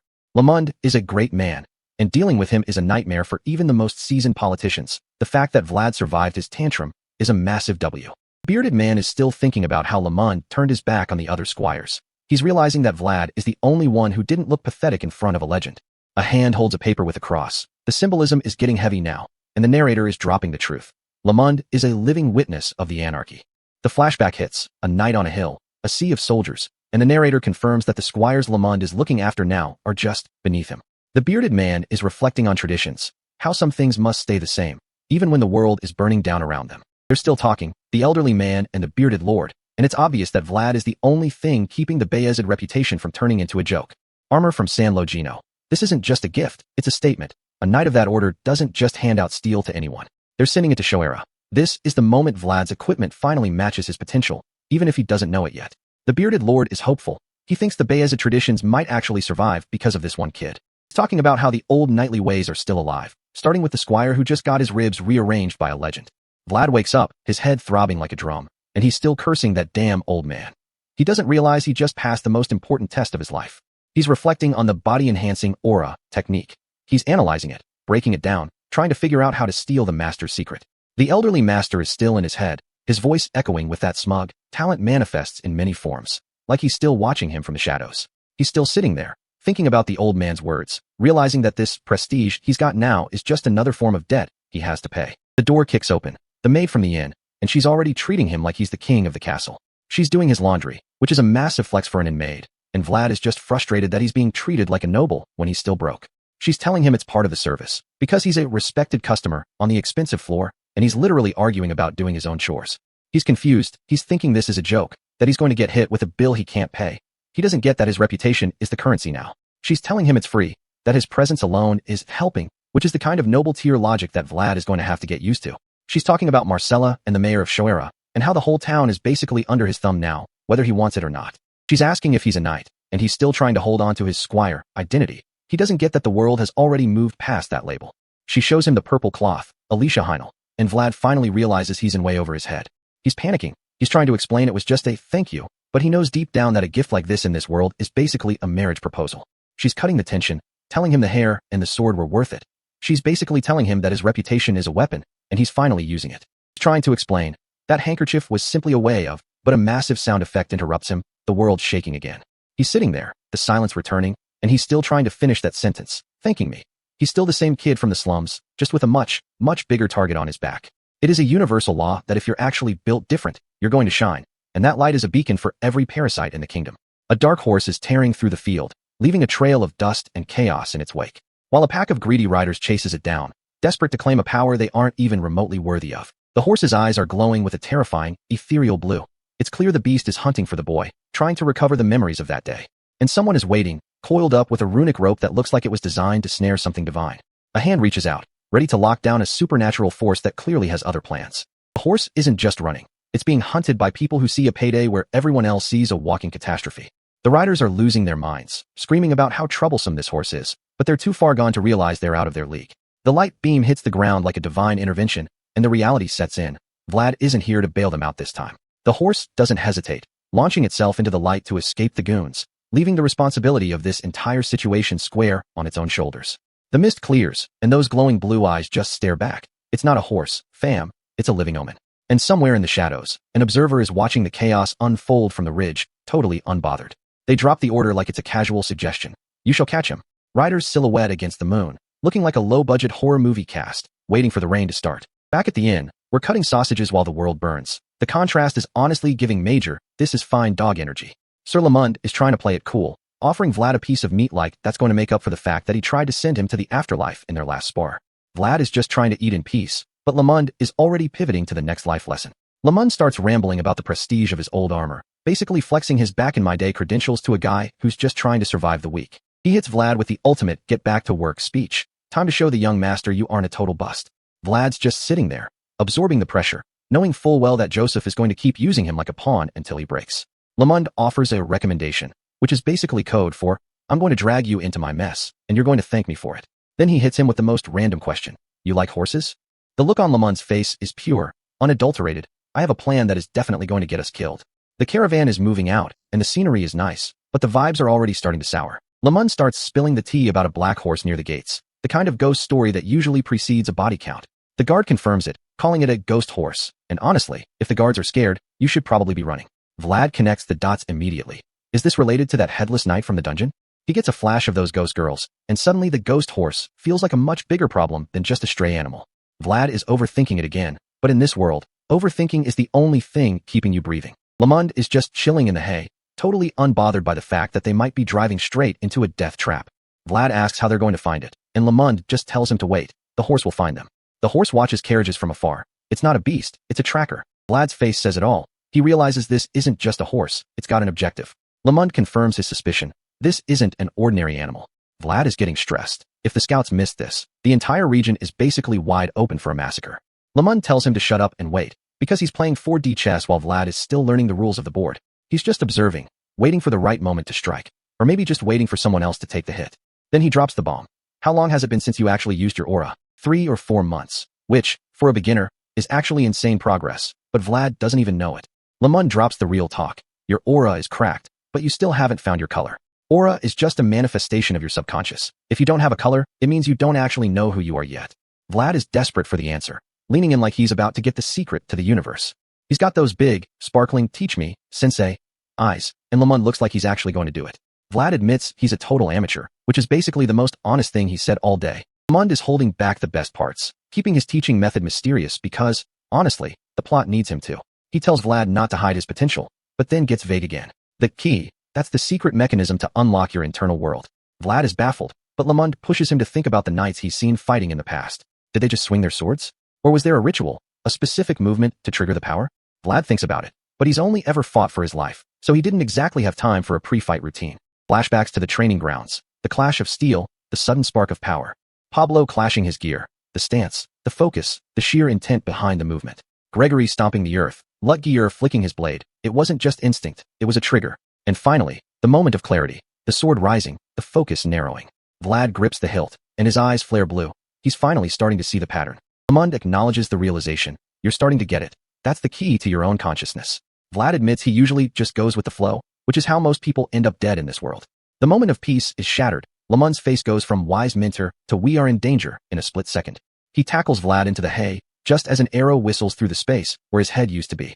Vlad is still processing the aura lecture while dodging death, the ultimate multitasking. The driver is screaming as the reality of an ambush hits the caravan. That projectile wasn't meant to miss, and it's clear the easy part of the trip is officially over. Lemon's back in commander mode. Ambush. Guard up. A soldier goes down, blood hitting the dirt. This isn't a drill anymore. The rest of the group is scrambling, completely caught off guard by the speed of the attack. A rider on the hill identifies them. Bandits. Lemond isn't worried about the bandits. He's worried about the target escaping. He corrects the kid. These aren't just random bandits. There's something much, much worse. Barbarians. The kind of enemies who don't negotiate and definitely don't leave survivors. They're charging in, blades drawn, and the survival rate of this caravan just plummeted to 0. The sky just opened up, but it's not rain. It's a literal wall of steel. These soldiers are scrambling behind their shields, and honestly, holding a wooden board against a rain of arrows is a bold strategy, but it's barely keeping them alive. The formation is cracking under the pressure, and while one guy is screaming for order, the archers on the other side are just doing their job. The scale of this charge is pure chaos. You've got a massive wave of riders bearing down on the wagons like they're trying to set a speed record for looting. Vlad and his companion are hunkered down, watching the mercenaries get absolutely cooked as the first line of defense. These aren't just local thugs, and Vlad knows it. Seeing northern barbarians this far south is basically the regional equivalent of a bad omen. Lemond isn't about to sit this one out, and seeing him draw his steel just tells you everything you need to know about the stakes. They're pulling a luggage horse into the fight, which, look, it's not a war horse, but it's better than being a sitting duck. Lemond doesn't mince words. These barbarians are practically born in the saddle, making them a nightmare for anyone on foot. Vlad's keeping his cool, though, reminding us that being born on a horse doesn't make you a match for a trained knight. Lemond is drilling the basics into him. You don't fight cavalry head-on. You kill their mobility, or you end up as roadkill. The masked leader walks up and tries to play the reasonable criminal card, offering them a chance to live if they just hand over everything. The travelers are eating it up, actually buying the idea that these guys are going to let them walk away with their lives. The masked warrior drops the hammer. Give us everything you own, or don't bother leaving at all. They're being told to leave with nothing but their skin, and the sheer audacity of this extortion is honestly impressive. This guy's talking about they fare for the afterlife, and yeah, we're definitely not in a safe-for-work negotiation anymore. Our merchant friend is doing the math, and he's realizing the mercenaries he hired for cheap are about as useful as a screen door on a submarine. Barbarians in Bayezid territory? That's not a coincidence, it's a death sentence, and he knows it. He's looking at the situation, wondering if he can actually trust the people he's with, and honestly, the answer is usually no. Vlad's done talking. He's ready to move, and when he nods like that, you know it's go time. They're on the move, and Vlad's already clocking that these guys aren't just here for the scenery. They're here to strip the wagons clean. Lemond's not a fan of these guys, and honestly, who would be? He's gearing up for the kind of fight that doesn't end with a handshake. Vlad's prepping his blade, and the way he's focusing, you can tell he's about to lean on that voice for a bit of extra help. Something in the air just shifted, and even the horses are losing their minds before the fight even reaches them. That's not just a guy on a horse. That's a spectral manifestation, and it's big enough to make you rethink your entire life plan. The riders are spiraling, their horses are panicking, and Vlad realizes whatever is looming over them is definitely not natural. Vlad's frustrated, and I get it. Having some weird energy source messing with your combat flow is the last thing you need right now. Lemond is already in the thick of it, and he's not waiting for a formal invitation to start the party. Vlad launches himself into the fray, and the sound of his landing is the only warning these guys are going to get. Lemond knows they're outnumbered and outpositioned, but he's betting everything on this one desperate opening. This mounted guy is really out here calling an old man and a kid easy targets. And bro, You are about to find out exactly how wrong you are. The riders are pushing their luck, but Lemond's eyes are glowing blue, and that's usually the last thing people see before they get packed. That wasn't just a swing. That was a masterclass in aura, and the look on these guys' faces says they just realized they're in way over their heads. Lemond is cutting through them like they're made of paper, and the fact that they're just now realizing he's a knight is hilarious. They're screaming about turning the horses around, but it's a little late for that when you're already in the kill zone. Vlad's not letting the scarred guy off the hook, and he hits him from the blind side with all the subtlety of a freight train. Vlad's eyes are locked on, and he's asking where they're going, which is honestly the most menacing thing you can say right before you finish the job. Sword comes down, and it's not a question anymore. It's a final answer. The scarred guy drops, and the rest of them are starting to realize that the child they were mocking is actually the biggest problem on the field. Vlad stands there, surrounded by that dark aura, and the way he's just looming is enough to make the remaining riders reconsider their career choices. There's blood on the ground, and Vlad's just standing there, looking like he's waiting for the next wave to step up. Lemond is shouting, and his urgency is real. This ambush was only half-baked, and they've got to finish it before the rest of the pack shows up. Vlad's reacting to something, and it's not good. That dark shape in the corner is definitely coming for his head. Vlad screams a warning, but that blade is already coming down, and it's moving way too fast to be a standard attack. That curve in the blade? That's a death sentence, and Vlad's eyes are wide open, seeing the end of the line. They clash, and the spark is enough to blind you. Vlad is holding his own, but that impact is shaking the very ground beneath them. The knight is panicking, and honestly, you would be too if you realized the kid you tried to jump was actually a monster. Vlad is locked in, and that blue aura on his hilt is screaming that the voice is about to do something heavy. Vlad just drops the truth. He knew the guy was a knight all along, and the look on his face is pure, cold realization. The knight is sweating, and he's realized he's not going to win this in a single breath. He's dealing with someone who doesn't even blink at his power. Lemond is screaming for Vlad to run, and the blue energy around him is practically blinding at this point. He's telling Vlad to protect the people, and you can feel the weight of this command. It's not a request, it's a legacy. Vlad is questioning the plan, but Lemond is already committed. He's taking the heat so the kid can actually survive this. Vlad follows orders, but the look on his face says he's going to be back, and the speed he's showing is ridiculous. The sound of hoofbeats is back, and it's close, too close for comfort. There's a rider behind him, sword in the air, and Vlad is literally running for his life, while the threat closes in. The other guys are confused, wondering if the rest of their squad is back, but the sound is all wrong. It's a single horse, and the way it's tearing up the ground, you know this isn't a normal animal. Vlad recognizes that cry, and the look on his face is pure, unadulterated, oh no. The son of the plains is back, and these guys are realizing that their payday just turned into a funeral. The horse is here, it's fast, and it's bringing a level of power that's about to change everything on this field. The frontier plains are absolute chaos right now, with these barbarian riders moving in a desperate formation. All of them laser-focused on one target. They've been hunting the son of the plains for ages, and they're not letting go of that lasso. The horse isn't just some animal, though. Those glowing blue markings? That's not natural, and these guys are about to learn that the hard way. And just like that, the beast breaks the rope. It's moving with a speed that defies every law of nature we've seen in these parts. Raiders are losing their minds. Bro really thought a piece of rope was going to secure a supernatural entity. Delusional. They're swarming the field, a dozen riders deep, but they're chasing a ghost. Their payday is literally galloping into the distance, and they know it. But then, someone else steps onto the scene. Vlad. He's not running away anymore. He's standing his ground on the rocks, sword drawn, ready to claim the moment. He's not just shouting. He's declaring his presence to the entire field.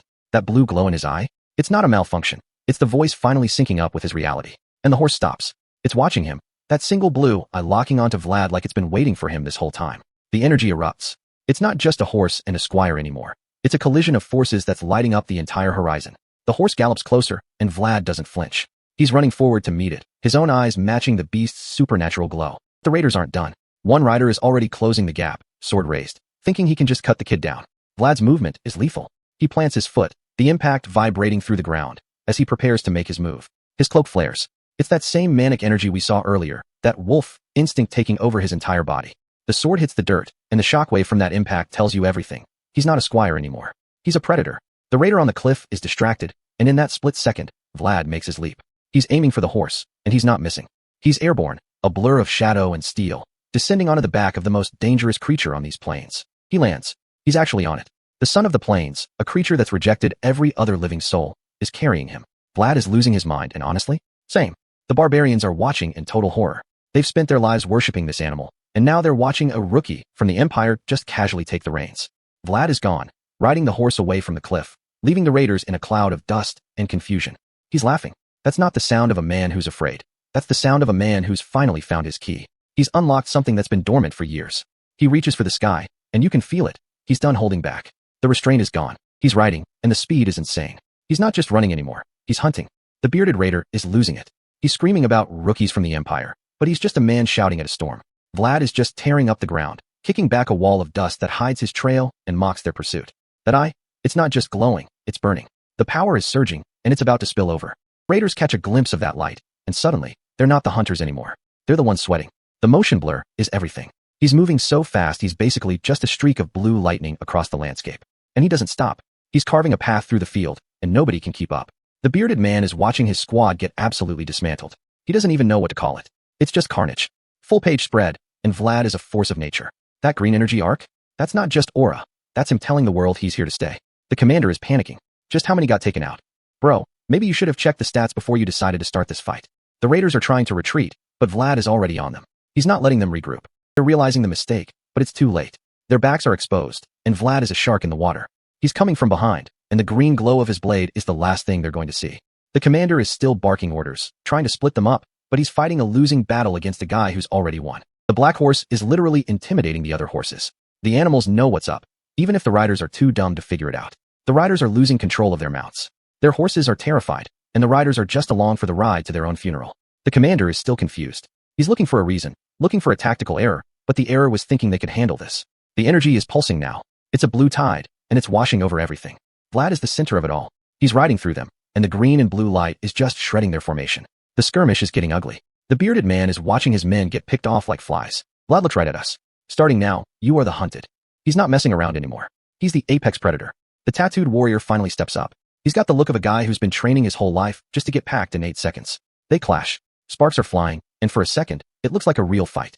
The elderly man is holding the line, clashing with the ponytail guy. It's a desperate, ugly struggle on horseback. The elderly man is focused, but he's pushing his horse to the absolute limit. The reality sets in. His horse is done. He knows it, we know it, and it's a heavy, quiet moment in the middle of all this noise. The ponytail guy is coming for him, blade raised, looking for an easy kill. The horse stumbles. That's the end of the line for the mount, and it's a massive problem for the rider. Dust is everywhere. You can barely see the riders, just the movement and the tension. The older man with the white mustache is smiling. It's a creepy, cold smile. He's not surprised, he's just waiting. Got that blue eye too. He's been around, and he's seen enough to know exactly what's happening here. The young rider is still talking, still acting like he's in control. He's the definition of never won a fight, but explaining combat strategy. They're locking eyes. The confrontation is inevitable. The elderly man hears the horn. It's the sound of the barbarians arriving in force, and it's not good news. The horn blows, and the warriors charge. The elderly man is looking for Vlad, hoping against hope that the kid is still alive. Vlad is right there, charging through the dust. He's the exclamation point on the end of their bad luck.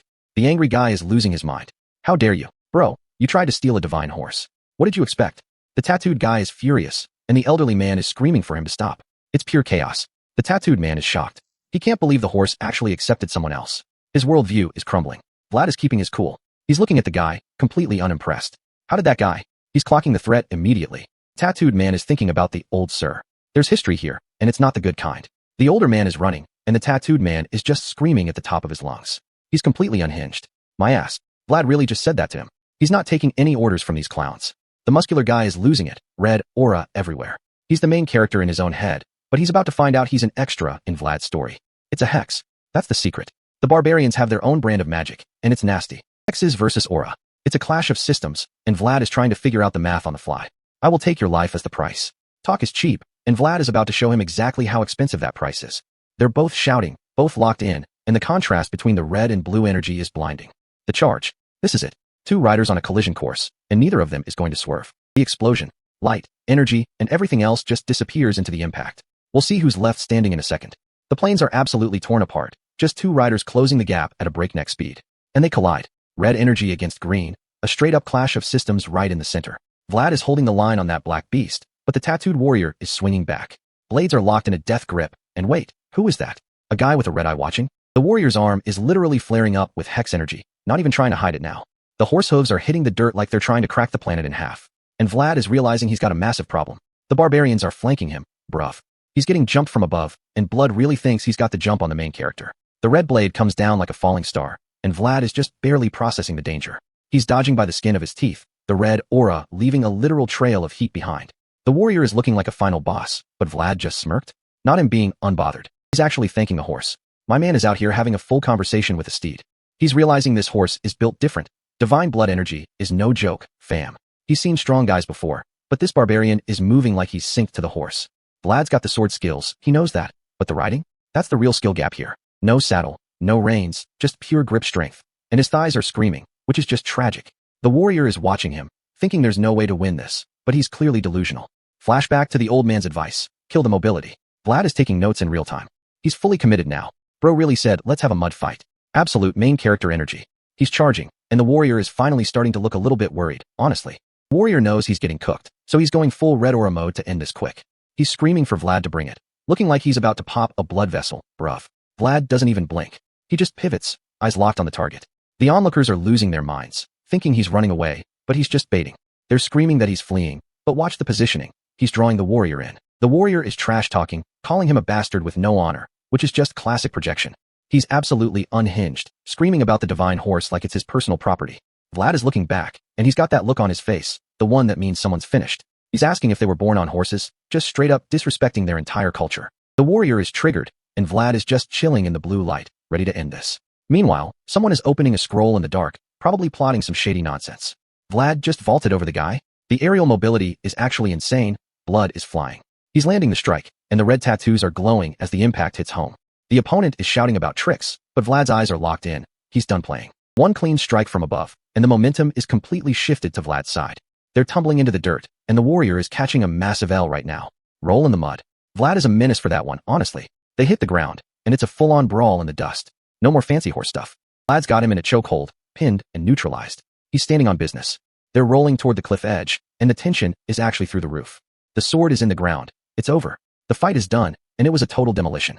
The old guy is sprinting over, screaming for his young master, looking like a stressed parent. He's worried Vlad fell, but he's about to realize Vlad is the one who did the damage. He's staring at the blade, probably wondering how a kid did all that in 5 seconds. Absolute rascal. The old man is impressed, even if he doesn't want to admit it.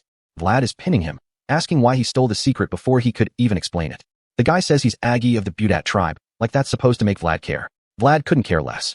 Yeah? So what? The indifference is real, fam. Cut to the cathedral. The politics are about to get heavy, and it's looking real suspicious. Some noble is sitting there in the dark, probably wondering how his plans got wrecked. The nun is losing it, screaming about procedures and scenarios. She's having a total meltdown. Vlad is just walking out with the red-haired girl, ignoring the nun's entire existence. Even if the nun is shocked that the Bayezid name actually carries this much weight. You have it tomorrow. Vlad is giving off cold, calculated vibes, and she's terrified. She's calling him low-blooded and vicious, which is just rich coming from a church official. Back at the library, the mayor is being told Vlad is a liability, but he's not buying it. She's worried about his reputation, but the mayor is already reading between the lines. He's realizing the nunnery is acting way too aggressively for it to be a coincidence. Flashback to the priest and the cross, the origin of Vlad's legitimacy. It all connects. The mayor knows this is a setup. Someone is pulling the strings from the very top. Bishop Pierre, the guy in the red robes, is the one actually running this show. Shoera is just a chessboard, and these two are the only ones actually playing. Joseph Bayezid is laying it out. The balance is tilting, and it's not looking good. The church and the Bayezid bloodline are at war, and the scale is moving, bruv. Vlad's winds are literally shifting the political power, and the bishop is shaking. The mayor realizes it. He was the target all along. The whole thing was a trap. Sir Joseph is holding court in his study, and Blood is clearly not buying the narrative. Vlad might have had an excuse, but Joseph knows a squire doesn't just walk up to that line without a hidden agenda. He's not even sweating the disrespect. He's looking for the motive. You can tell he's already 3 moves ahead, thinking, this kid is a distraction, but who's the one actually pulling the strings? The internal monologue gets cut short by a knock. It's the stable hand from the front lines, and he looks like he's seen a ghost. Joseph doesn't even need to hear it. The vibe in the room just dropped 10 degrees. He knows exactly what kind of news is coming. And there it is, the word everyone was dreading. Barbarians. The situation just went from a political headache to an active war zone. Meanwhile, in the library, the dark-haired man is grilling the stable hand. He's trying to figure out how a simple escort mission turned into a full-blown ambush. Stable hand is losing it, frantic and sweating, explaining that it was Vlad and the old sir who actually kept them from becoming target practice. The dark-haired man is skeptical, and honestly, same. He asks about the mercenaries who were supposed to be guarding the route, and the answer is exactly what you'd expect. They dipped the second things got real. The stable hand doubles down. If it wasn't for Vlad and the old sir, everyone would be dead. The dark-haired man is trying to process the math on 2 people holding off an entire war party. The nun chimes in, confirming the madness. She's basically saying, yeah, it sounds fake, but it's real.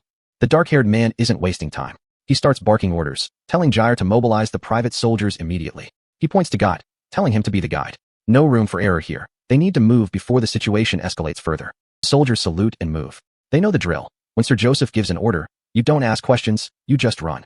The dark-haired man turns to the nun with this weird, satisfied smile, basically glazing Vlad's performance. The nun is just standing there like, Are you serious right now?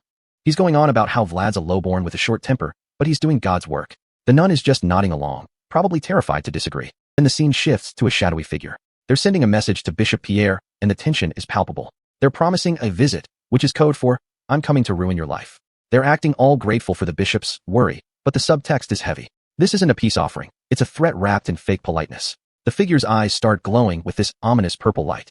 This is definitely not a guy you want to meet in a dark alley. I will face you proudly. Yeah, the bishop is cooked. The algorithm is definitely going to flag this level of looming dread. Back on the road, the caravan is struggling toward the horizon. The sunset is beautiful, but it's a ticking clock. The older man is scanning the distance, and he's not liking what he sees. The number of riders is growing, and that's never a good sign. He's putting the pieces together. If these were just common bandits, they would have bolted when the boss got snatched. These are high-status warriors, and they're playing for keeps. The bound barbarian is sitting there, totally unbothered. He's a prisoner, but he's acting like he's just waiting for his Uber. The older man is stressed, looking at his sword and counting the minutes until sundown. He knows they're running out of daylight. He's wondering where the reinforcements are, and then, the sound of hooves. God is finally here.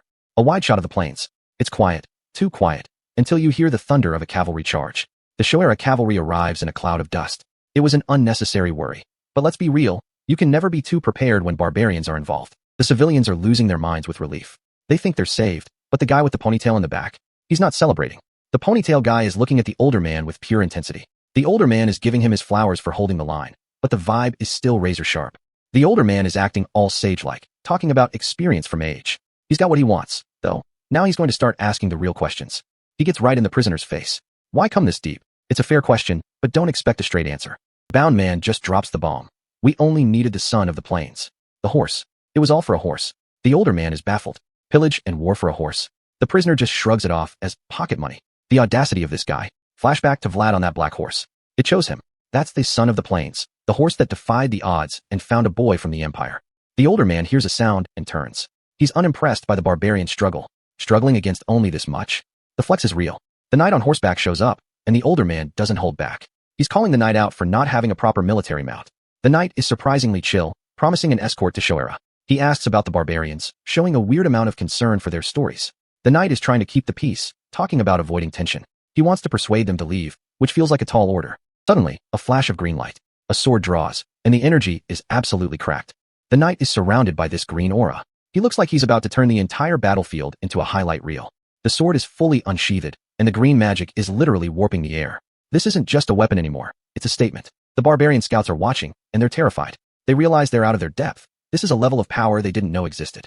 It'll be annihilation. One of them screams it, and honestly, they aren't wrong. The knight is standing there like a god of war. The ponytail guy sees the writing on the wall. He shouts for everyone to retreat. The show is over.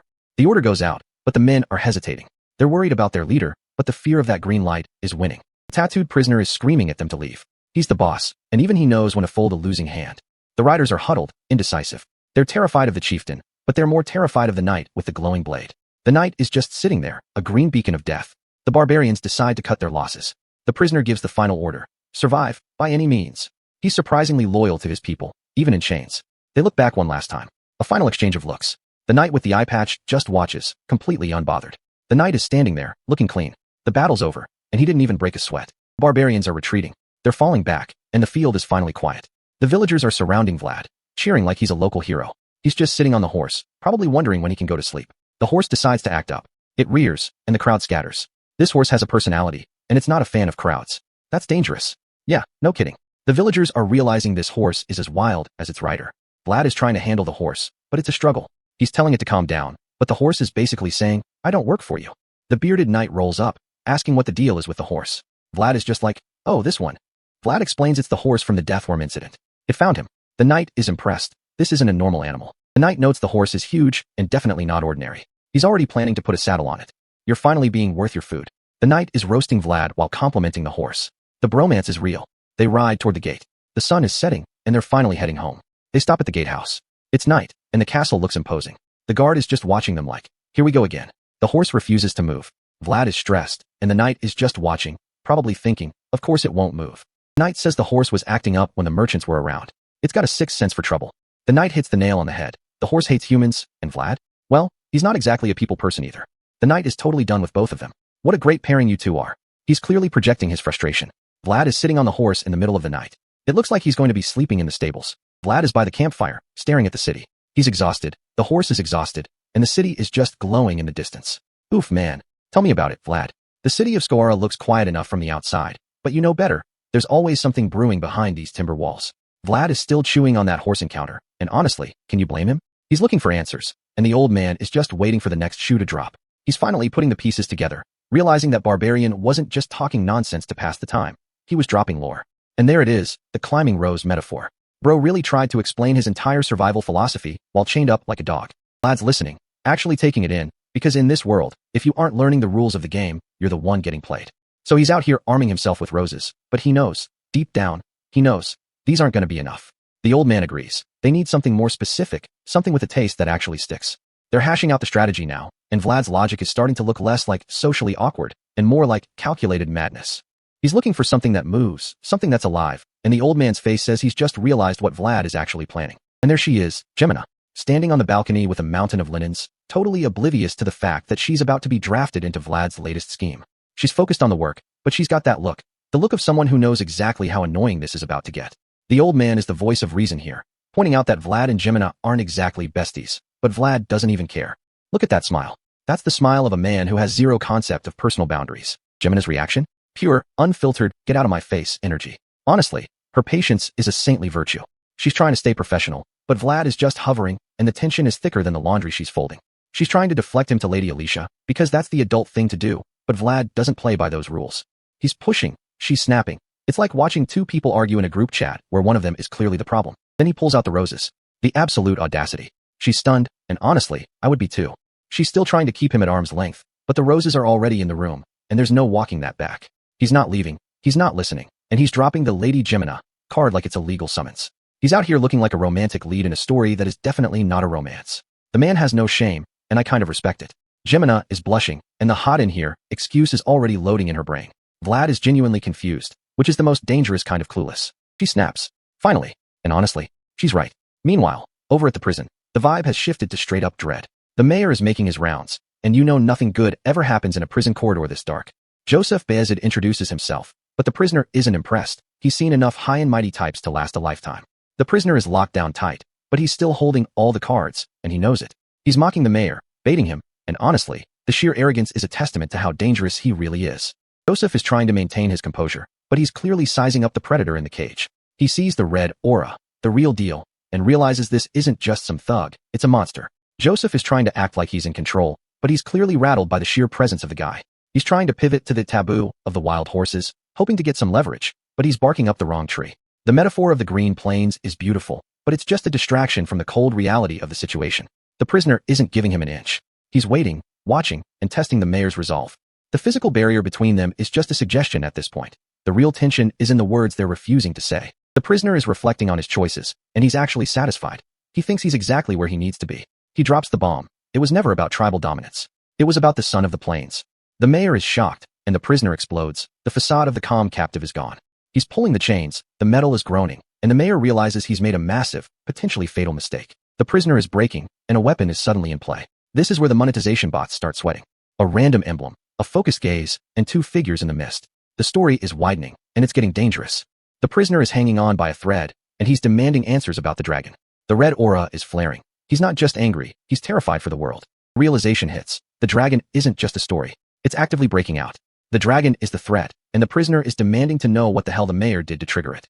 The proof of the pact. These shards are the ticking time bomb, and they've been handed over to the Iron Duke. The mayor is putting it together, and the fear is starting to show. The prisoner demands Vlad. He knows something about the blonde boy that nobody else does. He's convinced Vlad is the only one who can handle the dragon. The stakes just went from prison politics to apocalypse. The mayor is desperate, the prisoner is insistent, and the clock is ticking down. The dragon is a fallen thing, and its blood is a curse. The story just got a lot darker.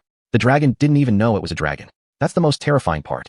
When it realizes what it is, the region is done for. It's not just a fight anymore. It's an extinction event. The prisoner is hammering the mayor for the shards. He knows the end is coming.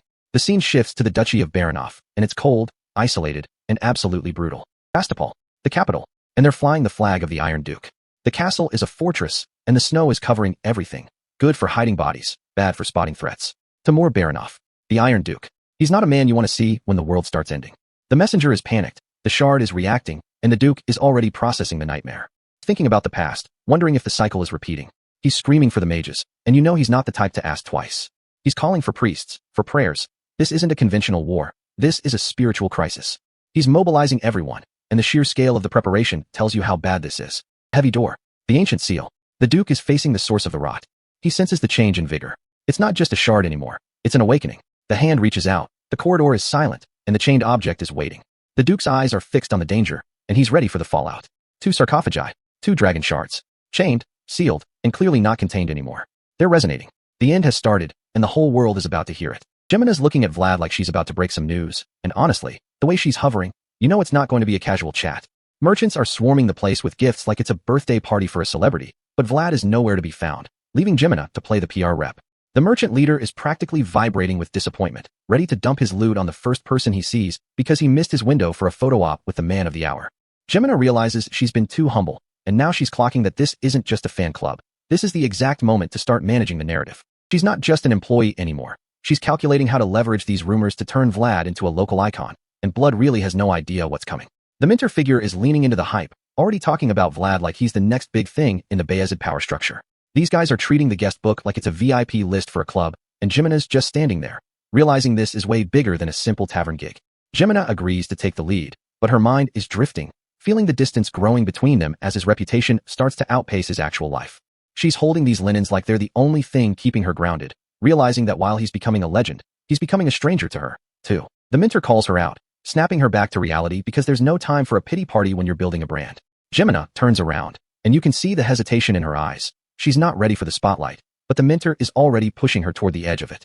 The Minter doesn't even use words here, just a gesture that says get over here and listen, because she's about to change Gemina's entire trajectory. Gemina's face says it all. She's terrified of messing this up, because if she fumbles, it's not just her head on the block, it's Vlad's reputation. The Minter is dead serious now, telling her that if anyone wants a piece of Vlad, they're going through Gemina first, which is a massive power play. Gemina's spiraling, worried she's going to be the reason Vlad trips up, but the Minter isn't having any of that self-doubt today. The Minter drops the truth bomb. If Gemina doesn't step up, who will? She's the only one who's been there since the start, and she's already earned her stripes. It's a masterclass in manipulation. She's telling Gemina she's the reason Vlad is even standing, which is the kind of validation that's hard to walk away from. Gemina is wavering, but the Minter is relentless, forcing her to realize that she's the one who needs to take the reins. She's still scared, still worried about the mistakes, but the Minter just brushes it off like it's nothing, trusting Vlad to handle the fallout. Now she's bringing up the horse, that impossible, stubborn beast, because she knows if Gemina can handle that, she can handle anything.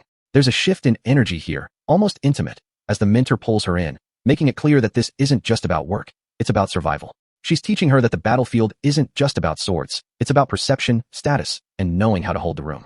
The Minter is comparing this to Jorge's manipulation, making it clear that Gemina is being equipped with the exact same tools of the trade. They're walking together now, a unit, as the Minter promises to put a weapon in her hands. Only this one isn't made of steel. Switching gears, we've got the heavy hitters in a room with tea, discussing the North's decline like they're reading a quarterly earnings report. The lore drop is real here. Ravnoma's shadow and the Dwarf Liberation Front are moving, and honestly, this feels like the setup for a massive geopolitical headache. The dwarves aren't just playing around. They've got the gear and the eyes of a faction that's finished talking and started marching. Higher-ups are focused on the back, which is a fancy way of saying they need to clean house before they can deal with the real threats. The older man is talking about a single ducat, as if it's the most important thing in the world, and you know that's not just pocket change. He's talking about his final duty, like he's ready to check out, putting all his chips on the Bayezid Squire because he knows the clock is ticking. He's not sugarcoating it. The West has already lapped the North, and he's clearly frustrated by how slow everyone else is to catch on. The young man is just nodding along, confirming what he already knew, but he looks like he's carrying the weight of the entire region on his shoulders. The old man is reflecting on his lowest path, which sounds like a humble brag for a guy who's clearly been running the show from the shadows. Flashback time. And it's a reminder that the North used to be a meat grinder, where you were either the hammer or the nail. The Center's indifference was the real villain back then, colder than the frost, leaving the North to die while they watched from their ivory towers. He's calling out the current generation for being soft, mourning the loss of the grit that used to define them before things got too comfortable. He's not wrong, though. When you stop fighting monsters, you start fighting each other, and that's a different kind of decay. The Baron's request is the elephant in the room, and he's telling the young master that ignoring it is basically a death sentence. The young man is looking out at the town, realizing that even if the North is changing, there's still some fight left in the old dog. The smirk at the end says it all. He's got a plan, and the old man is just happy to see he's not as naive as he looks.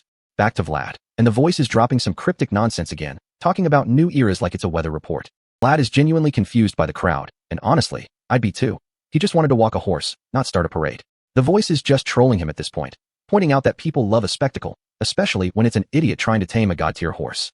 The narration is just roasting Vlad's past failures, listing off his please and thank you attempts at the horse like he's a clown.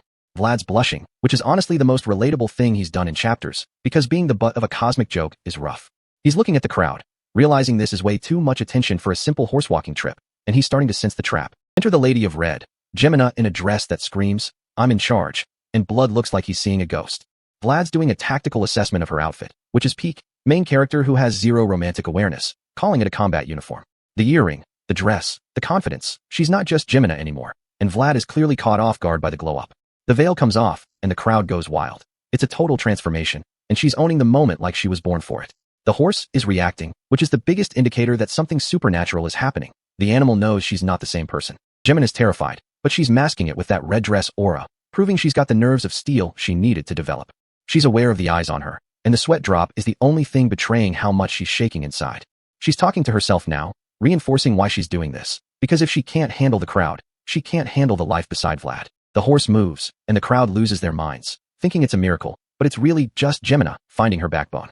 The observers are shocked, because in this world, if you can move a horse, you're basically a local deity. Vlad is just standing there, probably wondering how the hell she pulled this off while he was getting roasted by his own sword. The visual of them standing there together is perfectly framed, and you can tell the narrative shift is locked in.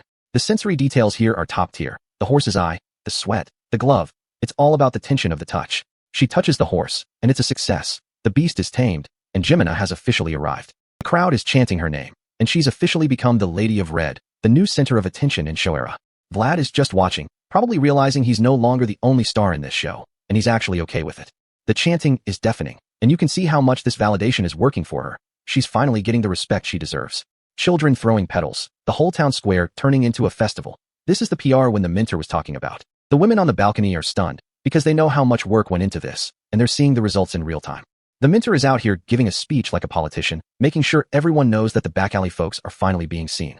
She's connecting the dots, reminding the crowd that these kids are part of the city, not just the trash it discards. She's looking right at us now, the message clear. Show era is changing, and this is the start of a new social order. They walk off together, the knight and the Lady of Red, and for the first time, it feels like they're actually a team. High on a desolate, wind-whipped mountain cliff, Vlad and a beastkin scout stand amidst the absolute silence of a graveyard, where the snow is stained deep, arterial red. It's not just one life taken here, but dozens, left to freeze in the biting cold. Vlad looks down at the aftermath of a massacre so efficient it's terrifying, knowing that over 50 of these creatures were wiped out before they could even draw a breath. Which leaves the scout to confirm the obvious. This wasn't a skirmish, it was a total annihilation. Vlad just stares, processing the sheer scale of the slaughter. The faces of the fallen are frozen in a final, confused shock, proving that whatever did this didn't just win. It erased them from existence without a second thought.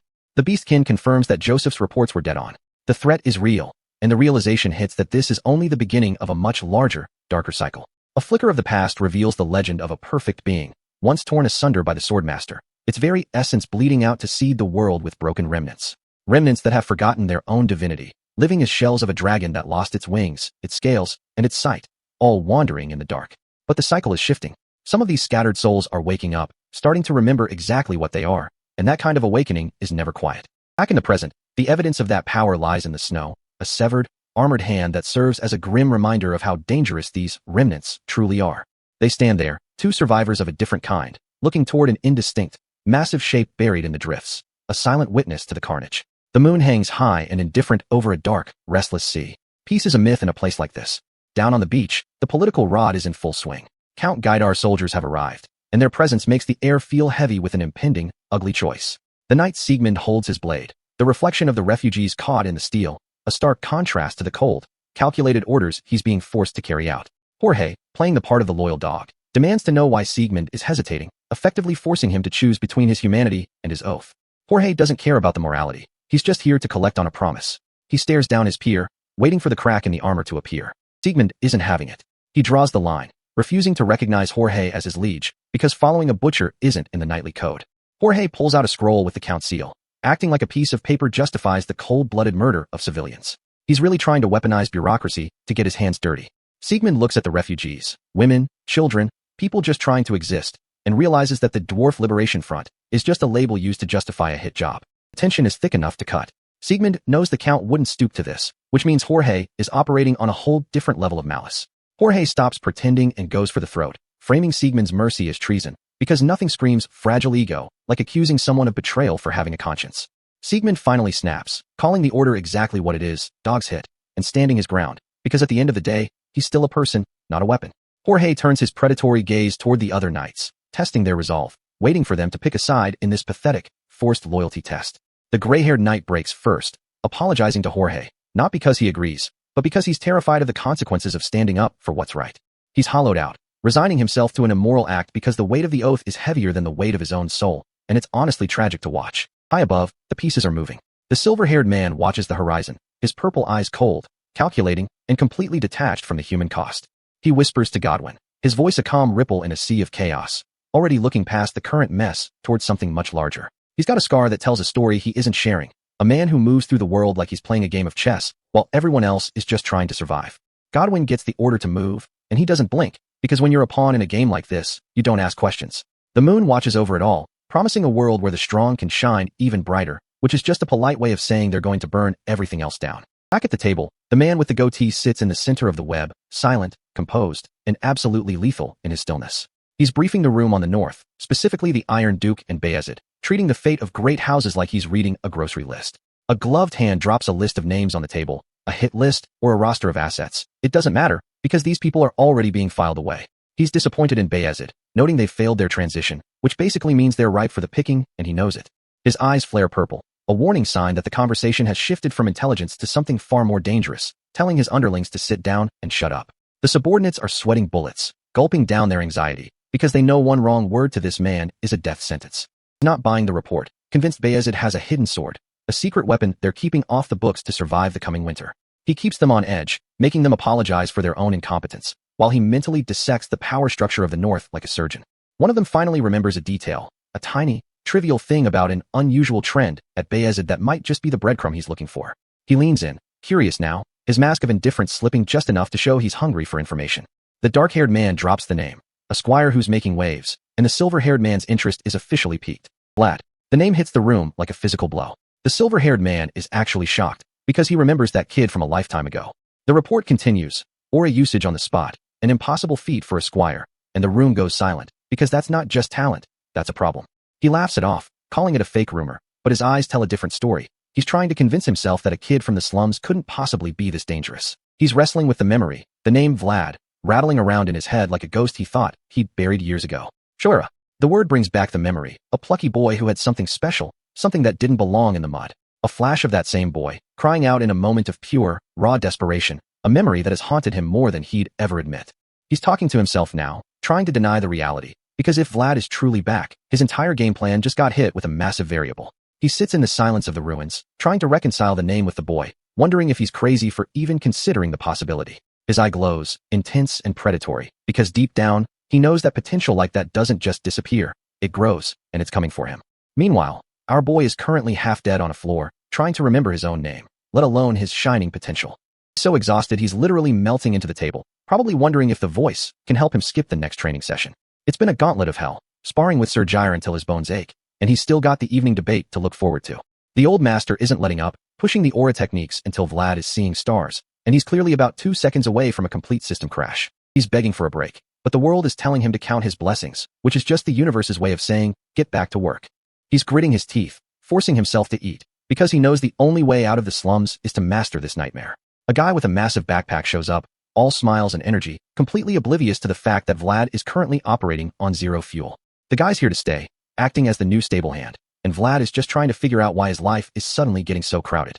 He's questioning the logic, because why add a stable hand now, unless they're anticipating something big is about to happen? The stable hand tries to charm him, but Vlad is done with the games. He's too tired to be polite, and too smart to be fooled by the act. He tells the guy to beat it, because he literally doesn't have the energy to deal with the Bayezid family's latest surprise. But the stable hand drops the bomb. Joseph is calling for him, and the word probation is thrown around like it's a golden ticket. Vlad is skeptical, his intuition screaming that something is off, because nothing in his life has ever been this simple. He arrives at the building, and the second he lays eyes on the structure, his blood runs cold. This isn't a release, it's a summons. He realizes he's been played, led into a trap by a con man, and he's furious at himself for being naive enough to fall for it. The elders are watching, their faces unreadable, waiting to see how the wolf handles the pressure of the cage. He walks into the hall, surrounded by the heavy hitters, and realizes that whatever this meeting is about, it's definitely not going to be a walk in the park. The dark-haired man sits behind his desk, dissecting Vlad's past like a cold, academic exercise. He brings up the Baron Uthman village incident, forcing Vlad to confront the moment he chose to play hero instead of following orders. Vlad doesn't try to dodge the question. He stands there, caught in the crossfire of his own past, and admits he did exactly what he was told not to do. The man presses harder, pushing Vlad into a corner. He wants to know if Vlad would repeat his defiance, testing whether that choice was a one-time lapse or a fundamental change in his character. Vlad hesitates, his eyes wide and searching. He knows the weight of this answer, because admitting it means he's no longer the obedient soldier they wanted. A memory surfaces, the swearing-in ceremony where he traded his blind obedience for a personal code. It wasn't about being loyal to a master anymore. It was about being true to himself. He clenches his fist, the knuckles turning white. He's realized that the old version of him died that day, and he can't go back to being a puppet. The silence in the room is heavy. He looks the man in the eye and confirms it. He would do it all over again.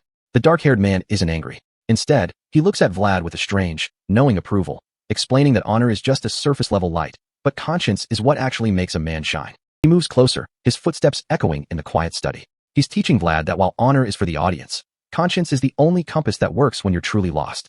He turns toward the window, letting the light hit his silhouette.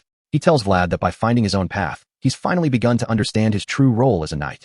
The atmosphere shifts as a piece of red fabric flutters, signaling a change in the room's energy. He gestures to a suit of polished armor, standing like a monument in the light. It's an offering, a symbol of the path he's demanding Vlad walk. Vlad recognizes the craftsmanship instantly.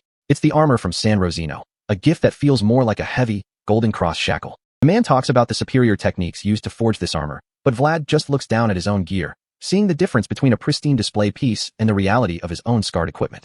He touches his chest piece. The man tells him it's okay to be attached to the old armor, because every scratch on it is a record of his survival, not just a failure of maintenance.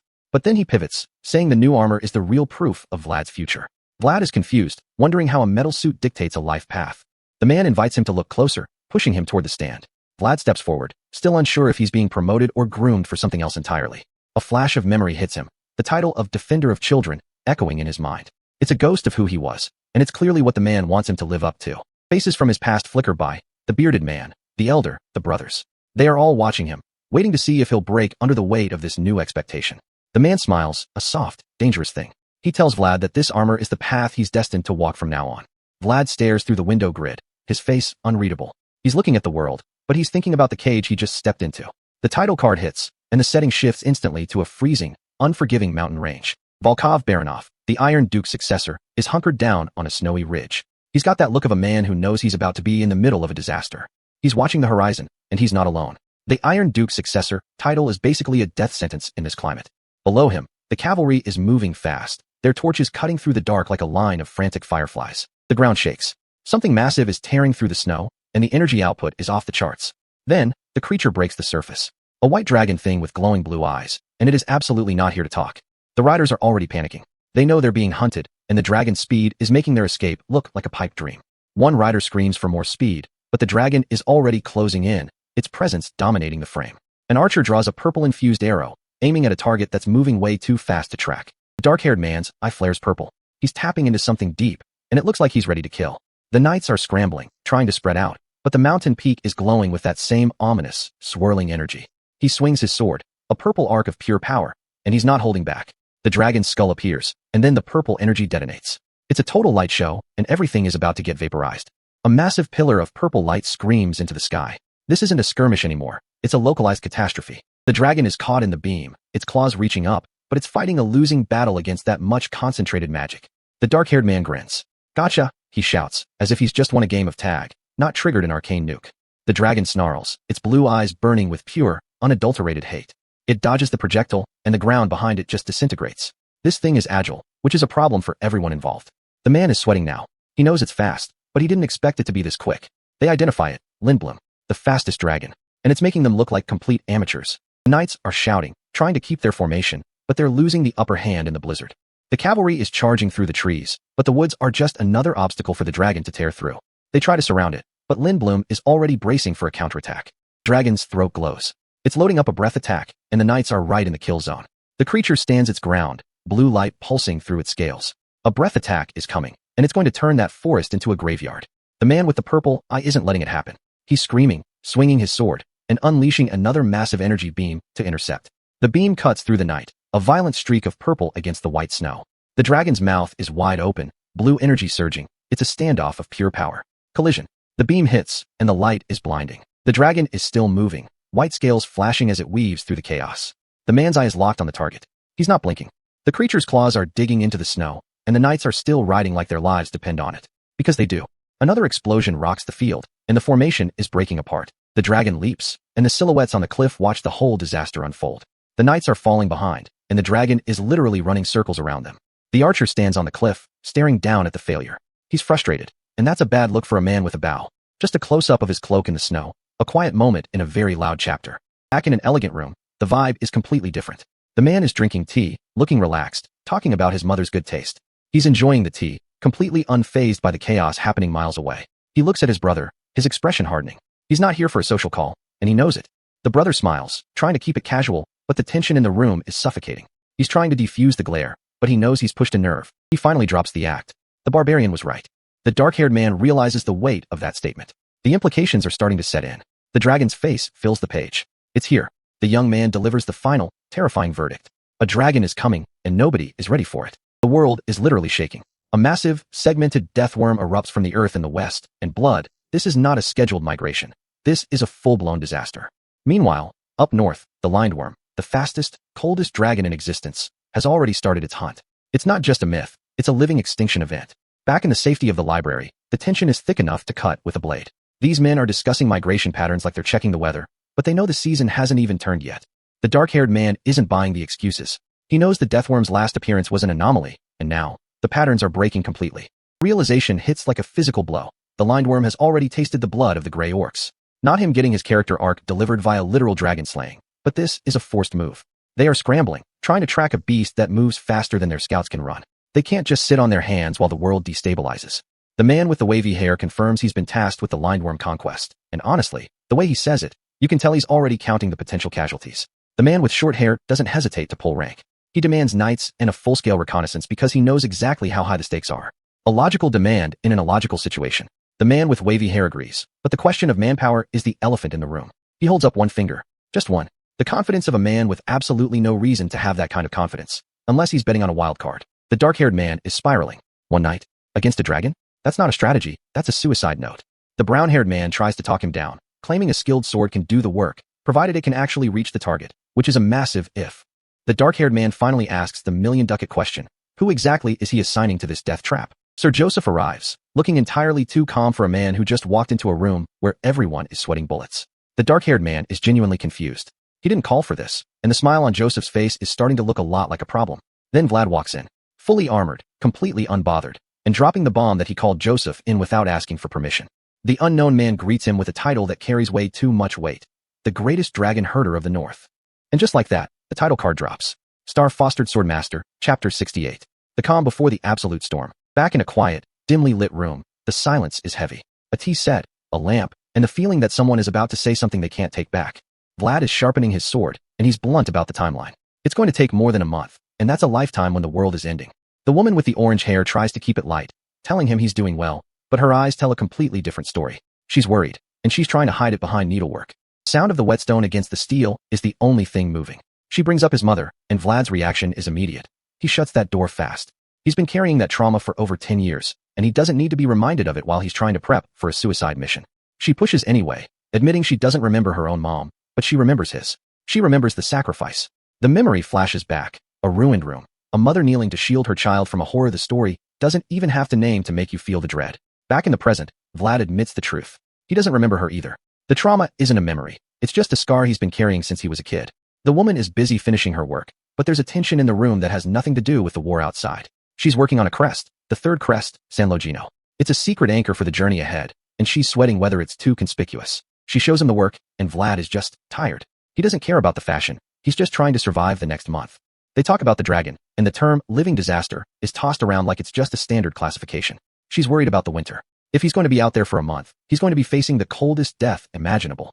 She hesitantly offers him a handkerchief. She's flustered, embarrassed, and trying to act like it's just a standard piece of cotton. Vlad is confused, like he's never received a gift in his life. Which, honestly, for a slum kid turned swordmaster, is probably accurate. He just stares at it. It's a piece of cloth, but in this world, it's a tether to humanity. He smirks. He finally clocks what's happening, and the amusement is the first real emotion he's shown all chapter. She loses it. She strikes him with the cloth, shouting about it being pure cotton. Bro really said, hold my sword, and got checked for it. She's bright red, shouting for him to stay safe, and then she's gone. She ate that moment, and there were no survivors. Vlad is left alone with the cloth. He's reflecting on her, and for a second, he's not a sword master. He's just a guy who's actually going to miss someone. He smiles. He realizes she made it for him, and the confusion turns into a genuine, quiet joy. Then he sees it. Her name, Gemina, embroidered with a rose. That's not just a gift. That's a promise he has to come back to. The scene shifts to the snowy pass. A caravan of riders is moving through the mountains, and it's clear they were only supposed to have one lead, not three. Vlad is riding, and he's already calling out the tension. The dark-haired man is trying to play it cool, but the math isn't matching. The dark-haired man tries to blame it on brotherly love, but Vlad knows better. This is a setup, and someone is trying to make a point. They're riding side by side, and the passive-aggressive energy is off the charts. Vlad is stuck in the middle of a rivalry that's older than he is. The old man and the man with the ponytail are basically radiating sparks. One wrong move, and they're going to start a civil war right there in the snow. The dark-haired man is venting to himself. He knows he's got a barbarian and an old knight, and he knows they're a powder keg. He dumps the responsibility on Vlad. You manage them. Vlad's face says it all. He didn't sign up for human resources. The dark-haired man is already checking out, complaining about a migraine. He's passing the buck and leaving Vlad to deal with the fallout. Vlad is riding, surrounded by two giants who hate each other, wondering how he's supposed to be the best at managing this mess. The bickering starts immediately. They're trading insults like they're trying to see who can get the last word in before they freeze to death. It's a masterclass in petty hostility. They're threatening to bury each other while Vlad is just standing there, probably wishing he was back in the library. Vlad is visibly exhausted. He just wants to go home, but he's stuck babysitting two old men who are acting like toddlers. Then, the mood shifts. Vlad stops. He smells it, the metallic, copper scent of blood on the wind. He clocks an animal-eared figure in the distance. The tension spikes. This isn't just a mission anymore, it's a hunt.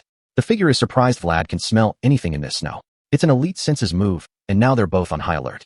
The lead man tells them to take the lead, and the atmosphere goes from bickering to ice-cold professional. They stop. The hoof prints in the snow are the only thing moving. The silence is deafening. Look out over the horizon and see it. A battlefield, completely decimated. The rampaging wasn't a beast, it was a massacre. The bodies are everywhere. The dark-haired man asks if they're from the tribe, and the answer is a grim shake of the head.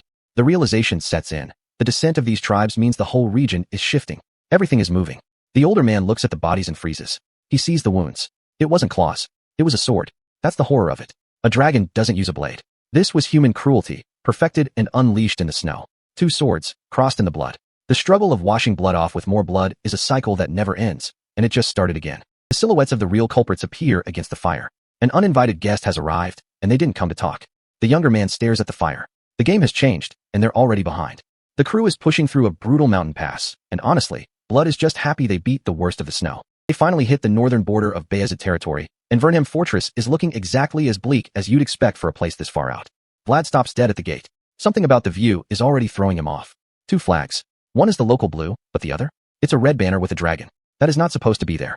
It's the Dragonslayer Knight Order. That flag alone is a massive red flag, literally and figuratively. Vlad is already spiraling, wondering why the hell these guys are showing up in the middle of nowhere. The old man confirms his fears. This isn't just some local garrison. It's the heavy hitters from the center. Vlad's confused, but the old man's tone is shifting. This is way above their pay grade. The voice doesn't need to say it. The aura alone tells us this is the Duke Dragonblood's private hit squad. They are the Dragonslayer Knight Order, and they don't just show up for the weather. The local garrison watches them roll in like they own the place, because in their heads, they absolutely do. Gear has been tracking them for 2 days. He knows they're here for the lindworm hunt, which is just a fancy way of saying they're here to cause trouble. He's keeping his cool, but you can tell the man is absolutely fuming under that fur collar. He barks an order to his adjutant. They aren't going to just roll over and play dead. Vlad is still trying to catch up, asking about this Knight Order like he hasn't realized he's standing in the middle of a power struggle. The old man breaks it down. They're basically the Imperial-sanctioned dragon killers. They've got the Emperor's backing and the Duke's bankroll, which basically makes them untouchable. Under Imperial law, they can do whatever they want as long as they claim it's dragon business, which is a massive legal loophole for absolute chaos. Vlad is starting to get the picture. He's not impressed, just wary. He looks at the fortress, the beacon of Bayezid, and sees the scars of a war that never really ended. It was seized, burned, and rebuilt, but that black shard history is still baked into the stones. It's a symbol of indomitable will, and these new knights are disrespecting that history just by being here.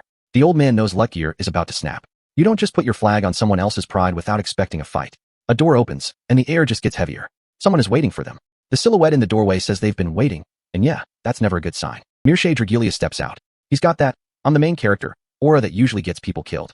He introduces himself as the Grandmaster, and man, he is really leaning into the aesthetic. Duke Dragonblood's heir. Of course he is. Not him getting his character arc delivered via nepotism. Luckgear is not buying the act for a second. He's staring back with eyes that have seen way more than this kid's resume. He introduces himself as the captain, and you can feel the tension spiking. Vlad is watching from the back, and he's not just watching, he's feeling something. His heart starts hammering. That resonance. He's felt this before. He's questioning his own sanity. Why does this guy feel like the death worm? It's the man himself. Mirshay is the source. Vlad smirks. He knows exactly what's going on now. This isn't a hunt, it's a setup. The blonde knight is casually dropping truth bombs about the barbarian corpses. He's talking about them like they're just fish bait for the lindworm. The guy with the scar realizes it too. The bait for the dragon was human lives. He loses it. He's screaming at the imperial sons of bitches because he's got a conscience, unlike these knights. He lunges. He's ready to tear them apart, but he is way out of his league. The old man stops him cold. He's not saving the knight. He's saving the kid from his own stupidity. He pins the guy to the ground with a sword. It's a brutal reality check. He tells him to shut up or get his neck twisted. He's being harsh, but he's right. He whispers that the anger is real, but it's useless without the strength to back it up. Bravado is a dog's death. That's the lesson of the day, and it's a cold one. Blonde Knight just laughs. He's calling them dogs and cats like he's at a pet show. He's mocking the cat-eared kid, and the knights are snickering in the background. The dark-haired guy finally speaks up. He's not backing down. He walks right up to the Grandmaster and tells him to find his own place. The knights draw their swords. The vibe check just failed. The guy's eyes are glowing. He's not playing around anymore. He's standing in the middle of the hall, and the fire is rising with him. He walks toward them, and the knights look like they're starting to regret their life choices. He grips his hilt. The steps are heavy. The room is shaking. The blonde guy is still smiling, but the atmosphere just turned into a funeral parlor. He asks the golden question. Who gave you permission to raise that flag? The blonde guy acts like he's doing them a favor. Nobody moved, so we did it. The dark-haired guy asks who gave him permission to walk that far, and the blonde guy plays dumb. He starts quoting imperial law like he's in a courtroom, but nobody cares. He tries to walk past him, but the dark-haired guy isn't moving. He says, yeah, you have the right. Knights are waiting for the punchline, and it's coming. Only if you have permission from the owner. And the fire behind him says he's the one in charge here. Vlad narrows his eyes, his voice cutting through the tension like glass. He wants to know who exactly gave these interlopers permission to be here. The dark-haired knight doesn't even look impressed. He just shuts him down with a single, flat word. The knight follows up, claiming he's down to cooperate, but only if they follow the proper channels. It's that classic bureaucratic gatekeeping. Bro really thinks he's at a town hall meeting instead of a war zone. He points upward, a gloved finger directing attention toward the window. It's a power move, the kind of subtle arrogance that makes you want to see him get packed. Vlad's shock is immediate. Outside, the flags aren't just waving, they're a declaration. The red flag with the black dragon emblem? That's not a request, that's an occupation. The flag snaps in the wind, a constant reminder of who's currently calling the shots. Vlad stares down, his expression shifting from surprise to a cold, calculated realization. The dragon emblem is unmistakable. It's a signal that the Dragon Slayer Order isn't just visiting. They've effectively claimed the territory, and the Bayezid forces are being treated like uninvited guests. The white-armored knights stand in formation, their presence an absolute insult to the local authority. The older man with the fur-collared cloak scowls, already disgusted by the center's lack of manners. He's not having it. He warns his men to stand their ground, calling out the center for the kind of people they are, the type who think they can just walk into any room and own it. His eyes start to glow, that faint, menacing blue aura flickering to life. He's not bluffing. He's drawing a line in the stone, and he's daring anyone to step across it. The standoff is absolute. He tells them plainly, the owner of this fortress never gave them permission to be here. It's a direct challenge to their legitimacy. Vlad turns his attention to the Grandmaster, Mirshay Dragulia. The air in the room feels heavy, the kind of silence that usually precedes a massive blow-up. He's not playing games. He demands that Mirshay formally request to raise his flag, forcing the Grandmaster to acknowledge the authority he's trying to usurp. Vlad pushes for cooperation, framing it as a necessary alliance to hunt the lindworm on Bayezid land. He's trying to keep this professional, but the tension is fraying. Mirshay dismisses the plea with a casual nod, effectively telling Vlad to start over from the beginning. It's pure main character syndrome, acting like he's the only one in the room allowed to set the terms. Vlad doesn't back down. He stares Mirshay down, his voice cold, promising that this level of arrogance is going to cost him. He's done with the diplomatic charade. A voice from the shadows questions if the center's nobles have ever actually felt regret. It's a fair point. Delusional people rarely look in the mirror until the glass breaks. The speaker smirks, suggesting that if that's how they want to play, Vlad should just do what he needs to do. He's basically telling him to stop asking and start acting. The hooded figure reveals the orb, a glowing, mysterious tool. It's the kind of item that screams plot device, but for Vlad, it's a window into the secrets he needs to uncover. They're talking about his origin, the Shoira slums. It's the classic humble beginnings setup, but there's a weight to it that suggests he's far more connected than he realizes. Vlad focuses on the details, the blue eyes, the hair, the heartbeat. He's piecing it together, realizing the truth is staring him in the face, even if he's hesitant to fully commit to the conclusion. He sits there, wine in hand, dissecting the situation. He notes that the Bayezid brothers are capable, but they're climbing a ladder that's clearly rigged. The hooded figure continues to push the narrative of potential and birthright. They're speaking in riddles, but the implication is clear. Vlad is a wild card that wasn't supposed to be in the deck. A hand traces the map, pointing out the cracks in the city's control. It's a tactical breakdown of how the center has effectively choked the life out of Shoera. Vlad is cautious. He knows they don't have the full picture yet. He wants to know why their network in Shoera went dark. He's not the type to move without intel. He presses the hooded figure for answers. They should have had eyes everywhere, yet they're blind. That's a failure he doesn't take lightly. The answer is simple. The new mayor. Since he took office, he's locked the city down, closing every eye they had left. It's a total blackout. The blonde man drinks, unimpressed by the mayor's sudden rise to power. He recognizes the pattern. It's the same old playbook used to seize control. The mayor didn't just take power, he manufactured a crisis. The disappearances were the perfect excuse to crack down, and he used it to consolidate everything under his thumb. Vlad considers the nature of power. Like a sword, it needs to be sturdy and sharp, but if it's too rigid, it snaps. He's thinking about Joseph Bayezid. He's weighing the brothers against the situation. They're capable, sure, but they're playing a game where the rules are written by someone else. He swirls his wine, reflecting on the fact that understanding the property of a sword is more important than actually wielding one. It's a high-level observation from someone who's seen it all. He's looking at the brothers, seeing the potential but also the limitations. They're climbing, but the mountain itself might be the trap. The map is stained with blood, and he's ready to shake things up. He's not going to let the center's strategy go unchallenged. He's staring at the map, his eyes glowing blue. He's seeing the board, and he's already planning how to flip it. Back at the fortress, the banner waves. It's a symbol of a strategy that no longer holds water. Things are changing, and they aren't ready. Sir Lamund speaks up, comparing their methods to the orders. He's worried. He knows that using the wrong methods, even for the right reason, can lead to a disaster. They're debating the lindworm. They need a trap, but everything they suggest seems to lead to a worse outcome. It's a strategic dead end. The woman with animal ears points out the political reality. If they don't catch it, the order stays. They're being backed into a corner.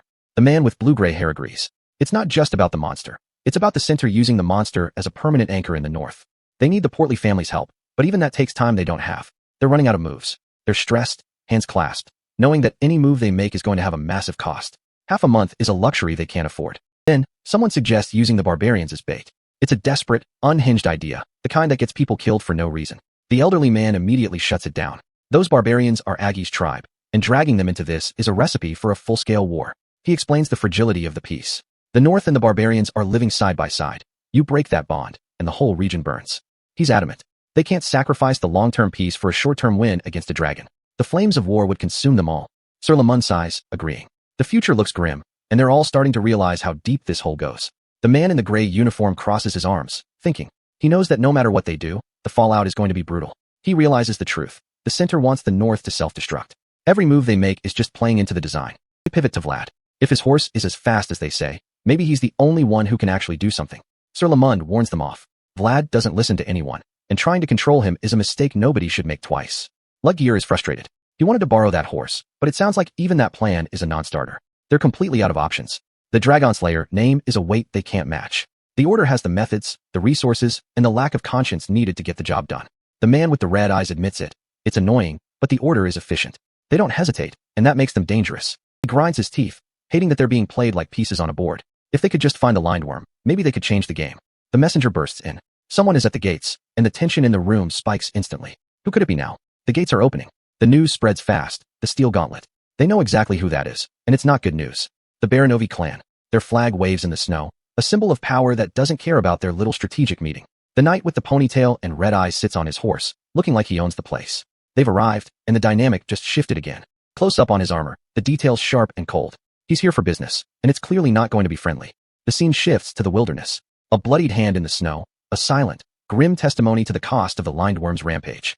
The creature is there, standing over the bodies. It's a killing machine, efficient and terrifying in the middle of the blizzard.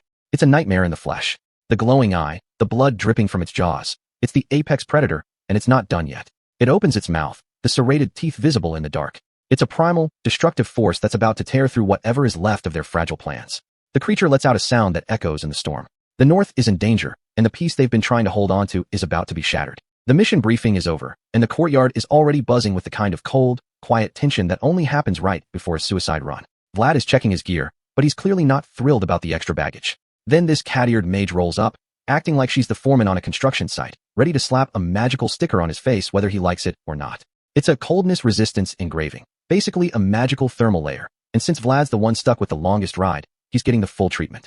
The other knights are already glazing him, calling him the greatest dragon herder, like it's a flex, while the mage starts the ritual. Not him getting his character arc delivered via a magical paint job in the middle of a blizzard. The sigil glows on his forehead, and honestly, he looks like he's ready to commit a war crime. Or just go for a ride. It's hard to tell with him. He just stands there. The snow is falling, The air is dead silent, and he's clearly turning over the plan in his head. The mage isn't playing around, warning him to dodge the creature's breath attack because the engraving isn't a cheat code for immortality. Then she says she's going to tag the horse, too, which earns a dry warning from Vlad about the beast's biting habit. Bro really thinks he's training a dog, not a warhorse. He's not joking, either. He's got the trauma to prove it. The older commander cuts in, confirming the scouts have successfully baited the lindworm. The Dragon Slayer Knight Order set the bait, and the beast took it. This is the part where the political posturing meets reality, and reality usually has teeth. Vlad knows the score. This isn't just a hunt. It's a clusterfuck of northern politics, and if they don't play this perfectly, the whole region is going to get cooked. They're standing there in the snow, 2 generations of soldiers trying to figure out how to stop a war that's already started. The commander presses him on the plan, but Vlad's already got the mission path memorized. It's simple. Herd the beast, wait for the ambush. Sir Lutgear and Sir Volkov are the muscle in this operation, hiding in the East Canyon, waiting for the signal to turn the lindworm into a pincushion. The commander keeps hammering home how important this is. It's not a normal hunt because it's not about the dragon. It's about the optics of who kills it. He explains the stakes. The North is in a silent war with the center, and the outcome of this hunt is going to dictate the next decade of power. Vlad listens, his face unreadable. He's been in the slums long enough to know when he's being used as a pawn in a game he doesn't fully understand yet. Baranov and Bayezid, the 2 pillars of the North. They're both here, their heirs making this a vanity project for their respective houses. And then there's the center's Duke Dragonblood. The big leagues have arrived, and they're all treating this like a stage for their own imperial power trip. Look at them. Everyone's just trying to flex their influence, completely ignoring the fact that they're hunting a sentient apex predator that doesn't care about their family trees. Vlad's doing the math. 3 heirs, 1 dragon, and a whole lot of ego. He knows that if this goes wrong, they're all dead. The Dragon Slayer Order is already spinning the narrative, ready to step in and save the day if these northern amateurs fail. They'll use this as an excuse to occupy the North, ransacking everything in the name of safety. It's the oldest trick in the book, and honestly, I'm disgusted. The commander stares him down. The order is clear. A northern sword has to be the one to kill it, or the North loses its sovereignty. It's not just about the dragon. It's about saving Aggie's tribe. Everything's connected, and if they fail, they're just leaving their own people to rot. The tension is thick enough to cut. The commanders are locked in, and the political machine starts grinding into gear. Sir Lutgear is already moving, the vanguard is prepped, and the clock is officially ticking. The gates open, and the cavalry rides out into the white abyss. It's a clean exit, but the air feels wrong. Meet back at the canyon. The final orders are given, and the stage is set for the main event. The heavy portcullis slams shut. No turning back now. The column of riders snakes through the pass. They're moving fast, but you can tell the weight of the mission is sitting on everyone's shoulders. Sir Lutgear is still sweating the details, wondering if the kid can actually pull this off. Sir Volkov isn't convinced either. He's looking at Vlad and seeing a liability, not a hero. Lutgear defends him, bringing up the Deathworm incident. He's gambling on Vlad's past success to carry them through this nightmare. The flashback hits, Vlad versus the Deathworm. No horse, just pure, unadulterated survival instinct. He's been here before, and he's survived. The man with the red eyes is watching, too. He's realizing that Vlad isn't just another squire. He's an anomaly. He's starting to respect the hustle. Experience and skill are the only currency that matters in the North, and Vlad's got plenty. He really thought he had the Bayezid talent pool figured out, but Vlad is throwing every single one of his predictions in the trash. And then there's the shot of Vlad riding toward the castle, the realization that there's always another player on the board. Empty snow. The calm before the absolute carnage. They're deep in the past now. The scouts pointed the way, but the terrain is hostile as hell. The lindworm isn't acting like a beast. It's moving north, ignoring the cold, ignoring its own instincts. It has a goal. And if a dragon has a goal, it usually involves someone dying. Mages are saying it's possible. If the dragon realizes what it is, it stops being a beast and starts being a threat. The tracking continues. They're looking for answers, but they're just walking into a situation that's already spiraling. The footprints are clear as day. The creature didn't even try to hide its tracks. Divine luck? More like a breadcrumb trail. It wants them to follow it. The riders are high up on the ridge, silhouetted against the sky. They're tracking a ghost. The sun is setting, casting everything in that ominous orange glow. It's beautiful, until you remember what they're hunting. Vlad notices it first. The footprints don't match the intel. The lindworm is lying, and it's doing a good job of it. It's heading for the forest. It's not running. It's leading them into the thick of it. The realization hits Vlad like a physical blow. He's been played. And there it is, the pale horror itself. It was waiting for them all along. The claw descends, and Vlad realizes they're not the hunters anymore. Spread apart. He yells it, but the trap is already sprung. The lindworm reveals its true form. Massive, reptilian, and absolutely lethal. Vlad's eyes are locked on the tail. He's moving on pure adrenaline now. The horse lunges, the snow explodes, and the chaos is officially unleashed. Vlad grunts, bracing for the impact. He's fighting for his life, and the creature is just getting started. Light the torches. The order is given, but the red symbol on the baton is the only thing that matters now. Vlad raises the baton, igniting the magical seal. He's trying to seize control of the situation. Charge. He leads the line, trying to force the beast into the formation. The beam hits, and the creature doesn't even flinch. It's just testing them. Motion blur, sparks, and the sound of steel meeting something that shouldn't exist. They've got it surrounded, but the ring of light is just a target for the beast. The creature's eyes glow blue, a sign that the breath attack is coming. It opens its mouth, and that vortex of blue energy is basically a death sentence. Everyone split. It's too late, but they have to try. The beam erupts, tearing through the snow and the formation. The roar of the blast drowns out everything. The hunt is over. The massacre has begun. The lined worm isn't just fighting. It's turning the entire battlefield into a localized disaster zone. And Blood is really out here trying to tank a literal ice age with nothing but a fur coat and pure delusion. He's getting encased in frost, but notice how he's still pushing forward. Because when you're this deep in the hole, the only way out is through the front door, even if it's frozen shut. Shockwave hits, and for a second, the entire formation just evaporates. My man is out here swinging at a god-tier beast like it's a side quest, not realizing he's currently the main course. That claw swipe is a one-way ticket to the lobby, and he's barely reacting in time to keep his head attached. He's panicked, which is fair, considering he's being hunted by a creature that's clearly smarter than his entire command unit combined. The impact is brutal, turning the snow into a gore-splattered mess before anyone can even draw a breath. The creature isn't even rushing the finish. It's just watching them scramble, enjoying the show. Vlad finally taps into the voice's true power, igniting his blade because he knows if he misses this, the whole camp is finished. The beast doesn't even flinch, just looms over him like it's checking his credit score before it decides to end him. He's taking the front, which is a massive flex if he survives, but a total amateur move if he doesn't. He's shouting orders into the chaos, trying to keep the unit from turning into a disorganized pile of meat. The beast lunges, and the scale difference is honestly embarrassing. It's like a truck hitting a shopping cart. They're galloping through the mist, hoping speed is enough to outrun a predator that's clearly playing with its food. The creature's blue eyes are tracking them through the snow. It's not a hunt, it's a sweep. That tail swipe is pure malice, scattering the riders like they're nothing more than loose change on the ground. Vlad's eyes are burning with that familiar blue light, and honestly, the aura deficit here is getting real concerning. It rears up, and you can practically hear the beast mocking their pathetic attempt at a tactical retreat.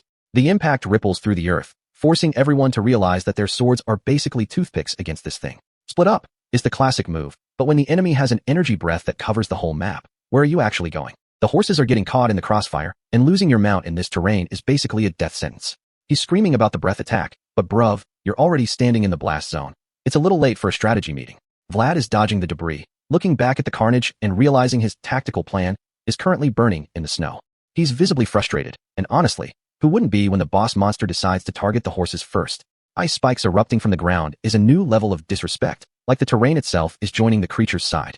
The commander finally calls it. The plan is cooked, the horses are dead, and now it's just them and the cold. They're hitting the ground, and Vlad is already pivoting to the only play he has left, take a leg and pray.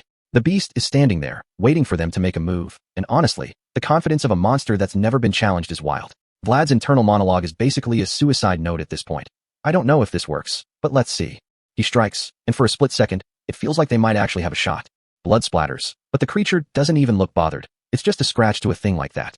Shock on their faces is real. They thought they had an opening, but the beast was just letting them get close. He's holding out his hand, and I don't know what he's planning, but offering blood to a dragon is a basement tier move. He's practically begging the beast to take a bite, which is honestly the most unhinged thing I've seen this week. The creature is watching, its eye tracking the blood like it's reading a menu.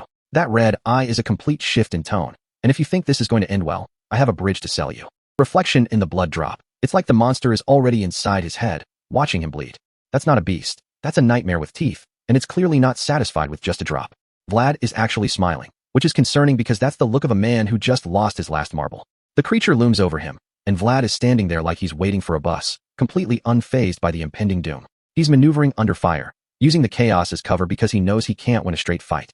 His comrade is shouting his name, probably wondering why Vlad is playing tag with a mountain-sized lizard. The grip on that sword is white-knuckle tight, and you can practically feel the adrenaline poisoning his brain. Go is the only command that matters now, because standing still is just choosing how you want to be eaten. Vlad hits the gas, and honestly, the kid's got more heart than sense, which is a lethal combination. The creature is taking hits, but it's just absorbing the damage like it's a minor inconvenience. Let's go in war. He's calling the horse, and suddenly we're doing some weird magical bond stuff. They're charging together, blue energy trailing behind them, and for the first time, it looks like a real fight. The mountain pass is a death trap, and that glowing light in the distance is looking less like hope and more like a beacon for disaster. They're counting down the minutes, and the way they're talking, you'd think the end of the world was scheduled for lunch. The telescope view is closing in, and the light is getting brighter, which is never a good sign in this kind of story. 1 minute. The panic in his voice is contagious, and honestly, I'm starting to sweat too. He's losing his mind, and honestly, I can't blame him. When the math stops making sense, you just run. Vlad is still riding, torch in hand, looking like he's trying to light his way into the afterlife. The order to fire is given, and the arrow is just a tiny speck against the massive, looming darkness of the pass. The whistle echoes, and it's basically a dinner bell for everything that's hunting them. He's fixated on the canyon, believing that's where the salvation is, but that's exactly where traps are usually set. Lutgier is standing there, looking all heroic, but you know he's about to get absolutely cooked. Vlad stops dead, and that look on his face, that's the look of a man who just realized he's not the hunter anymore. He's clutching his chest, the energy is spiking, and he's realizing his own power is turning against him. The horse is reacting too, like it can feel the curse crawling up Vlad's spine. Something is grabbing my heart. Bruv, you didn't just walk into a fight, you walked into a contract you didn't read the fine print for. Those chains, it's a bind, and it's clearly been there waiting for him to get strong enough to actually matter. He's questioning it, but the spectral figure behind him doesn't care about his existential crisis. The flashback hits, and we're seeing the moment everything went wrong, back when he was just another pawn. That blue eye again. It's the same power, the same curse, and he's been carrying it since before he even knew what it was. He's finally snapped, and the rage in his eyes is the only thing keeping him from collapsing right here. The impact hits, and whatever just happened, the battlefield is never going to be the same. Vlad freezes, and that look on his face? That's the look of a man who just realized he's not the one hunting anymore. He's clutching his chest as the energy spikes, realizing his own power is turning into a cage he didn't read the fine print for. The lined worm is actually retreating, and Vlad is losing his mind because he knows if he lets it gain distance, he's cooked. The older knight doesn't care about the magical existential crisis. He just wants the charge to hit home before they lose the initiative. The cavalry surges forward, and bruv, they're really out here trying to outrun a literal disaster. The riders are pushing the beast toward the canyon, trying to turn this into a controlled demolition of a predator. They're sealing the exits, making sure this creature has nowhere to go but into the trap they've laid out. The lined worm is moving through the snow, and honestly, the way it's maneuvering, it looks like it's leading them somewhere specific. Sir Volkov steps up to take the lead, clearly thinking he's the main character of this little operation. A massive blast of purple energy hits the ground, not from the knights, but from somewhere completely off-screen. A silhouette on the ridge just dropped a purple energy arc that makes everyone else's power look like a parlor trick.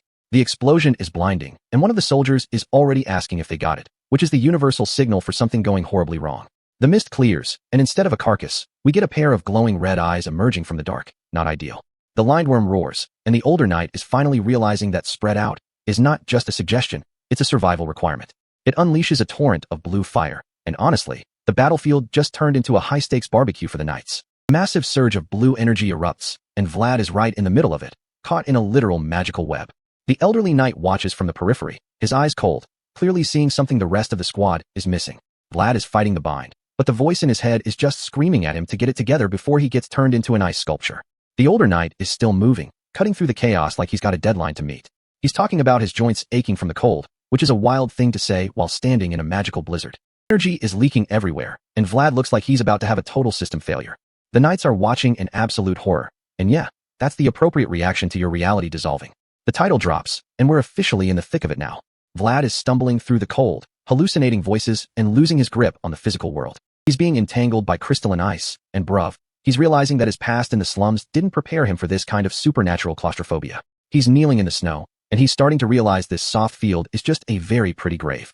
The voices are relentless, and at this point, he's just trying to keep his brain from turning to mush. A light flickers, it's not the end, it's a beacon. He's feeling the warmth, and he's finally starting to realize he isn't fighting this alone. It's the old knight's world, and Vlad finally understands the legacy he's been carrying around this whole time. He's standing before the manifestation of that history, and the sheer scale of what he's tapping into is terrifying. The voice tells him to sever the bind, and honestly, if he fumbles this, we're all watching him die. He's straining, pushing against the weight of a world that wasn't built for him. He screams, and the energy finally snaps. He's not just fighting, he's breaking the rules of the game. The vortex opens, and it's like he just punched a hole through reality itself. He's suspended in the void, wielding a blade that's glowing like a neon sign in a dark alley. The discharge is massive, and I'm pretty sure the local climate just changed permanently. His eyes lock in, and the magical structure that was holding him down is finally shattering. He's surrounded by the debris of his own power, and he looks dangerous as hell. A drop of blood hits his neck. The price of admission for that kind of power is never cheap. He's smiling, and that blood-streaked face is the most unnerving thing I've seen all chapter. He's back on the horse, and he's riding like he's got a vendetta against the entire northern region. The old man tells him the duty is past, and it's a heavy handoff for a kid who just wanted to survive the slums. Vlad's eyes flare blue, and you can tell he's not holding anything back anymore. The dragon creature is still roaring, but it looks a lot less confident than it did 5 minutes ago. Vlad is pushing the horse to the limit, and Blood is really trying to solo a god-tier monster. He's charging, and Noir is putting in the work. This is the kind of energy you love to see. Something is watching from the shadows, calling him a rascal, which is a weirdly casual way to talk to someone about to die. The dragon breathes fire again, and the chaos is just dialed up to 11. The observer notes that the engraving is helping, but they're still basically walking through a freezer. Vlad realizes that if he goes full throttle, he's going to catch everyone in the crossfire. A classic hero's dilemma. He's hesitating, and that 1 second delay is exactly where nightmares start. He pulls the reins, and he's going all in. Consequences be damned. He's screaming, the dragon is growling, and the tension is honestly thick enough to cut with a knife. The clash is insane. The light is literally swallowing the frame. The sword is struggling, and Vlad looks like he's realizing the hardware can't keep up with the software. He landed a hit, and that black, jagged wound on the neck is the first real sign of progress. He's moving so fast it's just a blur of light and violence. He strikes again, and the sparks flying off that scale are beautiful. He's shouting, he's swinging, and he's absolutely locked in. The dragon is starting to look desperate, and that's when you know you've got them. The energy is swirling, and he's lining up the final hit. He thinks he's got it, and he's so close he can taste the victory. And then, the sound of metal snapping. The blade cracks, and Vlad's face says it all. He just realized he's brought a broken stick to a dragon fight. Blood hits the snow. It's barely a whisper, but it tells us the beast is leaking. And there it is, that glowing red eye. Blood really thought it could just walk away. Vlad's locked in, but the sword? It's vibrating like a bad connection at 3 a.m. The creature isn't having it, thrashing around like a toddler in a tantrum. And the voice is breathing down his neck, screaming that he can't stop now. The lindworm lunges, all teeth and pure, unadulterated hate, but Vlad doesn't flinch. Then a flash of blue tears through the dark. Someone else decided to join the party. The creature gets absolutely rocked, and our guy in the fur collar shouts that he's got the assist. He's not just talking, he's moving, putting everything into one clean shot at the tail. That thing is reeling, but it's still standing, which is honestly just rude at this point. It's turning tail and running back to the plains, because Big Man realized he's losing. The ally screams for Vlad to chase it down, but look at him. He's falling apart. Voice is back, dropping some cryptic philosophy about limits and stopping. And Vlad sees his own face in the blade, looking like he's aged 10 years in 10 seconds. He's forcing it, teeth gritted, because he knows he doesn't have another option. He kicks Noir into gear, and honestly, the aura coming off that sword is terrifying. The lindworm is bathed in light, trying to shake off the inevitable, but it's cooked. Vlad is closing the gap, a silhouette of pure focus against the white of the beast. The creature's going for the kill, and Vlad is just gripping the hilt like his life depends on it. He swings, and the impact is basically a localized natural disaster. The beast is screaming, but Vlad is right there, eyes glowing with that same lethal energy. The sword carves through the air, and for a second, the whole world is just blue light. Locked in a high-speed dance of death, moving faster than the eye can track. He's shouting, eyes flaring, demanding the creature just stop existing already. The blade comes down like a hammer, and the shockwave is absolutely massive. And he's letting out all that pent-up frustration on the monster. The claw strikes the ground, but it's shaking, weak. The beast is fading. Vlad's still pushing, riding the edge of his own power, never letting up. A beam of pure energy cuts through the cold air, straight for the target. It hits the mark, and you can see the creature's red eye flicker out. The ally is back there, looking like he's been through a grinder, gasping that he's out of ammo. He puts his faith in Vlad, and honestly, the pressure is probably enough to crush a normal man. But Vlad is still riding, still swinging, still holding onto that dying light. His eyes are burning, and the sword is just, it's done, fam. It's finished. He's sitting there, in the quiet, and that sword is just standing tall. Combat is a blur of blue, but he's fighting something that's already lost. He's thanking the blade, which is kind of sad when you think about it. Distance between them is shrinking, and the end is right there. The creature spits one last blast of energy, but it's just a final, desperate gasp. Look at that eye. The reflection shows Vlad is the only thing left in its world. The strain on his face tells the whole story. He gave more than he had. One final, desperate strike, and the energy is practically vibrating off the page. The horse is moving, the sword is swinging, and the look in his eye is pure cold. Everyone else is just watching, terrified and awestruck, wondering how he's still standing. The world is dissolving into white, and just like that, it's goodbye. He's gripping the hilt, and the sword is literally cracking under the weight of his existence. The shards are floating, and the narrative is basically saying he's a star in the making. It's building up to something, and we all know it's the big moment. The Dragon Slayer's sword. Not just a weapon, but a whole new identity. The blade descends into the dark, and the weight of that name is heavy, bruv. The cleanup crew is moving in, dragging the beast like a trophy, while Vlad just sits there. The knight walks up, and the contrast between his calm and Vlad's exhaustion is sharp. He asks about the old sir, and the mystery of the name is still just hanging there. Vlad's still in the dark about the name, but he knows the duties aren't finished. The sword broke, and Vlad is mourning it like a fallen comrade. He's holding the pieces, and the knight is right. That thing really did try its best. The knight promises a new one, but Vlad is doubtful. Can you really replace a connection like that? He's saying that a sword that can contain his world is a 1 in a million find. Even the Emperor couldn't just pull another one of these out of his pocket. He's telling Vlad that the title is the real reward. It stays with him forever. He's saying it's just them now, two of a kind in a world that doesn't get it. The sword is the witness, and the title is finally locked in, Dragon Slayer. He's standing there, and you can tell, he's not the same boy from the alley anymore. The world moves on, even when you're busy fighting for your life. High above the streets, the architecture of DMR stands indifferent to the chaos below, while a mysterious hand receives a letter that's about to change the entire board. The red wax seal is broken, and with it, the quiet. Baron Hainel's personal correspondence lands right in the lap of a man who's clearly been waiting for an update, and he's not interested in small talk. He wants to know if the West is finally starting to crack. He's checking the map in his head, looking for the one variable that shouldn't be there.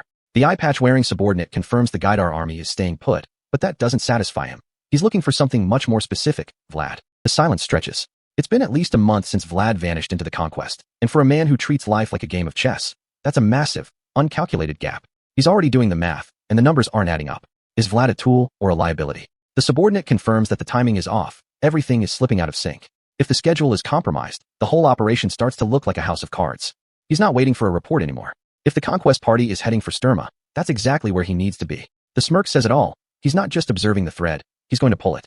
The knight bows, orders in hand, leaving the room with the efficiency of someone who knows better than to ask why. The dark-haired mastermind watches him go, already moving to the next phase of a plan we're only just beginning to see. He's watching his own reflection, but he's really looking at the ripples Gaidar is making. Even if the threat is invisible to everyone else, he sees the purpose behind the movement.